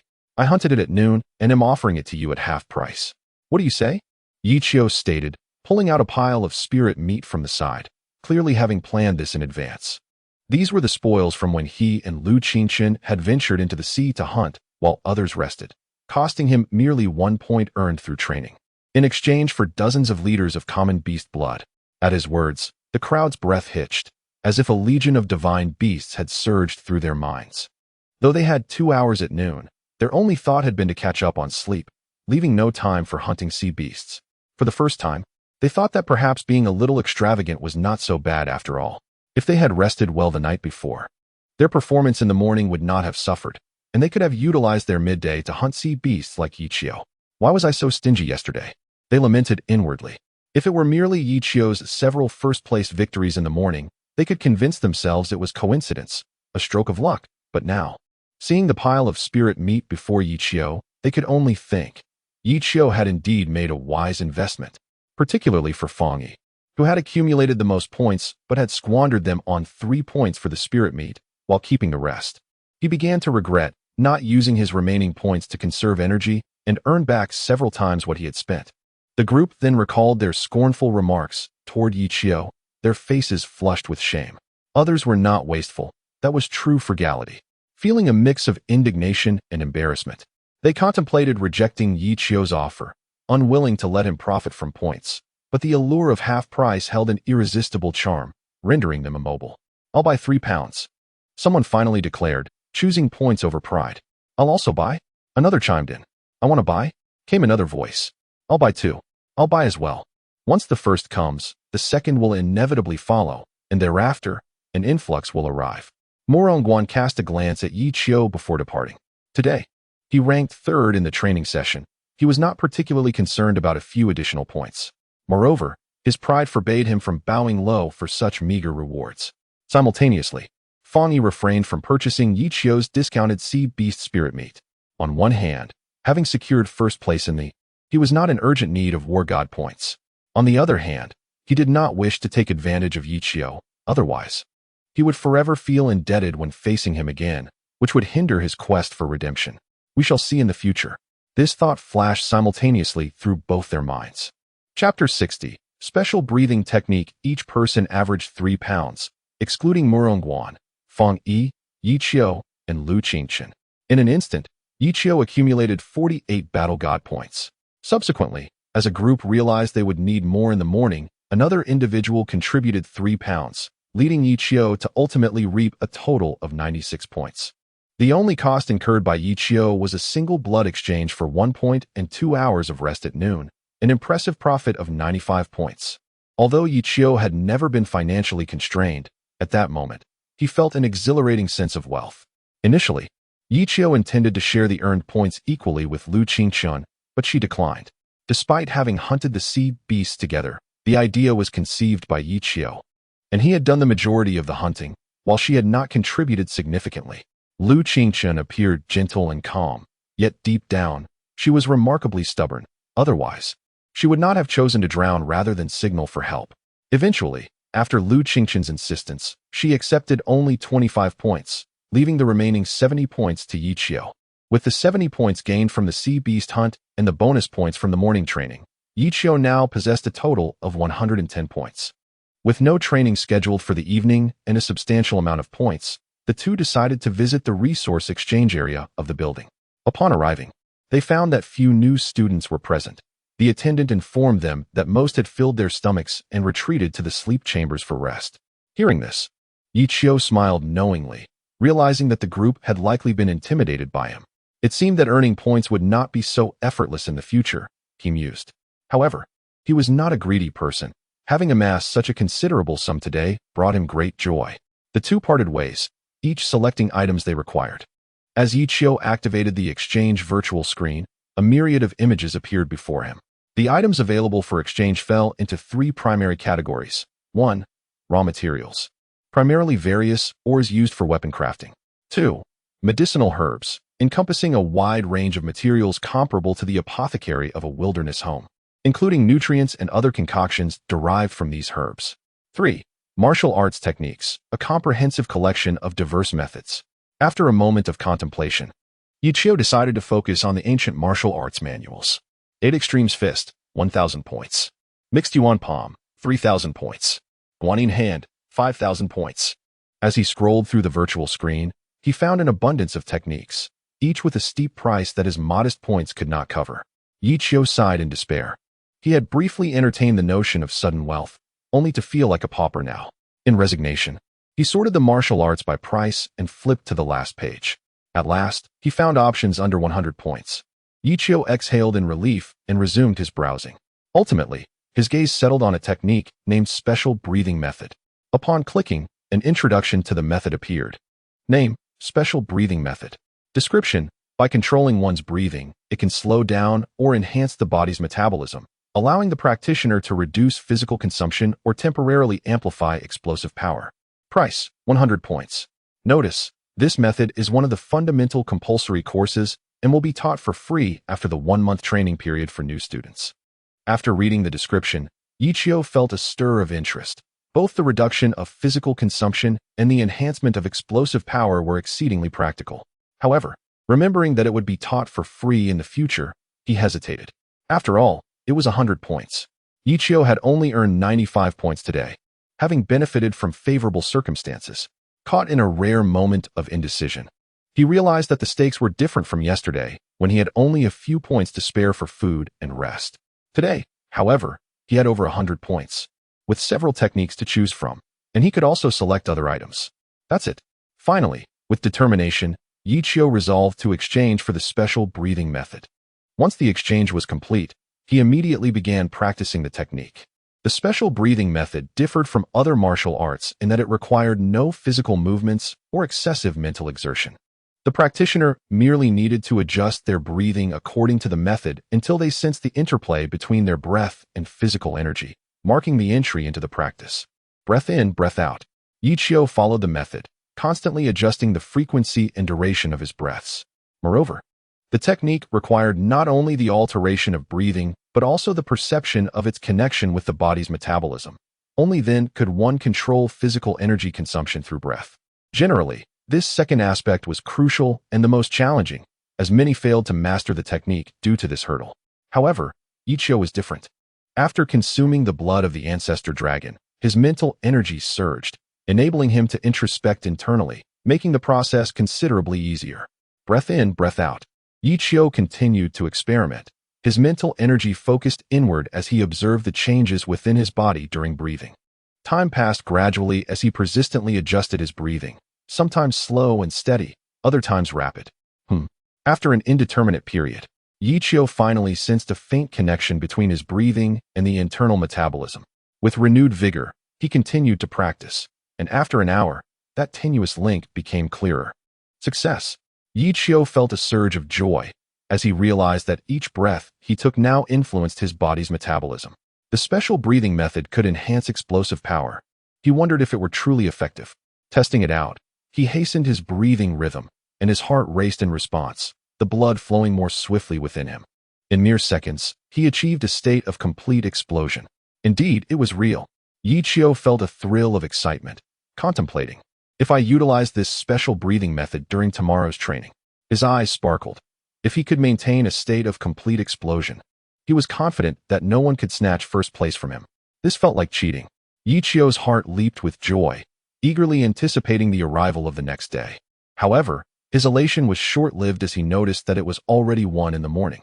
Oh no! Realizing he had forgotten about tomorrow's training while engrossed in perfecting the special breathing method, he felt a pang of anxiety.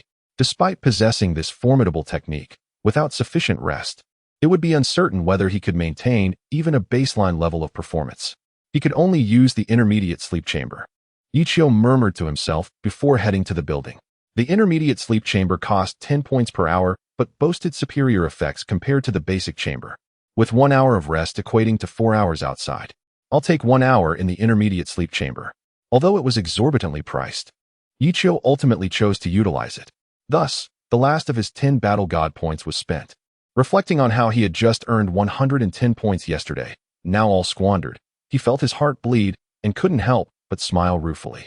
I hope the special breathing method doesn't disappoint me tomorrow. Chapter 61. The powerful special breathing technique at 4 in the morning, the new day's training commenced once more. Thanks to yesterday's experience, without Lin Ku's explicit urging, everyone arrived at the War God Square within 5 minutes. The training was about to begin, and sparks danced in the eyes of the group. This time, they were determined to show that pretty boy what true strength entailed.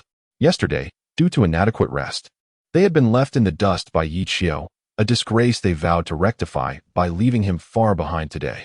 If I can outpace you in the wilderness trial, I can surely do the same today. Fang Yi glanced at Yi Qiu, a confident smile gracing his face. He had secured first place in the wilderness trial, while Yi Qiu had only managed 16th. He doubted Yi Qiu could surpass him again, especially after a good night's rest. Mo Rongguan maintained a calm demeanor, unconcerned with trivial matters. After a night in the sleep chamber, his strength had returned to its peak. He feared no one and held no one in regard. The first position was his, and his alone. Begin. With Lin Ku's command, everyone dove into the sea, racing towards the red marker. Yi Qiu smiled wryly. Having spurred them on yesterday, today would not be so easy to secure first place. Yet, he felt no fear. Although he had only rested for 3 hours, an hour in the intermediate sleep chamber equated to 4 hours of regular rest.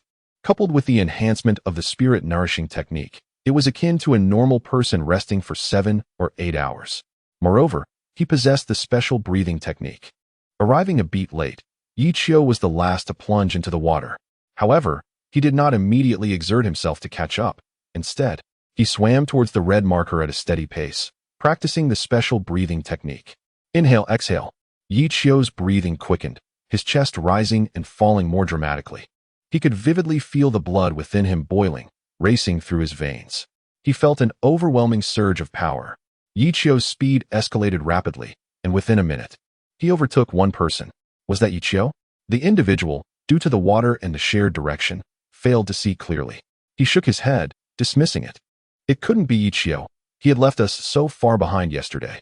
Today, after a good rest, there was no way he could surpass me. Resolving to accelerate, he urged himself on, not wanting to be outdone by anyone.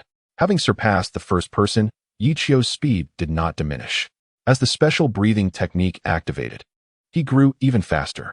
He soon passed the second, third, and fourth individuals. After 10 minutes, he had overtaken 7 people.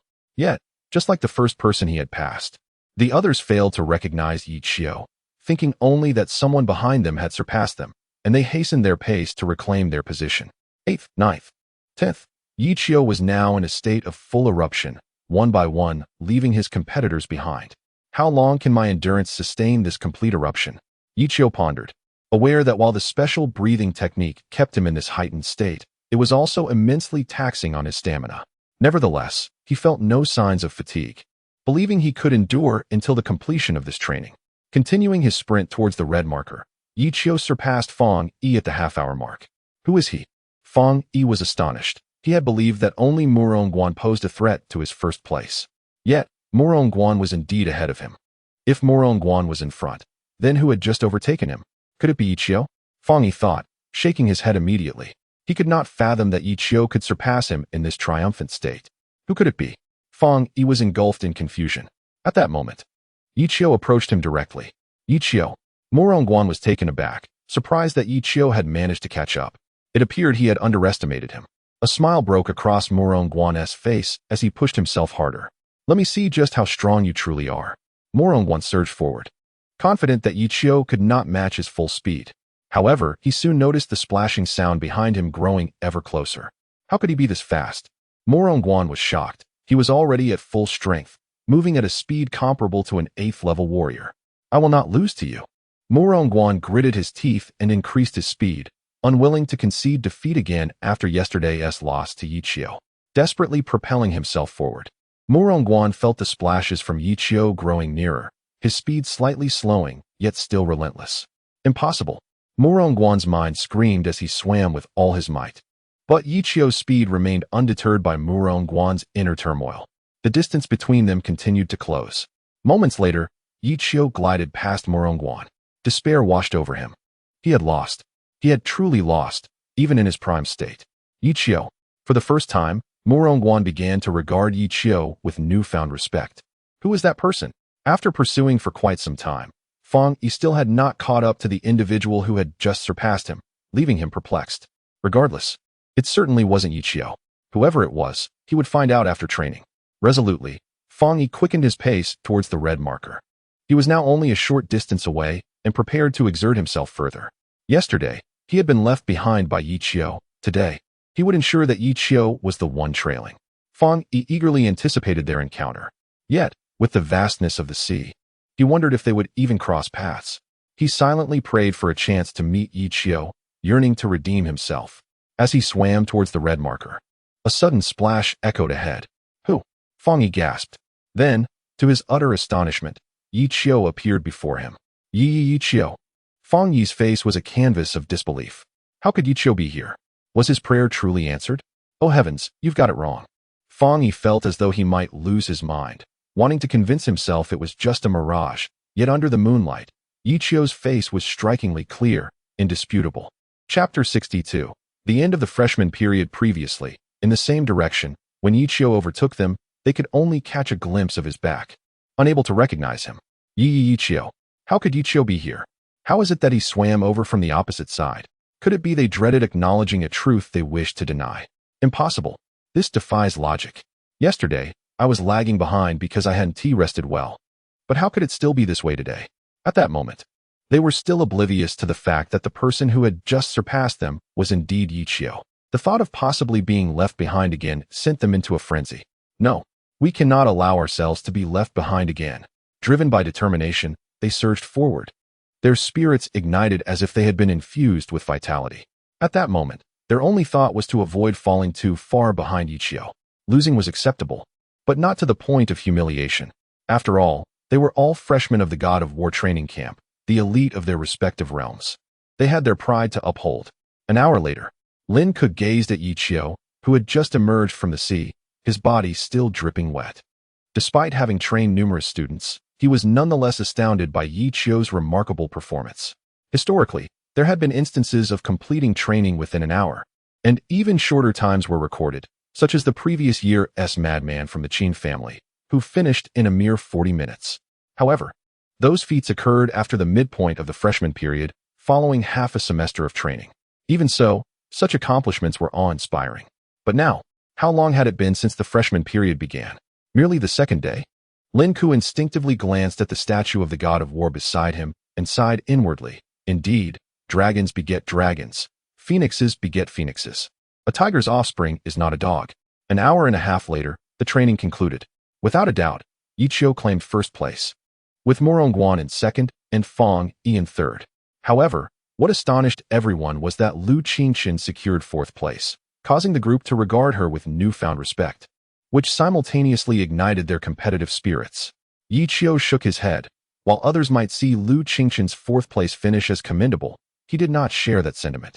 Having spent 6 months with her, Yi Qiu was acutely aware of Lu Qingchen's formidable talent. Even with the aid of the ancestor dragon's true blood, he barely surpassed her. If his conjecture was correct, Lu Qingchen was likely the most gifted among them, possibly even within the entire God of War training camp. Her current performance was not particularly surprising. It was merely due to the brevity of time, as both of them were only 18, younger on average than the others by a year or two. Once the freshman period progressed, and Lu Qingchen's talent fully erupted, Yi Qiu believed it would not be difficult for her to surpass Fang Yi and Miraculous. Additionally, spurred by Yi Qiu's presence, all participants saw a significant improvement in their performance compared to the previous day. Lin Ke, unaware of the true reason behind it, assumed it was due to their hard work and felt elated, showering them with praise, which left everyone feeling somewhat embarrassed. If given the choice, they would rather not have to swim so desperately. As days turned into weeks, the training for this cohort of freshmen at Longting Academy gradually fell into a rhythm. The freshman training period lasted a month, during which the intensity of training would increase every 10 days. Those unable to complete their tasks would earn no points, keeping everyone on edge and preventing any semblance of relaxation.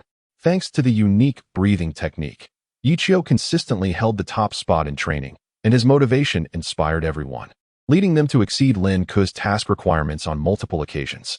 Lin Ke repeatedly praised this group of students for their excellence. But a mischievous smile soon crept onto his face as he altered the schedule, changing the training intensity increase from 10 days to 1 week. All were left lamenting.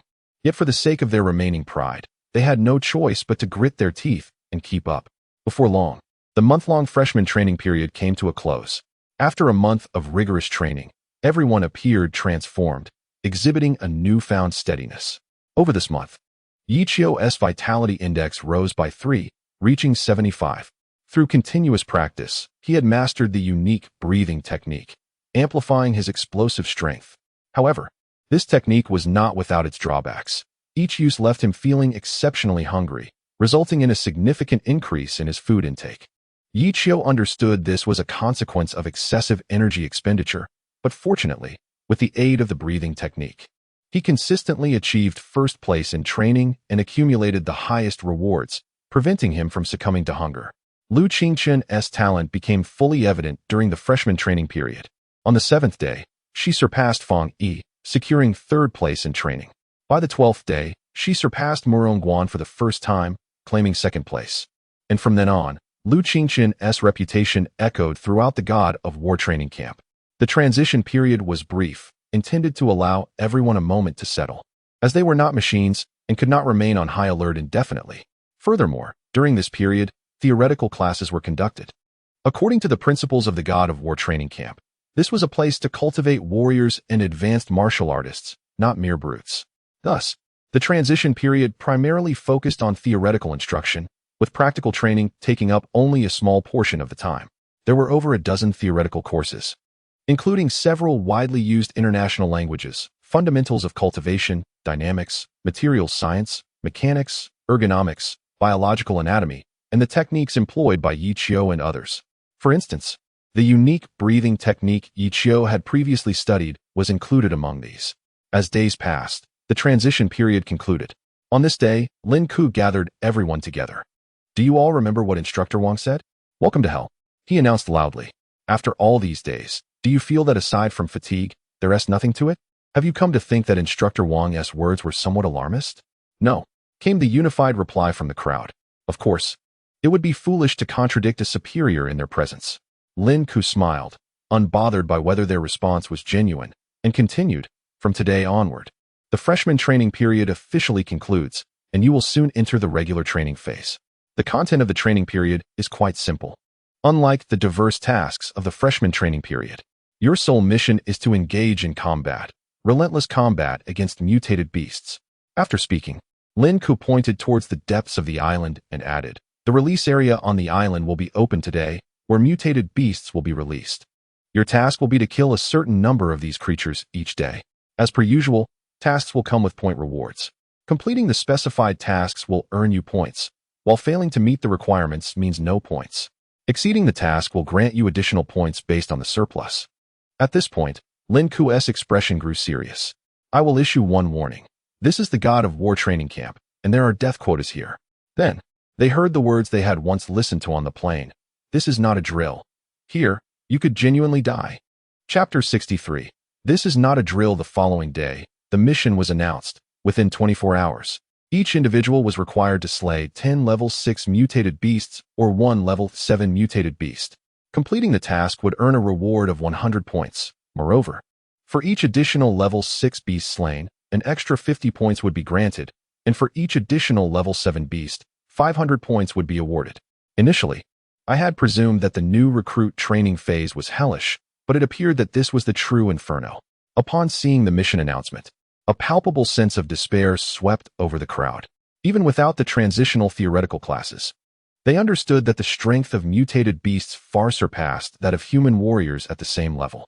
Although they would all reach level 7 after the training period, facing a level 7 mutated beast left them with almost no chance of victory.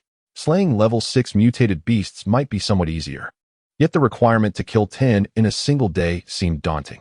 Many lamented that level 6 mutated beasts were not as common as cabbages. Each kill would demand considerable effort, leaving little time for rest. The only solace lay in the advanced hibernation chambers, which provided an hour of rest equivalent to 8 hours. However, these chambers cost 50 points per hour. After a brief moment, the crowd dispersed, making their way to the deployment area. Although the training camp of the war god was situated on an island, it was vast, and the deployment area occupied nearly 2/3 of its expanse, making it quite sizable. Entering the deployment area, towering trees loomed overhead, and the interplay of light and shadow made it feel as though one had stepped into a tropical rainforest. Crack! Suddenly, a tension surged through me at the faint sound, so subtle that an ordinary person would not perceive it. However, having consumed the blood of the ancestral dragon and practiced the spirit cultivation technique, my mental acuity was extraordinarily heightened, allowing me to discern this minute noise with clarity. I continued forward, feigning ignorance of the sound while discreetly employing a special breathing technique. Breathe crack. Inhale crack. The sounds behind me grew increasingly closer, and my heart raced with urgency. Whoosh! In an instant, a brown figure leapt from behind, lunging towards me. The creature, while not particularly large, about 1 to 2 meters in length, comparable to a grown man, moved with astonishing speed. Its forelimbs bore sharp claws, and its jaws gaped wide, nearly at a 90-degree angle, capable of devouring an adult's head whole. The rush of wind was deafening, and just as the creature's claws were about to graze my head, I instinctively crouched low as if I had eyes on the back of my head. The brown beast whizzed past me, and in that moment of vulnerability, I unleashed a powerful punch upward. Bang! My fist connected with the creature, sending it hurtling away. The shadow wolf. At that moment, I recognized the beast that had attempted to ambush me, a level 6 mutated creature known as the shadow wolf. Struck by my blow, the shadow wolf crashed to the ground, remaining motionless for a prolonged moment. This shouldn't be the case. The shadow wolf, comparable in strength to a level 6 warrior, should not have succumbed to a single strike, especially as my punch, while powerful, had failed to strike a vital point. Confusion clouded my thoughts as I hesitated to approach the shadow wolf, but after a while, it remained unresponsive, though my mental perception detected a heartbeat. Could it be feigning death? I pondered, and after waiting a moment longer, I decided to advance. If it was merely pretending, I would finish it off then and there. As I cautiously approached, the shadow wolf remained still. Soon, I was but a step away. In a sudden burst of speed, I propelled myself forward like an arrow released from a bow. Boom! The shadow wolf still did not move, and my punch landed squarely on its head, ending its life instantly. What could possibly explain this? My confusion deepened as I began to inspect the shadow wolf's body. It seemed my initial strike had landed on its forelimb. I searched for wounds on the creature, and after a moment, I discovered an injury at the base of its left forelimb. Murmuring to myself, I retrieved a dagger and commenced the dissection. Having attended theoretical classes on anatomy during the transitional period, I skillfully dissected the shadow wolf. How could its spine be broken? Upon completing the dissection, I realized that the spine near the major bone of the left forelimb had indeed fractured. Logically, my first punch had struck the wolf's foreleg, and the second had hit its head. The spine should not have been compromised. Could it be? My mind raced, and I examined the disassembled body more closely. I manipulated the shadow wolf's corpse, my eyes lighting up with realization. Indeed, I recalled a course titled Human Biomechanics from the Transitional Period, which detailed the structure of the body and the interconnectivity of the skeletal system. Mastery of skeletal architecture and the interplay between bones could allow one to dislocate another's joints, rendering them immobile. The shadow wolf, incapacitated after my strike, had suffered from a chain reaction through its skeletal structure, leading to paralysis. With this newfound insight, I felt a spark of inspiration. The War God training camp boasted a wealth of resources, including extensive documentation on mutated beasts and various ancient martial arts manuals, which could be exchanged for points. I decided to forego today's mission and head to the exchange area within the building to see if my hypothesis could be realized. Moments later, I arrived at the exchange zone. Scanning the offerings, the information on all the martial arts techniques unfolded before my eyes. Flower grasping technique, 2,000 points. Shaolin tiger claw, 3,000 points. Bone dislocation technique, 5,000 points. Tianshan plum blossom technique, 10,000 points. Having perused the entire list, I gasped in disbelief, not because these techniques were particularly difficult to master, but rather due to their exorbitant cost. It was crucial to note that they earned only 100 points daily from completing tasks. After accounting for the hibernation chamber and other expenses, saving 50 points was already a challenge. The cheapest technique available still required 2,000 points, meaning I would need at least 40 days to redeem it. Truly, the disparity between wealth and knowledge and martial prowess was apparent. I reflected, realizing that I, who had never experienced financial struggle, now found myself perpetually pressed for points since arriving at the War God training camp. It seemed I would have little time for idleness in the future. I chuckled bitterly. Accumulating 1,000 points through daily task rewards would undoubtedly prove insufficient. Only through additional slaying of mutated beasts could I hope to succeed, a prospect that would further extend my time in the deployment area and shorten my rest periods. Stepping out of the building, I noticed several individuals in the hall, yet the atmosphere was heavy with gloom. Upon inquiring, I learned that 2 individuals had teamed up to enter the deployment zone, only to be ambushed by a lurking Gale leopard, resulting in 1 fatality. The other had managed to escape, but bore severe injuries, and it remained uncertain whether they would fully recover. Hearing this, a twinge of melancholy struck me, and suddenly, I recalled Lin Ku's earlier warning. This is not a drill. Here, you may truly die. Chapter 64. The dragon grasped the grim consequences of 1 death, and 1 severe injury jolted everyone awake, marking their first true realization that this was the War God training camp. This was no mere drill. Here, they genuinely faced the possibility of death. Time slipped by swiftly, and after the bloody lesson of the past, all became increasingly cautious. Missing a meal or skimping on sleep was trivial, but losing one's life meant losing everything. In the blink of an eye, a month had passed. Though still imperfect, their newly developed technique was taking shape, deserving of a name of its own. After a moment of contemplation, Yi Qiu made a resolute decision. He exited the training room, intending to venture to the deployment zone to continue hunting mutated beasts, both to earn points and to refine his nascent dragon grasp technique. However, as he passed by the War God Square, he overheard that the gravity chamber within the training camp had opened. The gravity chamber was one of the most vital training resources in the camp, equipped with a gravity enhancement system capable of exponentially increasing the weight of objects within. thereby unleashing the latent potential of the martial artists and accelerating their training speed. Yichio's face lit up with excitement, but upon further inquiry, his joy quickly faded. Its exorbitant cost was a harsh reality.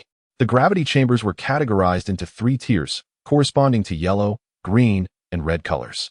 The basic gravity chamber cost 100 points per hour, the intermediate chamber 500 points, and the advanced chamber a staggering 1,000 points per hour. This was indeed a veritable den of gold, eliciting complaints from the crowd. The prices of food and sleeping pods paled in comparison. Despite the steep costs, the benefits of the gravity chamber were undeniable, leaving them with no choice but to endure. With only 5 gravity chambers available, lines formed. Yichio glanced at the crowd waiting outside and decided to hunt mutated beasts first, planning to return when the numbers had dwindled. With that thought in mind, he turned towards the deployment zone. The day passed in a flash. Utilizing his formidable mental prowess, Yichio tracked down 15 mutated beasts. Though he could have located more within the day, he deliberately slowed his pace to hone his dragon grasp technique. By evening, he completed his tasks and accrued 350 points. As Yichio approached the gravity chamber once more, he noticed, to his surprise, that despite the day having passed, the area remained crowded. It had already been 5 hours. The talents of these individuals were astonishing. While most could only endure 3 hours, some had already surpassed 5. Among them, Feng Yi, Mu Rongwan, and Lu Qingchun intrigued him. Who among them could last the longest? The gravity in the basic chamber was set to 20 times normal weight, meaning that anyone entering would experience an immediate increase in gravitational pressure. Thus, 3 hours was generally the limit for most. Yet, Feng Yi, Mu Rongwan, and Lu Qingchun had already been inside for nearly 5 hours and showed no signs of exiting. Yichio, curious, chose to observe rather than rush in. Ding! The yellow light of the gravity chamber extinguished, and Feng Yi emerged. 5.5 hours. Someone immediately noted Feng Yi's achievement. Upon hearing this, a smile crept across Feng Yi's face. While the average person could only endure 3 hours, he had nearly doubled that time, which left him feeling rather pleased with himself. However, upon observing the still-lit chambers beside him, his expression fell. Humph! Feng Yi scoffed quietly, feeling somewhat discontented, but the facts were irrefutable. I shall see how long you can last, he mused inwardly. The crowd's attention was riveted on the gravity chamber, curious to discover who would emerge next. An hour and a half later, the chamber door swung open once more. It was Mu Rongwan. He had endured for 7 hours. Mu Rongwan walked out of the chamber with a calm demeanor, satisfied with his performance until he noticed that Lu Qingchun's chamber light was still illuminated, causing his smile to vanish abruptly. In truth, he had struggled during the 6th hour, but to secure first place. He gritted his teeth and pushed through for an additional hour. He had assumed first place was his for the taking, but he was taken aback to find Lu Qingchun still inside. After exiting the chamber, Mu Rongwan chose to remain, eager to witness how long Lu Qingchun could endure. He also cast a glance at Yichio, furrowing his brow deeper. If Lu Qingchun had lasted this long, Yichio's performance would likely be commendable as well. He wondered what score Yichio would achieve and whether it would surpass his own. Before long, another hour passed, and Lu Qingchun had remained in the gravity chamber for a full 8 hours. Good heavens, 8 hours! How much longer could he possibly last? The crowd gasped in awe at Lu Qingchun's prodigious talent. Yichio smiled knowingly. He was well aware of Lu Qingchun's extraordinary abilities and felt no shock. Glancing at the time, which was approaching 10 o'clock, he decided not to wait any longer and stepped into the gravity chamber. Upon entering, Yichio felt an immediate sensation of heaviness. 20 times gravity, he murmured to himself, beginning to move within the chamber as immense pressure enveloped him. I can feel the flow of my blood accelerating. Upon inspecting himself, he confirmed that the velocity of his blood had indeed increased, which also meant the transformation of his ancestral dragon blood was hastening. Yichio's eyes brightened, and he employed a special breathing technique, causing the flow of his blood to quicken further. If I add the 5 animal frolics with that thought, he initiated the technique, and soon he felt his blood racing furiously through his veins. Sweat poured from Yichio's forehead. Within 10 minutes, he was drenched as if he had been caught in a downpour. A sensation of swelling pain coursed through him, a consequence of the accelerated blood flow. The discomfort intensified, but Yichio gritted his teeth and persevered. Suddenly, with a resounding thud, he broke through, his life index soaring to 76. Not enough. Unfazed, Yi Qiu continued to practice his special breathing technique alongside the 5 animal frolics. Breathing in, breathing out, he gradually entered a remarkable state. At this moment, his mind was clear of distractions, solely focused on executing the 5 animal frolics. Time trickled by. Roar. Suddenly, a great bear's roar echoed. In an instant, a massive black bear materialized behind Yi Qiu. Transformation, the 5 animal avatar. Under the immense pressure of 20 times gravity, Yi Qiu had manifested the bear avatar. Boom. Almost immediately, he broke through once more, his life index reaching 77. Chapter 65. The Great Bear Avatar. Yi Qiu felt an exhilarating surprise. More than the breakthrough in his life index, he valued the condensation of the Great Bear Avatar. With a swift motion, Yi Qiu unleashed a powerful punch, resulting in a thunderous explosion that resonated through the air. The might of this single strike was utterly terrifying. This punch of mine is comparable to that of a level 8 warrior. A gleam flashed in Yi Qiu's eyes. The level 8 warrior he referenced was not an ordinary one, but rather the level he attained after consuming the blood of the ancestral dragon. This punch could defeat a level 8 warrior. Yi Qiu's spirit soared, and he eagerly anticipated the power of other avatars. If the Great Bear Avatar was so formidable, how extraordinary could the others be? After a brief moment, Yi Qiu calmed his thoughts and resumed his training, aiming for another breakthrough. However, he soon discovered that the flow of blood within his body had returned to normal, and the gravity chamber no longer seemed to exert its effects. It appears that after my breakthrough, the initial gravity chamber can no longer meet my training needs. It seems I must transition to the intermediate gravity chamber. He murmured to himself. Yet, a wry smile crept onto his face, for his points were running low. Although he had diligently completed tasks daily over the past month and occasionally hunted mutant beasts for extra rewards, his expenditures had been substantial. Why do I always feel as though my points are insufficient? Yi Qiu lamented, for the first time experiencing the frustration of insufficient funds. It seems I will need to earn points once more. Perhaps, at that point, I can decisively break through to level 8. With this thought, a spark of determination ignited in Yi Qiu's eyes. Glancing at the time, he noted that only 3 hours had passed. He decided to abandon his plans to continue training in the gravity chamber, opting instead to wait until he had accumulated enough points to return.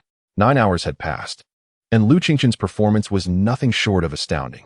I wonder if he can surpass 10 hours. Fang Yi managed 5 hours, and Murong Guan lasted 7. Lu Qingqian, though uncertain of his own limits, appeared poised to endure for 10 hours. Meanwhile, it remained to be seen how long Yi Qiu, the perennial first amongst newcomers, would last. Indeed, there was a hint of anticipation in the air. Let us not dwell on trivial matters. Let us simply observe, they mused. Nonetheless, even if Yi Qiu's performance were to falter, he would still likely surpass the rest of us. The group engaged in lively discussions as time passed. An hour later, the gravity chamber occupied by Lu Qingqian finally opened. He has emerged. 10 hours. Goodness. What does that mean for us, who can only endure for 3? Before entering the God of War training camp, I had considerable faith in my own talents. But here, it seems, one is only reminded of the vastness of the world. They felt a bitter pang in their hearts, having once believed themselves to be paragons of excellence, only to realize that true brilliance is often beyond one's imagination. Fang Yi watched Lu Qingqian exit the gravity chamber, his heart swelling with resentment. He had always looked down upon those from the Longting Academy, believing them to be sheltered flowers incapable of withstanding adversity. Yet now, it appeared he had misjudged. Lu Qingqian had spent nearly 10 hours in the gravity chamber. What of Yi Qiu? Yi Qiu's strength surpassed that of Lu Qingqian. How could 2 such prodigies emerge from Longting Academy? Fang Yi whispered to himself. Murong Guan also wore a complex expression as he regarded Lu Qingqian. Though she was the legitimate daughter of the Lu family, he believed himself to be a prominent figure among his contemporaries, comparable to the likes of Qin Shaoqin and Zhao Rulong. Yet now, observing Lu Qingqian, Murong Guan clenched his fists. I will not be outdone by you, he silently vowed. As Lu Qingqian stepped out of the gravity chamber, he overheard the murmurs around him and recognized that Yi Qiu remained in the last lit chamber. Curiosity stirred within him. What would his score be? Lu Qingqian pondered, eyes alight with intrigue. Soon, another hour passed. The light in Yi Qiu's gravity chamber remained aglow. Time flowed steadily, and another hour slipped by. Yi Qiu had now been inside for 3 hours. The others began to contemplate leaving. as they surmised that Yi Qiu would likely remain in the chamber until the following day. Just as they prepared to depart, a sudden chime echoed, and the light in Yi Qiu's chamber extinguished. Only 3 hours. Could it be that the bulb has burned out? The group halted in confusion, and just then, the door to the gravity chamber slowly opened, revealing Yi Qiu stepping out. Yi Qiu, how could he emerge after only 3 hours? Is it possible that his limit is merely 3 hours? The crowd was astounded. It was still close to dawn, and with plans to hunt mutant beasts for points the next day, Yi Qiu exchanged a few words with Lu Qingchun before hastily heading to the dormitory to replenish his strength. His abrupt departure led others to speculate that he was fleeing in embarrassment, reinforcing the belief that his limit was indeed 3 hours. 3 hours is a standard measure. Yet when placed alongside Yi Qiu, who had consistently held the top spot among newcomers, it felt dissonant. Some began to question his reputation. Meanwhile, Feng Yi and Murong Guan exchanged glances filled with a peculiar light. Perhaps I was mistaken. The only truly exceptional talent from Longting Academy is Lu Qingchen. It becomes evident that, as the foremost institution in Huagua, it is only natural for it to produce a few extraordinary individuals. A smile crept onto Feng Yi's face. The gravity chamber enhances training, and since he spent nearly twice as long inside compared to Yi Qiu, his future training speed would likewise be twice as effective. Just wait. One day, I will repay the humiliation I suffered. Murong Guan stood still, a flicker of disdain in his eyes. Only 3 hours.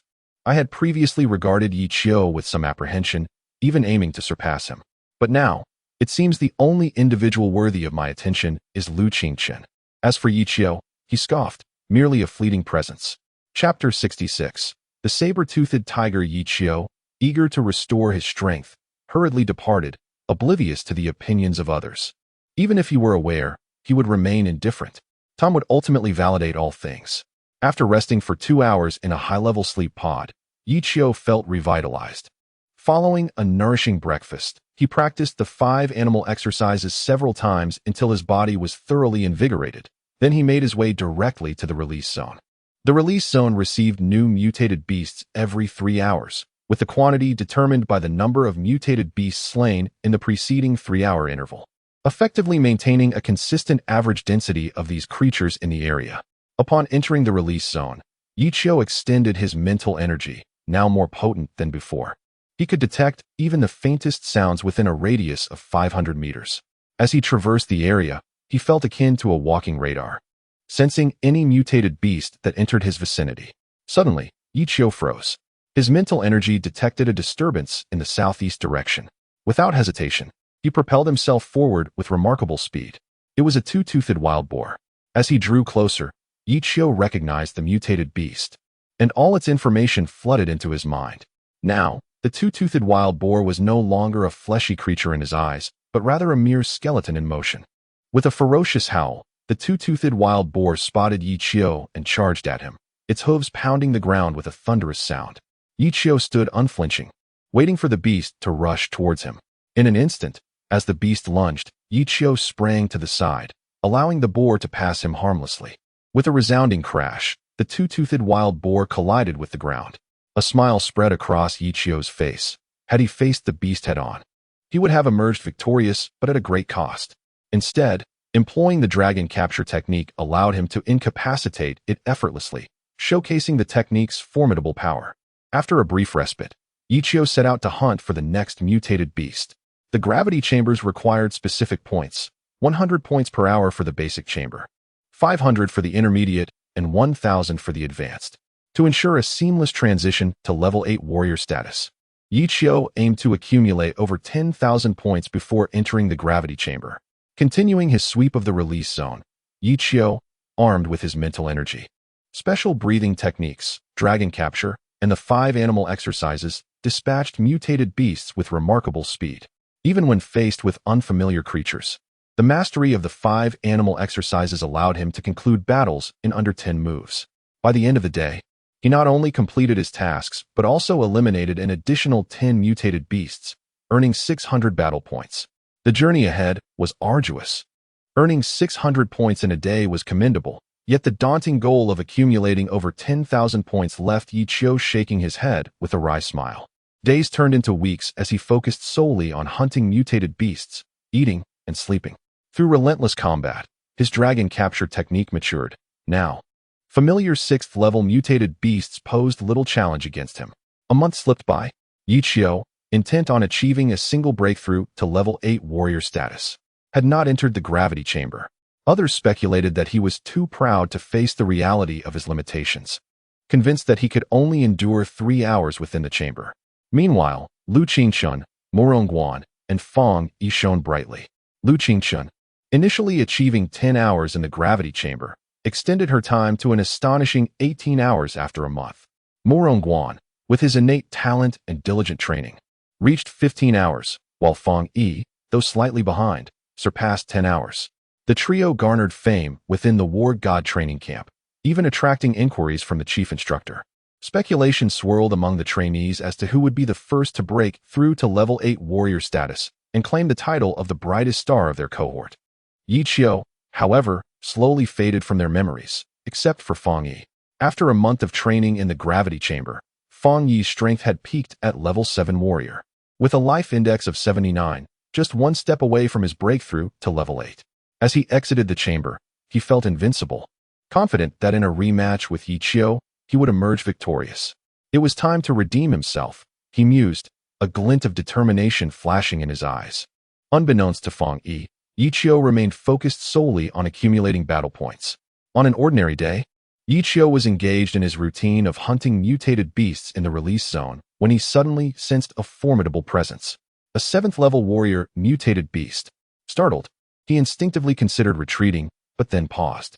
His previous avoidance of 7th-level beasts had been to refine his dragon capture technique, and now that he had mastered it, what was there to fear? With renewed resolve, Yi Qiu approached the source of the power. Moments later, the 7th-level beast came into view, the saber-toothed tiger.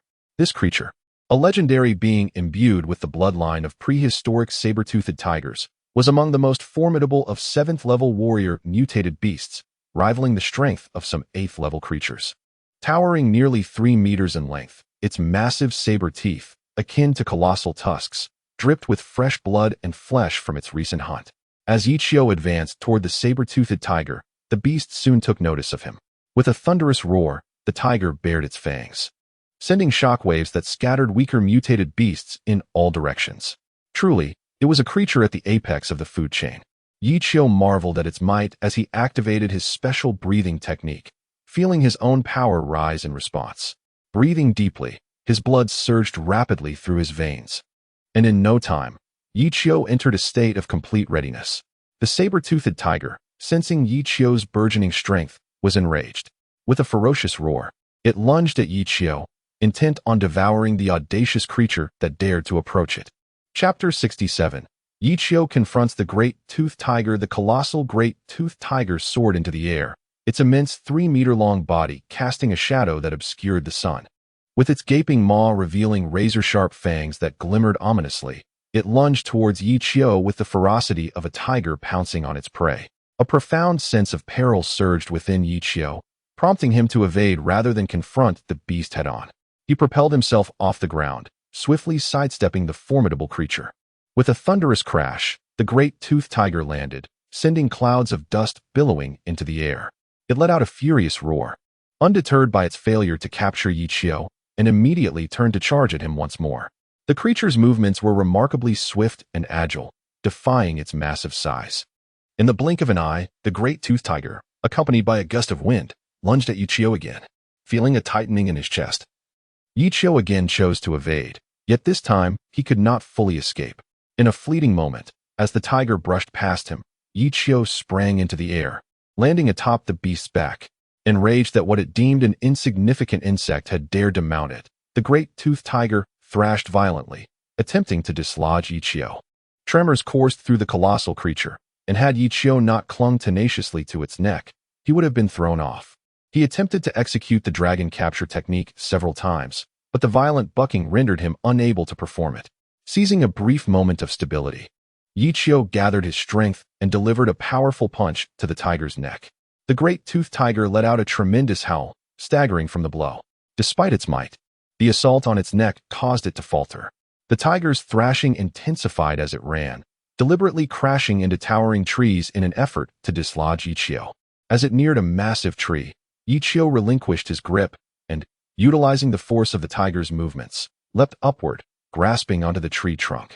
With a resounding crash, the great-toothed tiger collided with the tree, causing it to tremble and shed its leaves. This presented a prime opportunity. The tiger, driven by wrath, aimed to dislodge Ichio, its movements becoming slightly sluggish under the tremendous force. With a low grunt, Ichio released his grip on the tree and dove downward. His fists clenched tightly, striking once more at the great-toothed tiger. This punch, the culmination of his unique breathing technique, unleashed the full force of his physical prowess, representing the most potent strike Ichio could muster.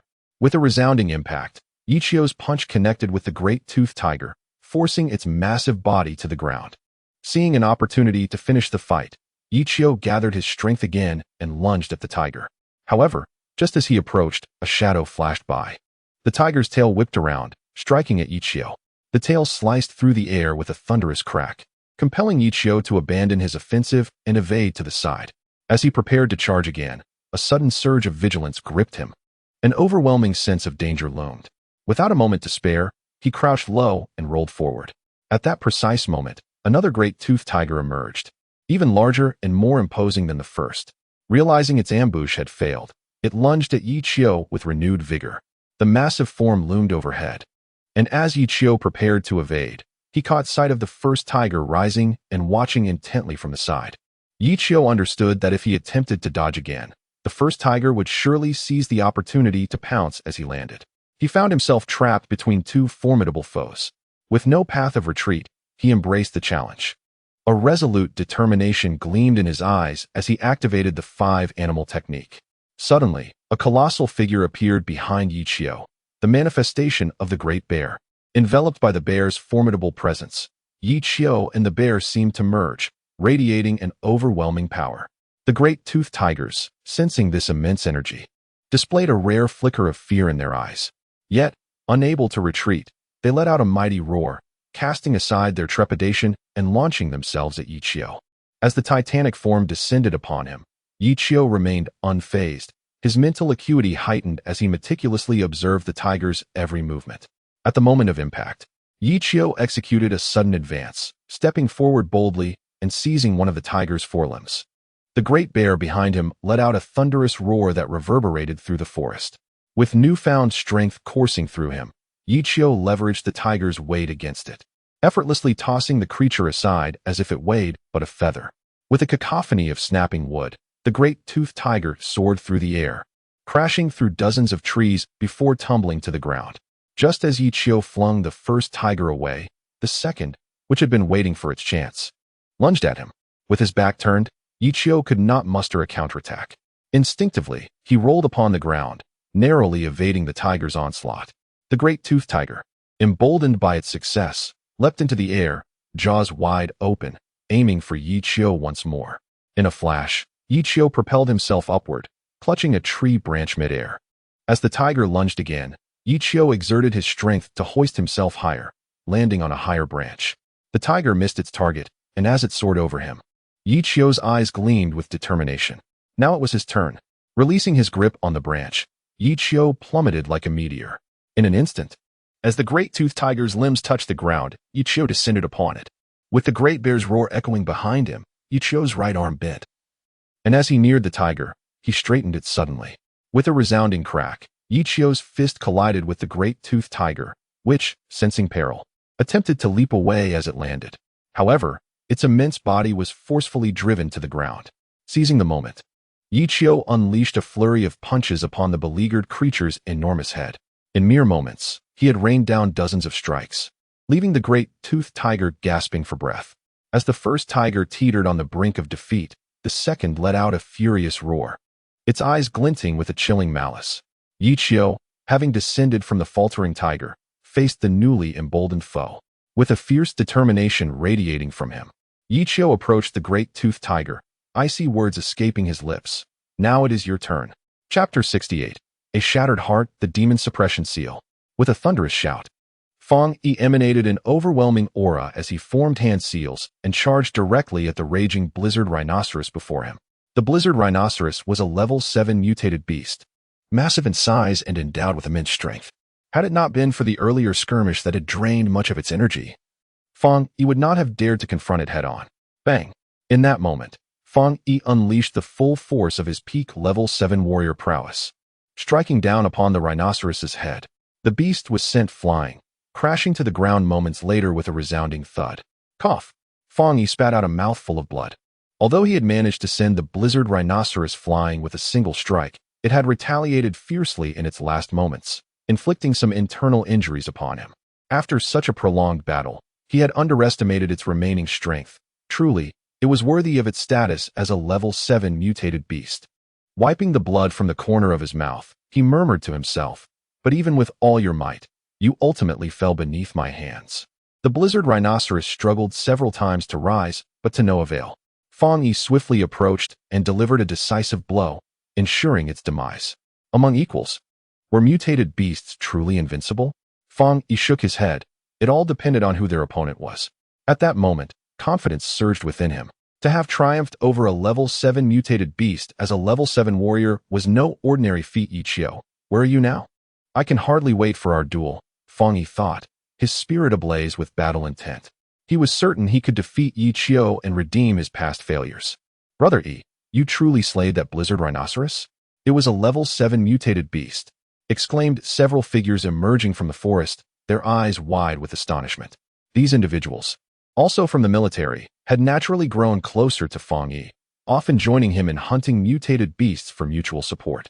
Shortly after entering the drop zone, they encountered the blizzard rhinoceros. Initially, they had considered circumventing it. While they could slay it together, it would have drained considerable energy, impacting their subsequent hunting efforts. However, Fang Yi, eager to prove his strength, chose to confront the beast alone.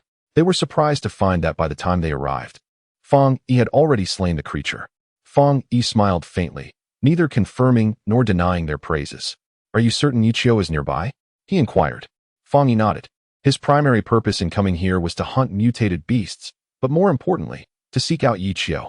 Now that he had vanquished a level 7 warrior's beast, he felt emboldened to face him. "Brother Yi, shall we go find him?" someone asked. They were well aware of the conflict between Fang Yi and Yichio and, sharing a disdain for those from the academies, were enthusiastic about Fang Yi's desire to challenge him. "Let fate decide. There's no need to search too hard. Our main focus should be hunting mutated beasts and earning points. If we encounter him, splendid. If not, it's no great loss," Fang Yi replied. With the gravity chamber now open, the significance of points had increased, and while he longed to confront Yichio, the vastness of the drop zone made it unlikely to find him at will. Failure to locate him would delay their tasks, resulting in lost points and hindering their training. Soon, the morning slipped away, with Fang Yi's peak level 7 prowess guarding them and no further encounters with level 7 mutated beasts. They completed their tasks for the day. Indeed, unity is strength. It's a pity we didn't encounter Yichio. Otherwise, we could have redeemed ourselves, the group lamented. Fang Yi, upon hearing this, also sighed, feeling a tinge of disappointment at not encountering Yichio. "Let us go. The training camp is not that vast. We will surely cross paths," Fang Yi declared. And the group hurried back towards camp. Oh, a fierce battle must have occurred here. Not long after, they passed through a ravaged forest, signs of a recent conflict evident. "Look, what is that?" someone exclaimed, spotting a massive form not far away. As they approached, they were stunned to discover that the enormous figure was a giant toothed tiger, lifeless on the ground. Who could have done this? They pondered, astonished. The giant toothed tiger was the king among level 7 mutated beasts, its strength comparable to that of an ordinary level 8 warrior. Yet, such a formidable creature lay slain before them. Could it be the instructors? One speculated. However, Fang Yi shook his head. The drop zone was primarily for student training, and instructors rarely entered. Could it be Lu Qingqian or Morongguan? Fang Yi mused, realizing that among this cohort of students, only they possessed the capability to slay a giant toothed tiger. Have they truly become this powerful? Fang Yi felt a pang of inadequacy, astonished by the gap that had formed over the past month. "I will not concede." He clenched his fists. At that moment, a flicker of regret crossed his mind, and he pondered deeply. He had long regarded Yichio as his sole target, narrowing his focus. Although Yichio had once surpassed him with the gravity chamber, it was only a matter of time before he would surpass him. I should set my sights higher, aspiring to match Morongguan and Lu Qingqian. By elevating my goals, My achievements will follow suit, preventing me from falling behind. Resolving to let go of his inner demons, he vowed not to dwell on Yichio any longer. For Yichio no longer deserved to be considered his rival. With this realization, Fang Yi felt a sudden clarity wash over him. Chuckling at his earlier determination to seek out Yichio for a challenge, he regretted wasting time fixating on him. Bang! Suddenly, a tremendous noise erupted nearby. What was that? Could the one who felled the giant-toothed tiger still be here? Curiosity ignited within the group. Let us go check it out, Fang Yi suggested, intrigued to discover who had slain the formidable giant-toothed tiger. As they drew closer to the source of the sound, they were soon met with a scene that would leave them awestruck for a lifetime. There stood Yichio, a figure of divinity, roaring with the form of a giant bear behind him. He gripped the massive fangs of the giant-toothed tiger, lifting the creature effortlessly and drawing a perfect arc in the air before crashing it down with tremendous force. Bang! Bang! Bang! Yichio repeatedly lifted and slammed the giant-toothed tiger as if it were a mere stick, leaving Fang Yi in a state of disbelief. Each blow not only struck the nearly lifeless beast, but shattered Fang Yi's confidence, which he had foolishly believed would allow him to redeem his past failures. Chapter 69. Re-entering the gravity chamber, what was assumed to be the beginning turned out to be the pinnacle. Fang Yi, once brimming with confidence and convinced of his inevitable victory, had even believed that Yichio would no longer be worthy of being his rival. However, it now seemed that perhaps he himself was unworthy of being Yichio's opponent. Fang Yi murmured to himself, his heart heavy with disappointment and defeat. He had thought he could redeem his previous failures, but the fragile confidence he had just begun to build was shattered with every descent of the giant-toothed tiger. Brother Yi, it's all right. We still have the gravity chamber, someone nearby reassured him. Upon hearing this, Fang Yi, whose spirit had been extinguished, suddenly felt a spark of hope rekindle within him. Indeed, I still have the gravity chamber, he thought with delight. The gravity chamber could accelerate his training, and he had a greater capacity to endure its pressures than Yichio. Given sufficient time, he was certain he could surpass Yichio. He needed to continue hunting mutated beasts, accumulate more points, and leverage the advantages of the gravity chamber to outstrip Yichio. I will surely surpass you, Fang Yi declared resolutely in his heart, bidding farewell to the others before turning and plunging into the woods behind him. After consecutively slaying 2 giant-toothed tigers, Yichio checked his points and discovered he had accumulated over 9,000 battle god points. After a brief rest, he ventured deeper into the deployment area. Before long, the afternoon passed, and Yichio's points finally surpassed 10,000, nearing 12,000. It was time to head to the gravity chamber, as it was still early. And since Yichio planned to go to the gravity chamber tomorrow instead of hunting mutated beasts, he felt no urgency. After dinner, he found a quiet spot to begin refining his dragon capture technique. After a month of rigorous practice, the dragon capture technique had gradually matured. Yet it still bore a significant flaw. Currently, it could only be applied to familiar mutated beasts. Unfamiliar ones remained elusive. Each type of mutated beast had a distinct skeletal structure, leading to different applications of technique. In other words, the dragon capture technique was only effective in one-on-one situations and lacked universality. If only I could instantly discern the internal structure of the mutated beasts, Yichio mused, then chuckled bitterly, knowing this was nearly impossible. Subsequently, he continued to refine the dragon capture technique, but progress remained stagnant. It seemed this issue could not be resolved in the short term. With a sigh, Yichio abandoned the idea of further refinement. The night passed without incident. The next morning, Yichio arrived at the gravity chamber area early. The gravity chamber was divided into 3 levels, each adjustable. When the indicator light was yellow, the chamber exerted 20 times gravity, classified as a low-level chamber. A green light indicated 40 times gravity, designating it as a mid-level chamber. A red light signified 60 times gravity, marking it as a high-level chamber. Yichio, he actually came, someone remarked. He has finally set aside his pride. It should be this way. Pride holds little value, while strength reigns supreme. Though Yichio arrived early, several others were already present in the gravity chamber area, and their astonishment was palpable upon seeing him. Ding! At that moment, one of the gravity chambers opened, and Yichio stepped inside. It was uncertain how long he would be able to endure this time. Perhaps he can last over 3 hours. After all, a month has passed, and his strength should have improved, someone speculated. I think so too, but he looks like one of those exceptionally talented individuals. How can he only endure 3 hours in the gravity chamber? Another mused, lamenting how fate often seems to conspire against the gifted, while others expressed their sentiments. Yi Qiu had already entered the gravity chamber. I should take a moment to acclimate. Initially, Yi Qiu planned to directly adjust to the mid-level chamber, but he thought it might be better to ease into it gradually. With over 10,000 points, he felt no need to rush. Ding! Outside the gravity chamber, the yellow indicator light illuminated. Suddenly, Yi Qiu felt a tremendous gravitational force enveloping him, the effect of 20 times gravity. Under the influence of this gravity, the blood coursing through Yi Qiu's veins quickened.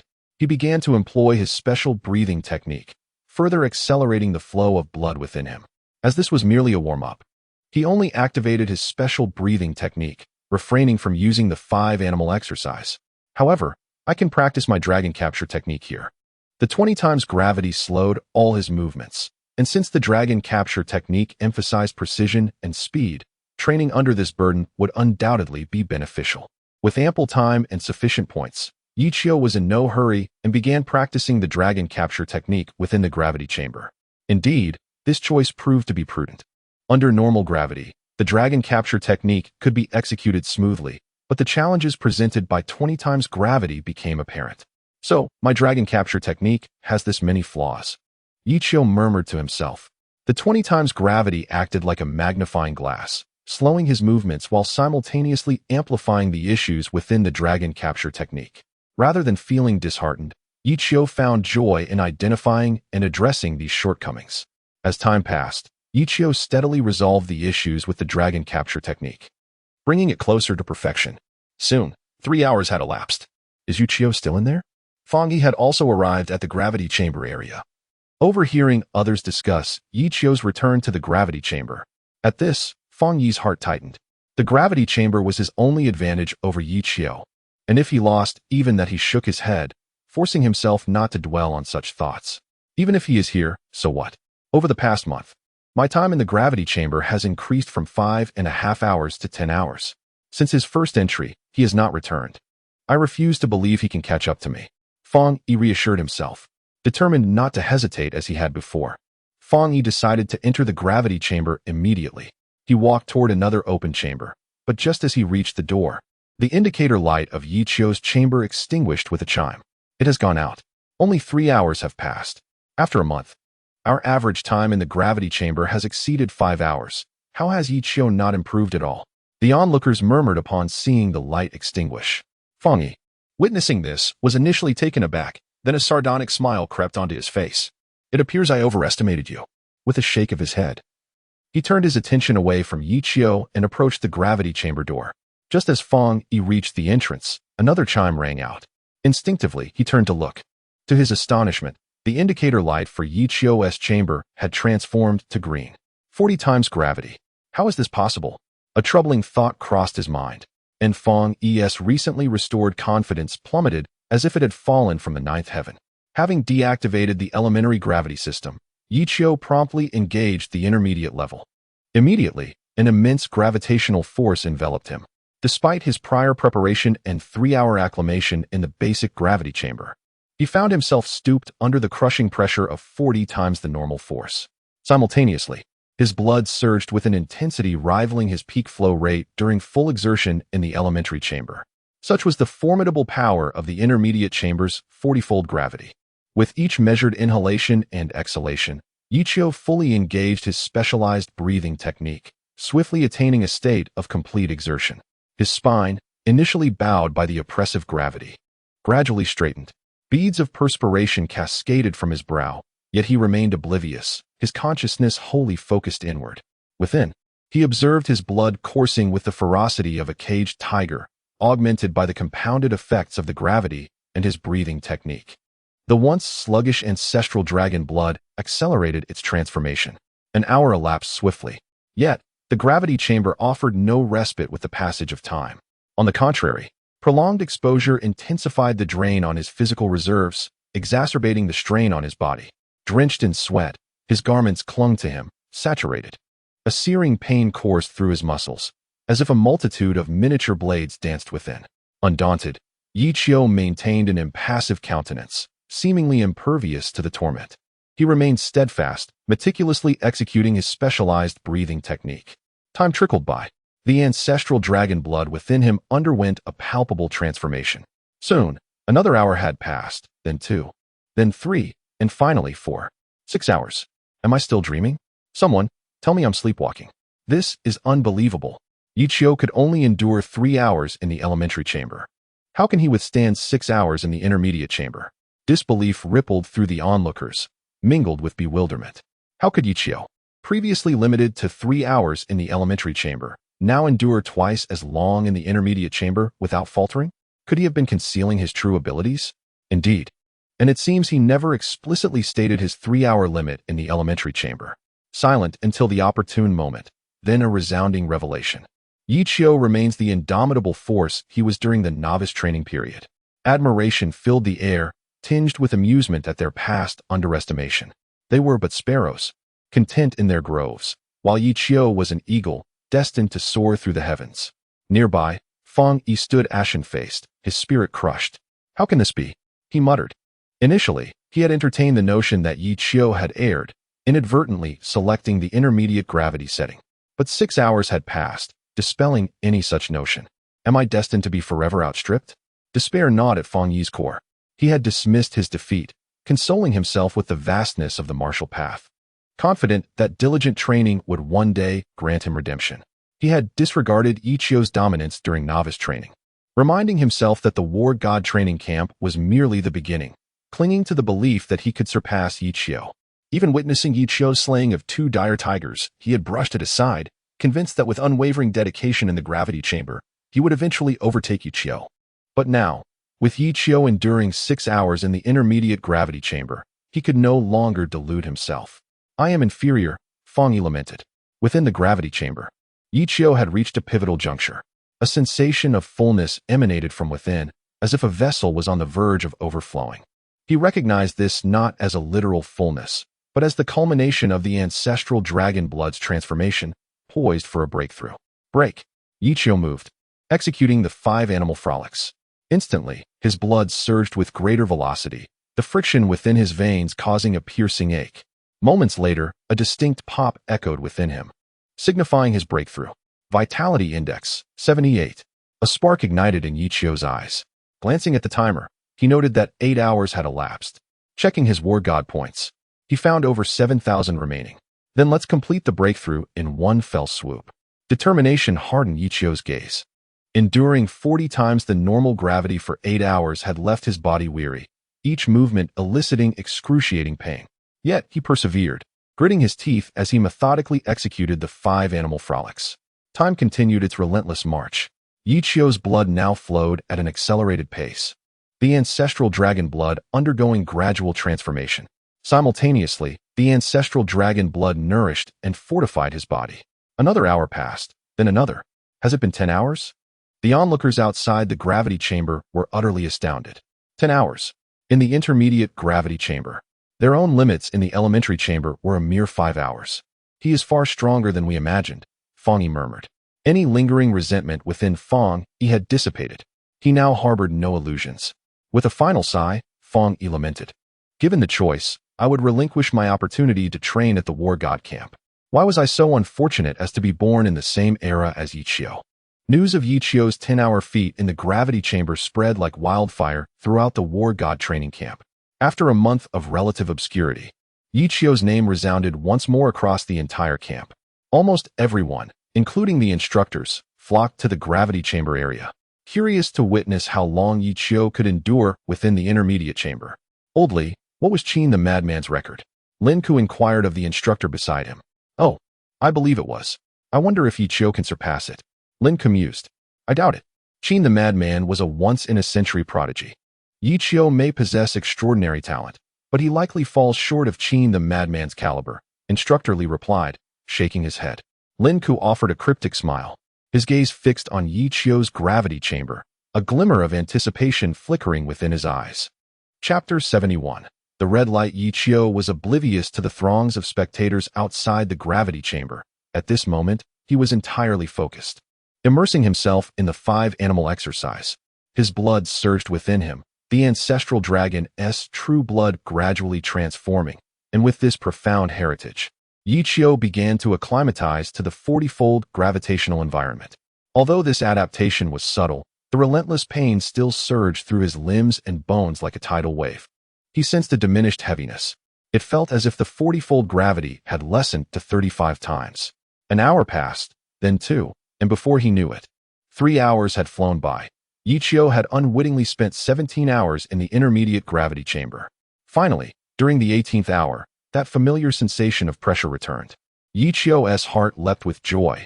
He activated the special breathing technique of the 5-animal exercise with full vigor, and to his astonishment, the already rapid flow of his blood accelerated once more. The blood coursed through his veins like a raging torrent. Even without the use of mental energy, he could distinctly hear the sound of the turbulent flow. The sensation of pressure intensified, and Yi Qiu felt as though he might burst apart at any moment. "Break for me," he roared, and an immense force emanated from his being. With a soft pop, the feeling of pressure within him vanished suddenly. Life Index, 79. A gleam of determination flashed in Yi Qiu's eyes, though it seemed he had endured much suffering in the gravity chamber to elevate his life index from 77 to 79. A seemingly slow progression. One had to consider the brevity of time. It had only been a matter of several hours, not even a full day. To increase the life index by 2 in just a few hours was indeed a formidable achievement. The next step, Warrior Level 8. Yi Qiu's gaze was resolute. He was determined to break through to Warrior Level 8 today. When Murongguan arrived at the gravity chamber area, Yi Qiu had already spent 15 hours in the intermediate gravity chamber. Murongguan had initially intended to challenge Yi Qiu in the intermediate gravity chamber, but ultimately refrained. He was astounded by Yi Qiu's 15-hour feat. A confident man, Murongguan did not consider entering the intermediate gravity chamber to be remarkable. Just days prior, the primary gravity chamber had ceased to challenge him. Entering the intermediate chamber was merely a matter of time. He reflected that he could endure 1 hour, 2 hours, and even 3. Yet, 15 hours. Murongguan shook his head, reluctantly acknowledging that he could not match that. "It seems I underestimated you," he murmured. 3 hours had passed since his arrival, and Yi Qiu had been in the intermediate gravity chamber for 18 hours without any sign of emerging. However, the gravity chamber was merely an external factor. True strength was paramount. "I eagerly anticipate our confrontation." As he spoke, Murongguan's gaze turned toward Yi Qiu's gravity chamber, exuding a palpable aura of combat readiness. Time sped by, and in the blink of an eye, Yi Qiu had spent another hour within the chamber. Perhaps due to his recent breakthrough, the flow of blood within him had slowed once again. This slowing was relative, but compared to his previous peak speed, it was noticeably diminished. Simultaneously, his sense of gravity had also lessened significantly. The sensation of 40-fold gravity now felt akin to merely 20-fold. Is 40-fold gravity losing its efficacy on me? Yi Qiu pondered. This sensation mirrored his experience during his initial entry into the primary gravity chamber, albeit for a shorter duration. Am I to enter the advanced gravity chamber? He contemplated, checking his warrior points and discovering he had just over 2,000 remaining. It seems I have become impoverished once more. Yi Qiu chuckled wryly. Mere hours ago, he had been a wealthy individual with tens of thousands of points, yet now, that wealth had dwindled dramatically. The gravity chamber was indeed a veritable gold sink. Yi Qiu shook his head, unable to fathom how his month-long accumulation of points had evaporated so quickly. Do I truly possess a penchant for extravagance? He mused deeply. Regardless, he resolved to train for a few more hours in the intermediate gravity chamber. If no progress was made, he would have to plunge into the advanced gravity chamber, wagering all his points at once.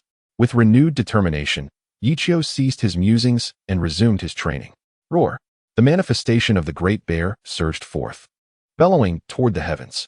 Concurrently, the flow of blood within him accelerated once more. While it did not reach the previous velocity, it was still commendable.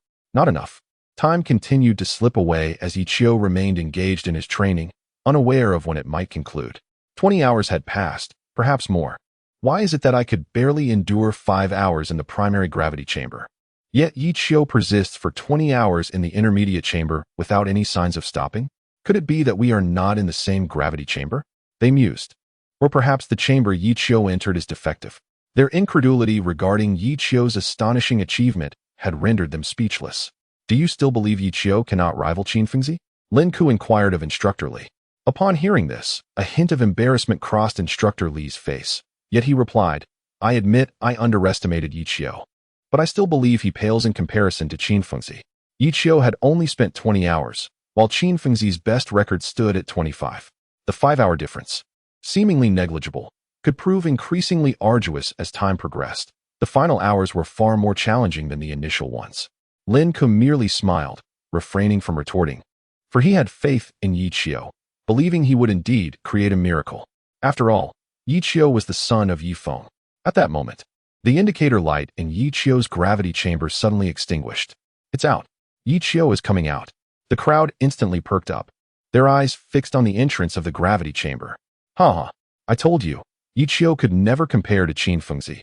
Such a talent is rare in a century. Instructor Li laughed heartily. Meanwhile, Lin Ku, witnessing the extinguished light, felt a tinge of disappointment. In the end, he still cannot match the once-in-a-century Qin Shaoqin. Lin Ku sighed, murmuring to himself. Seeing Lin Ku's silence, Instructor Li felt a surge of pride, continuing, Yichio has performed admirably, standing out among the Academy's ranks, but alas, he is overshadowed by the extraordinary Qin Fengzi, merely a victim of misfortune, born at the wrong time. Before he could utter another word, his speech abruptly halted, for before them, the indicator light in Yichio's gravity chamber had suddenly turned red. Damn, has Yichio gone mad? Instructor Li exclaimed, springing to his feet. Chapter 72. The challenge. As everyone's attention was fixated on the entrance of the gravity chamber, eagerly awaiting Yichio's emergence, a sudden red light illuminated the surroundings. The crimson glow. Expressions of disbelief spread across their faces. Reason told them this could not be real, yet the dazzling, flashing red light above the gravity chamber compelled them to accept that it had indeed lit up. How could this be possible? The red light signified a gravitational force 60 times that of normal gravity. A mere mortal entering would be instantly crushed into a pulp. Was Yichio's physique forged from steel alloys? Their faces were painted with shock. The primary gravity chamber allowed for a duration of 3 hours. They had underestimated Yichio. In the intermediate gravity chamber, he had endured for 20 hours, a feat that, while astonishing, was still within acceptable limits, considering the historical records of the war god training camp. However, the notion of transitioning directly from 3 hours in the primary gravity chamber to an uninterrupted 20 hours in the intermediate chamber, and then astonishingly adjusting to the highest level of gravity, was utterly unfathomable. Was he still human?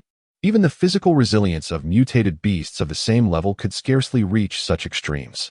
Old Lin, at this rate, won't that kid truly face some peril? Instructor Li inquired with uncertainty, a hint of disdain evaporating from his countenance. Indeed, Qin, the madman, had spent a longer duration in the intermediate gravity chamber than Yichio, an additional 5 hours. But what of it? This was the advanced gravity chamber. This was 60 times the gravitational force. The intermediate and advanced gravity chambers were not comparable in any sense. At the moment Yichio activated the advanced gravity chamber, he had already emerged victorious. Should? Old Lin, this is not a matter of should. Yichio is a promising talent. It would be a grave loss if he were to perish within. Instructor Li hastily asserted.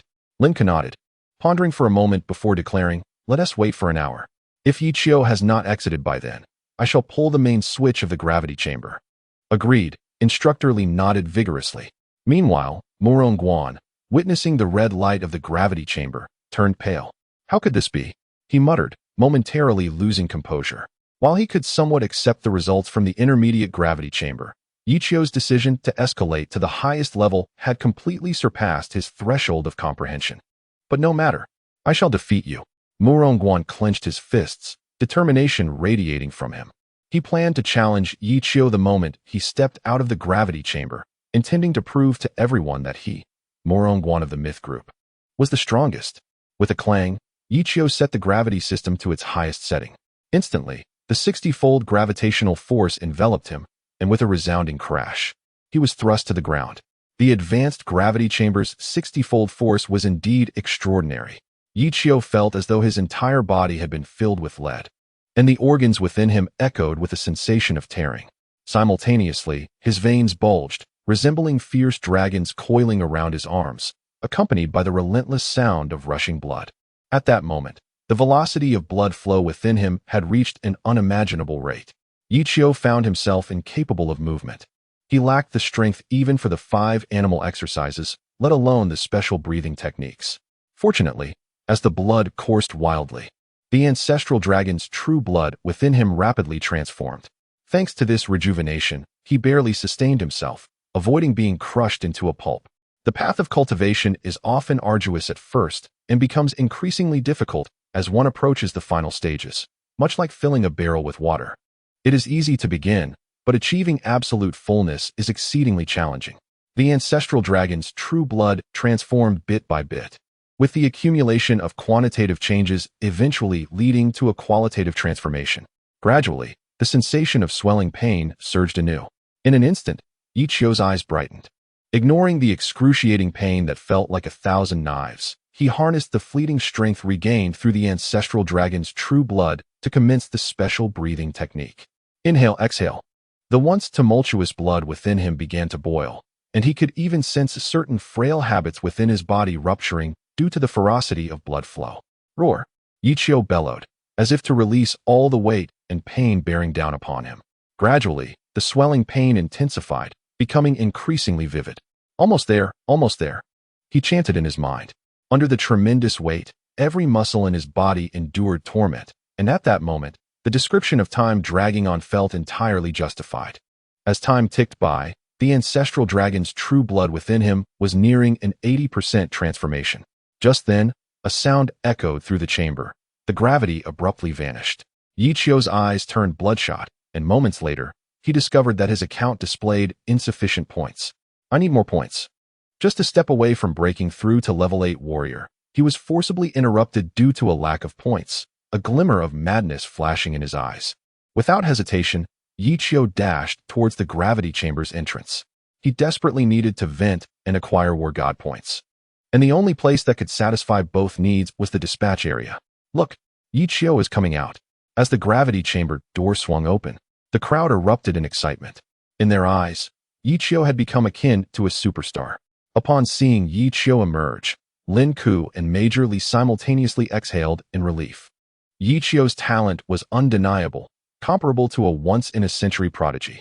If he had perished inside, not only would they feel guilty, but the 3 chief instructors would have undoubtedly held them accountable. Amidst the fervent gazes of the crowd, Ichio paid no mind to them. His sole focus was on earning war god points to re-enter the gravity chamber and break through to level 8 warrior. He hurriedly made his way to the dispatch area when suddenly, Morongguan blocked his path. Ichio, I challenge you. Morongguan's eyes sparkled with fervent determination, his innate pride refusing to allow someone he had previously looked down upon to surpass him. Thus, he sought to challenge Ichio, aiming to defeat him and prove his superiority. The onlookers, witnessing Morongguan's challenge, felt their previously subdued excitement surge once more. The gravity chamber merely represented potential, not true strength.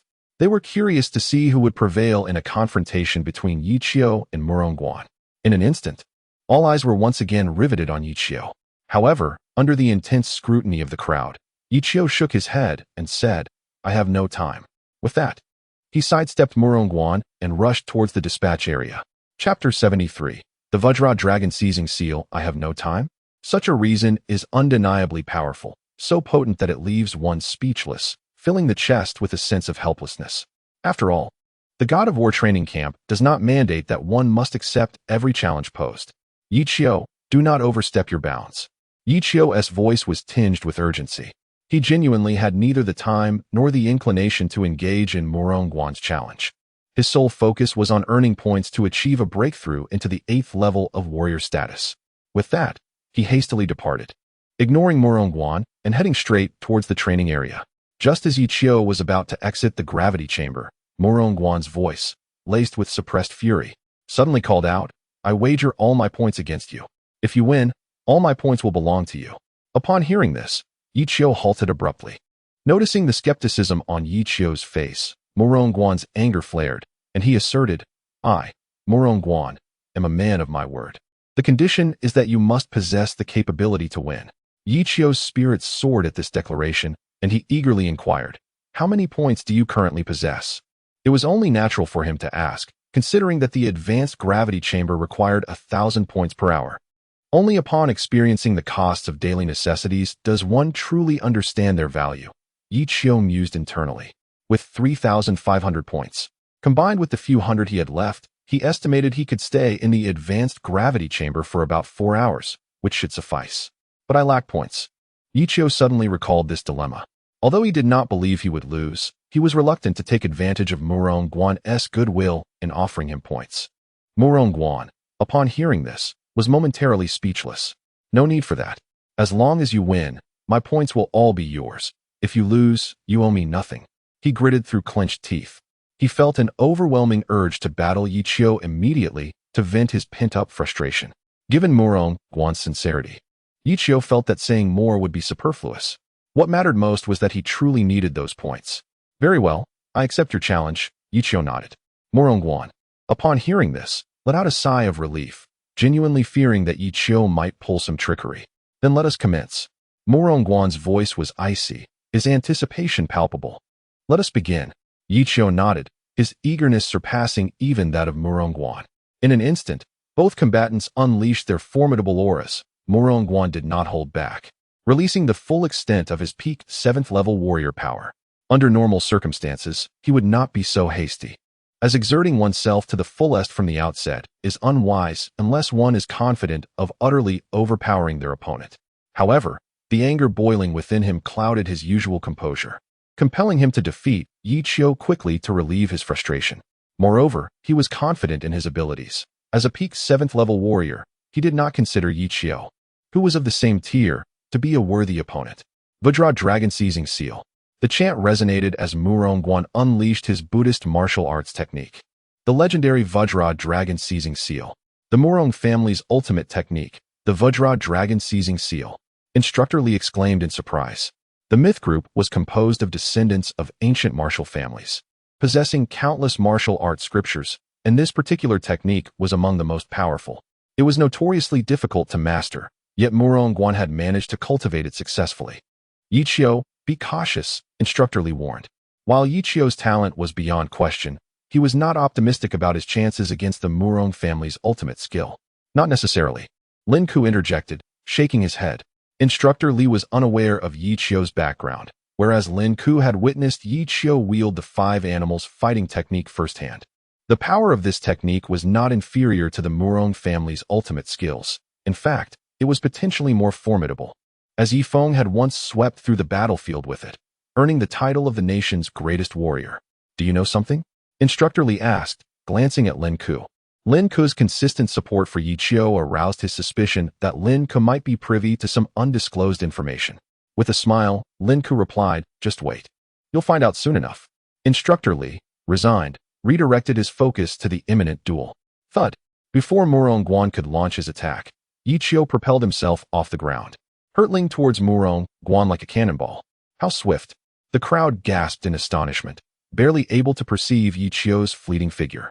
In an instant, Yichio closed the distance to Murong-Guan, and suddenly, a thunderous bear roar erupted. In the next moment, a massive bear manifestation appeared behind Yichio. 5 animals fighting technique. Instructor Lee felt a surge of alarm. Before he could contemplate further, Yichio's fist descended with overwhelming force. A sense of foreboding gripped Murong-Guan's heart, prompting him to abandon his initial plan to confront Yichio directly. He stomped the ground and attempted to evade. However, with time pressing and his mind focused on entering the gravity chamber for training, Yichio was determined to conclude the fight swiftly, refusing to let Murong-Guan escape. With that, Yichio activated his specialized breathing technique, amplifying his already remarkable speed. In a mere heartbeat, he was back at Murong-Guan's side. Desperate times call for desperate measures. With no avenue for escape, Murong-Guan gritted his teeth and charged at Yichio. Yet, his earlier confidence had dissipated. Merely achieving a draw would be a significant relief. However, that was clearly an impossibility. With a resounding crash, Murong-Guan felt an overwhelming force surge through him, and in an instant, he was sent flying. To the spectators, it appeared as if Murong-Guan had been effortlessly struck away by Yichio's punch. An eerie silence enveloped the arena.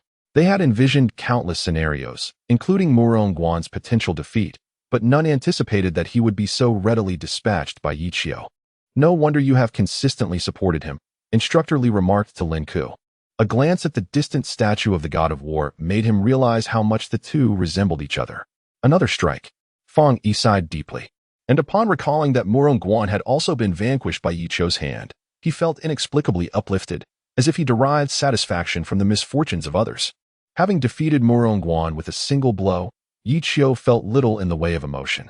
But upon receiving the notification that the points had been credited to his account, his spirits lifted, and he hurried towards the gravity chamber. What is Yi Chou doing in the gravity chamber? The onlookers wondered. Moments later, amidst their speculations, the red light in the gravity chamber illuminated once more. Chapter 74, Warrior Level 8. The red light illuminated once more. However, the crowd no longer exhibited the shock and curiosity they once had. Their expressions were calm, albeit somewhat dazed. In the primary gravity chamber, they had endured for 3 hours. In the intermediate gravity chamber, 20 hours. And in the advanced gravity chamber, merely 1 hour. Murongguan, who had been defeated in a single blow despite his peak level 7 prowess, had left them emotionally drained, their adrenaline and dopamine long exhausted. They had become numb. How long did it take old Li and Qin Shaoqin to break the record and ascend to warrior level 8 a few years ago? Lin Ku inquired of Instructor Li beside him. From the end of the theoretical course, it took 1 month and 8 days, Instructor Li replied, his eyes suddenly brightening as he realized that they too had only been here for just over a month. Lin Ku nodded and remarked, 1 month and 5 days. Upon hearing this, Instructor Li swallowed hard. 1 month and 5 days meant that Yi Chou could very well shatter the record left by Qin Shaoqin. The events in the gravity chamber suggested that Yi Chou's talent was on par with that of Qin Shaoqin. If Yi Chou were to break through today, it was highly likely that his innate abilities could indeed rival those of Qin Shaoqin. Such a prodigy is seldom seen in a century.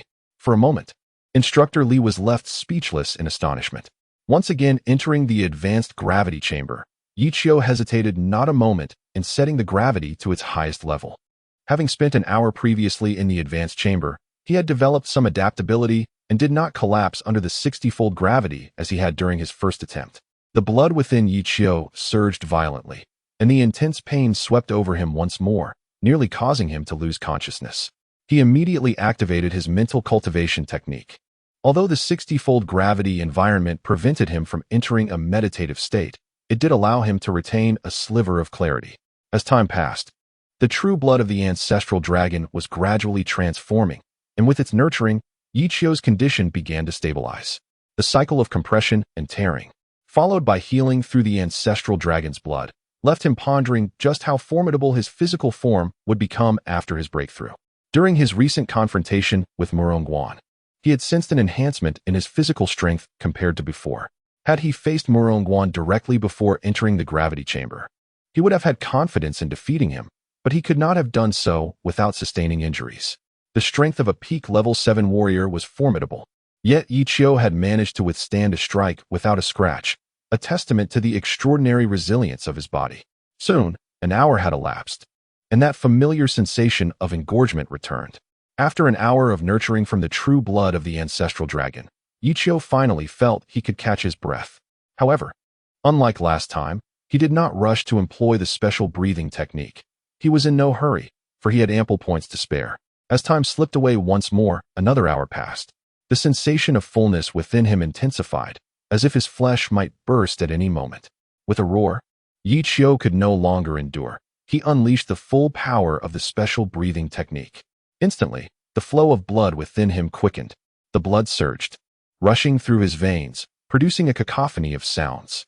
The excruciating pain radiated from every limb, prompting Yi Chou to grit his teeth, barely managing to maintain a shard of clarity. "Break for me," Yi Chou bellowed, the sensation of fullness swelling to an unbearable peak. Just as he felt he might be consumed by the agony, a sharp crack echoed, and the sensation abruptly vanished. Warrior level 8, breakthrough. Yi Chou had succeeded. As he opened the door to the gravity chamber once more, both instructors immediately recognized his achievement. He truly shattered the record set by Qin the Mad, Instructor Li murmured. Such rare talent can only be truly understood by those who have witnessed its terror. Now, he had witnessed the rise of another extraordinary genius. Is a grand era truly about to dawn? The next day, the news of Yi Chou breaking Qin Shaoqin's training record reverberated throughout the War God training camp. In an instant, both the current batch of freshmen and the seasoned level 8 and 9 warriors were aware of Yi Chou's name. Yi Chou's reputation soared. On Newcomer Island. In the deployment area, Lu Qingqian smiled as she heard the announcement over the loudspeaker. She was not surprised that Yi Qiu had swiftly achieved warrior level 8. Just as she had never believed he could only endure 3 hours in the primary gravity chamber. I must intensify my efforts, she remarked, continuing deeper into the deployment area. This marked her 3rd consecutive day hunting mutated beasts in the deployment area. Hence, she had been absent on the day Yi Qiu made his breakthrough. On another island within the war god training camp, Zhuo Bufan paused upon hearing the name Yi Qiu. I feel like I've heard this name before, he mused, a look of recognition crossing his face. Suddenly, a light flickered in his eyes. That's right. The person Kuer wanted me to deal with a month ago was named Yi Qiu. Zhuo Bufan finally recalled where he had heard Yi Qiu's name. A month prior, Qin Kuer had called him, claiming that Lu Qingqian had a formidable suitor who had entered the war god training camp alongside her. To prevent her brother from being cuckolded, she had asked him to teach Yi Qiu a lesson and drive him away from Lu Qingqian's side. So it is you, daring to encroach upon Qin the Mad's territory. I wonder whether to commend your courage or question your wisdom. As for Yi Qiu's record-breaking feat, Zhuo Bufan paid it no heed. Only those who had truly witnessed Qin Shaoqin's strength could comprehend its true terror. Yi Qiu, you say? For the sake of my friend's future happiness, I shall have to make things difficult for you. Zhuo Bufan mused, his mind whirling with thoughts of how to ensure Yi Qiu would retreat from Lu Qingqian's side once he arrived. Meanwhile, in another training room on the same island, Zhao Ruhua scrutinized Yi Qiu's dossier, his eyes gleaming with a dangerous light. Entering Longting Academy through a special recruitment slot, he had rapidly ascended to the 11th position on the Longting ranking within 3 days, ultimately claiming 1st place in the Longting Grand Competition. After entering the War God training camp, he had defeated the Southwest War King, Feng Yi, with a single strike, consistently ranking 1st during the freshman training period, breaking records in the gravity chamber, and defeating the Murong family's prodigy, Murong Guan, all while shattering Qin Shaoqin's training record with a time of 1 month and 5 days to achieve warrior level 8. Zhao Ruhua murmured to himself, recounting Yi Qiu's achievements with meticulous detail, and with each word, the intensity in his eyes grew. And yet, this remarkable Yi Qiu had been, merely half a year prior, an incapable waste of potential. Zhao Ruhua's expression turned contemplative. After a long pause, he retrieved his phone and made a call. Inform the higher-ups that Zhuokai's speculation may very well be accurate. Yi Qiu has indeed discovered a groundbreaking path to evolution. Chapter 75. The Cosmic Energy Stone. Wang Hui had mentioned on the very first day of Yi Qiu and his companion's arrival at the War God training camp that there were 3 methods to earn War God points. The first method involved completing designated training tasks. The second required fulfilling additional missions issued by the training camp, and the third entailed breaking existing records. Wang Hui had particularly emphasized that among these 3 avenues for acquiring War God points, the third method was the most lucrative. Indeed, his words were proven correct. Yi Qiu shattered the record held by Qin Shaoqin, achieving a training duration of 1 month and 5 days, surpassing the latter's 1 month and 8 days. The following day, Yi Qiu was rewarded handsomely by the War God training camp, receiving 10,000 War God points, the choice of any ancient martial arts manual, and 3 fist-sized, octahedron-shaped white crystals. As the young master of the Wilderness House, Yi Qiu recognized these octahedral white crystals as the illustrious Cosmic Energy Stones. The Cosmic Energy Stone, imbued with a rich essence of cosmic energy, is one of the most coveted resources for cultivators. Moreover, these stones are not found on Earth. They originate from beyond the stars. At the end of the Common Era, as the sun vanished, it was replaced by a white hole of nearly the same size. After the formation of the white hole, Earth began to rejuvenate, and intermittently, objects were seen emerging from it. Those objects were none other than interstellar spacecraft. Through exploration, humanity not only acquired advanced technology from these starships, but also various cultivation resources, with the Cosmic Energy Stone being one of them. The existence of these spacecraft fueled the belief that the other side of the white hole connected to an even grander universe. The Cosmic Energy Stone is a treasure for cultivation, but Yi Qiu pondered whether it would be beneficial for him. Lacking spiritual perception, he relied on the blood within him to absorb the cosmic energy from the surroundings for his training. Thus he was uncertain of the stone's utility for him. Holding one of the Cosmic Energy Stones in his hand, Yi Qiu began to circulate a special breathing technique. Suddenly, his complexion flushed, and his blood began to surge rapidly within him. Immediately, a refreshing energy streamed from the Cosmic Energy Stone into his body. It works. Yi Qiu's eyes brightened as he felt the speed of the transformation of his ancestral dragon blood accelerate.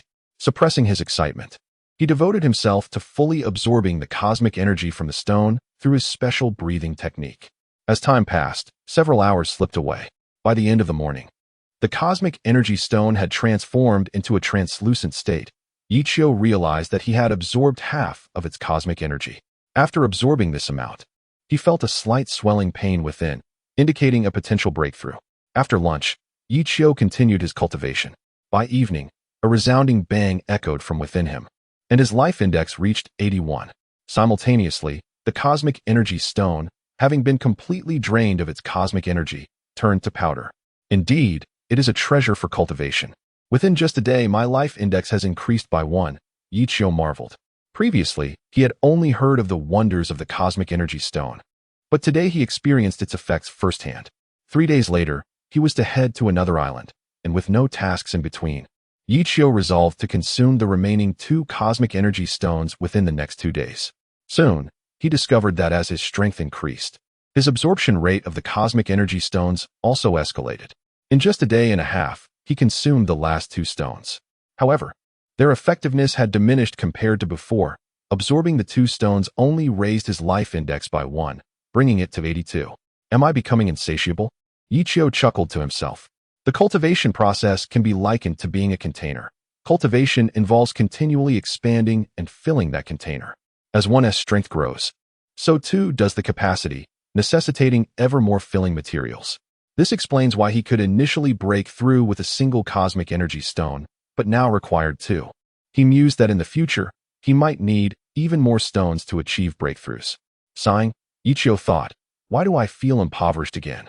In the pursuit of cultivation, wealth, companions, and resources are essential, yet I have acutely felt the absence of wealth. Exhaling a breath of frustration, he stood up. Ever since entering the war god training camp, he had scarcely enjoyed a moment of rest. With a new island to explore the next day, Yi Qiu decided to take some time to relax. However, it seemed that fate had other plans. Just as he stepped out of his room, a thunderous boom resonated through the air, akin to a thunderclap in clear skies. The sudden celestial disturbance startled Yi Qiu, who had been resting on the grass. Rising to his feet, he looked toward the source of the sound, noticing dark clouds rolling in from the distance, reminiscent of an impending apocalypse. Boom!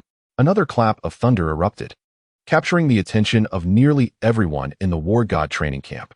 Is that a storm at sea? This is incredibly unsettling, many exclaimed in awe. Yet Yi Qiu remained rooted in place, contemplating the phenomenon before him. Could it be? A glimmer of realization flashed in Yi Qiu's eyes, just as a piercing sound echoed forth. This resonant note sent chills through the souls of those who heard it. Then a golden, dragon-like figure emerged from the tumultuous black clouds. The dark clouds churned like an ocean of ink, while the golden figure soared majestically within this celestial tempest. Resembling a dragon gliding through a stormy sea, the dragon phenomenon. Yi Qiu gasped in astonishment, realizing that this sight mirrored the dragon phenomenon experienced by Yi Feng. Dragons are real. Yi Qiu's spirit soared. He had scoured every tome in the Dragon Rising Academy in search of dragons, yet had found none. To behold one soaring through the clouds here was beyond his wildest dreams. Unable to contain himself, Yi Qiu yearned to find a boat to reach the site of the dragon phenomenon, but was met with opposition from Lin Ku.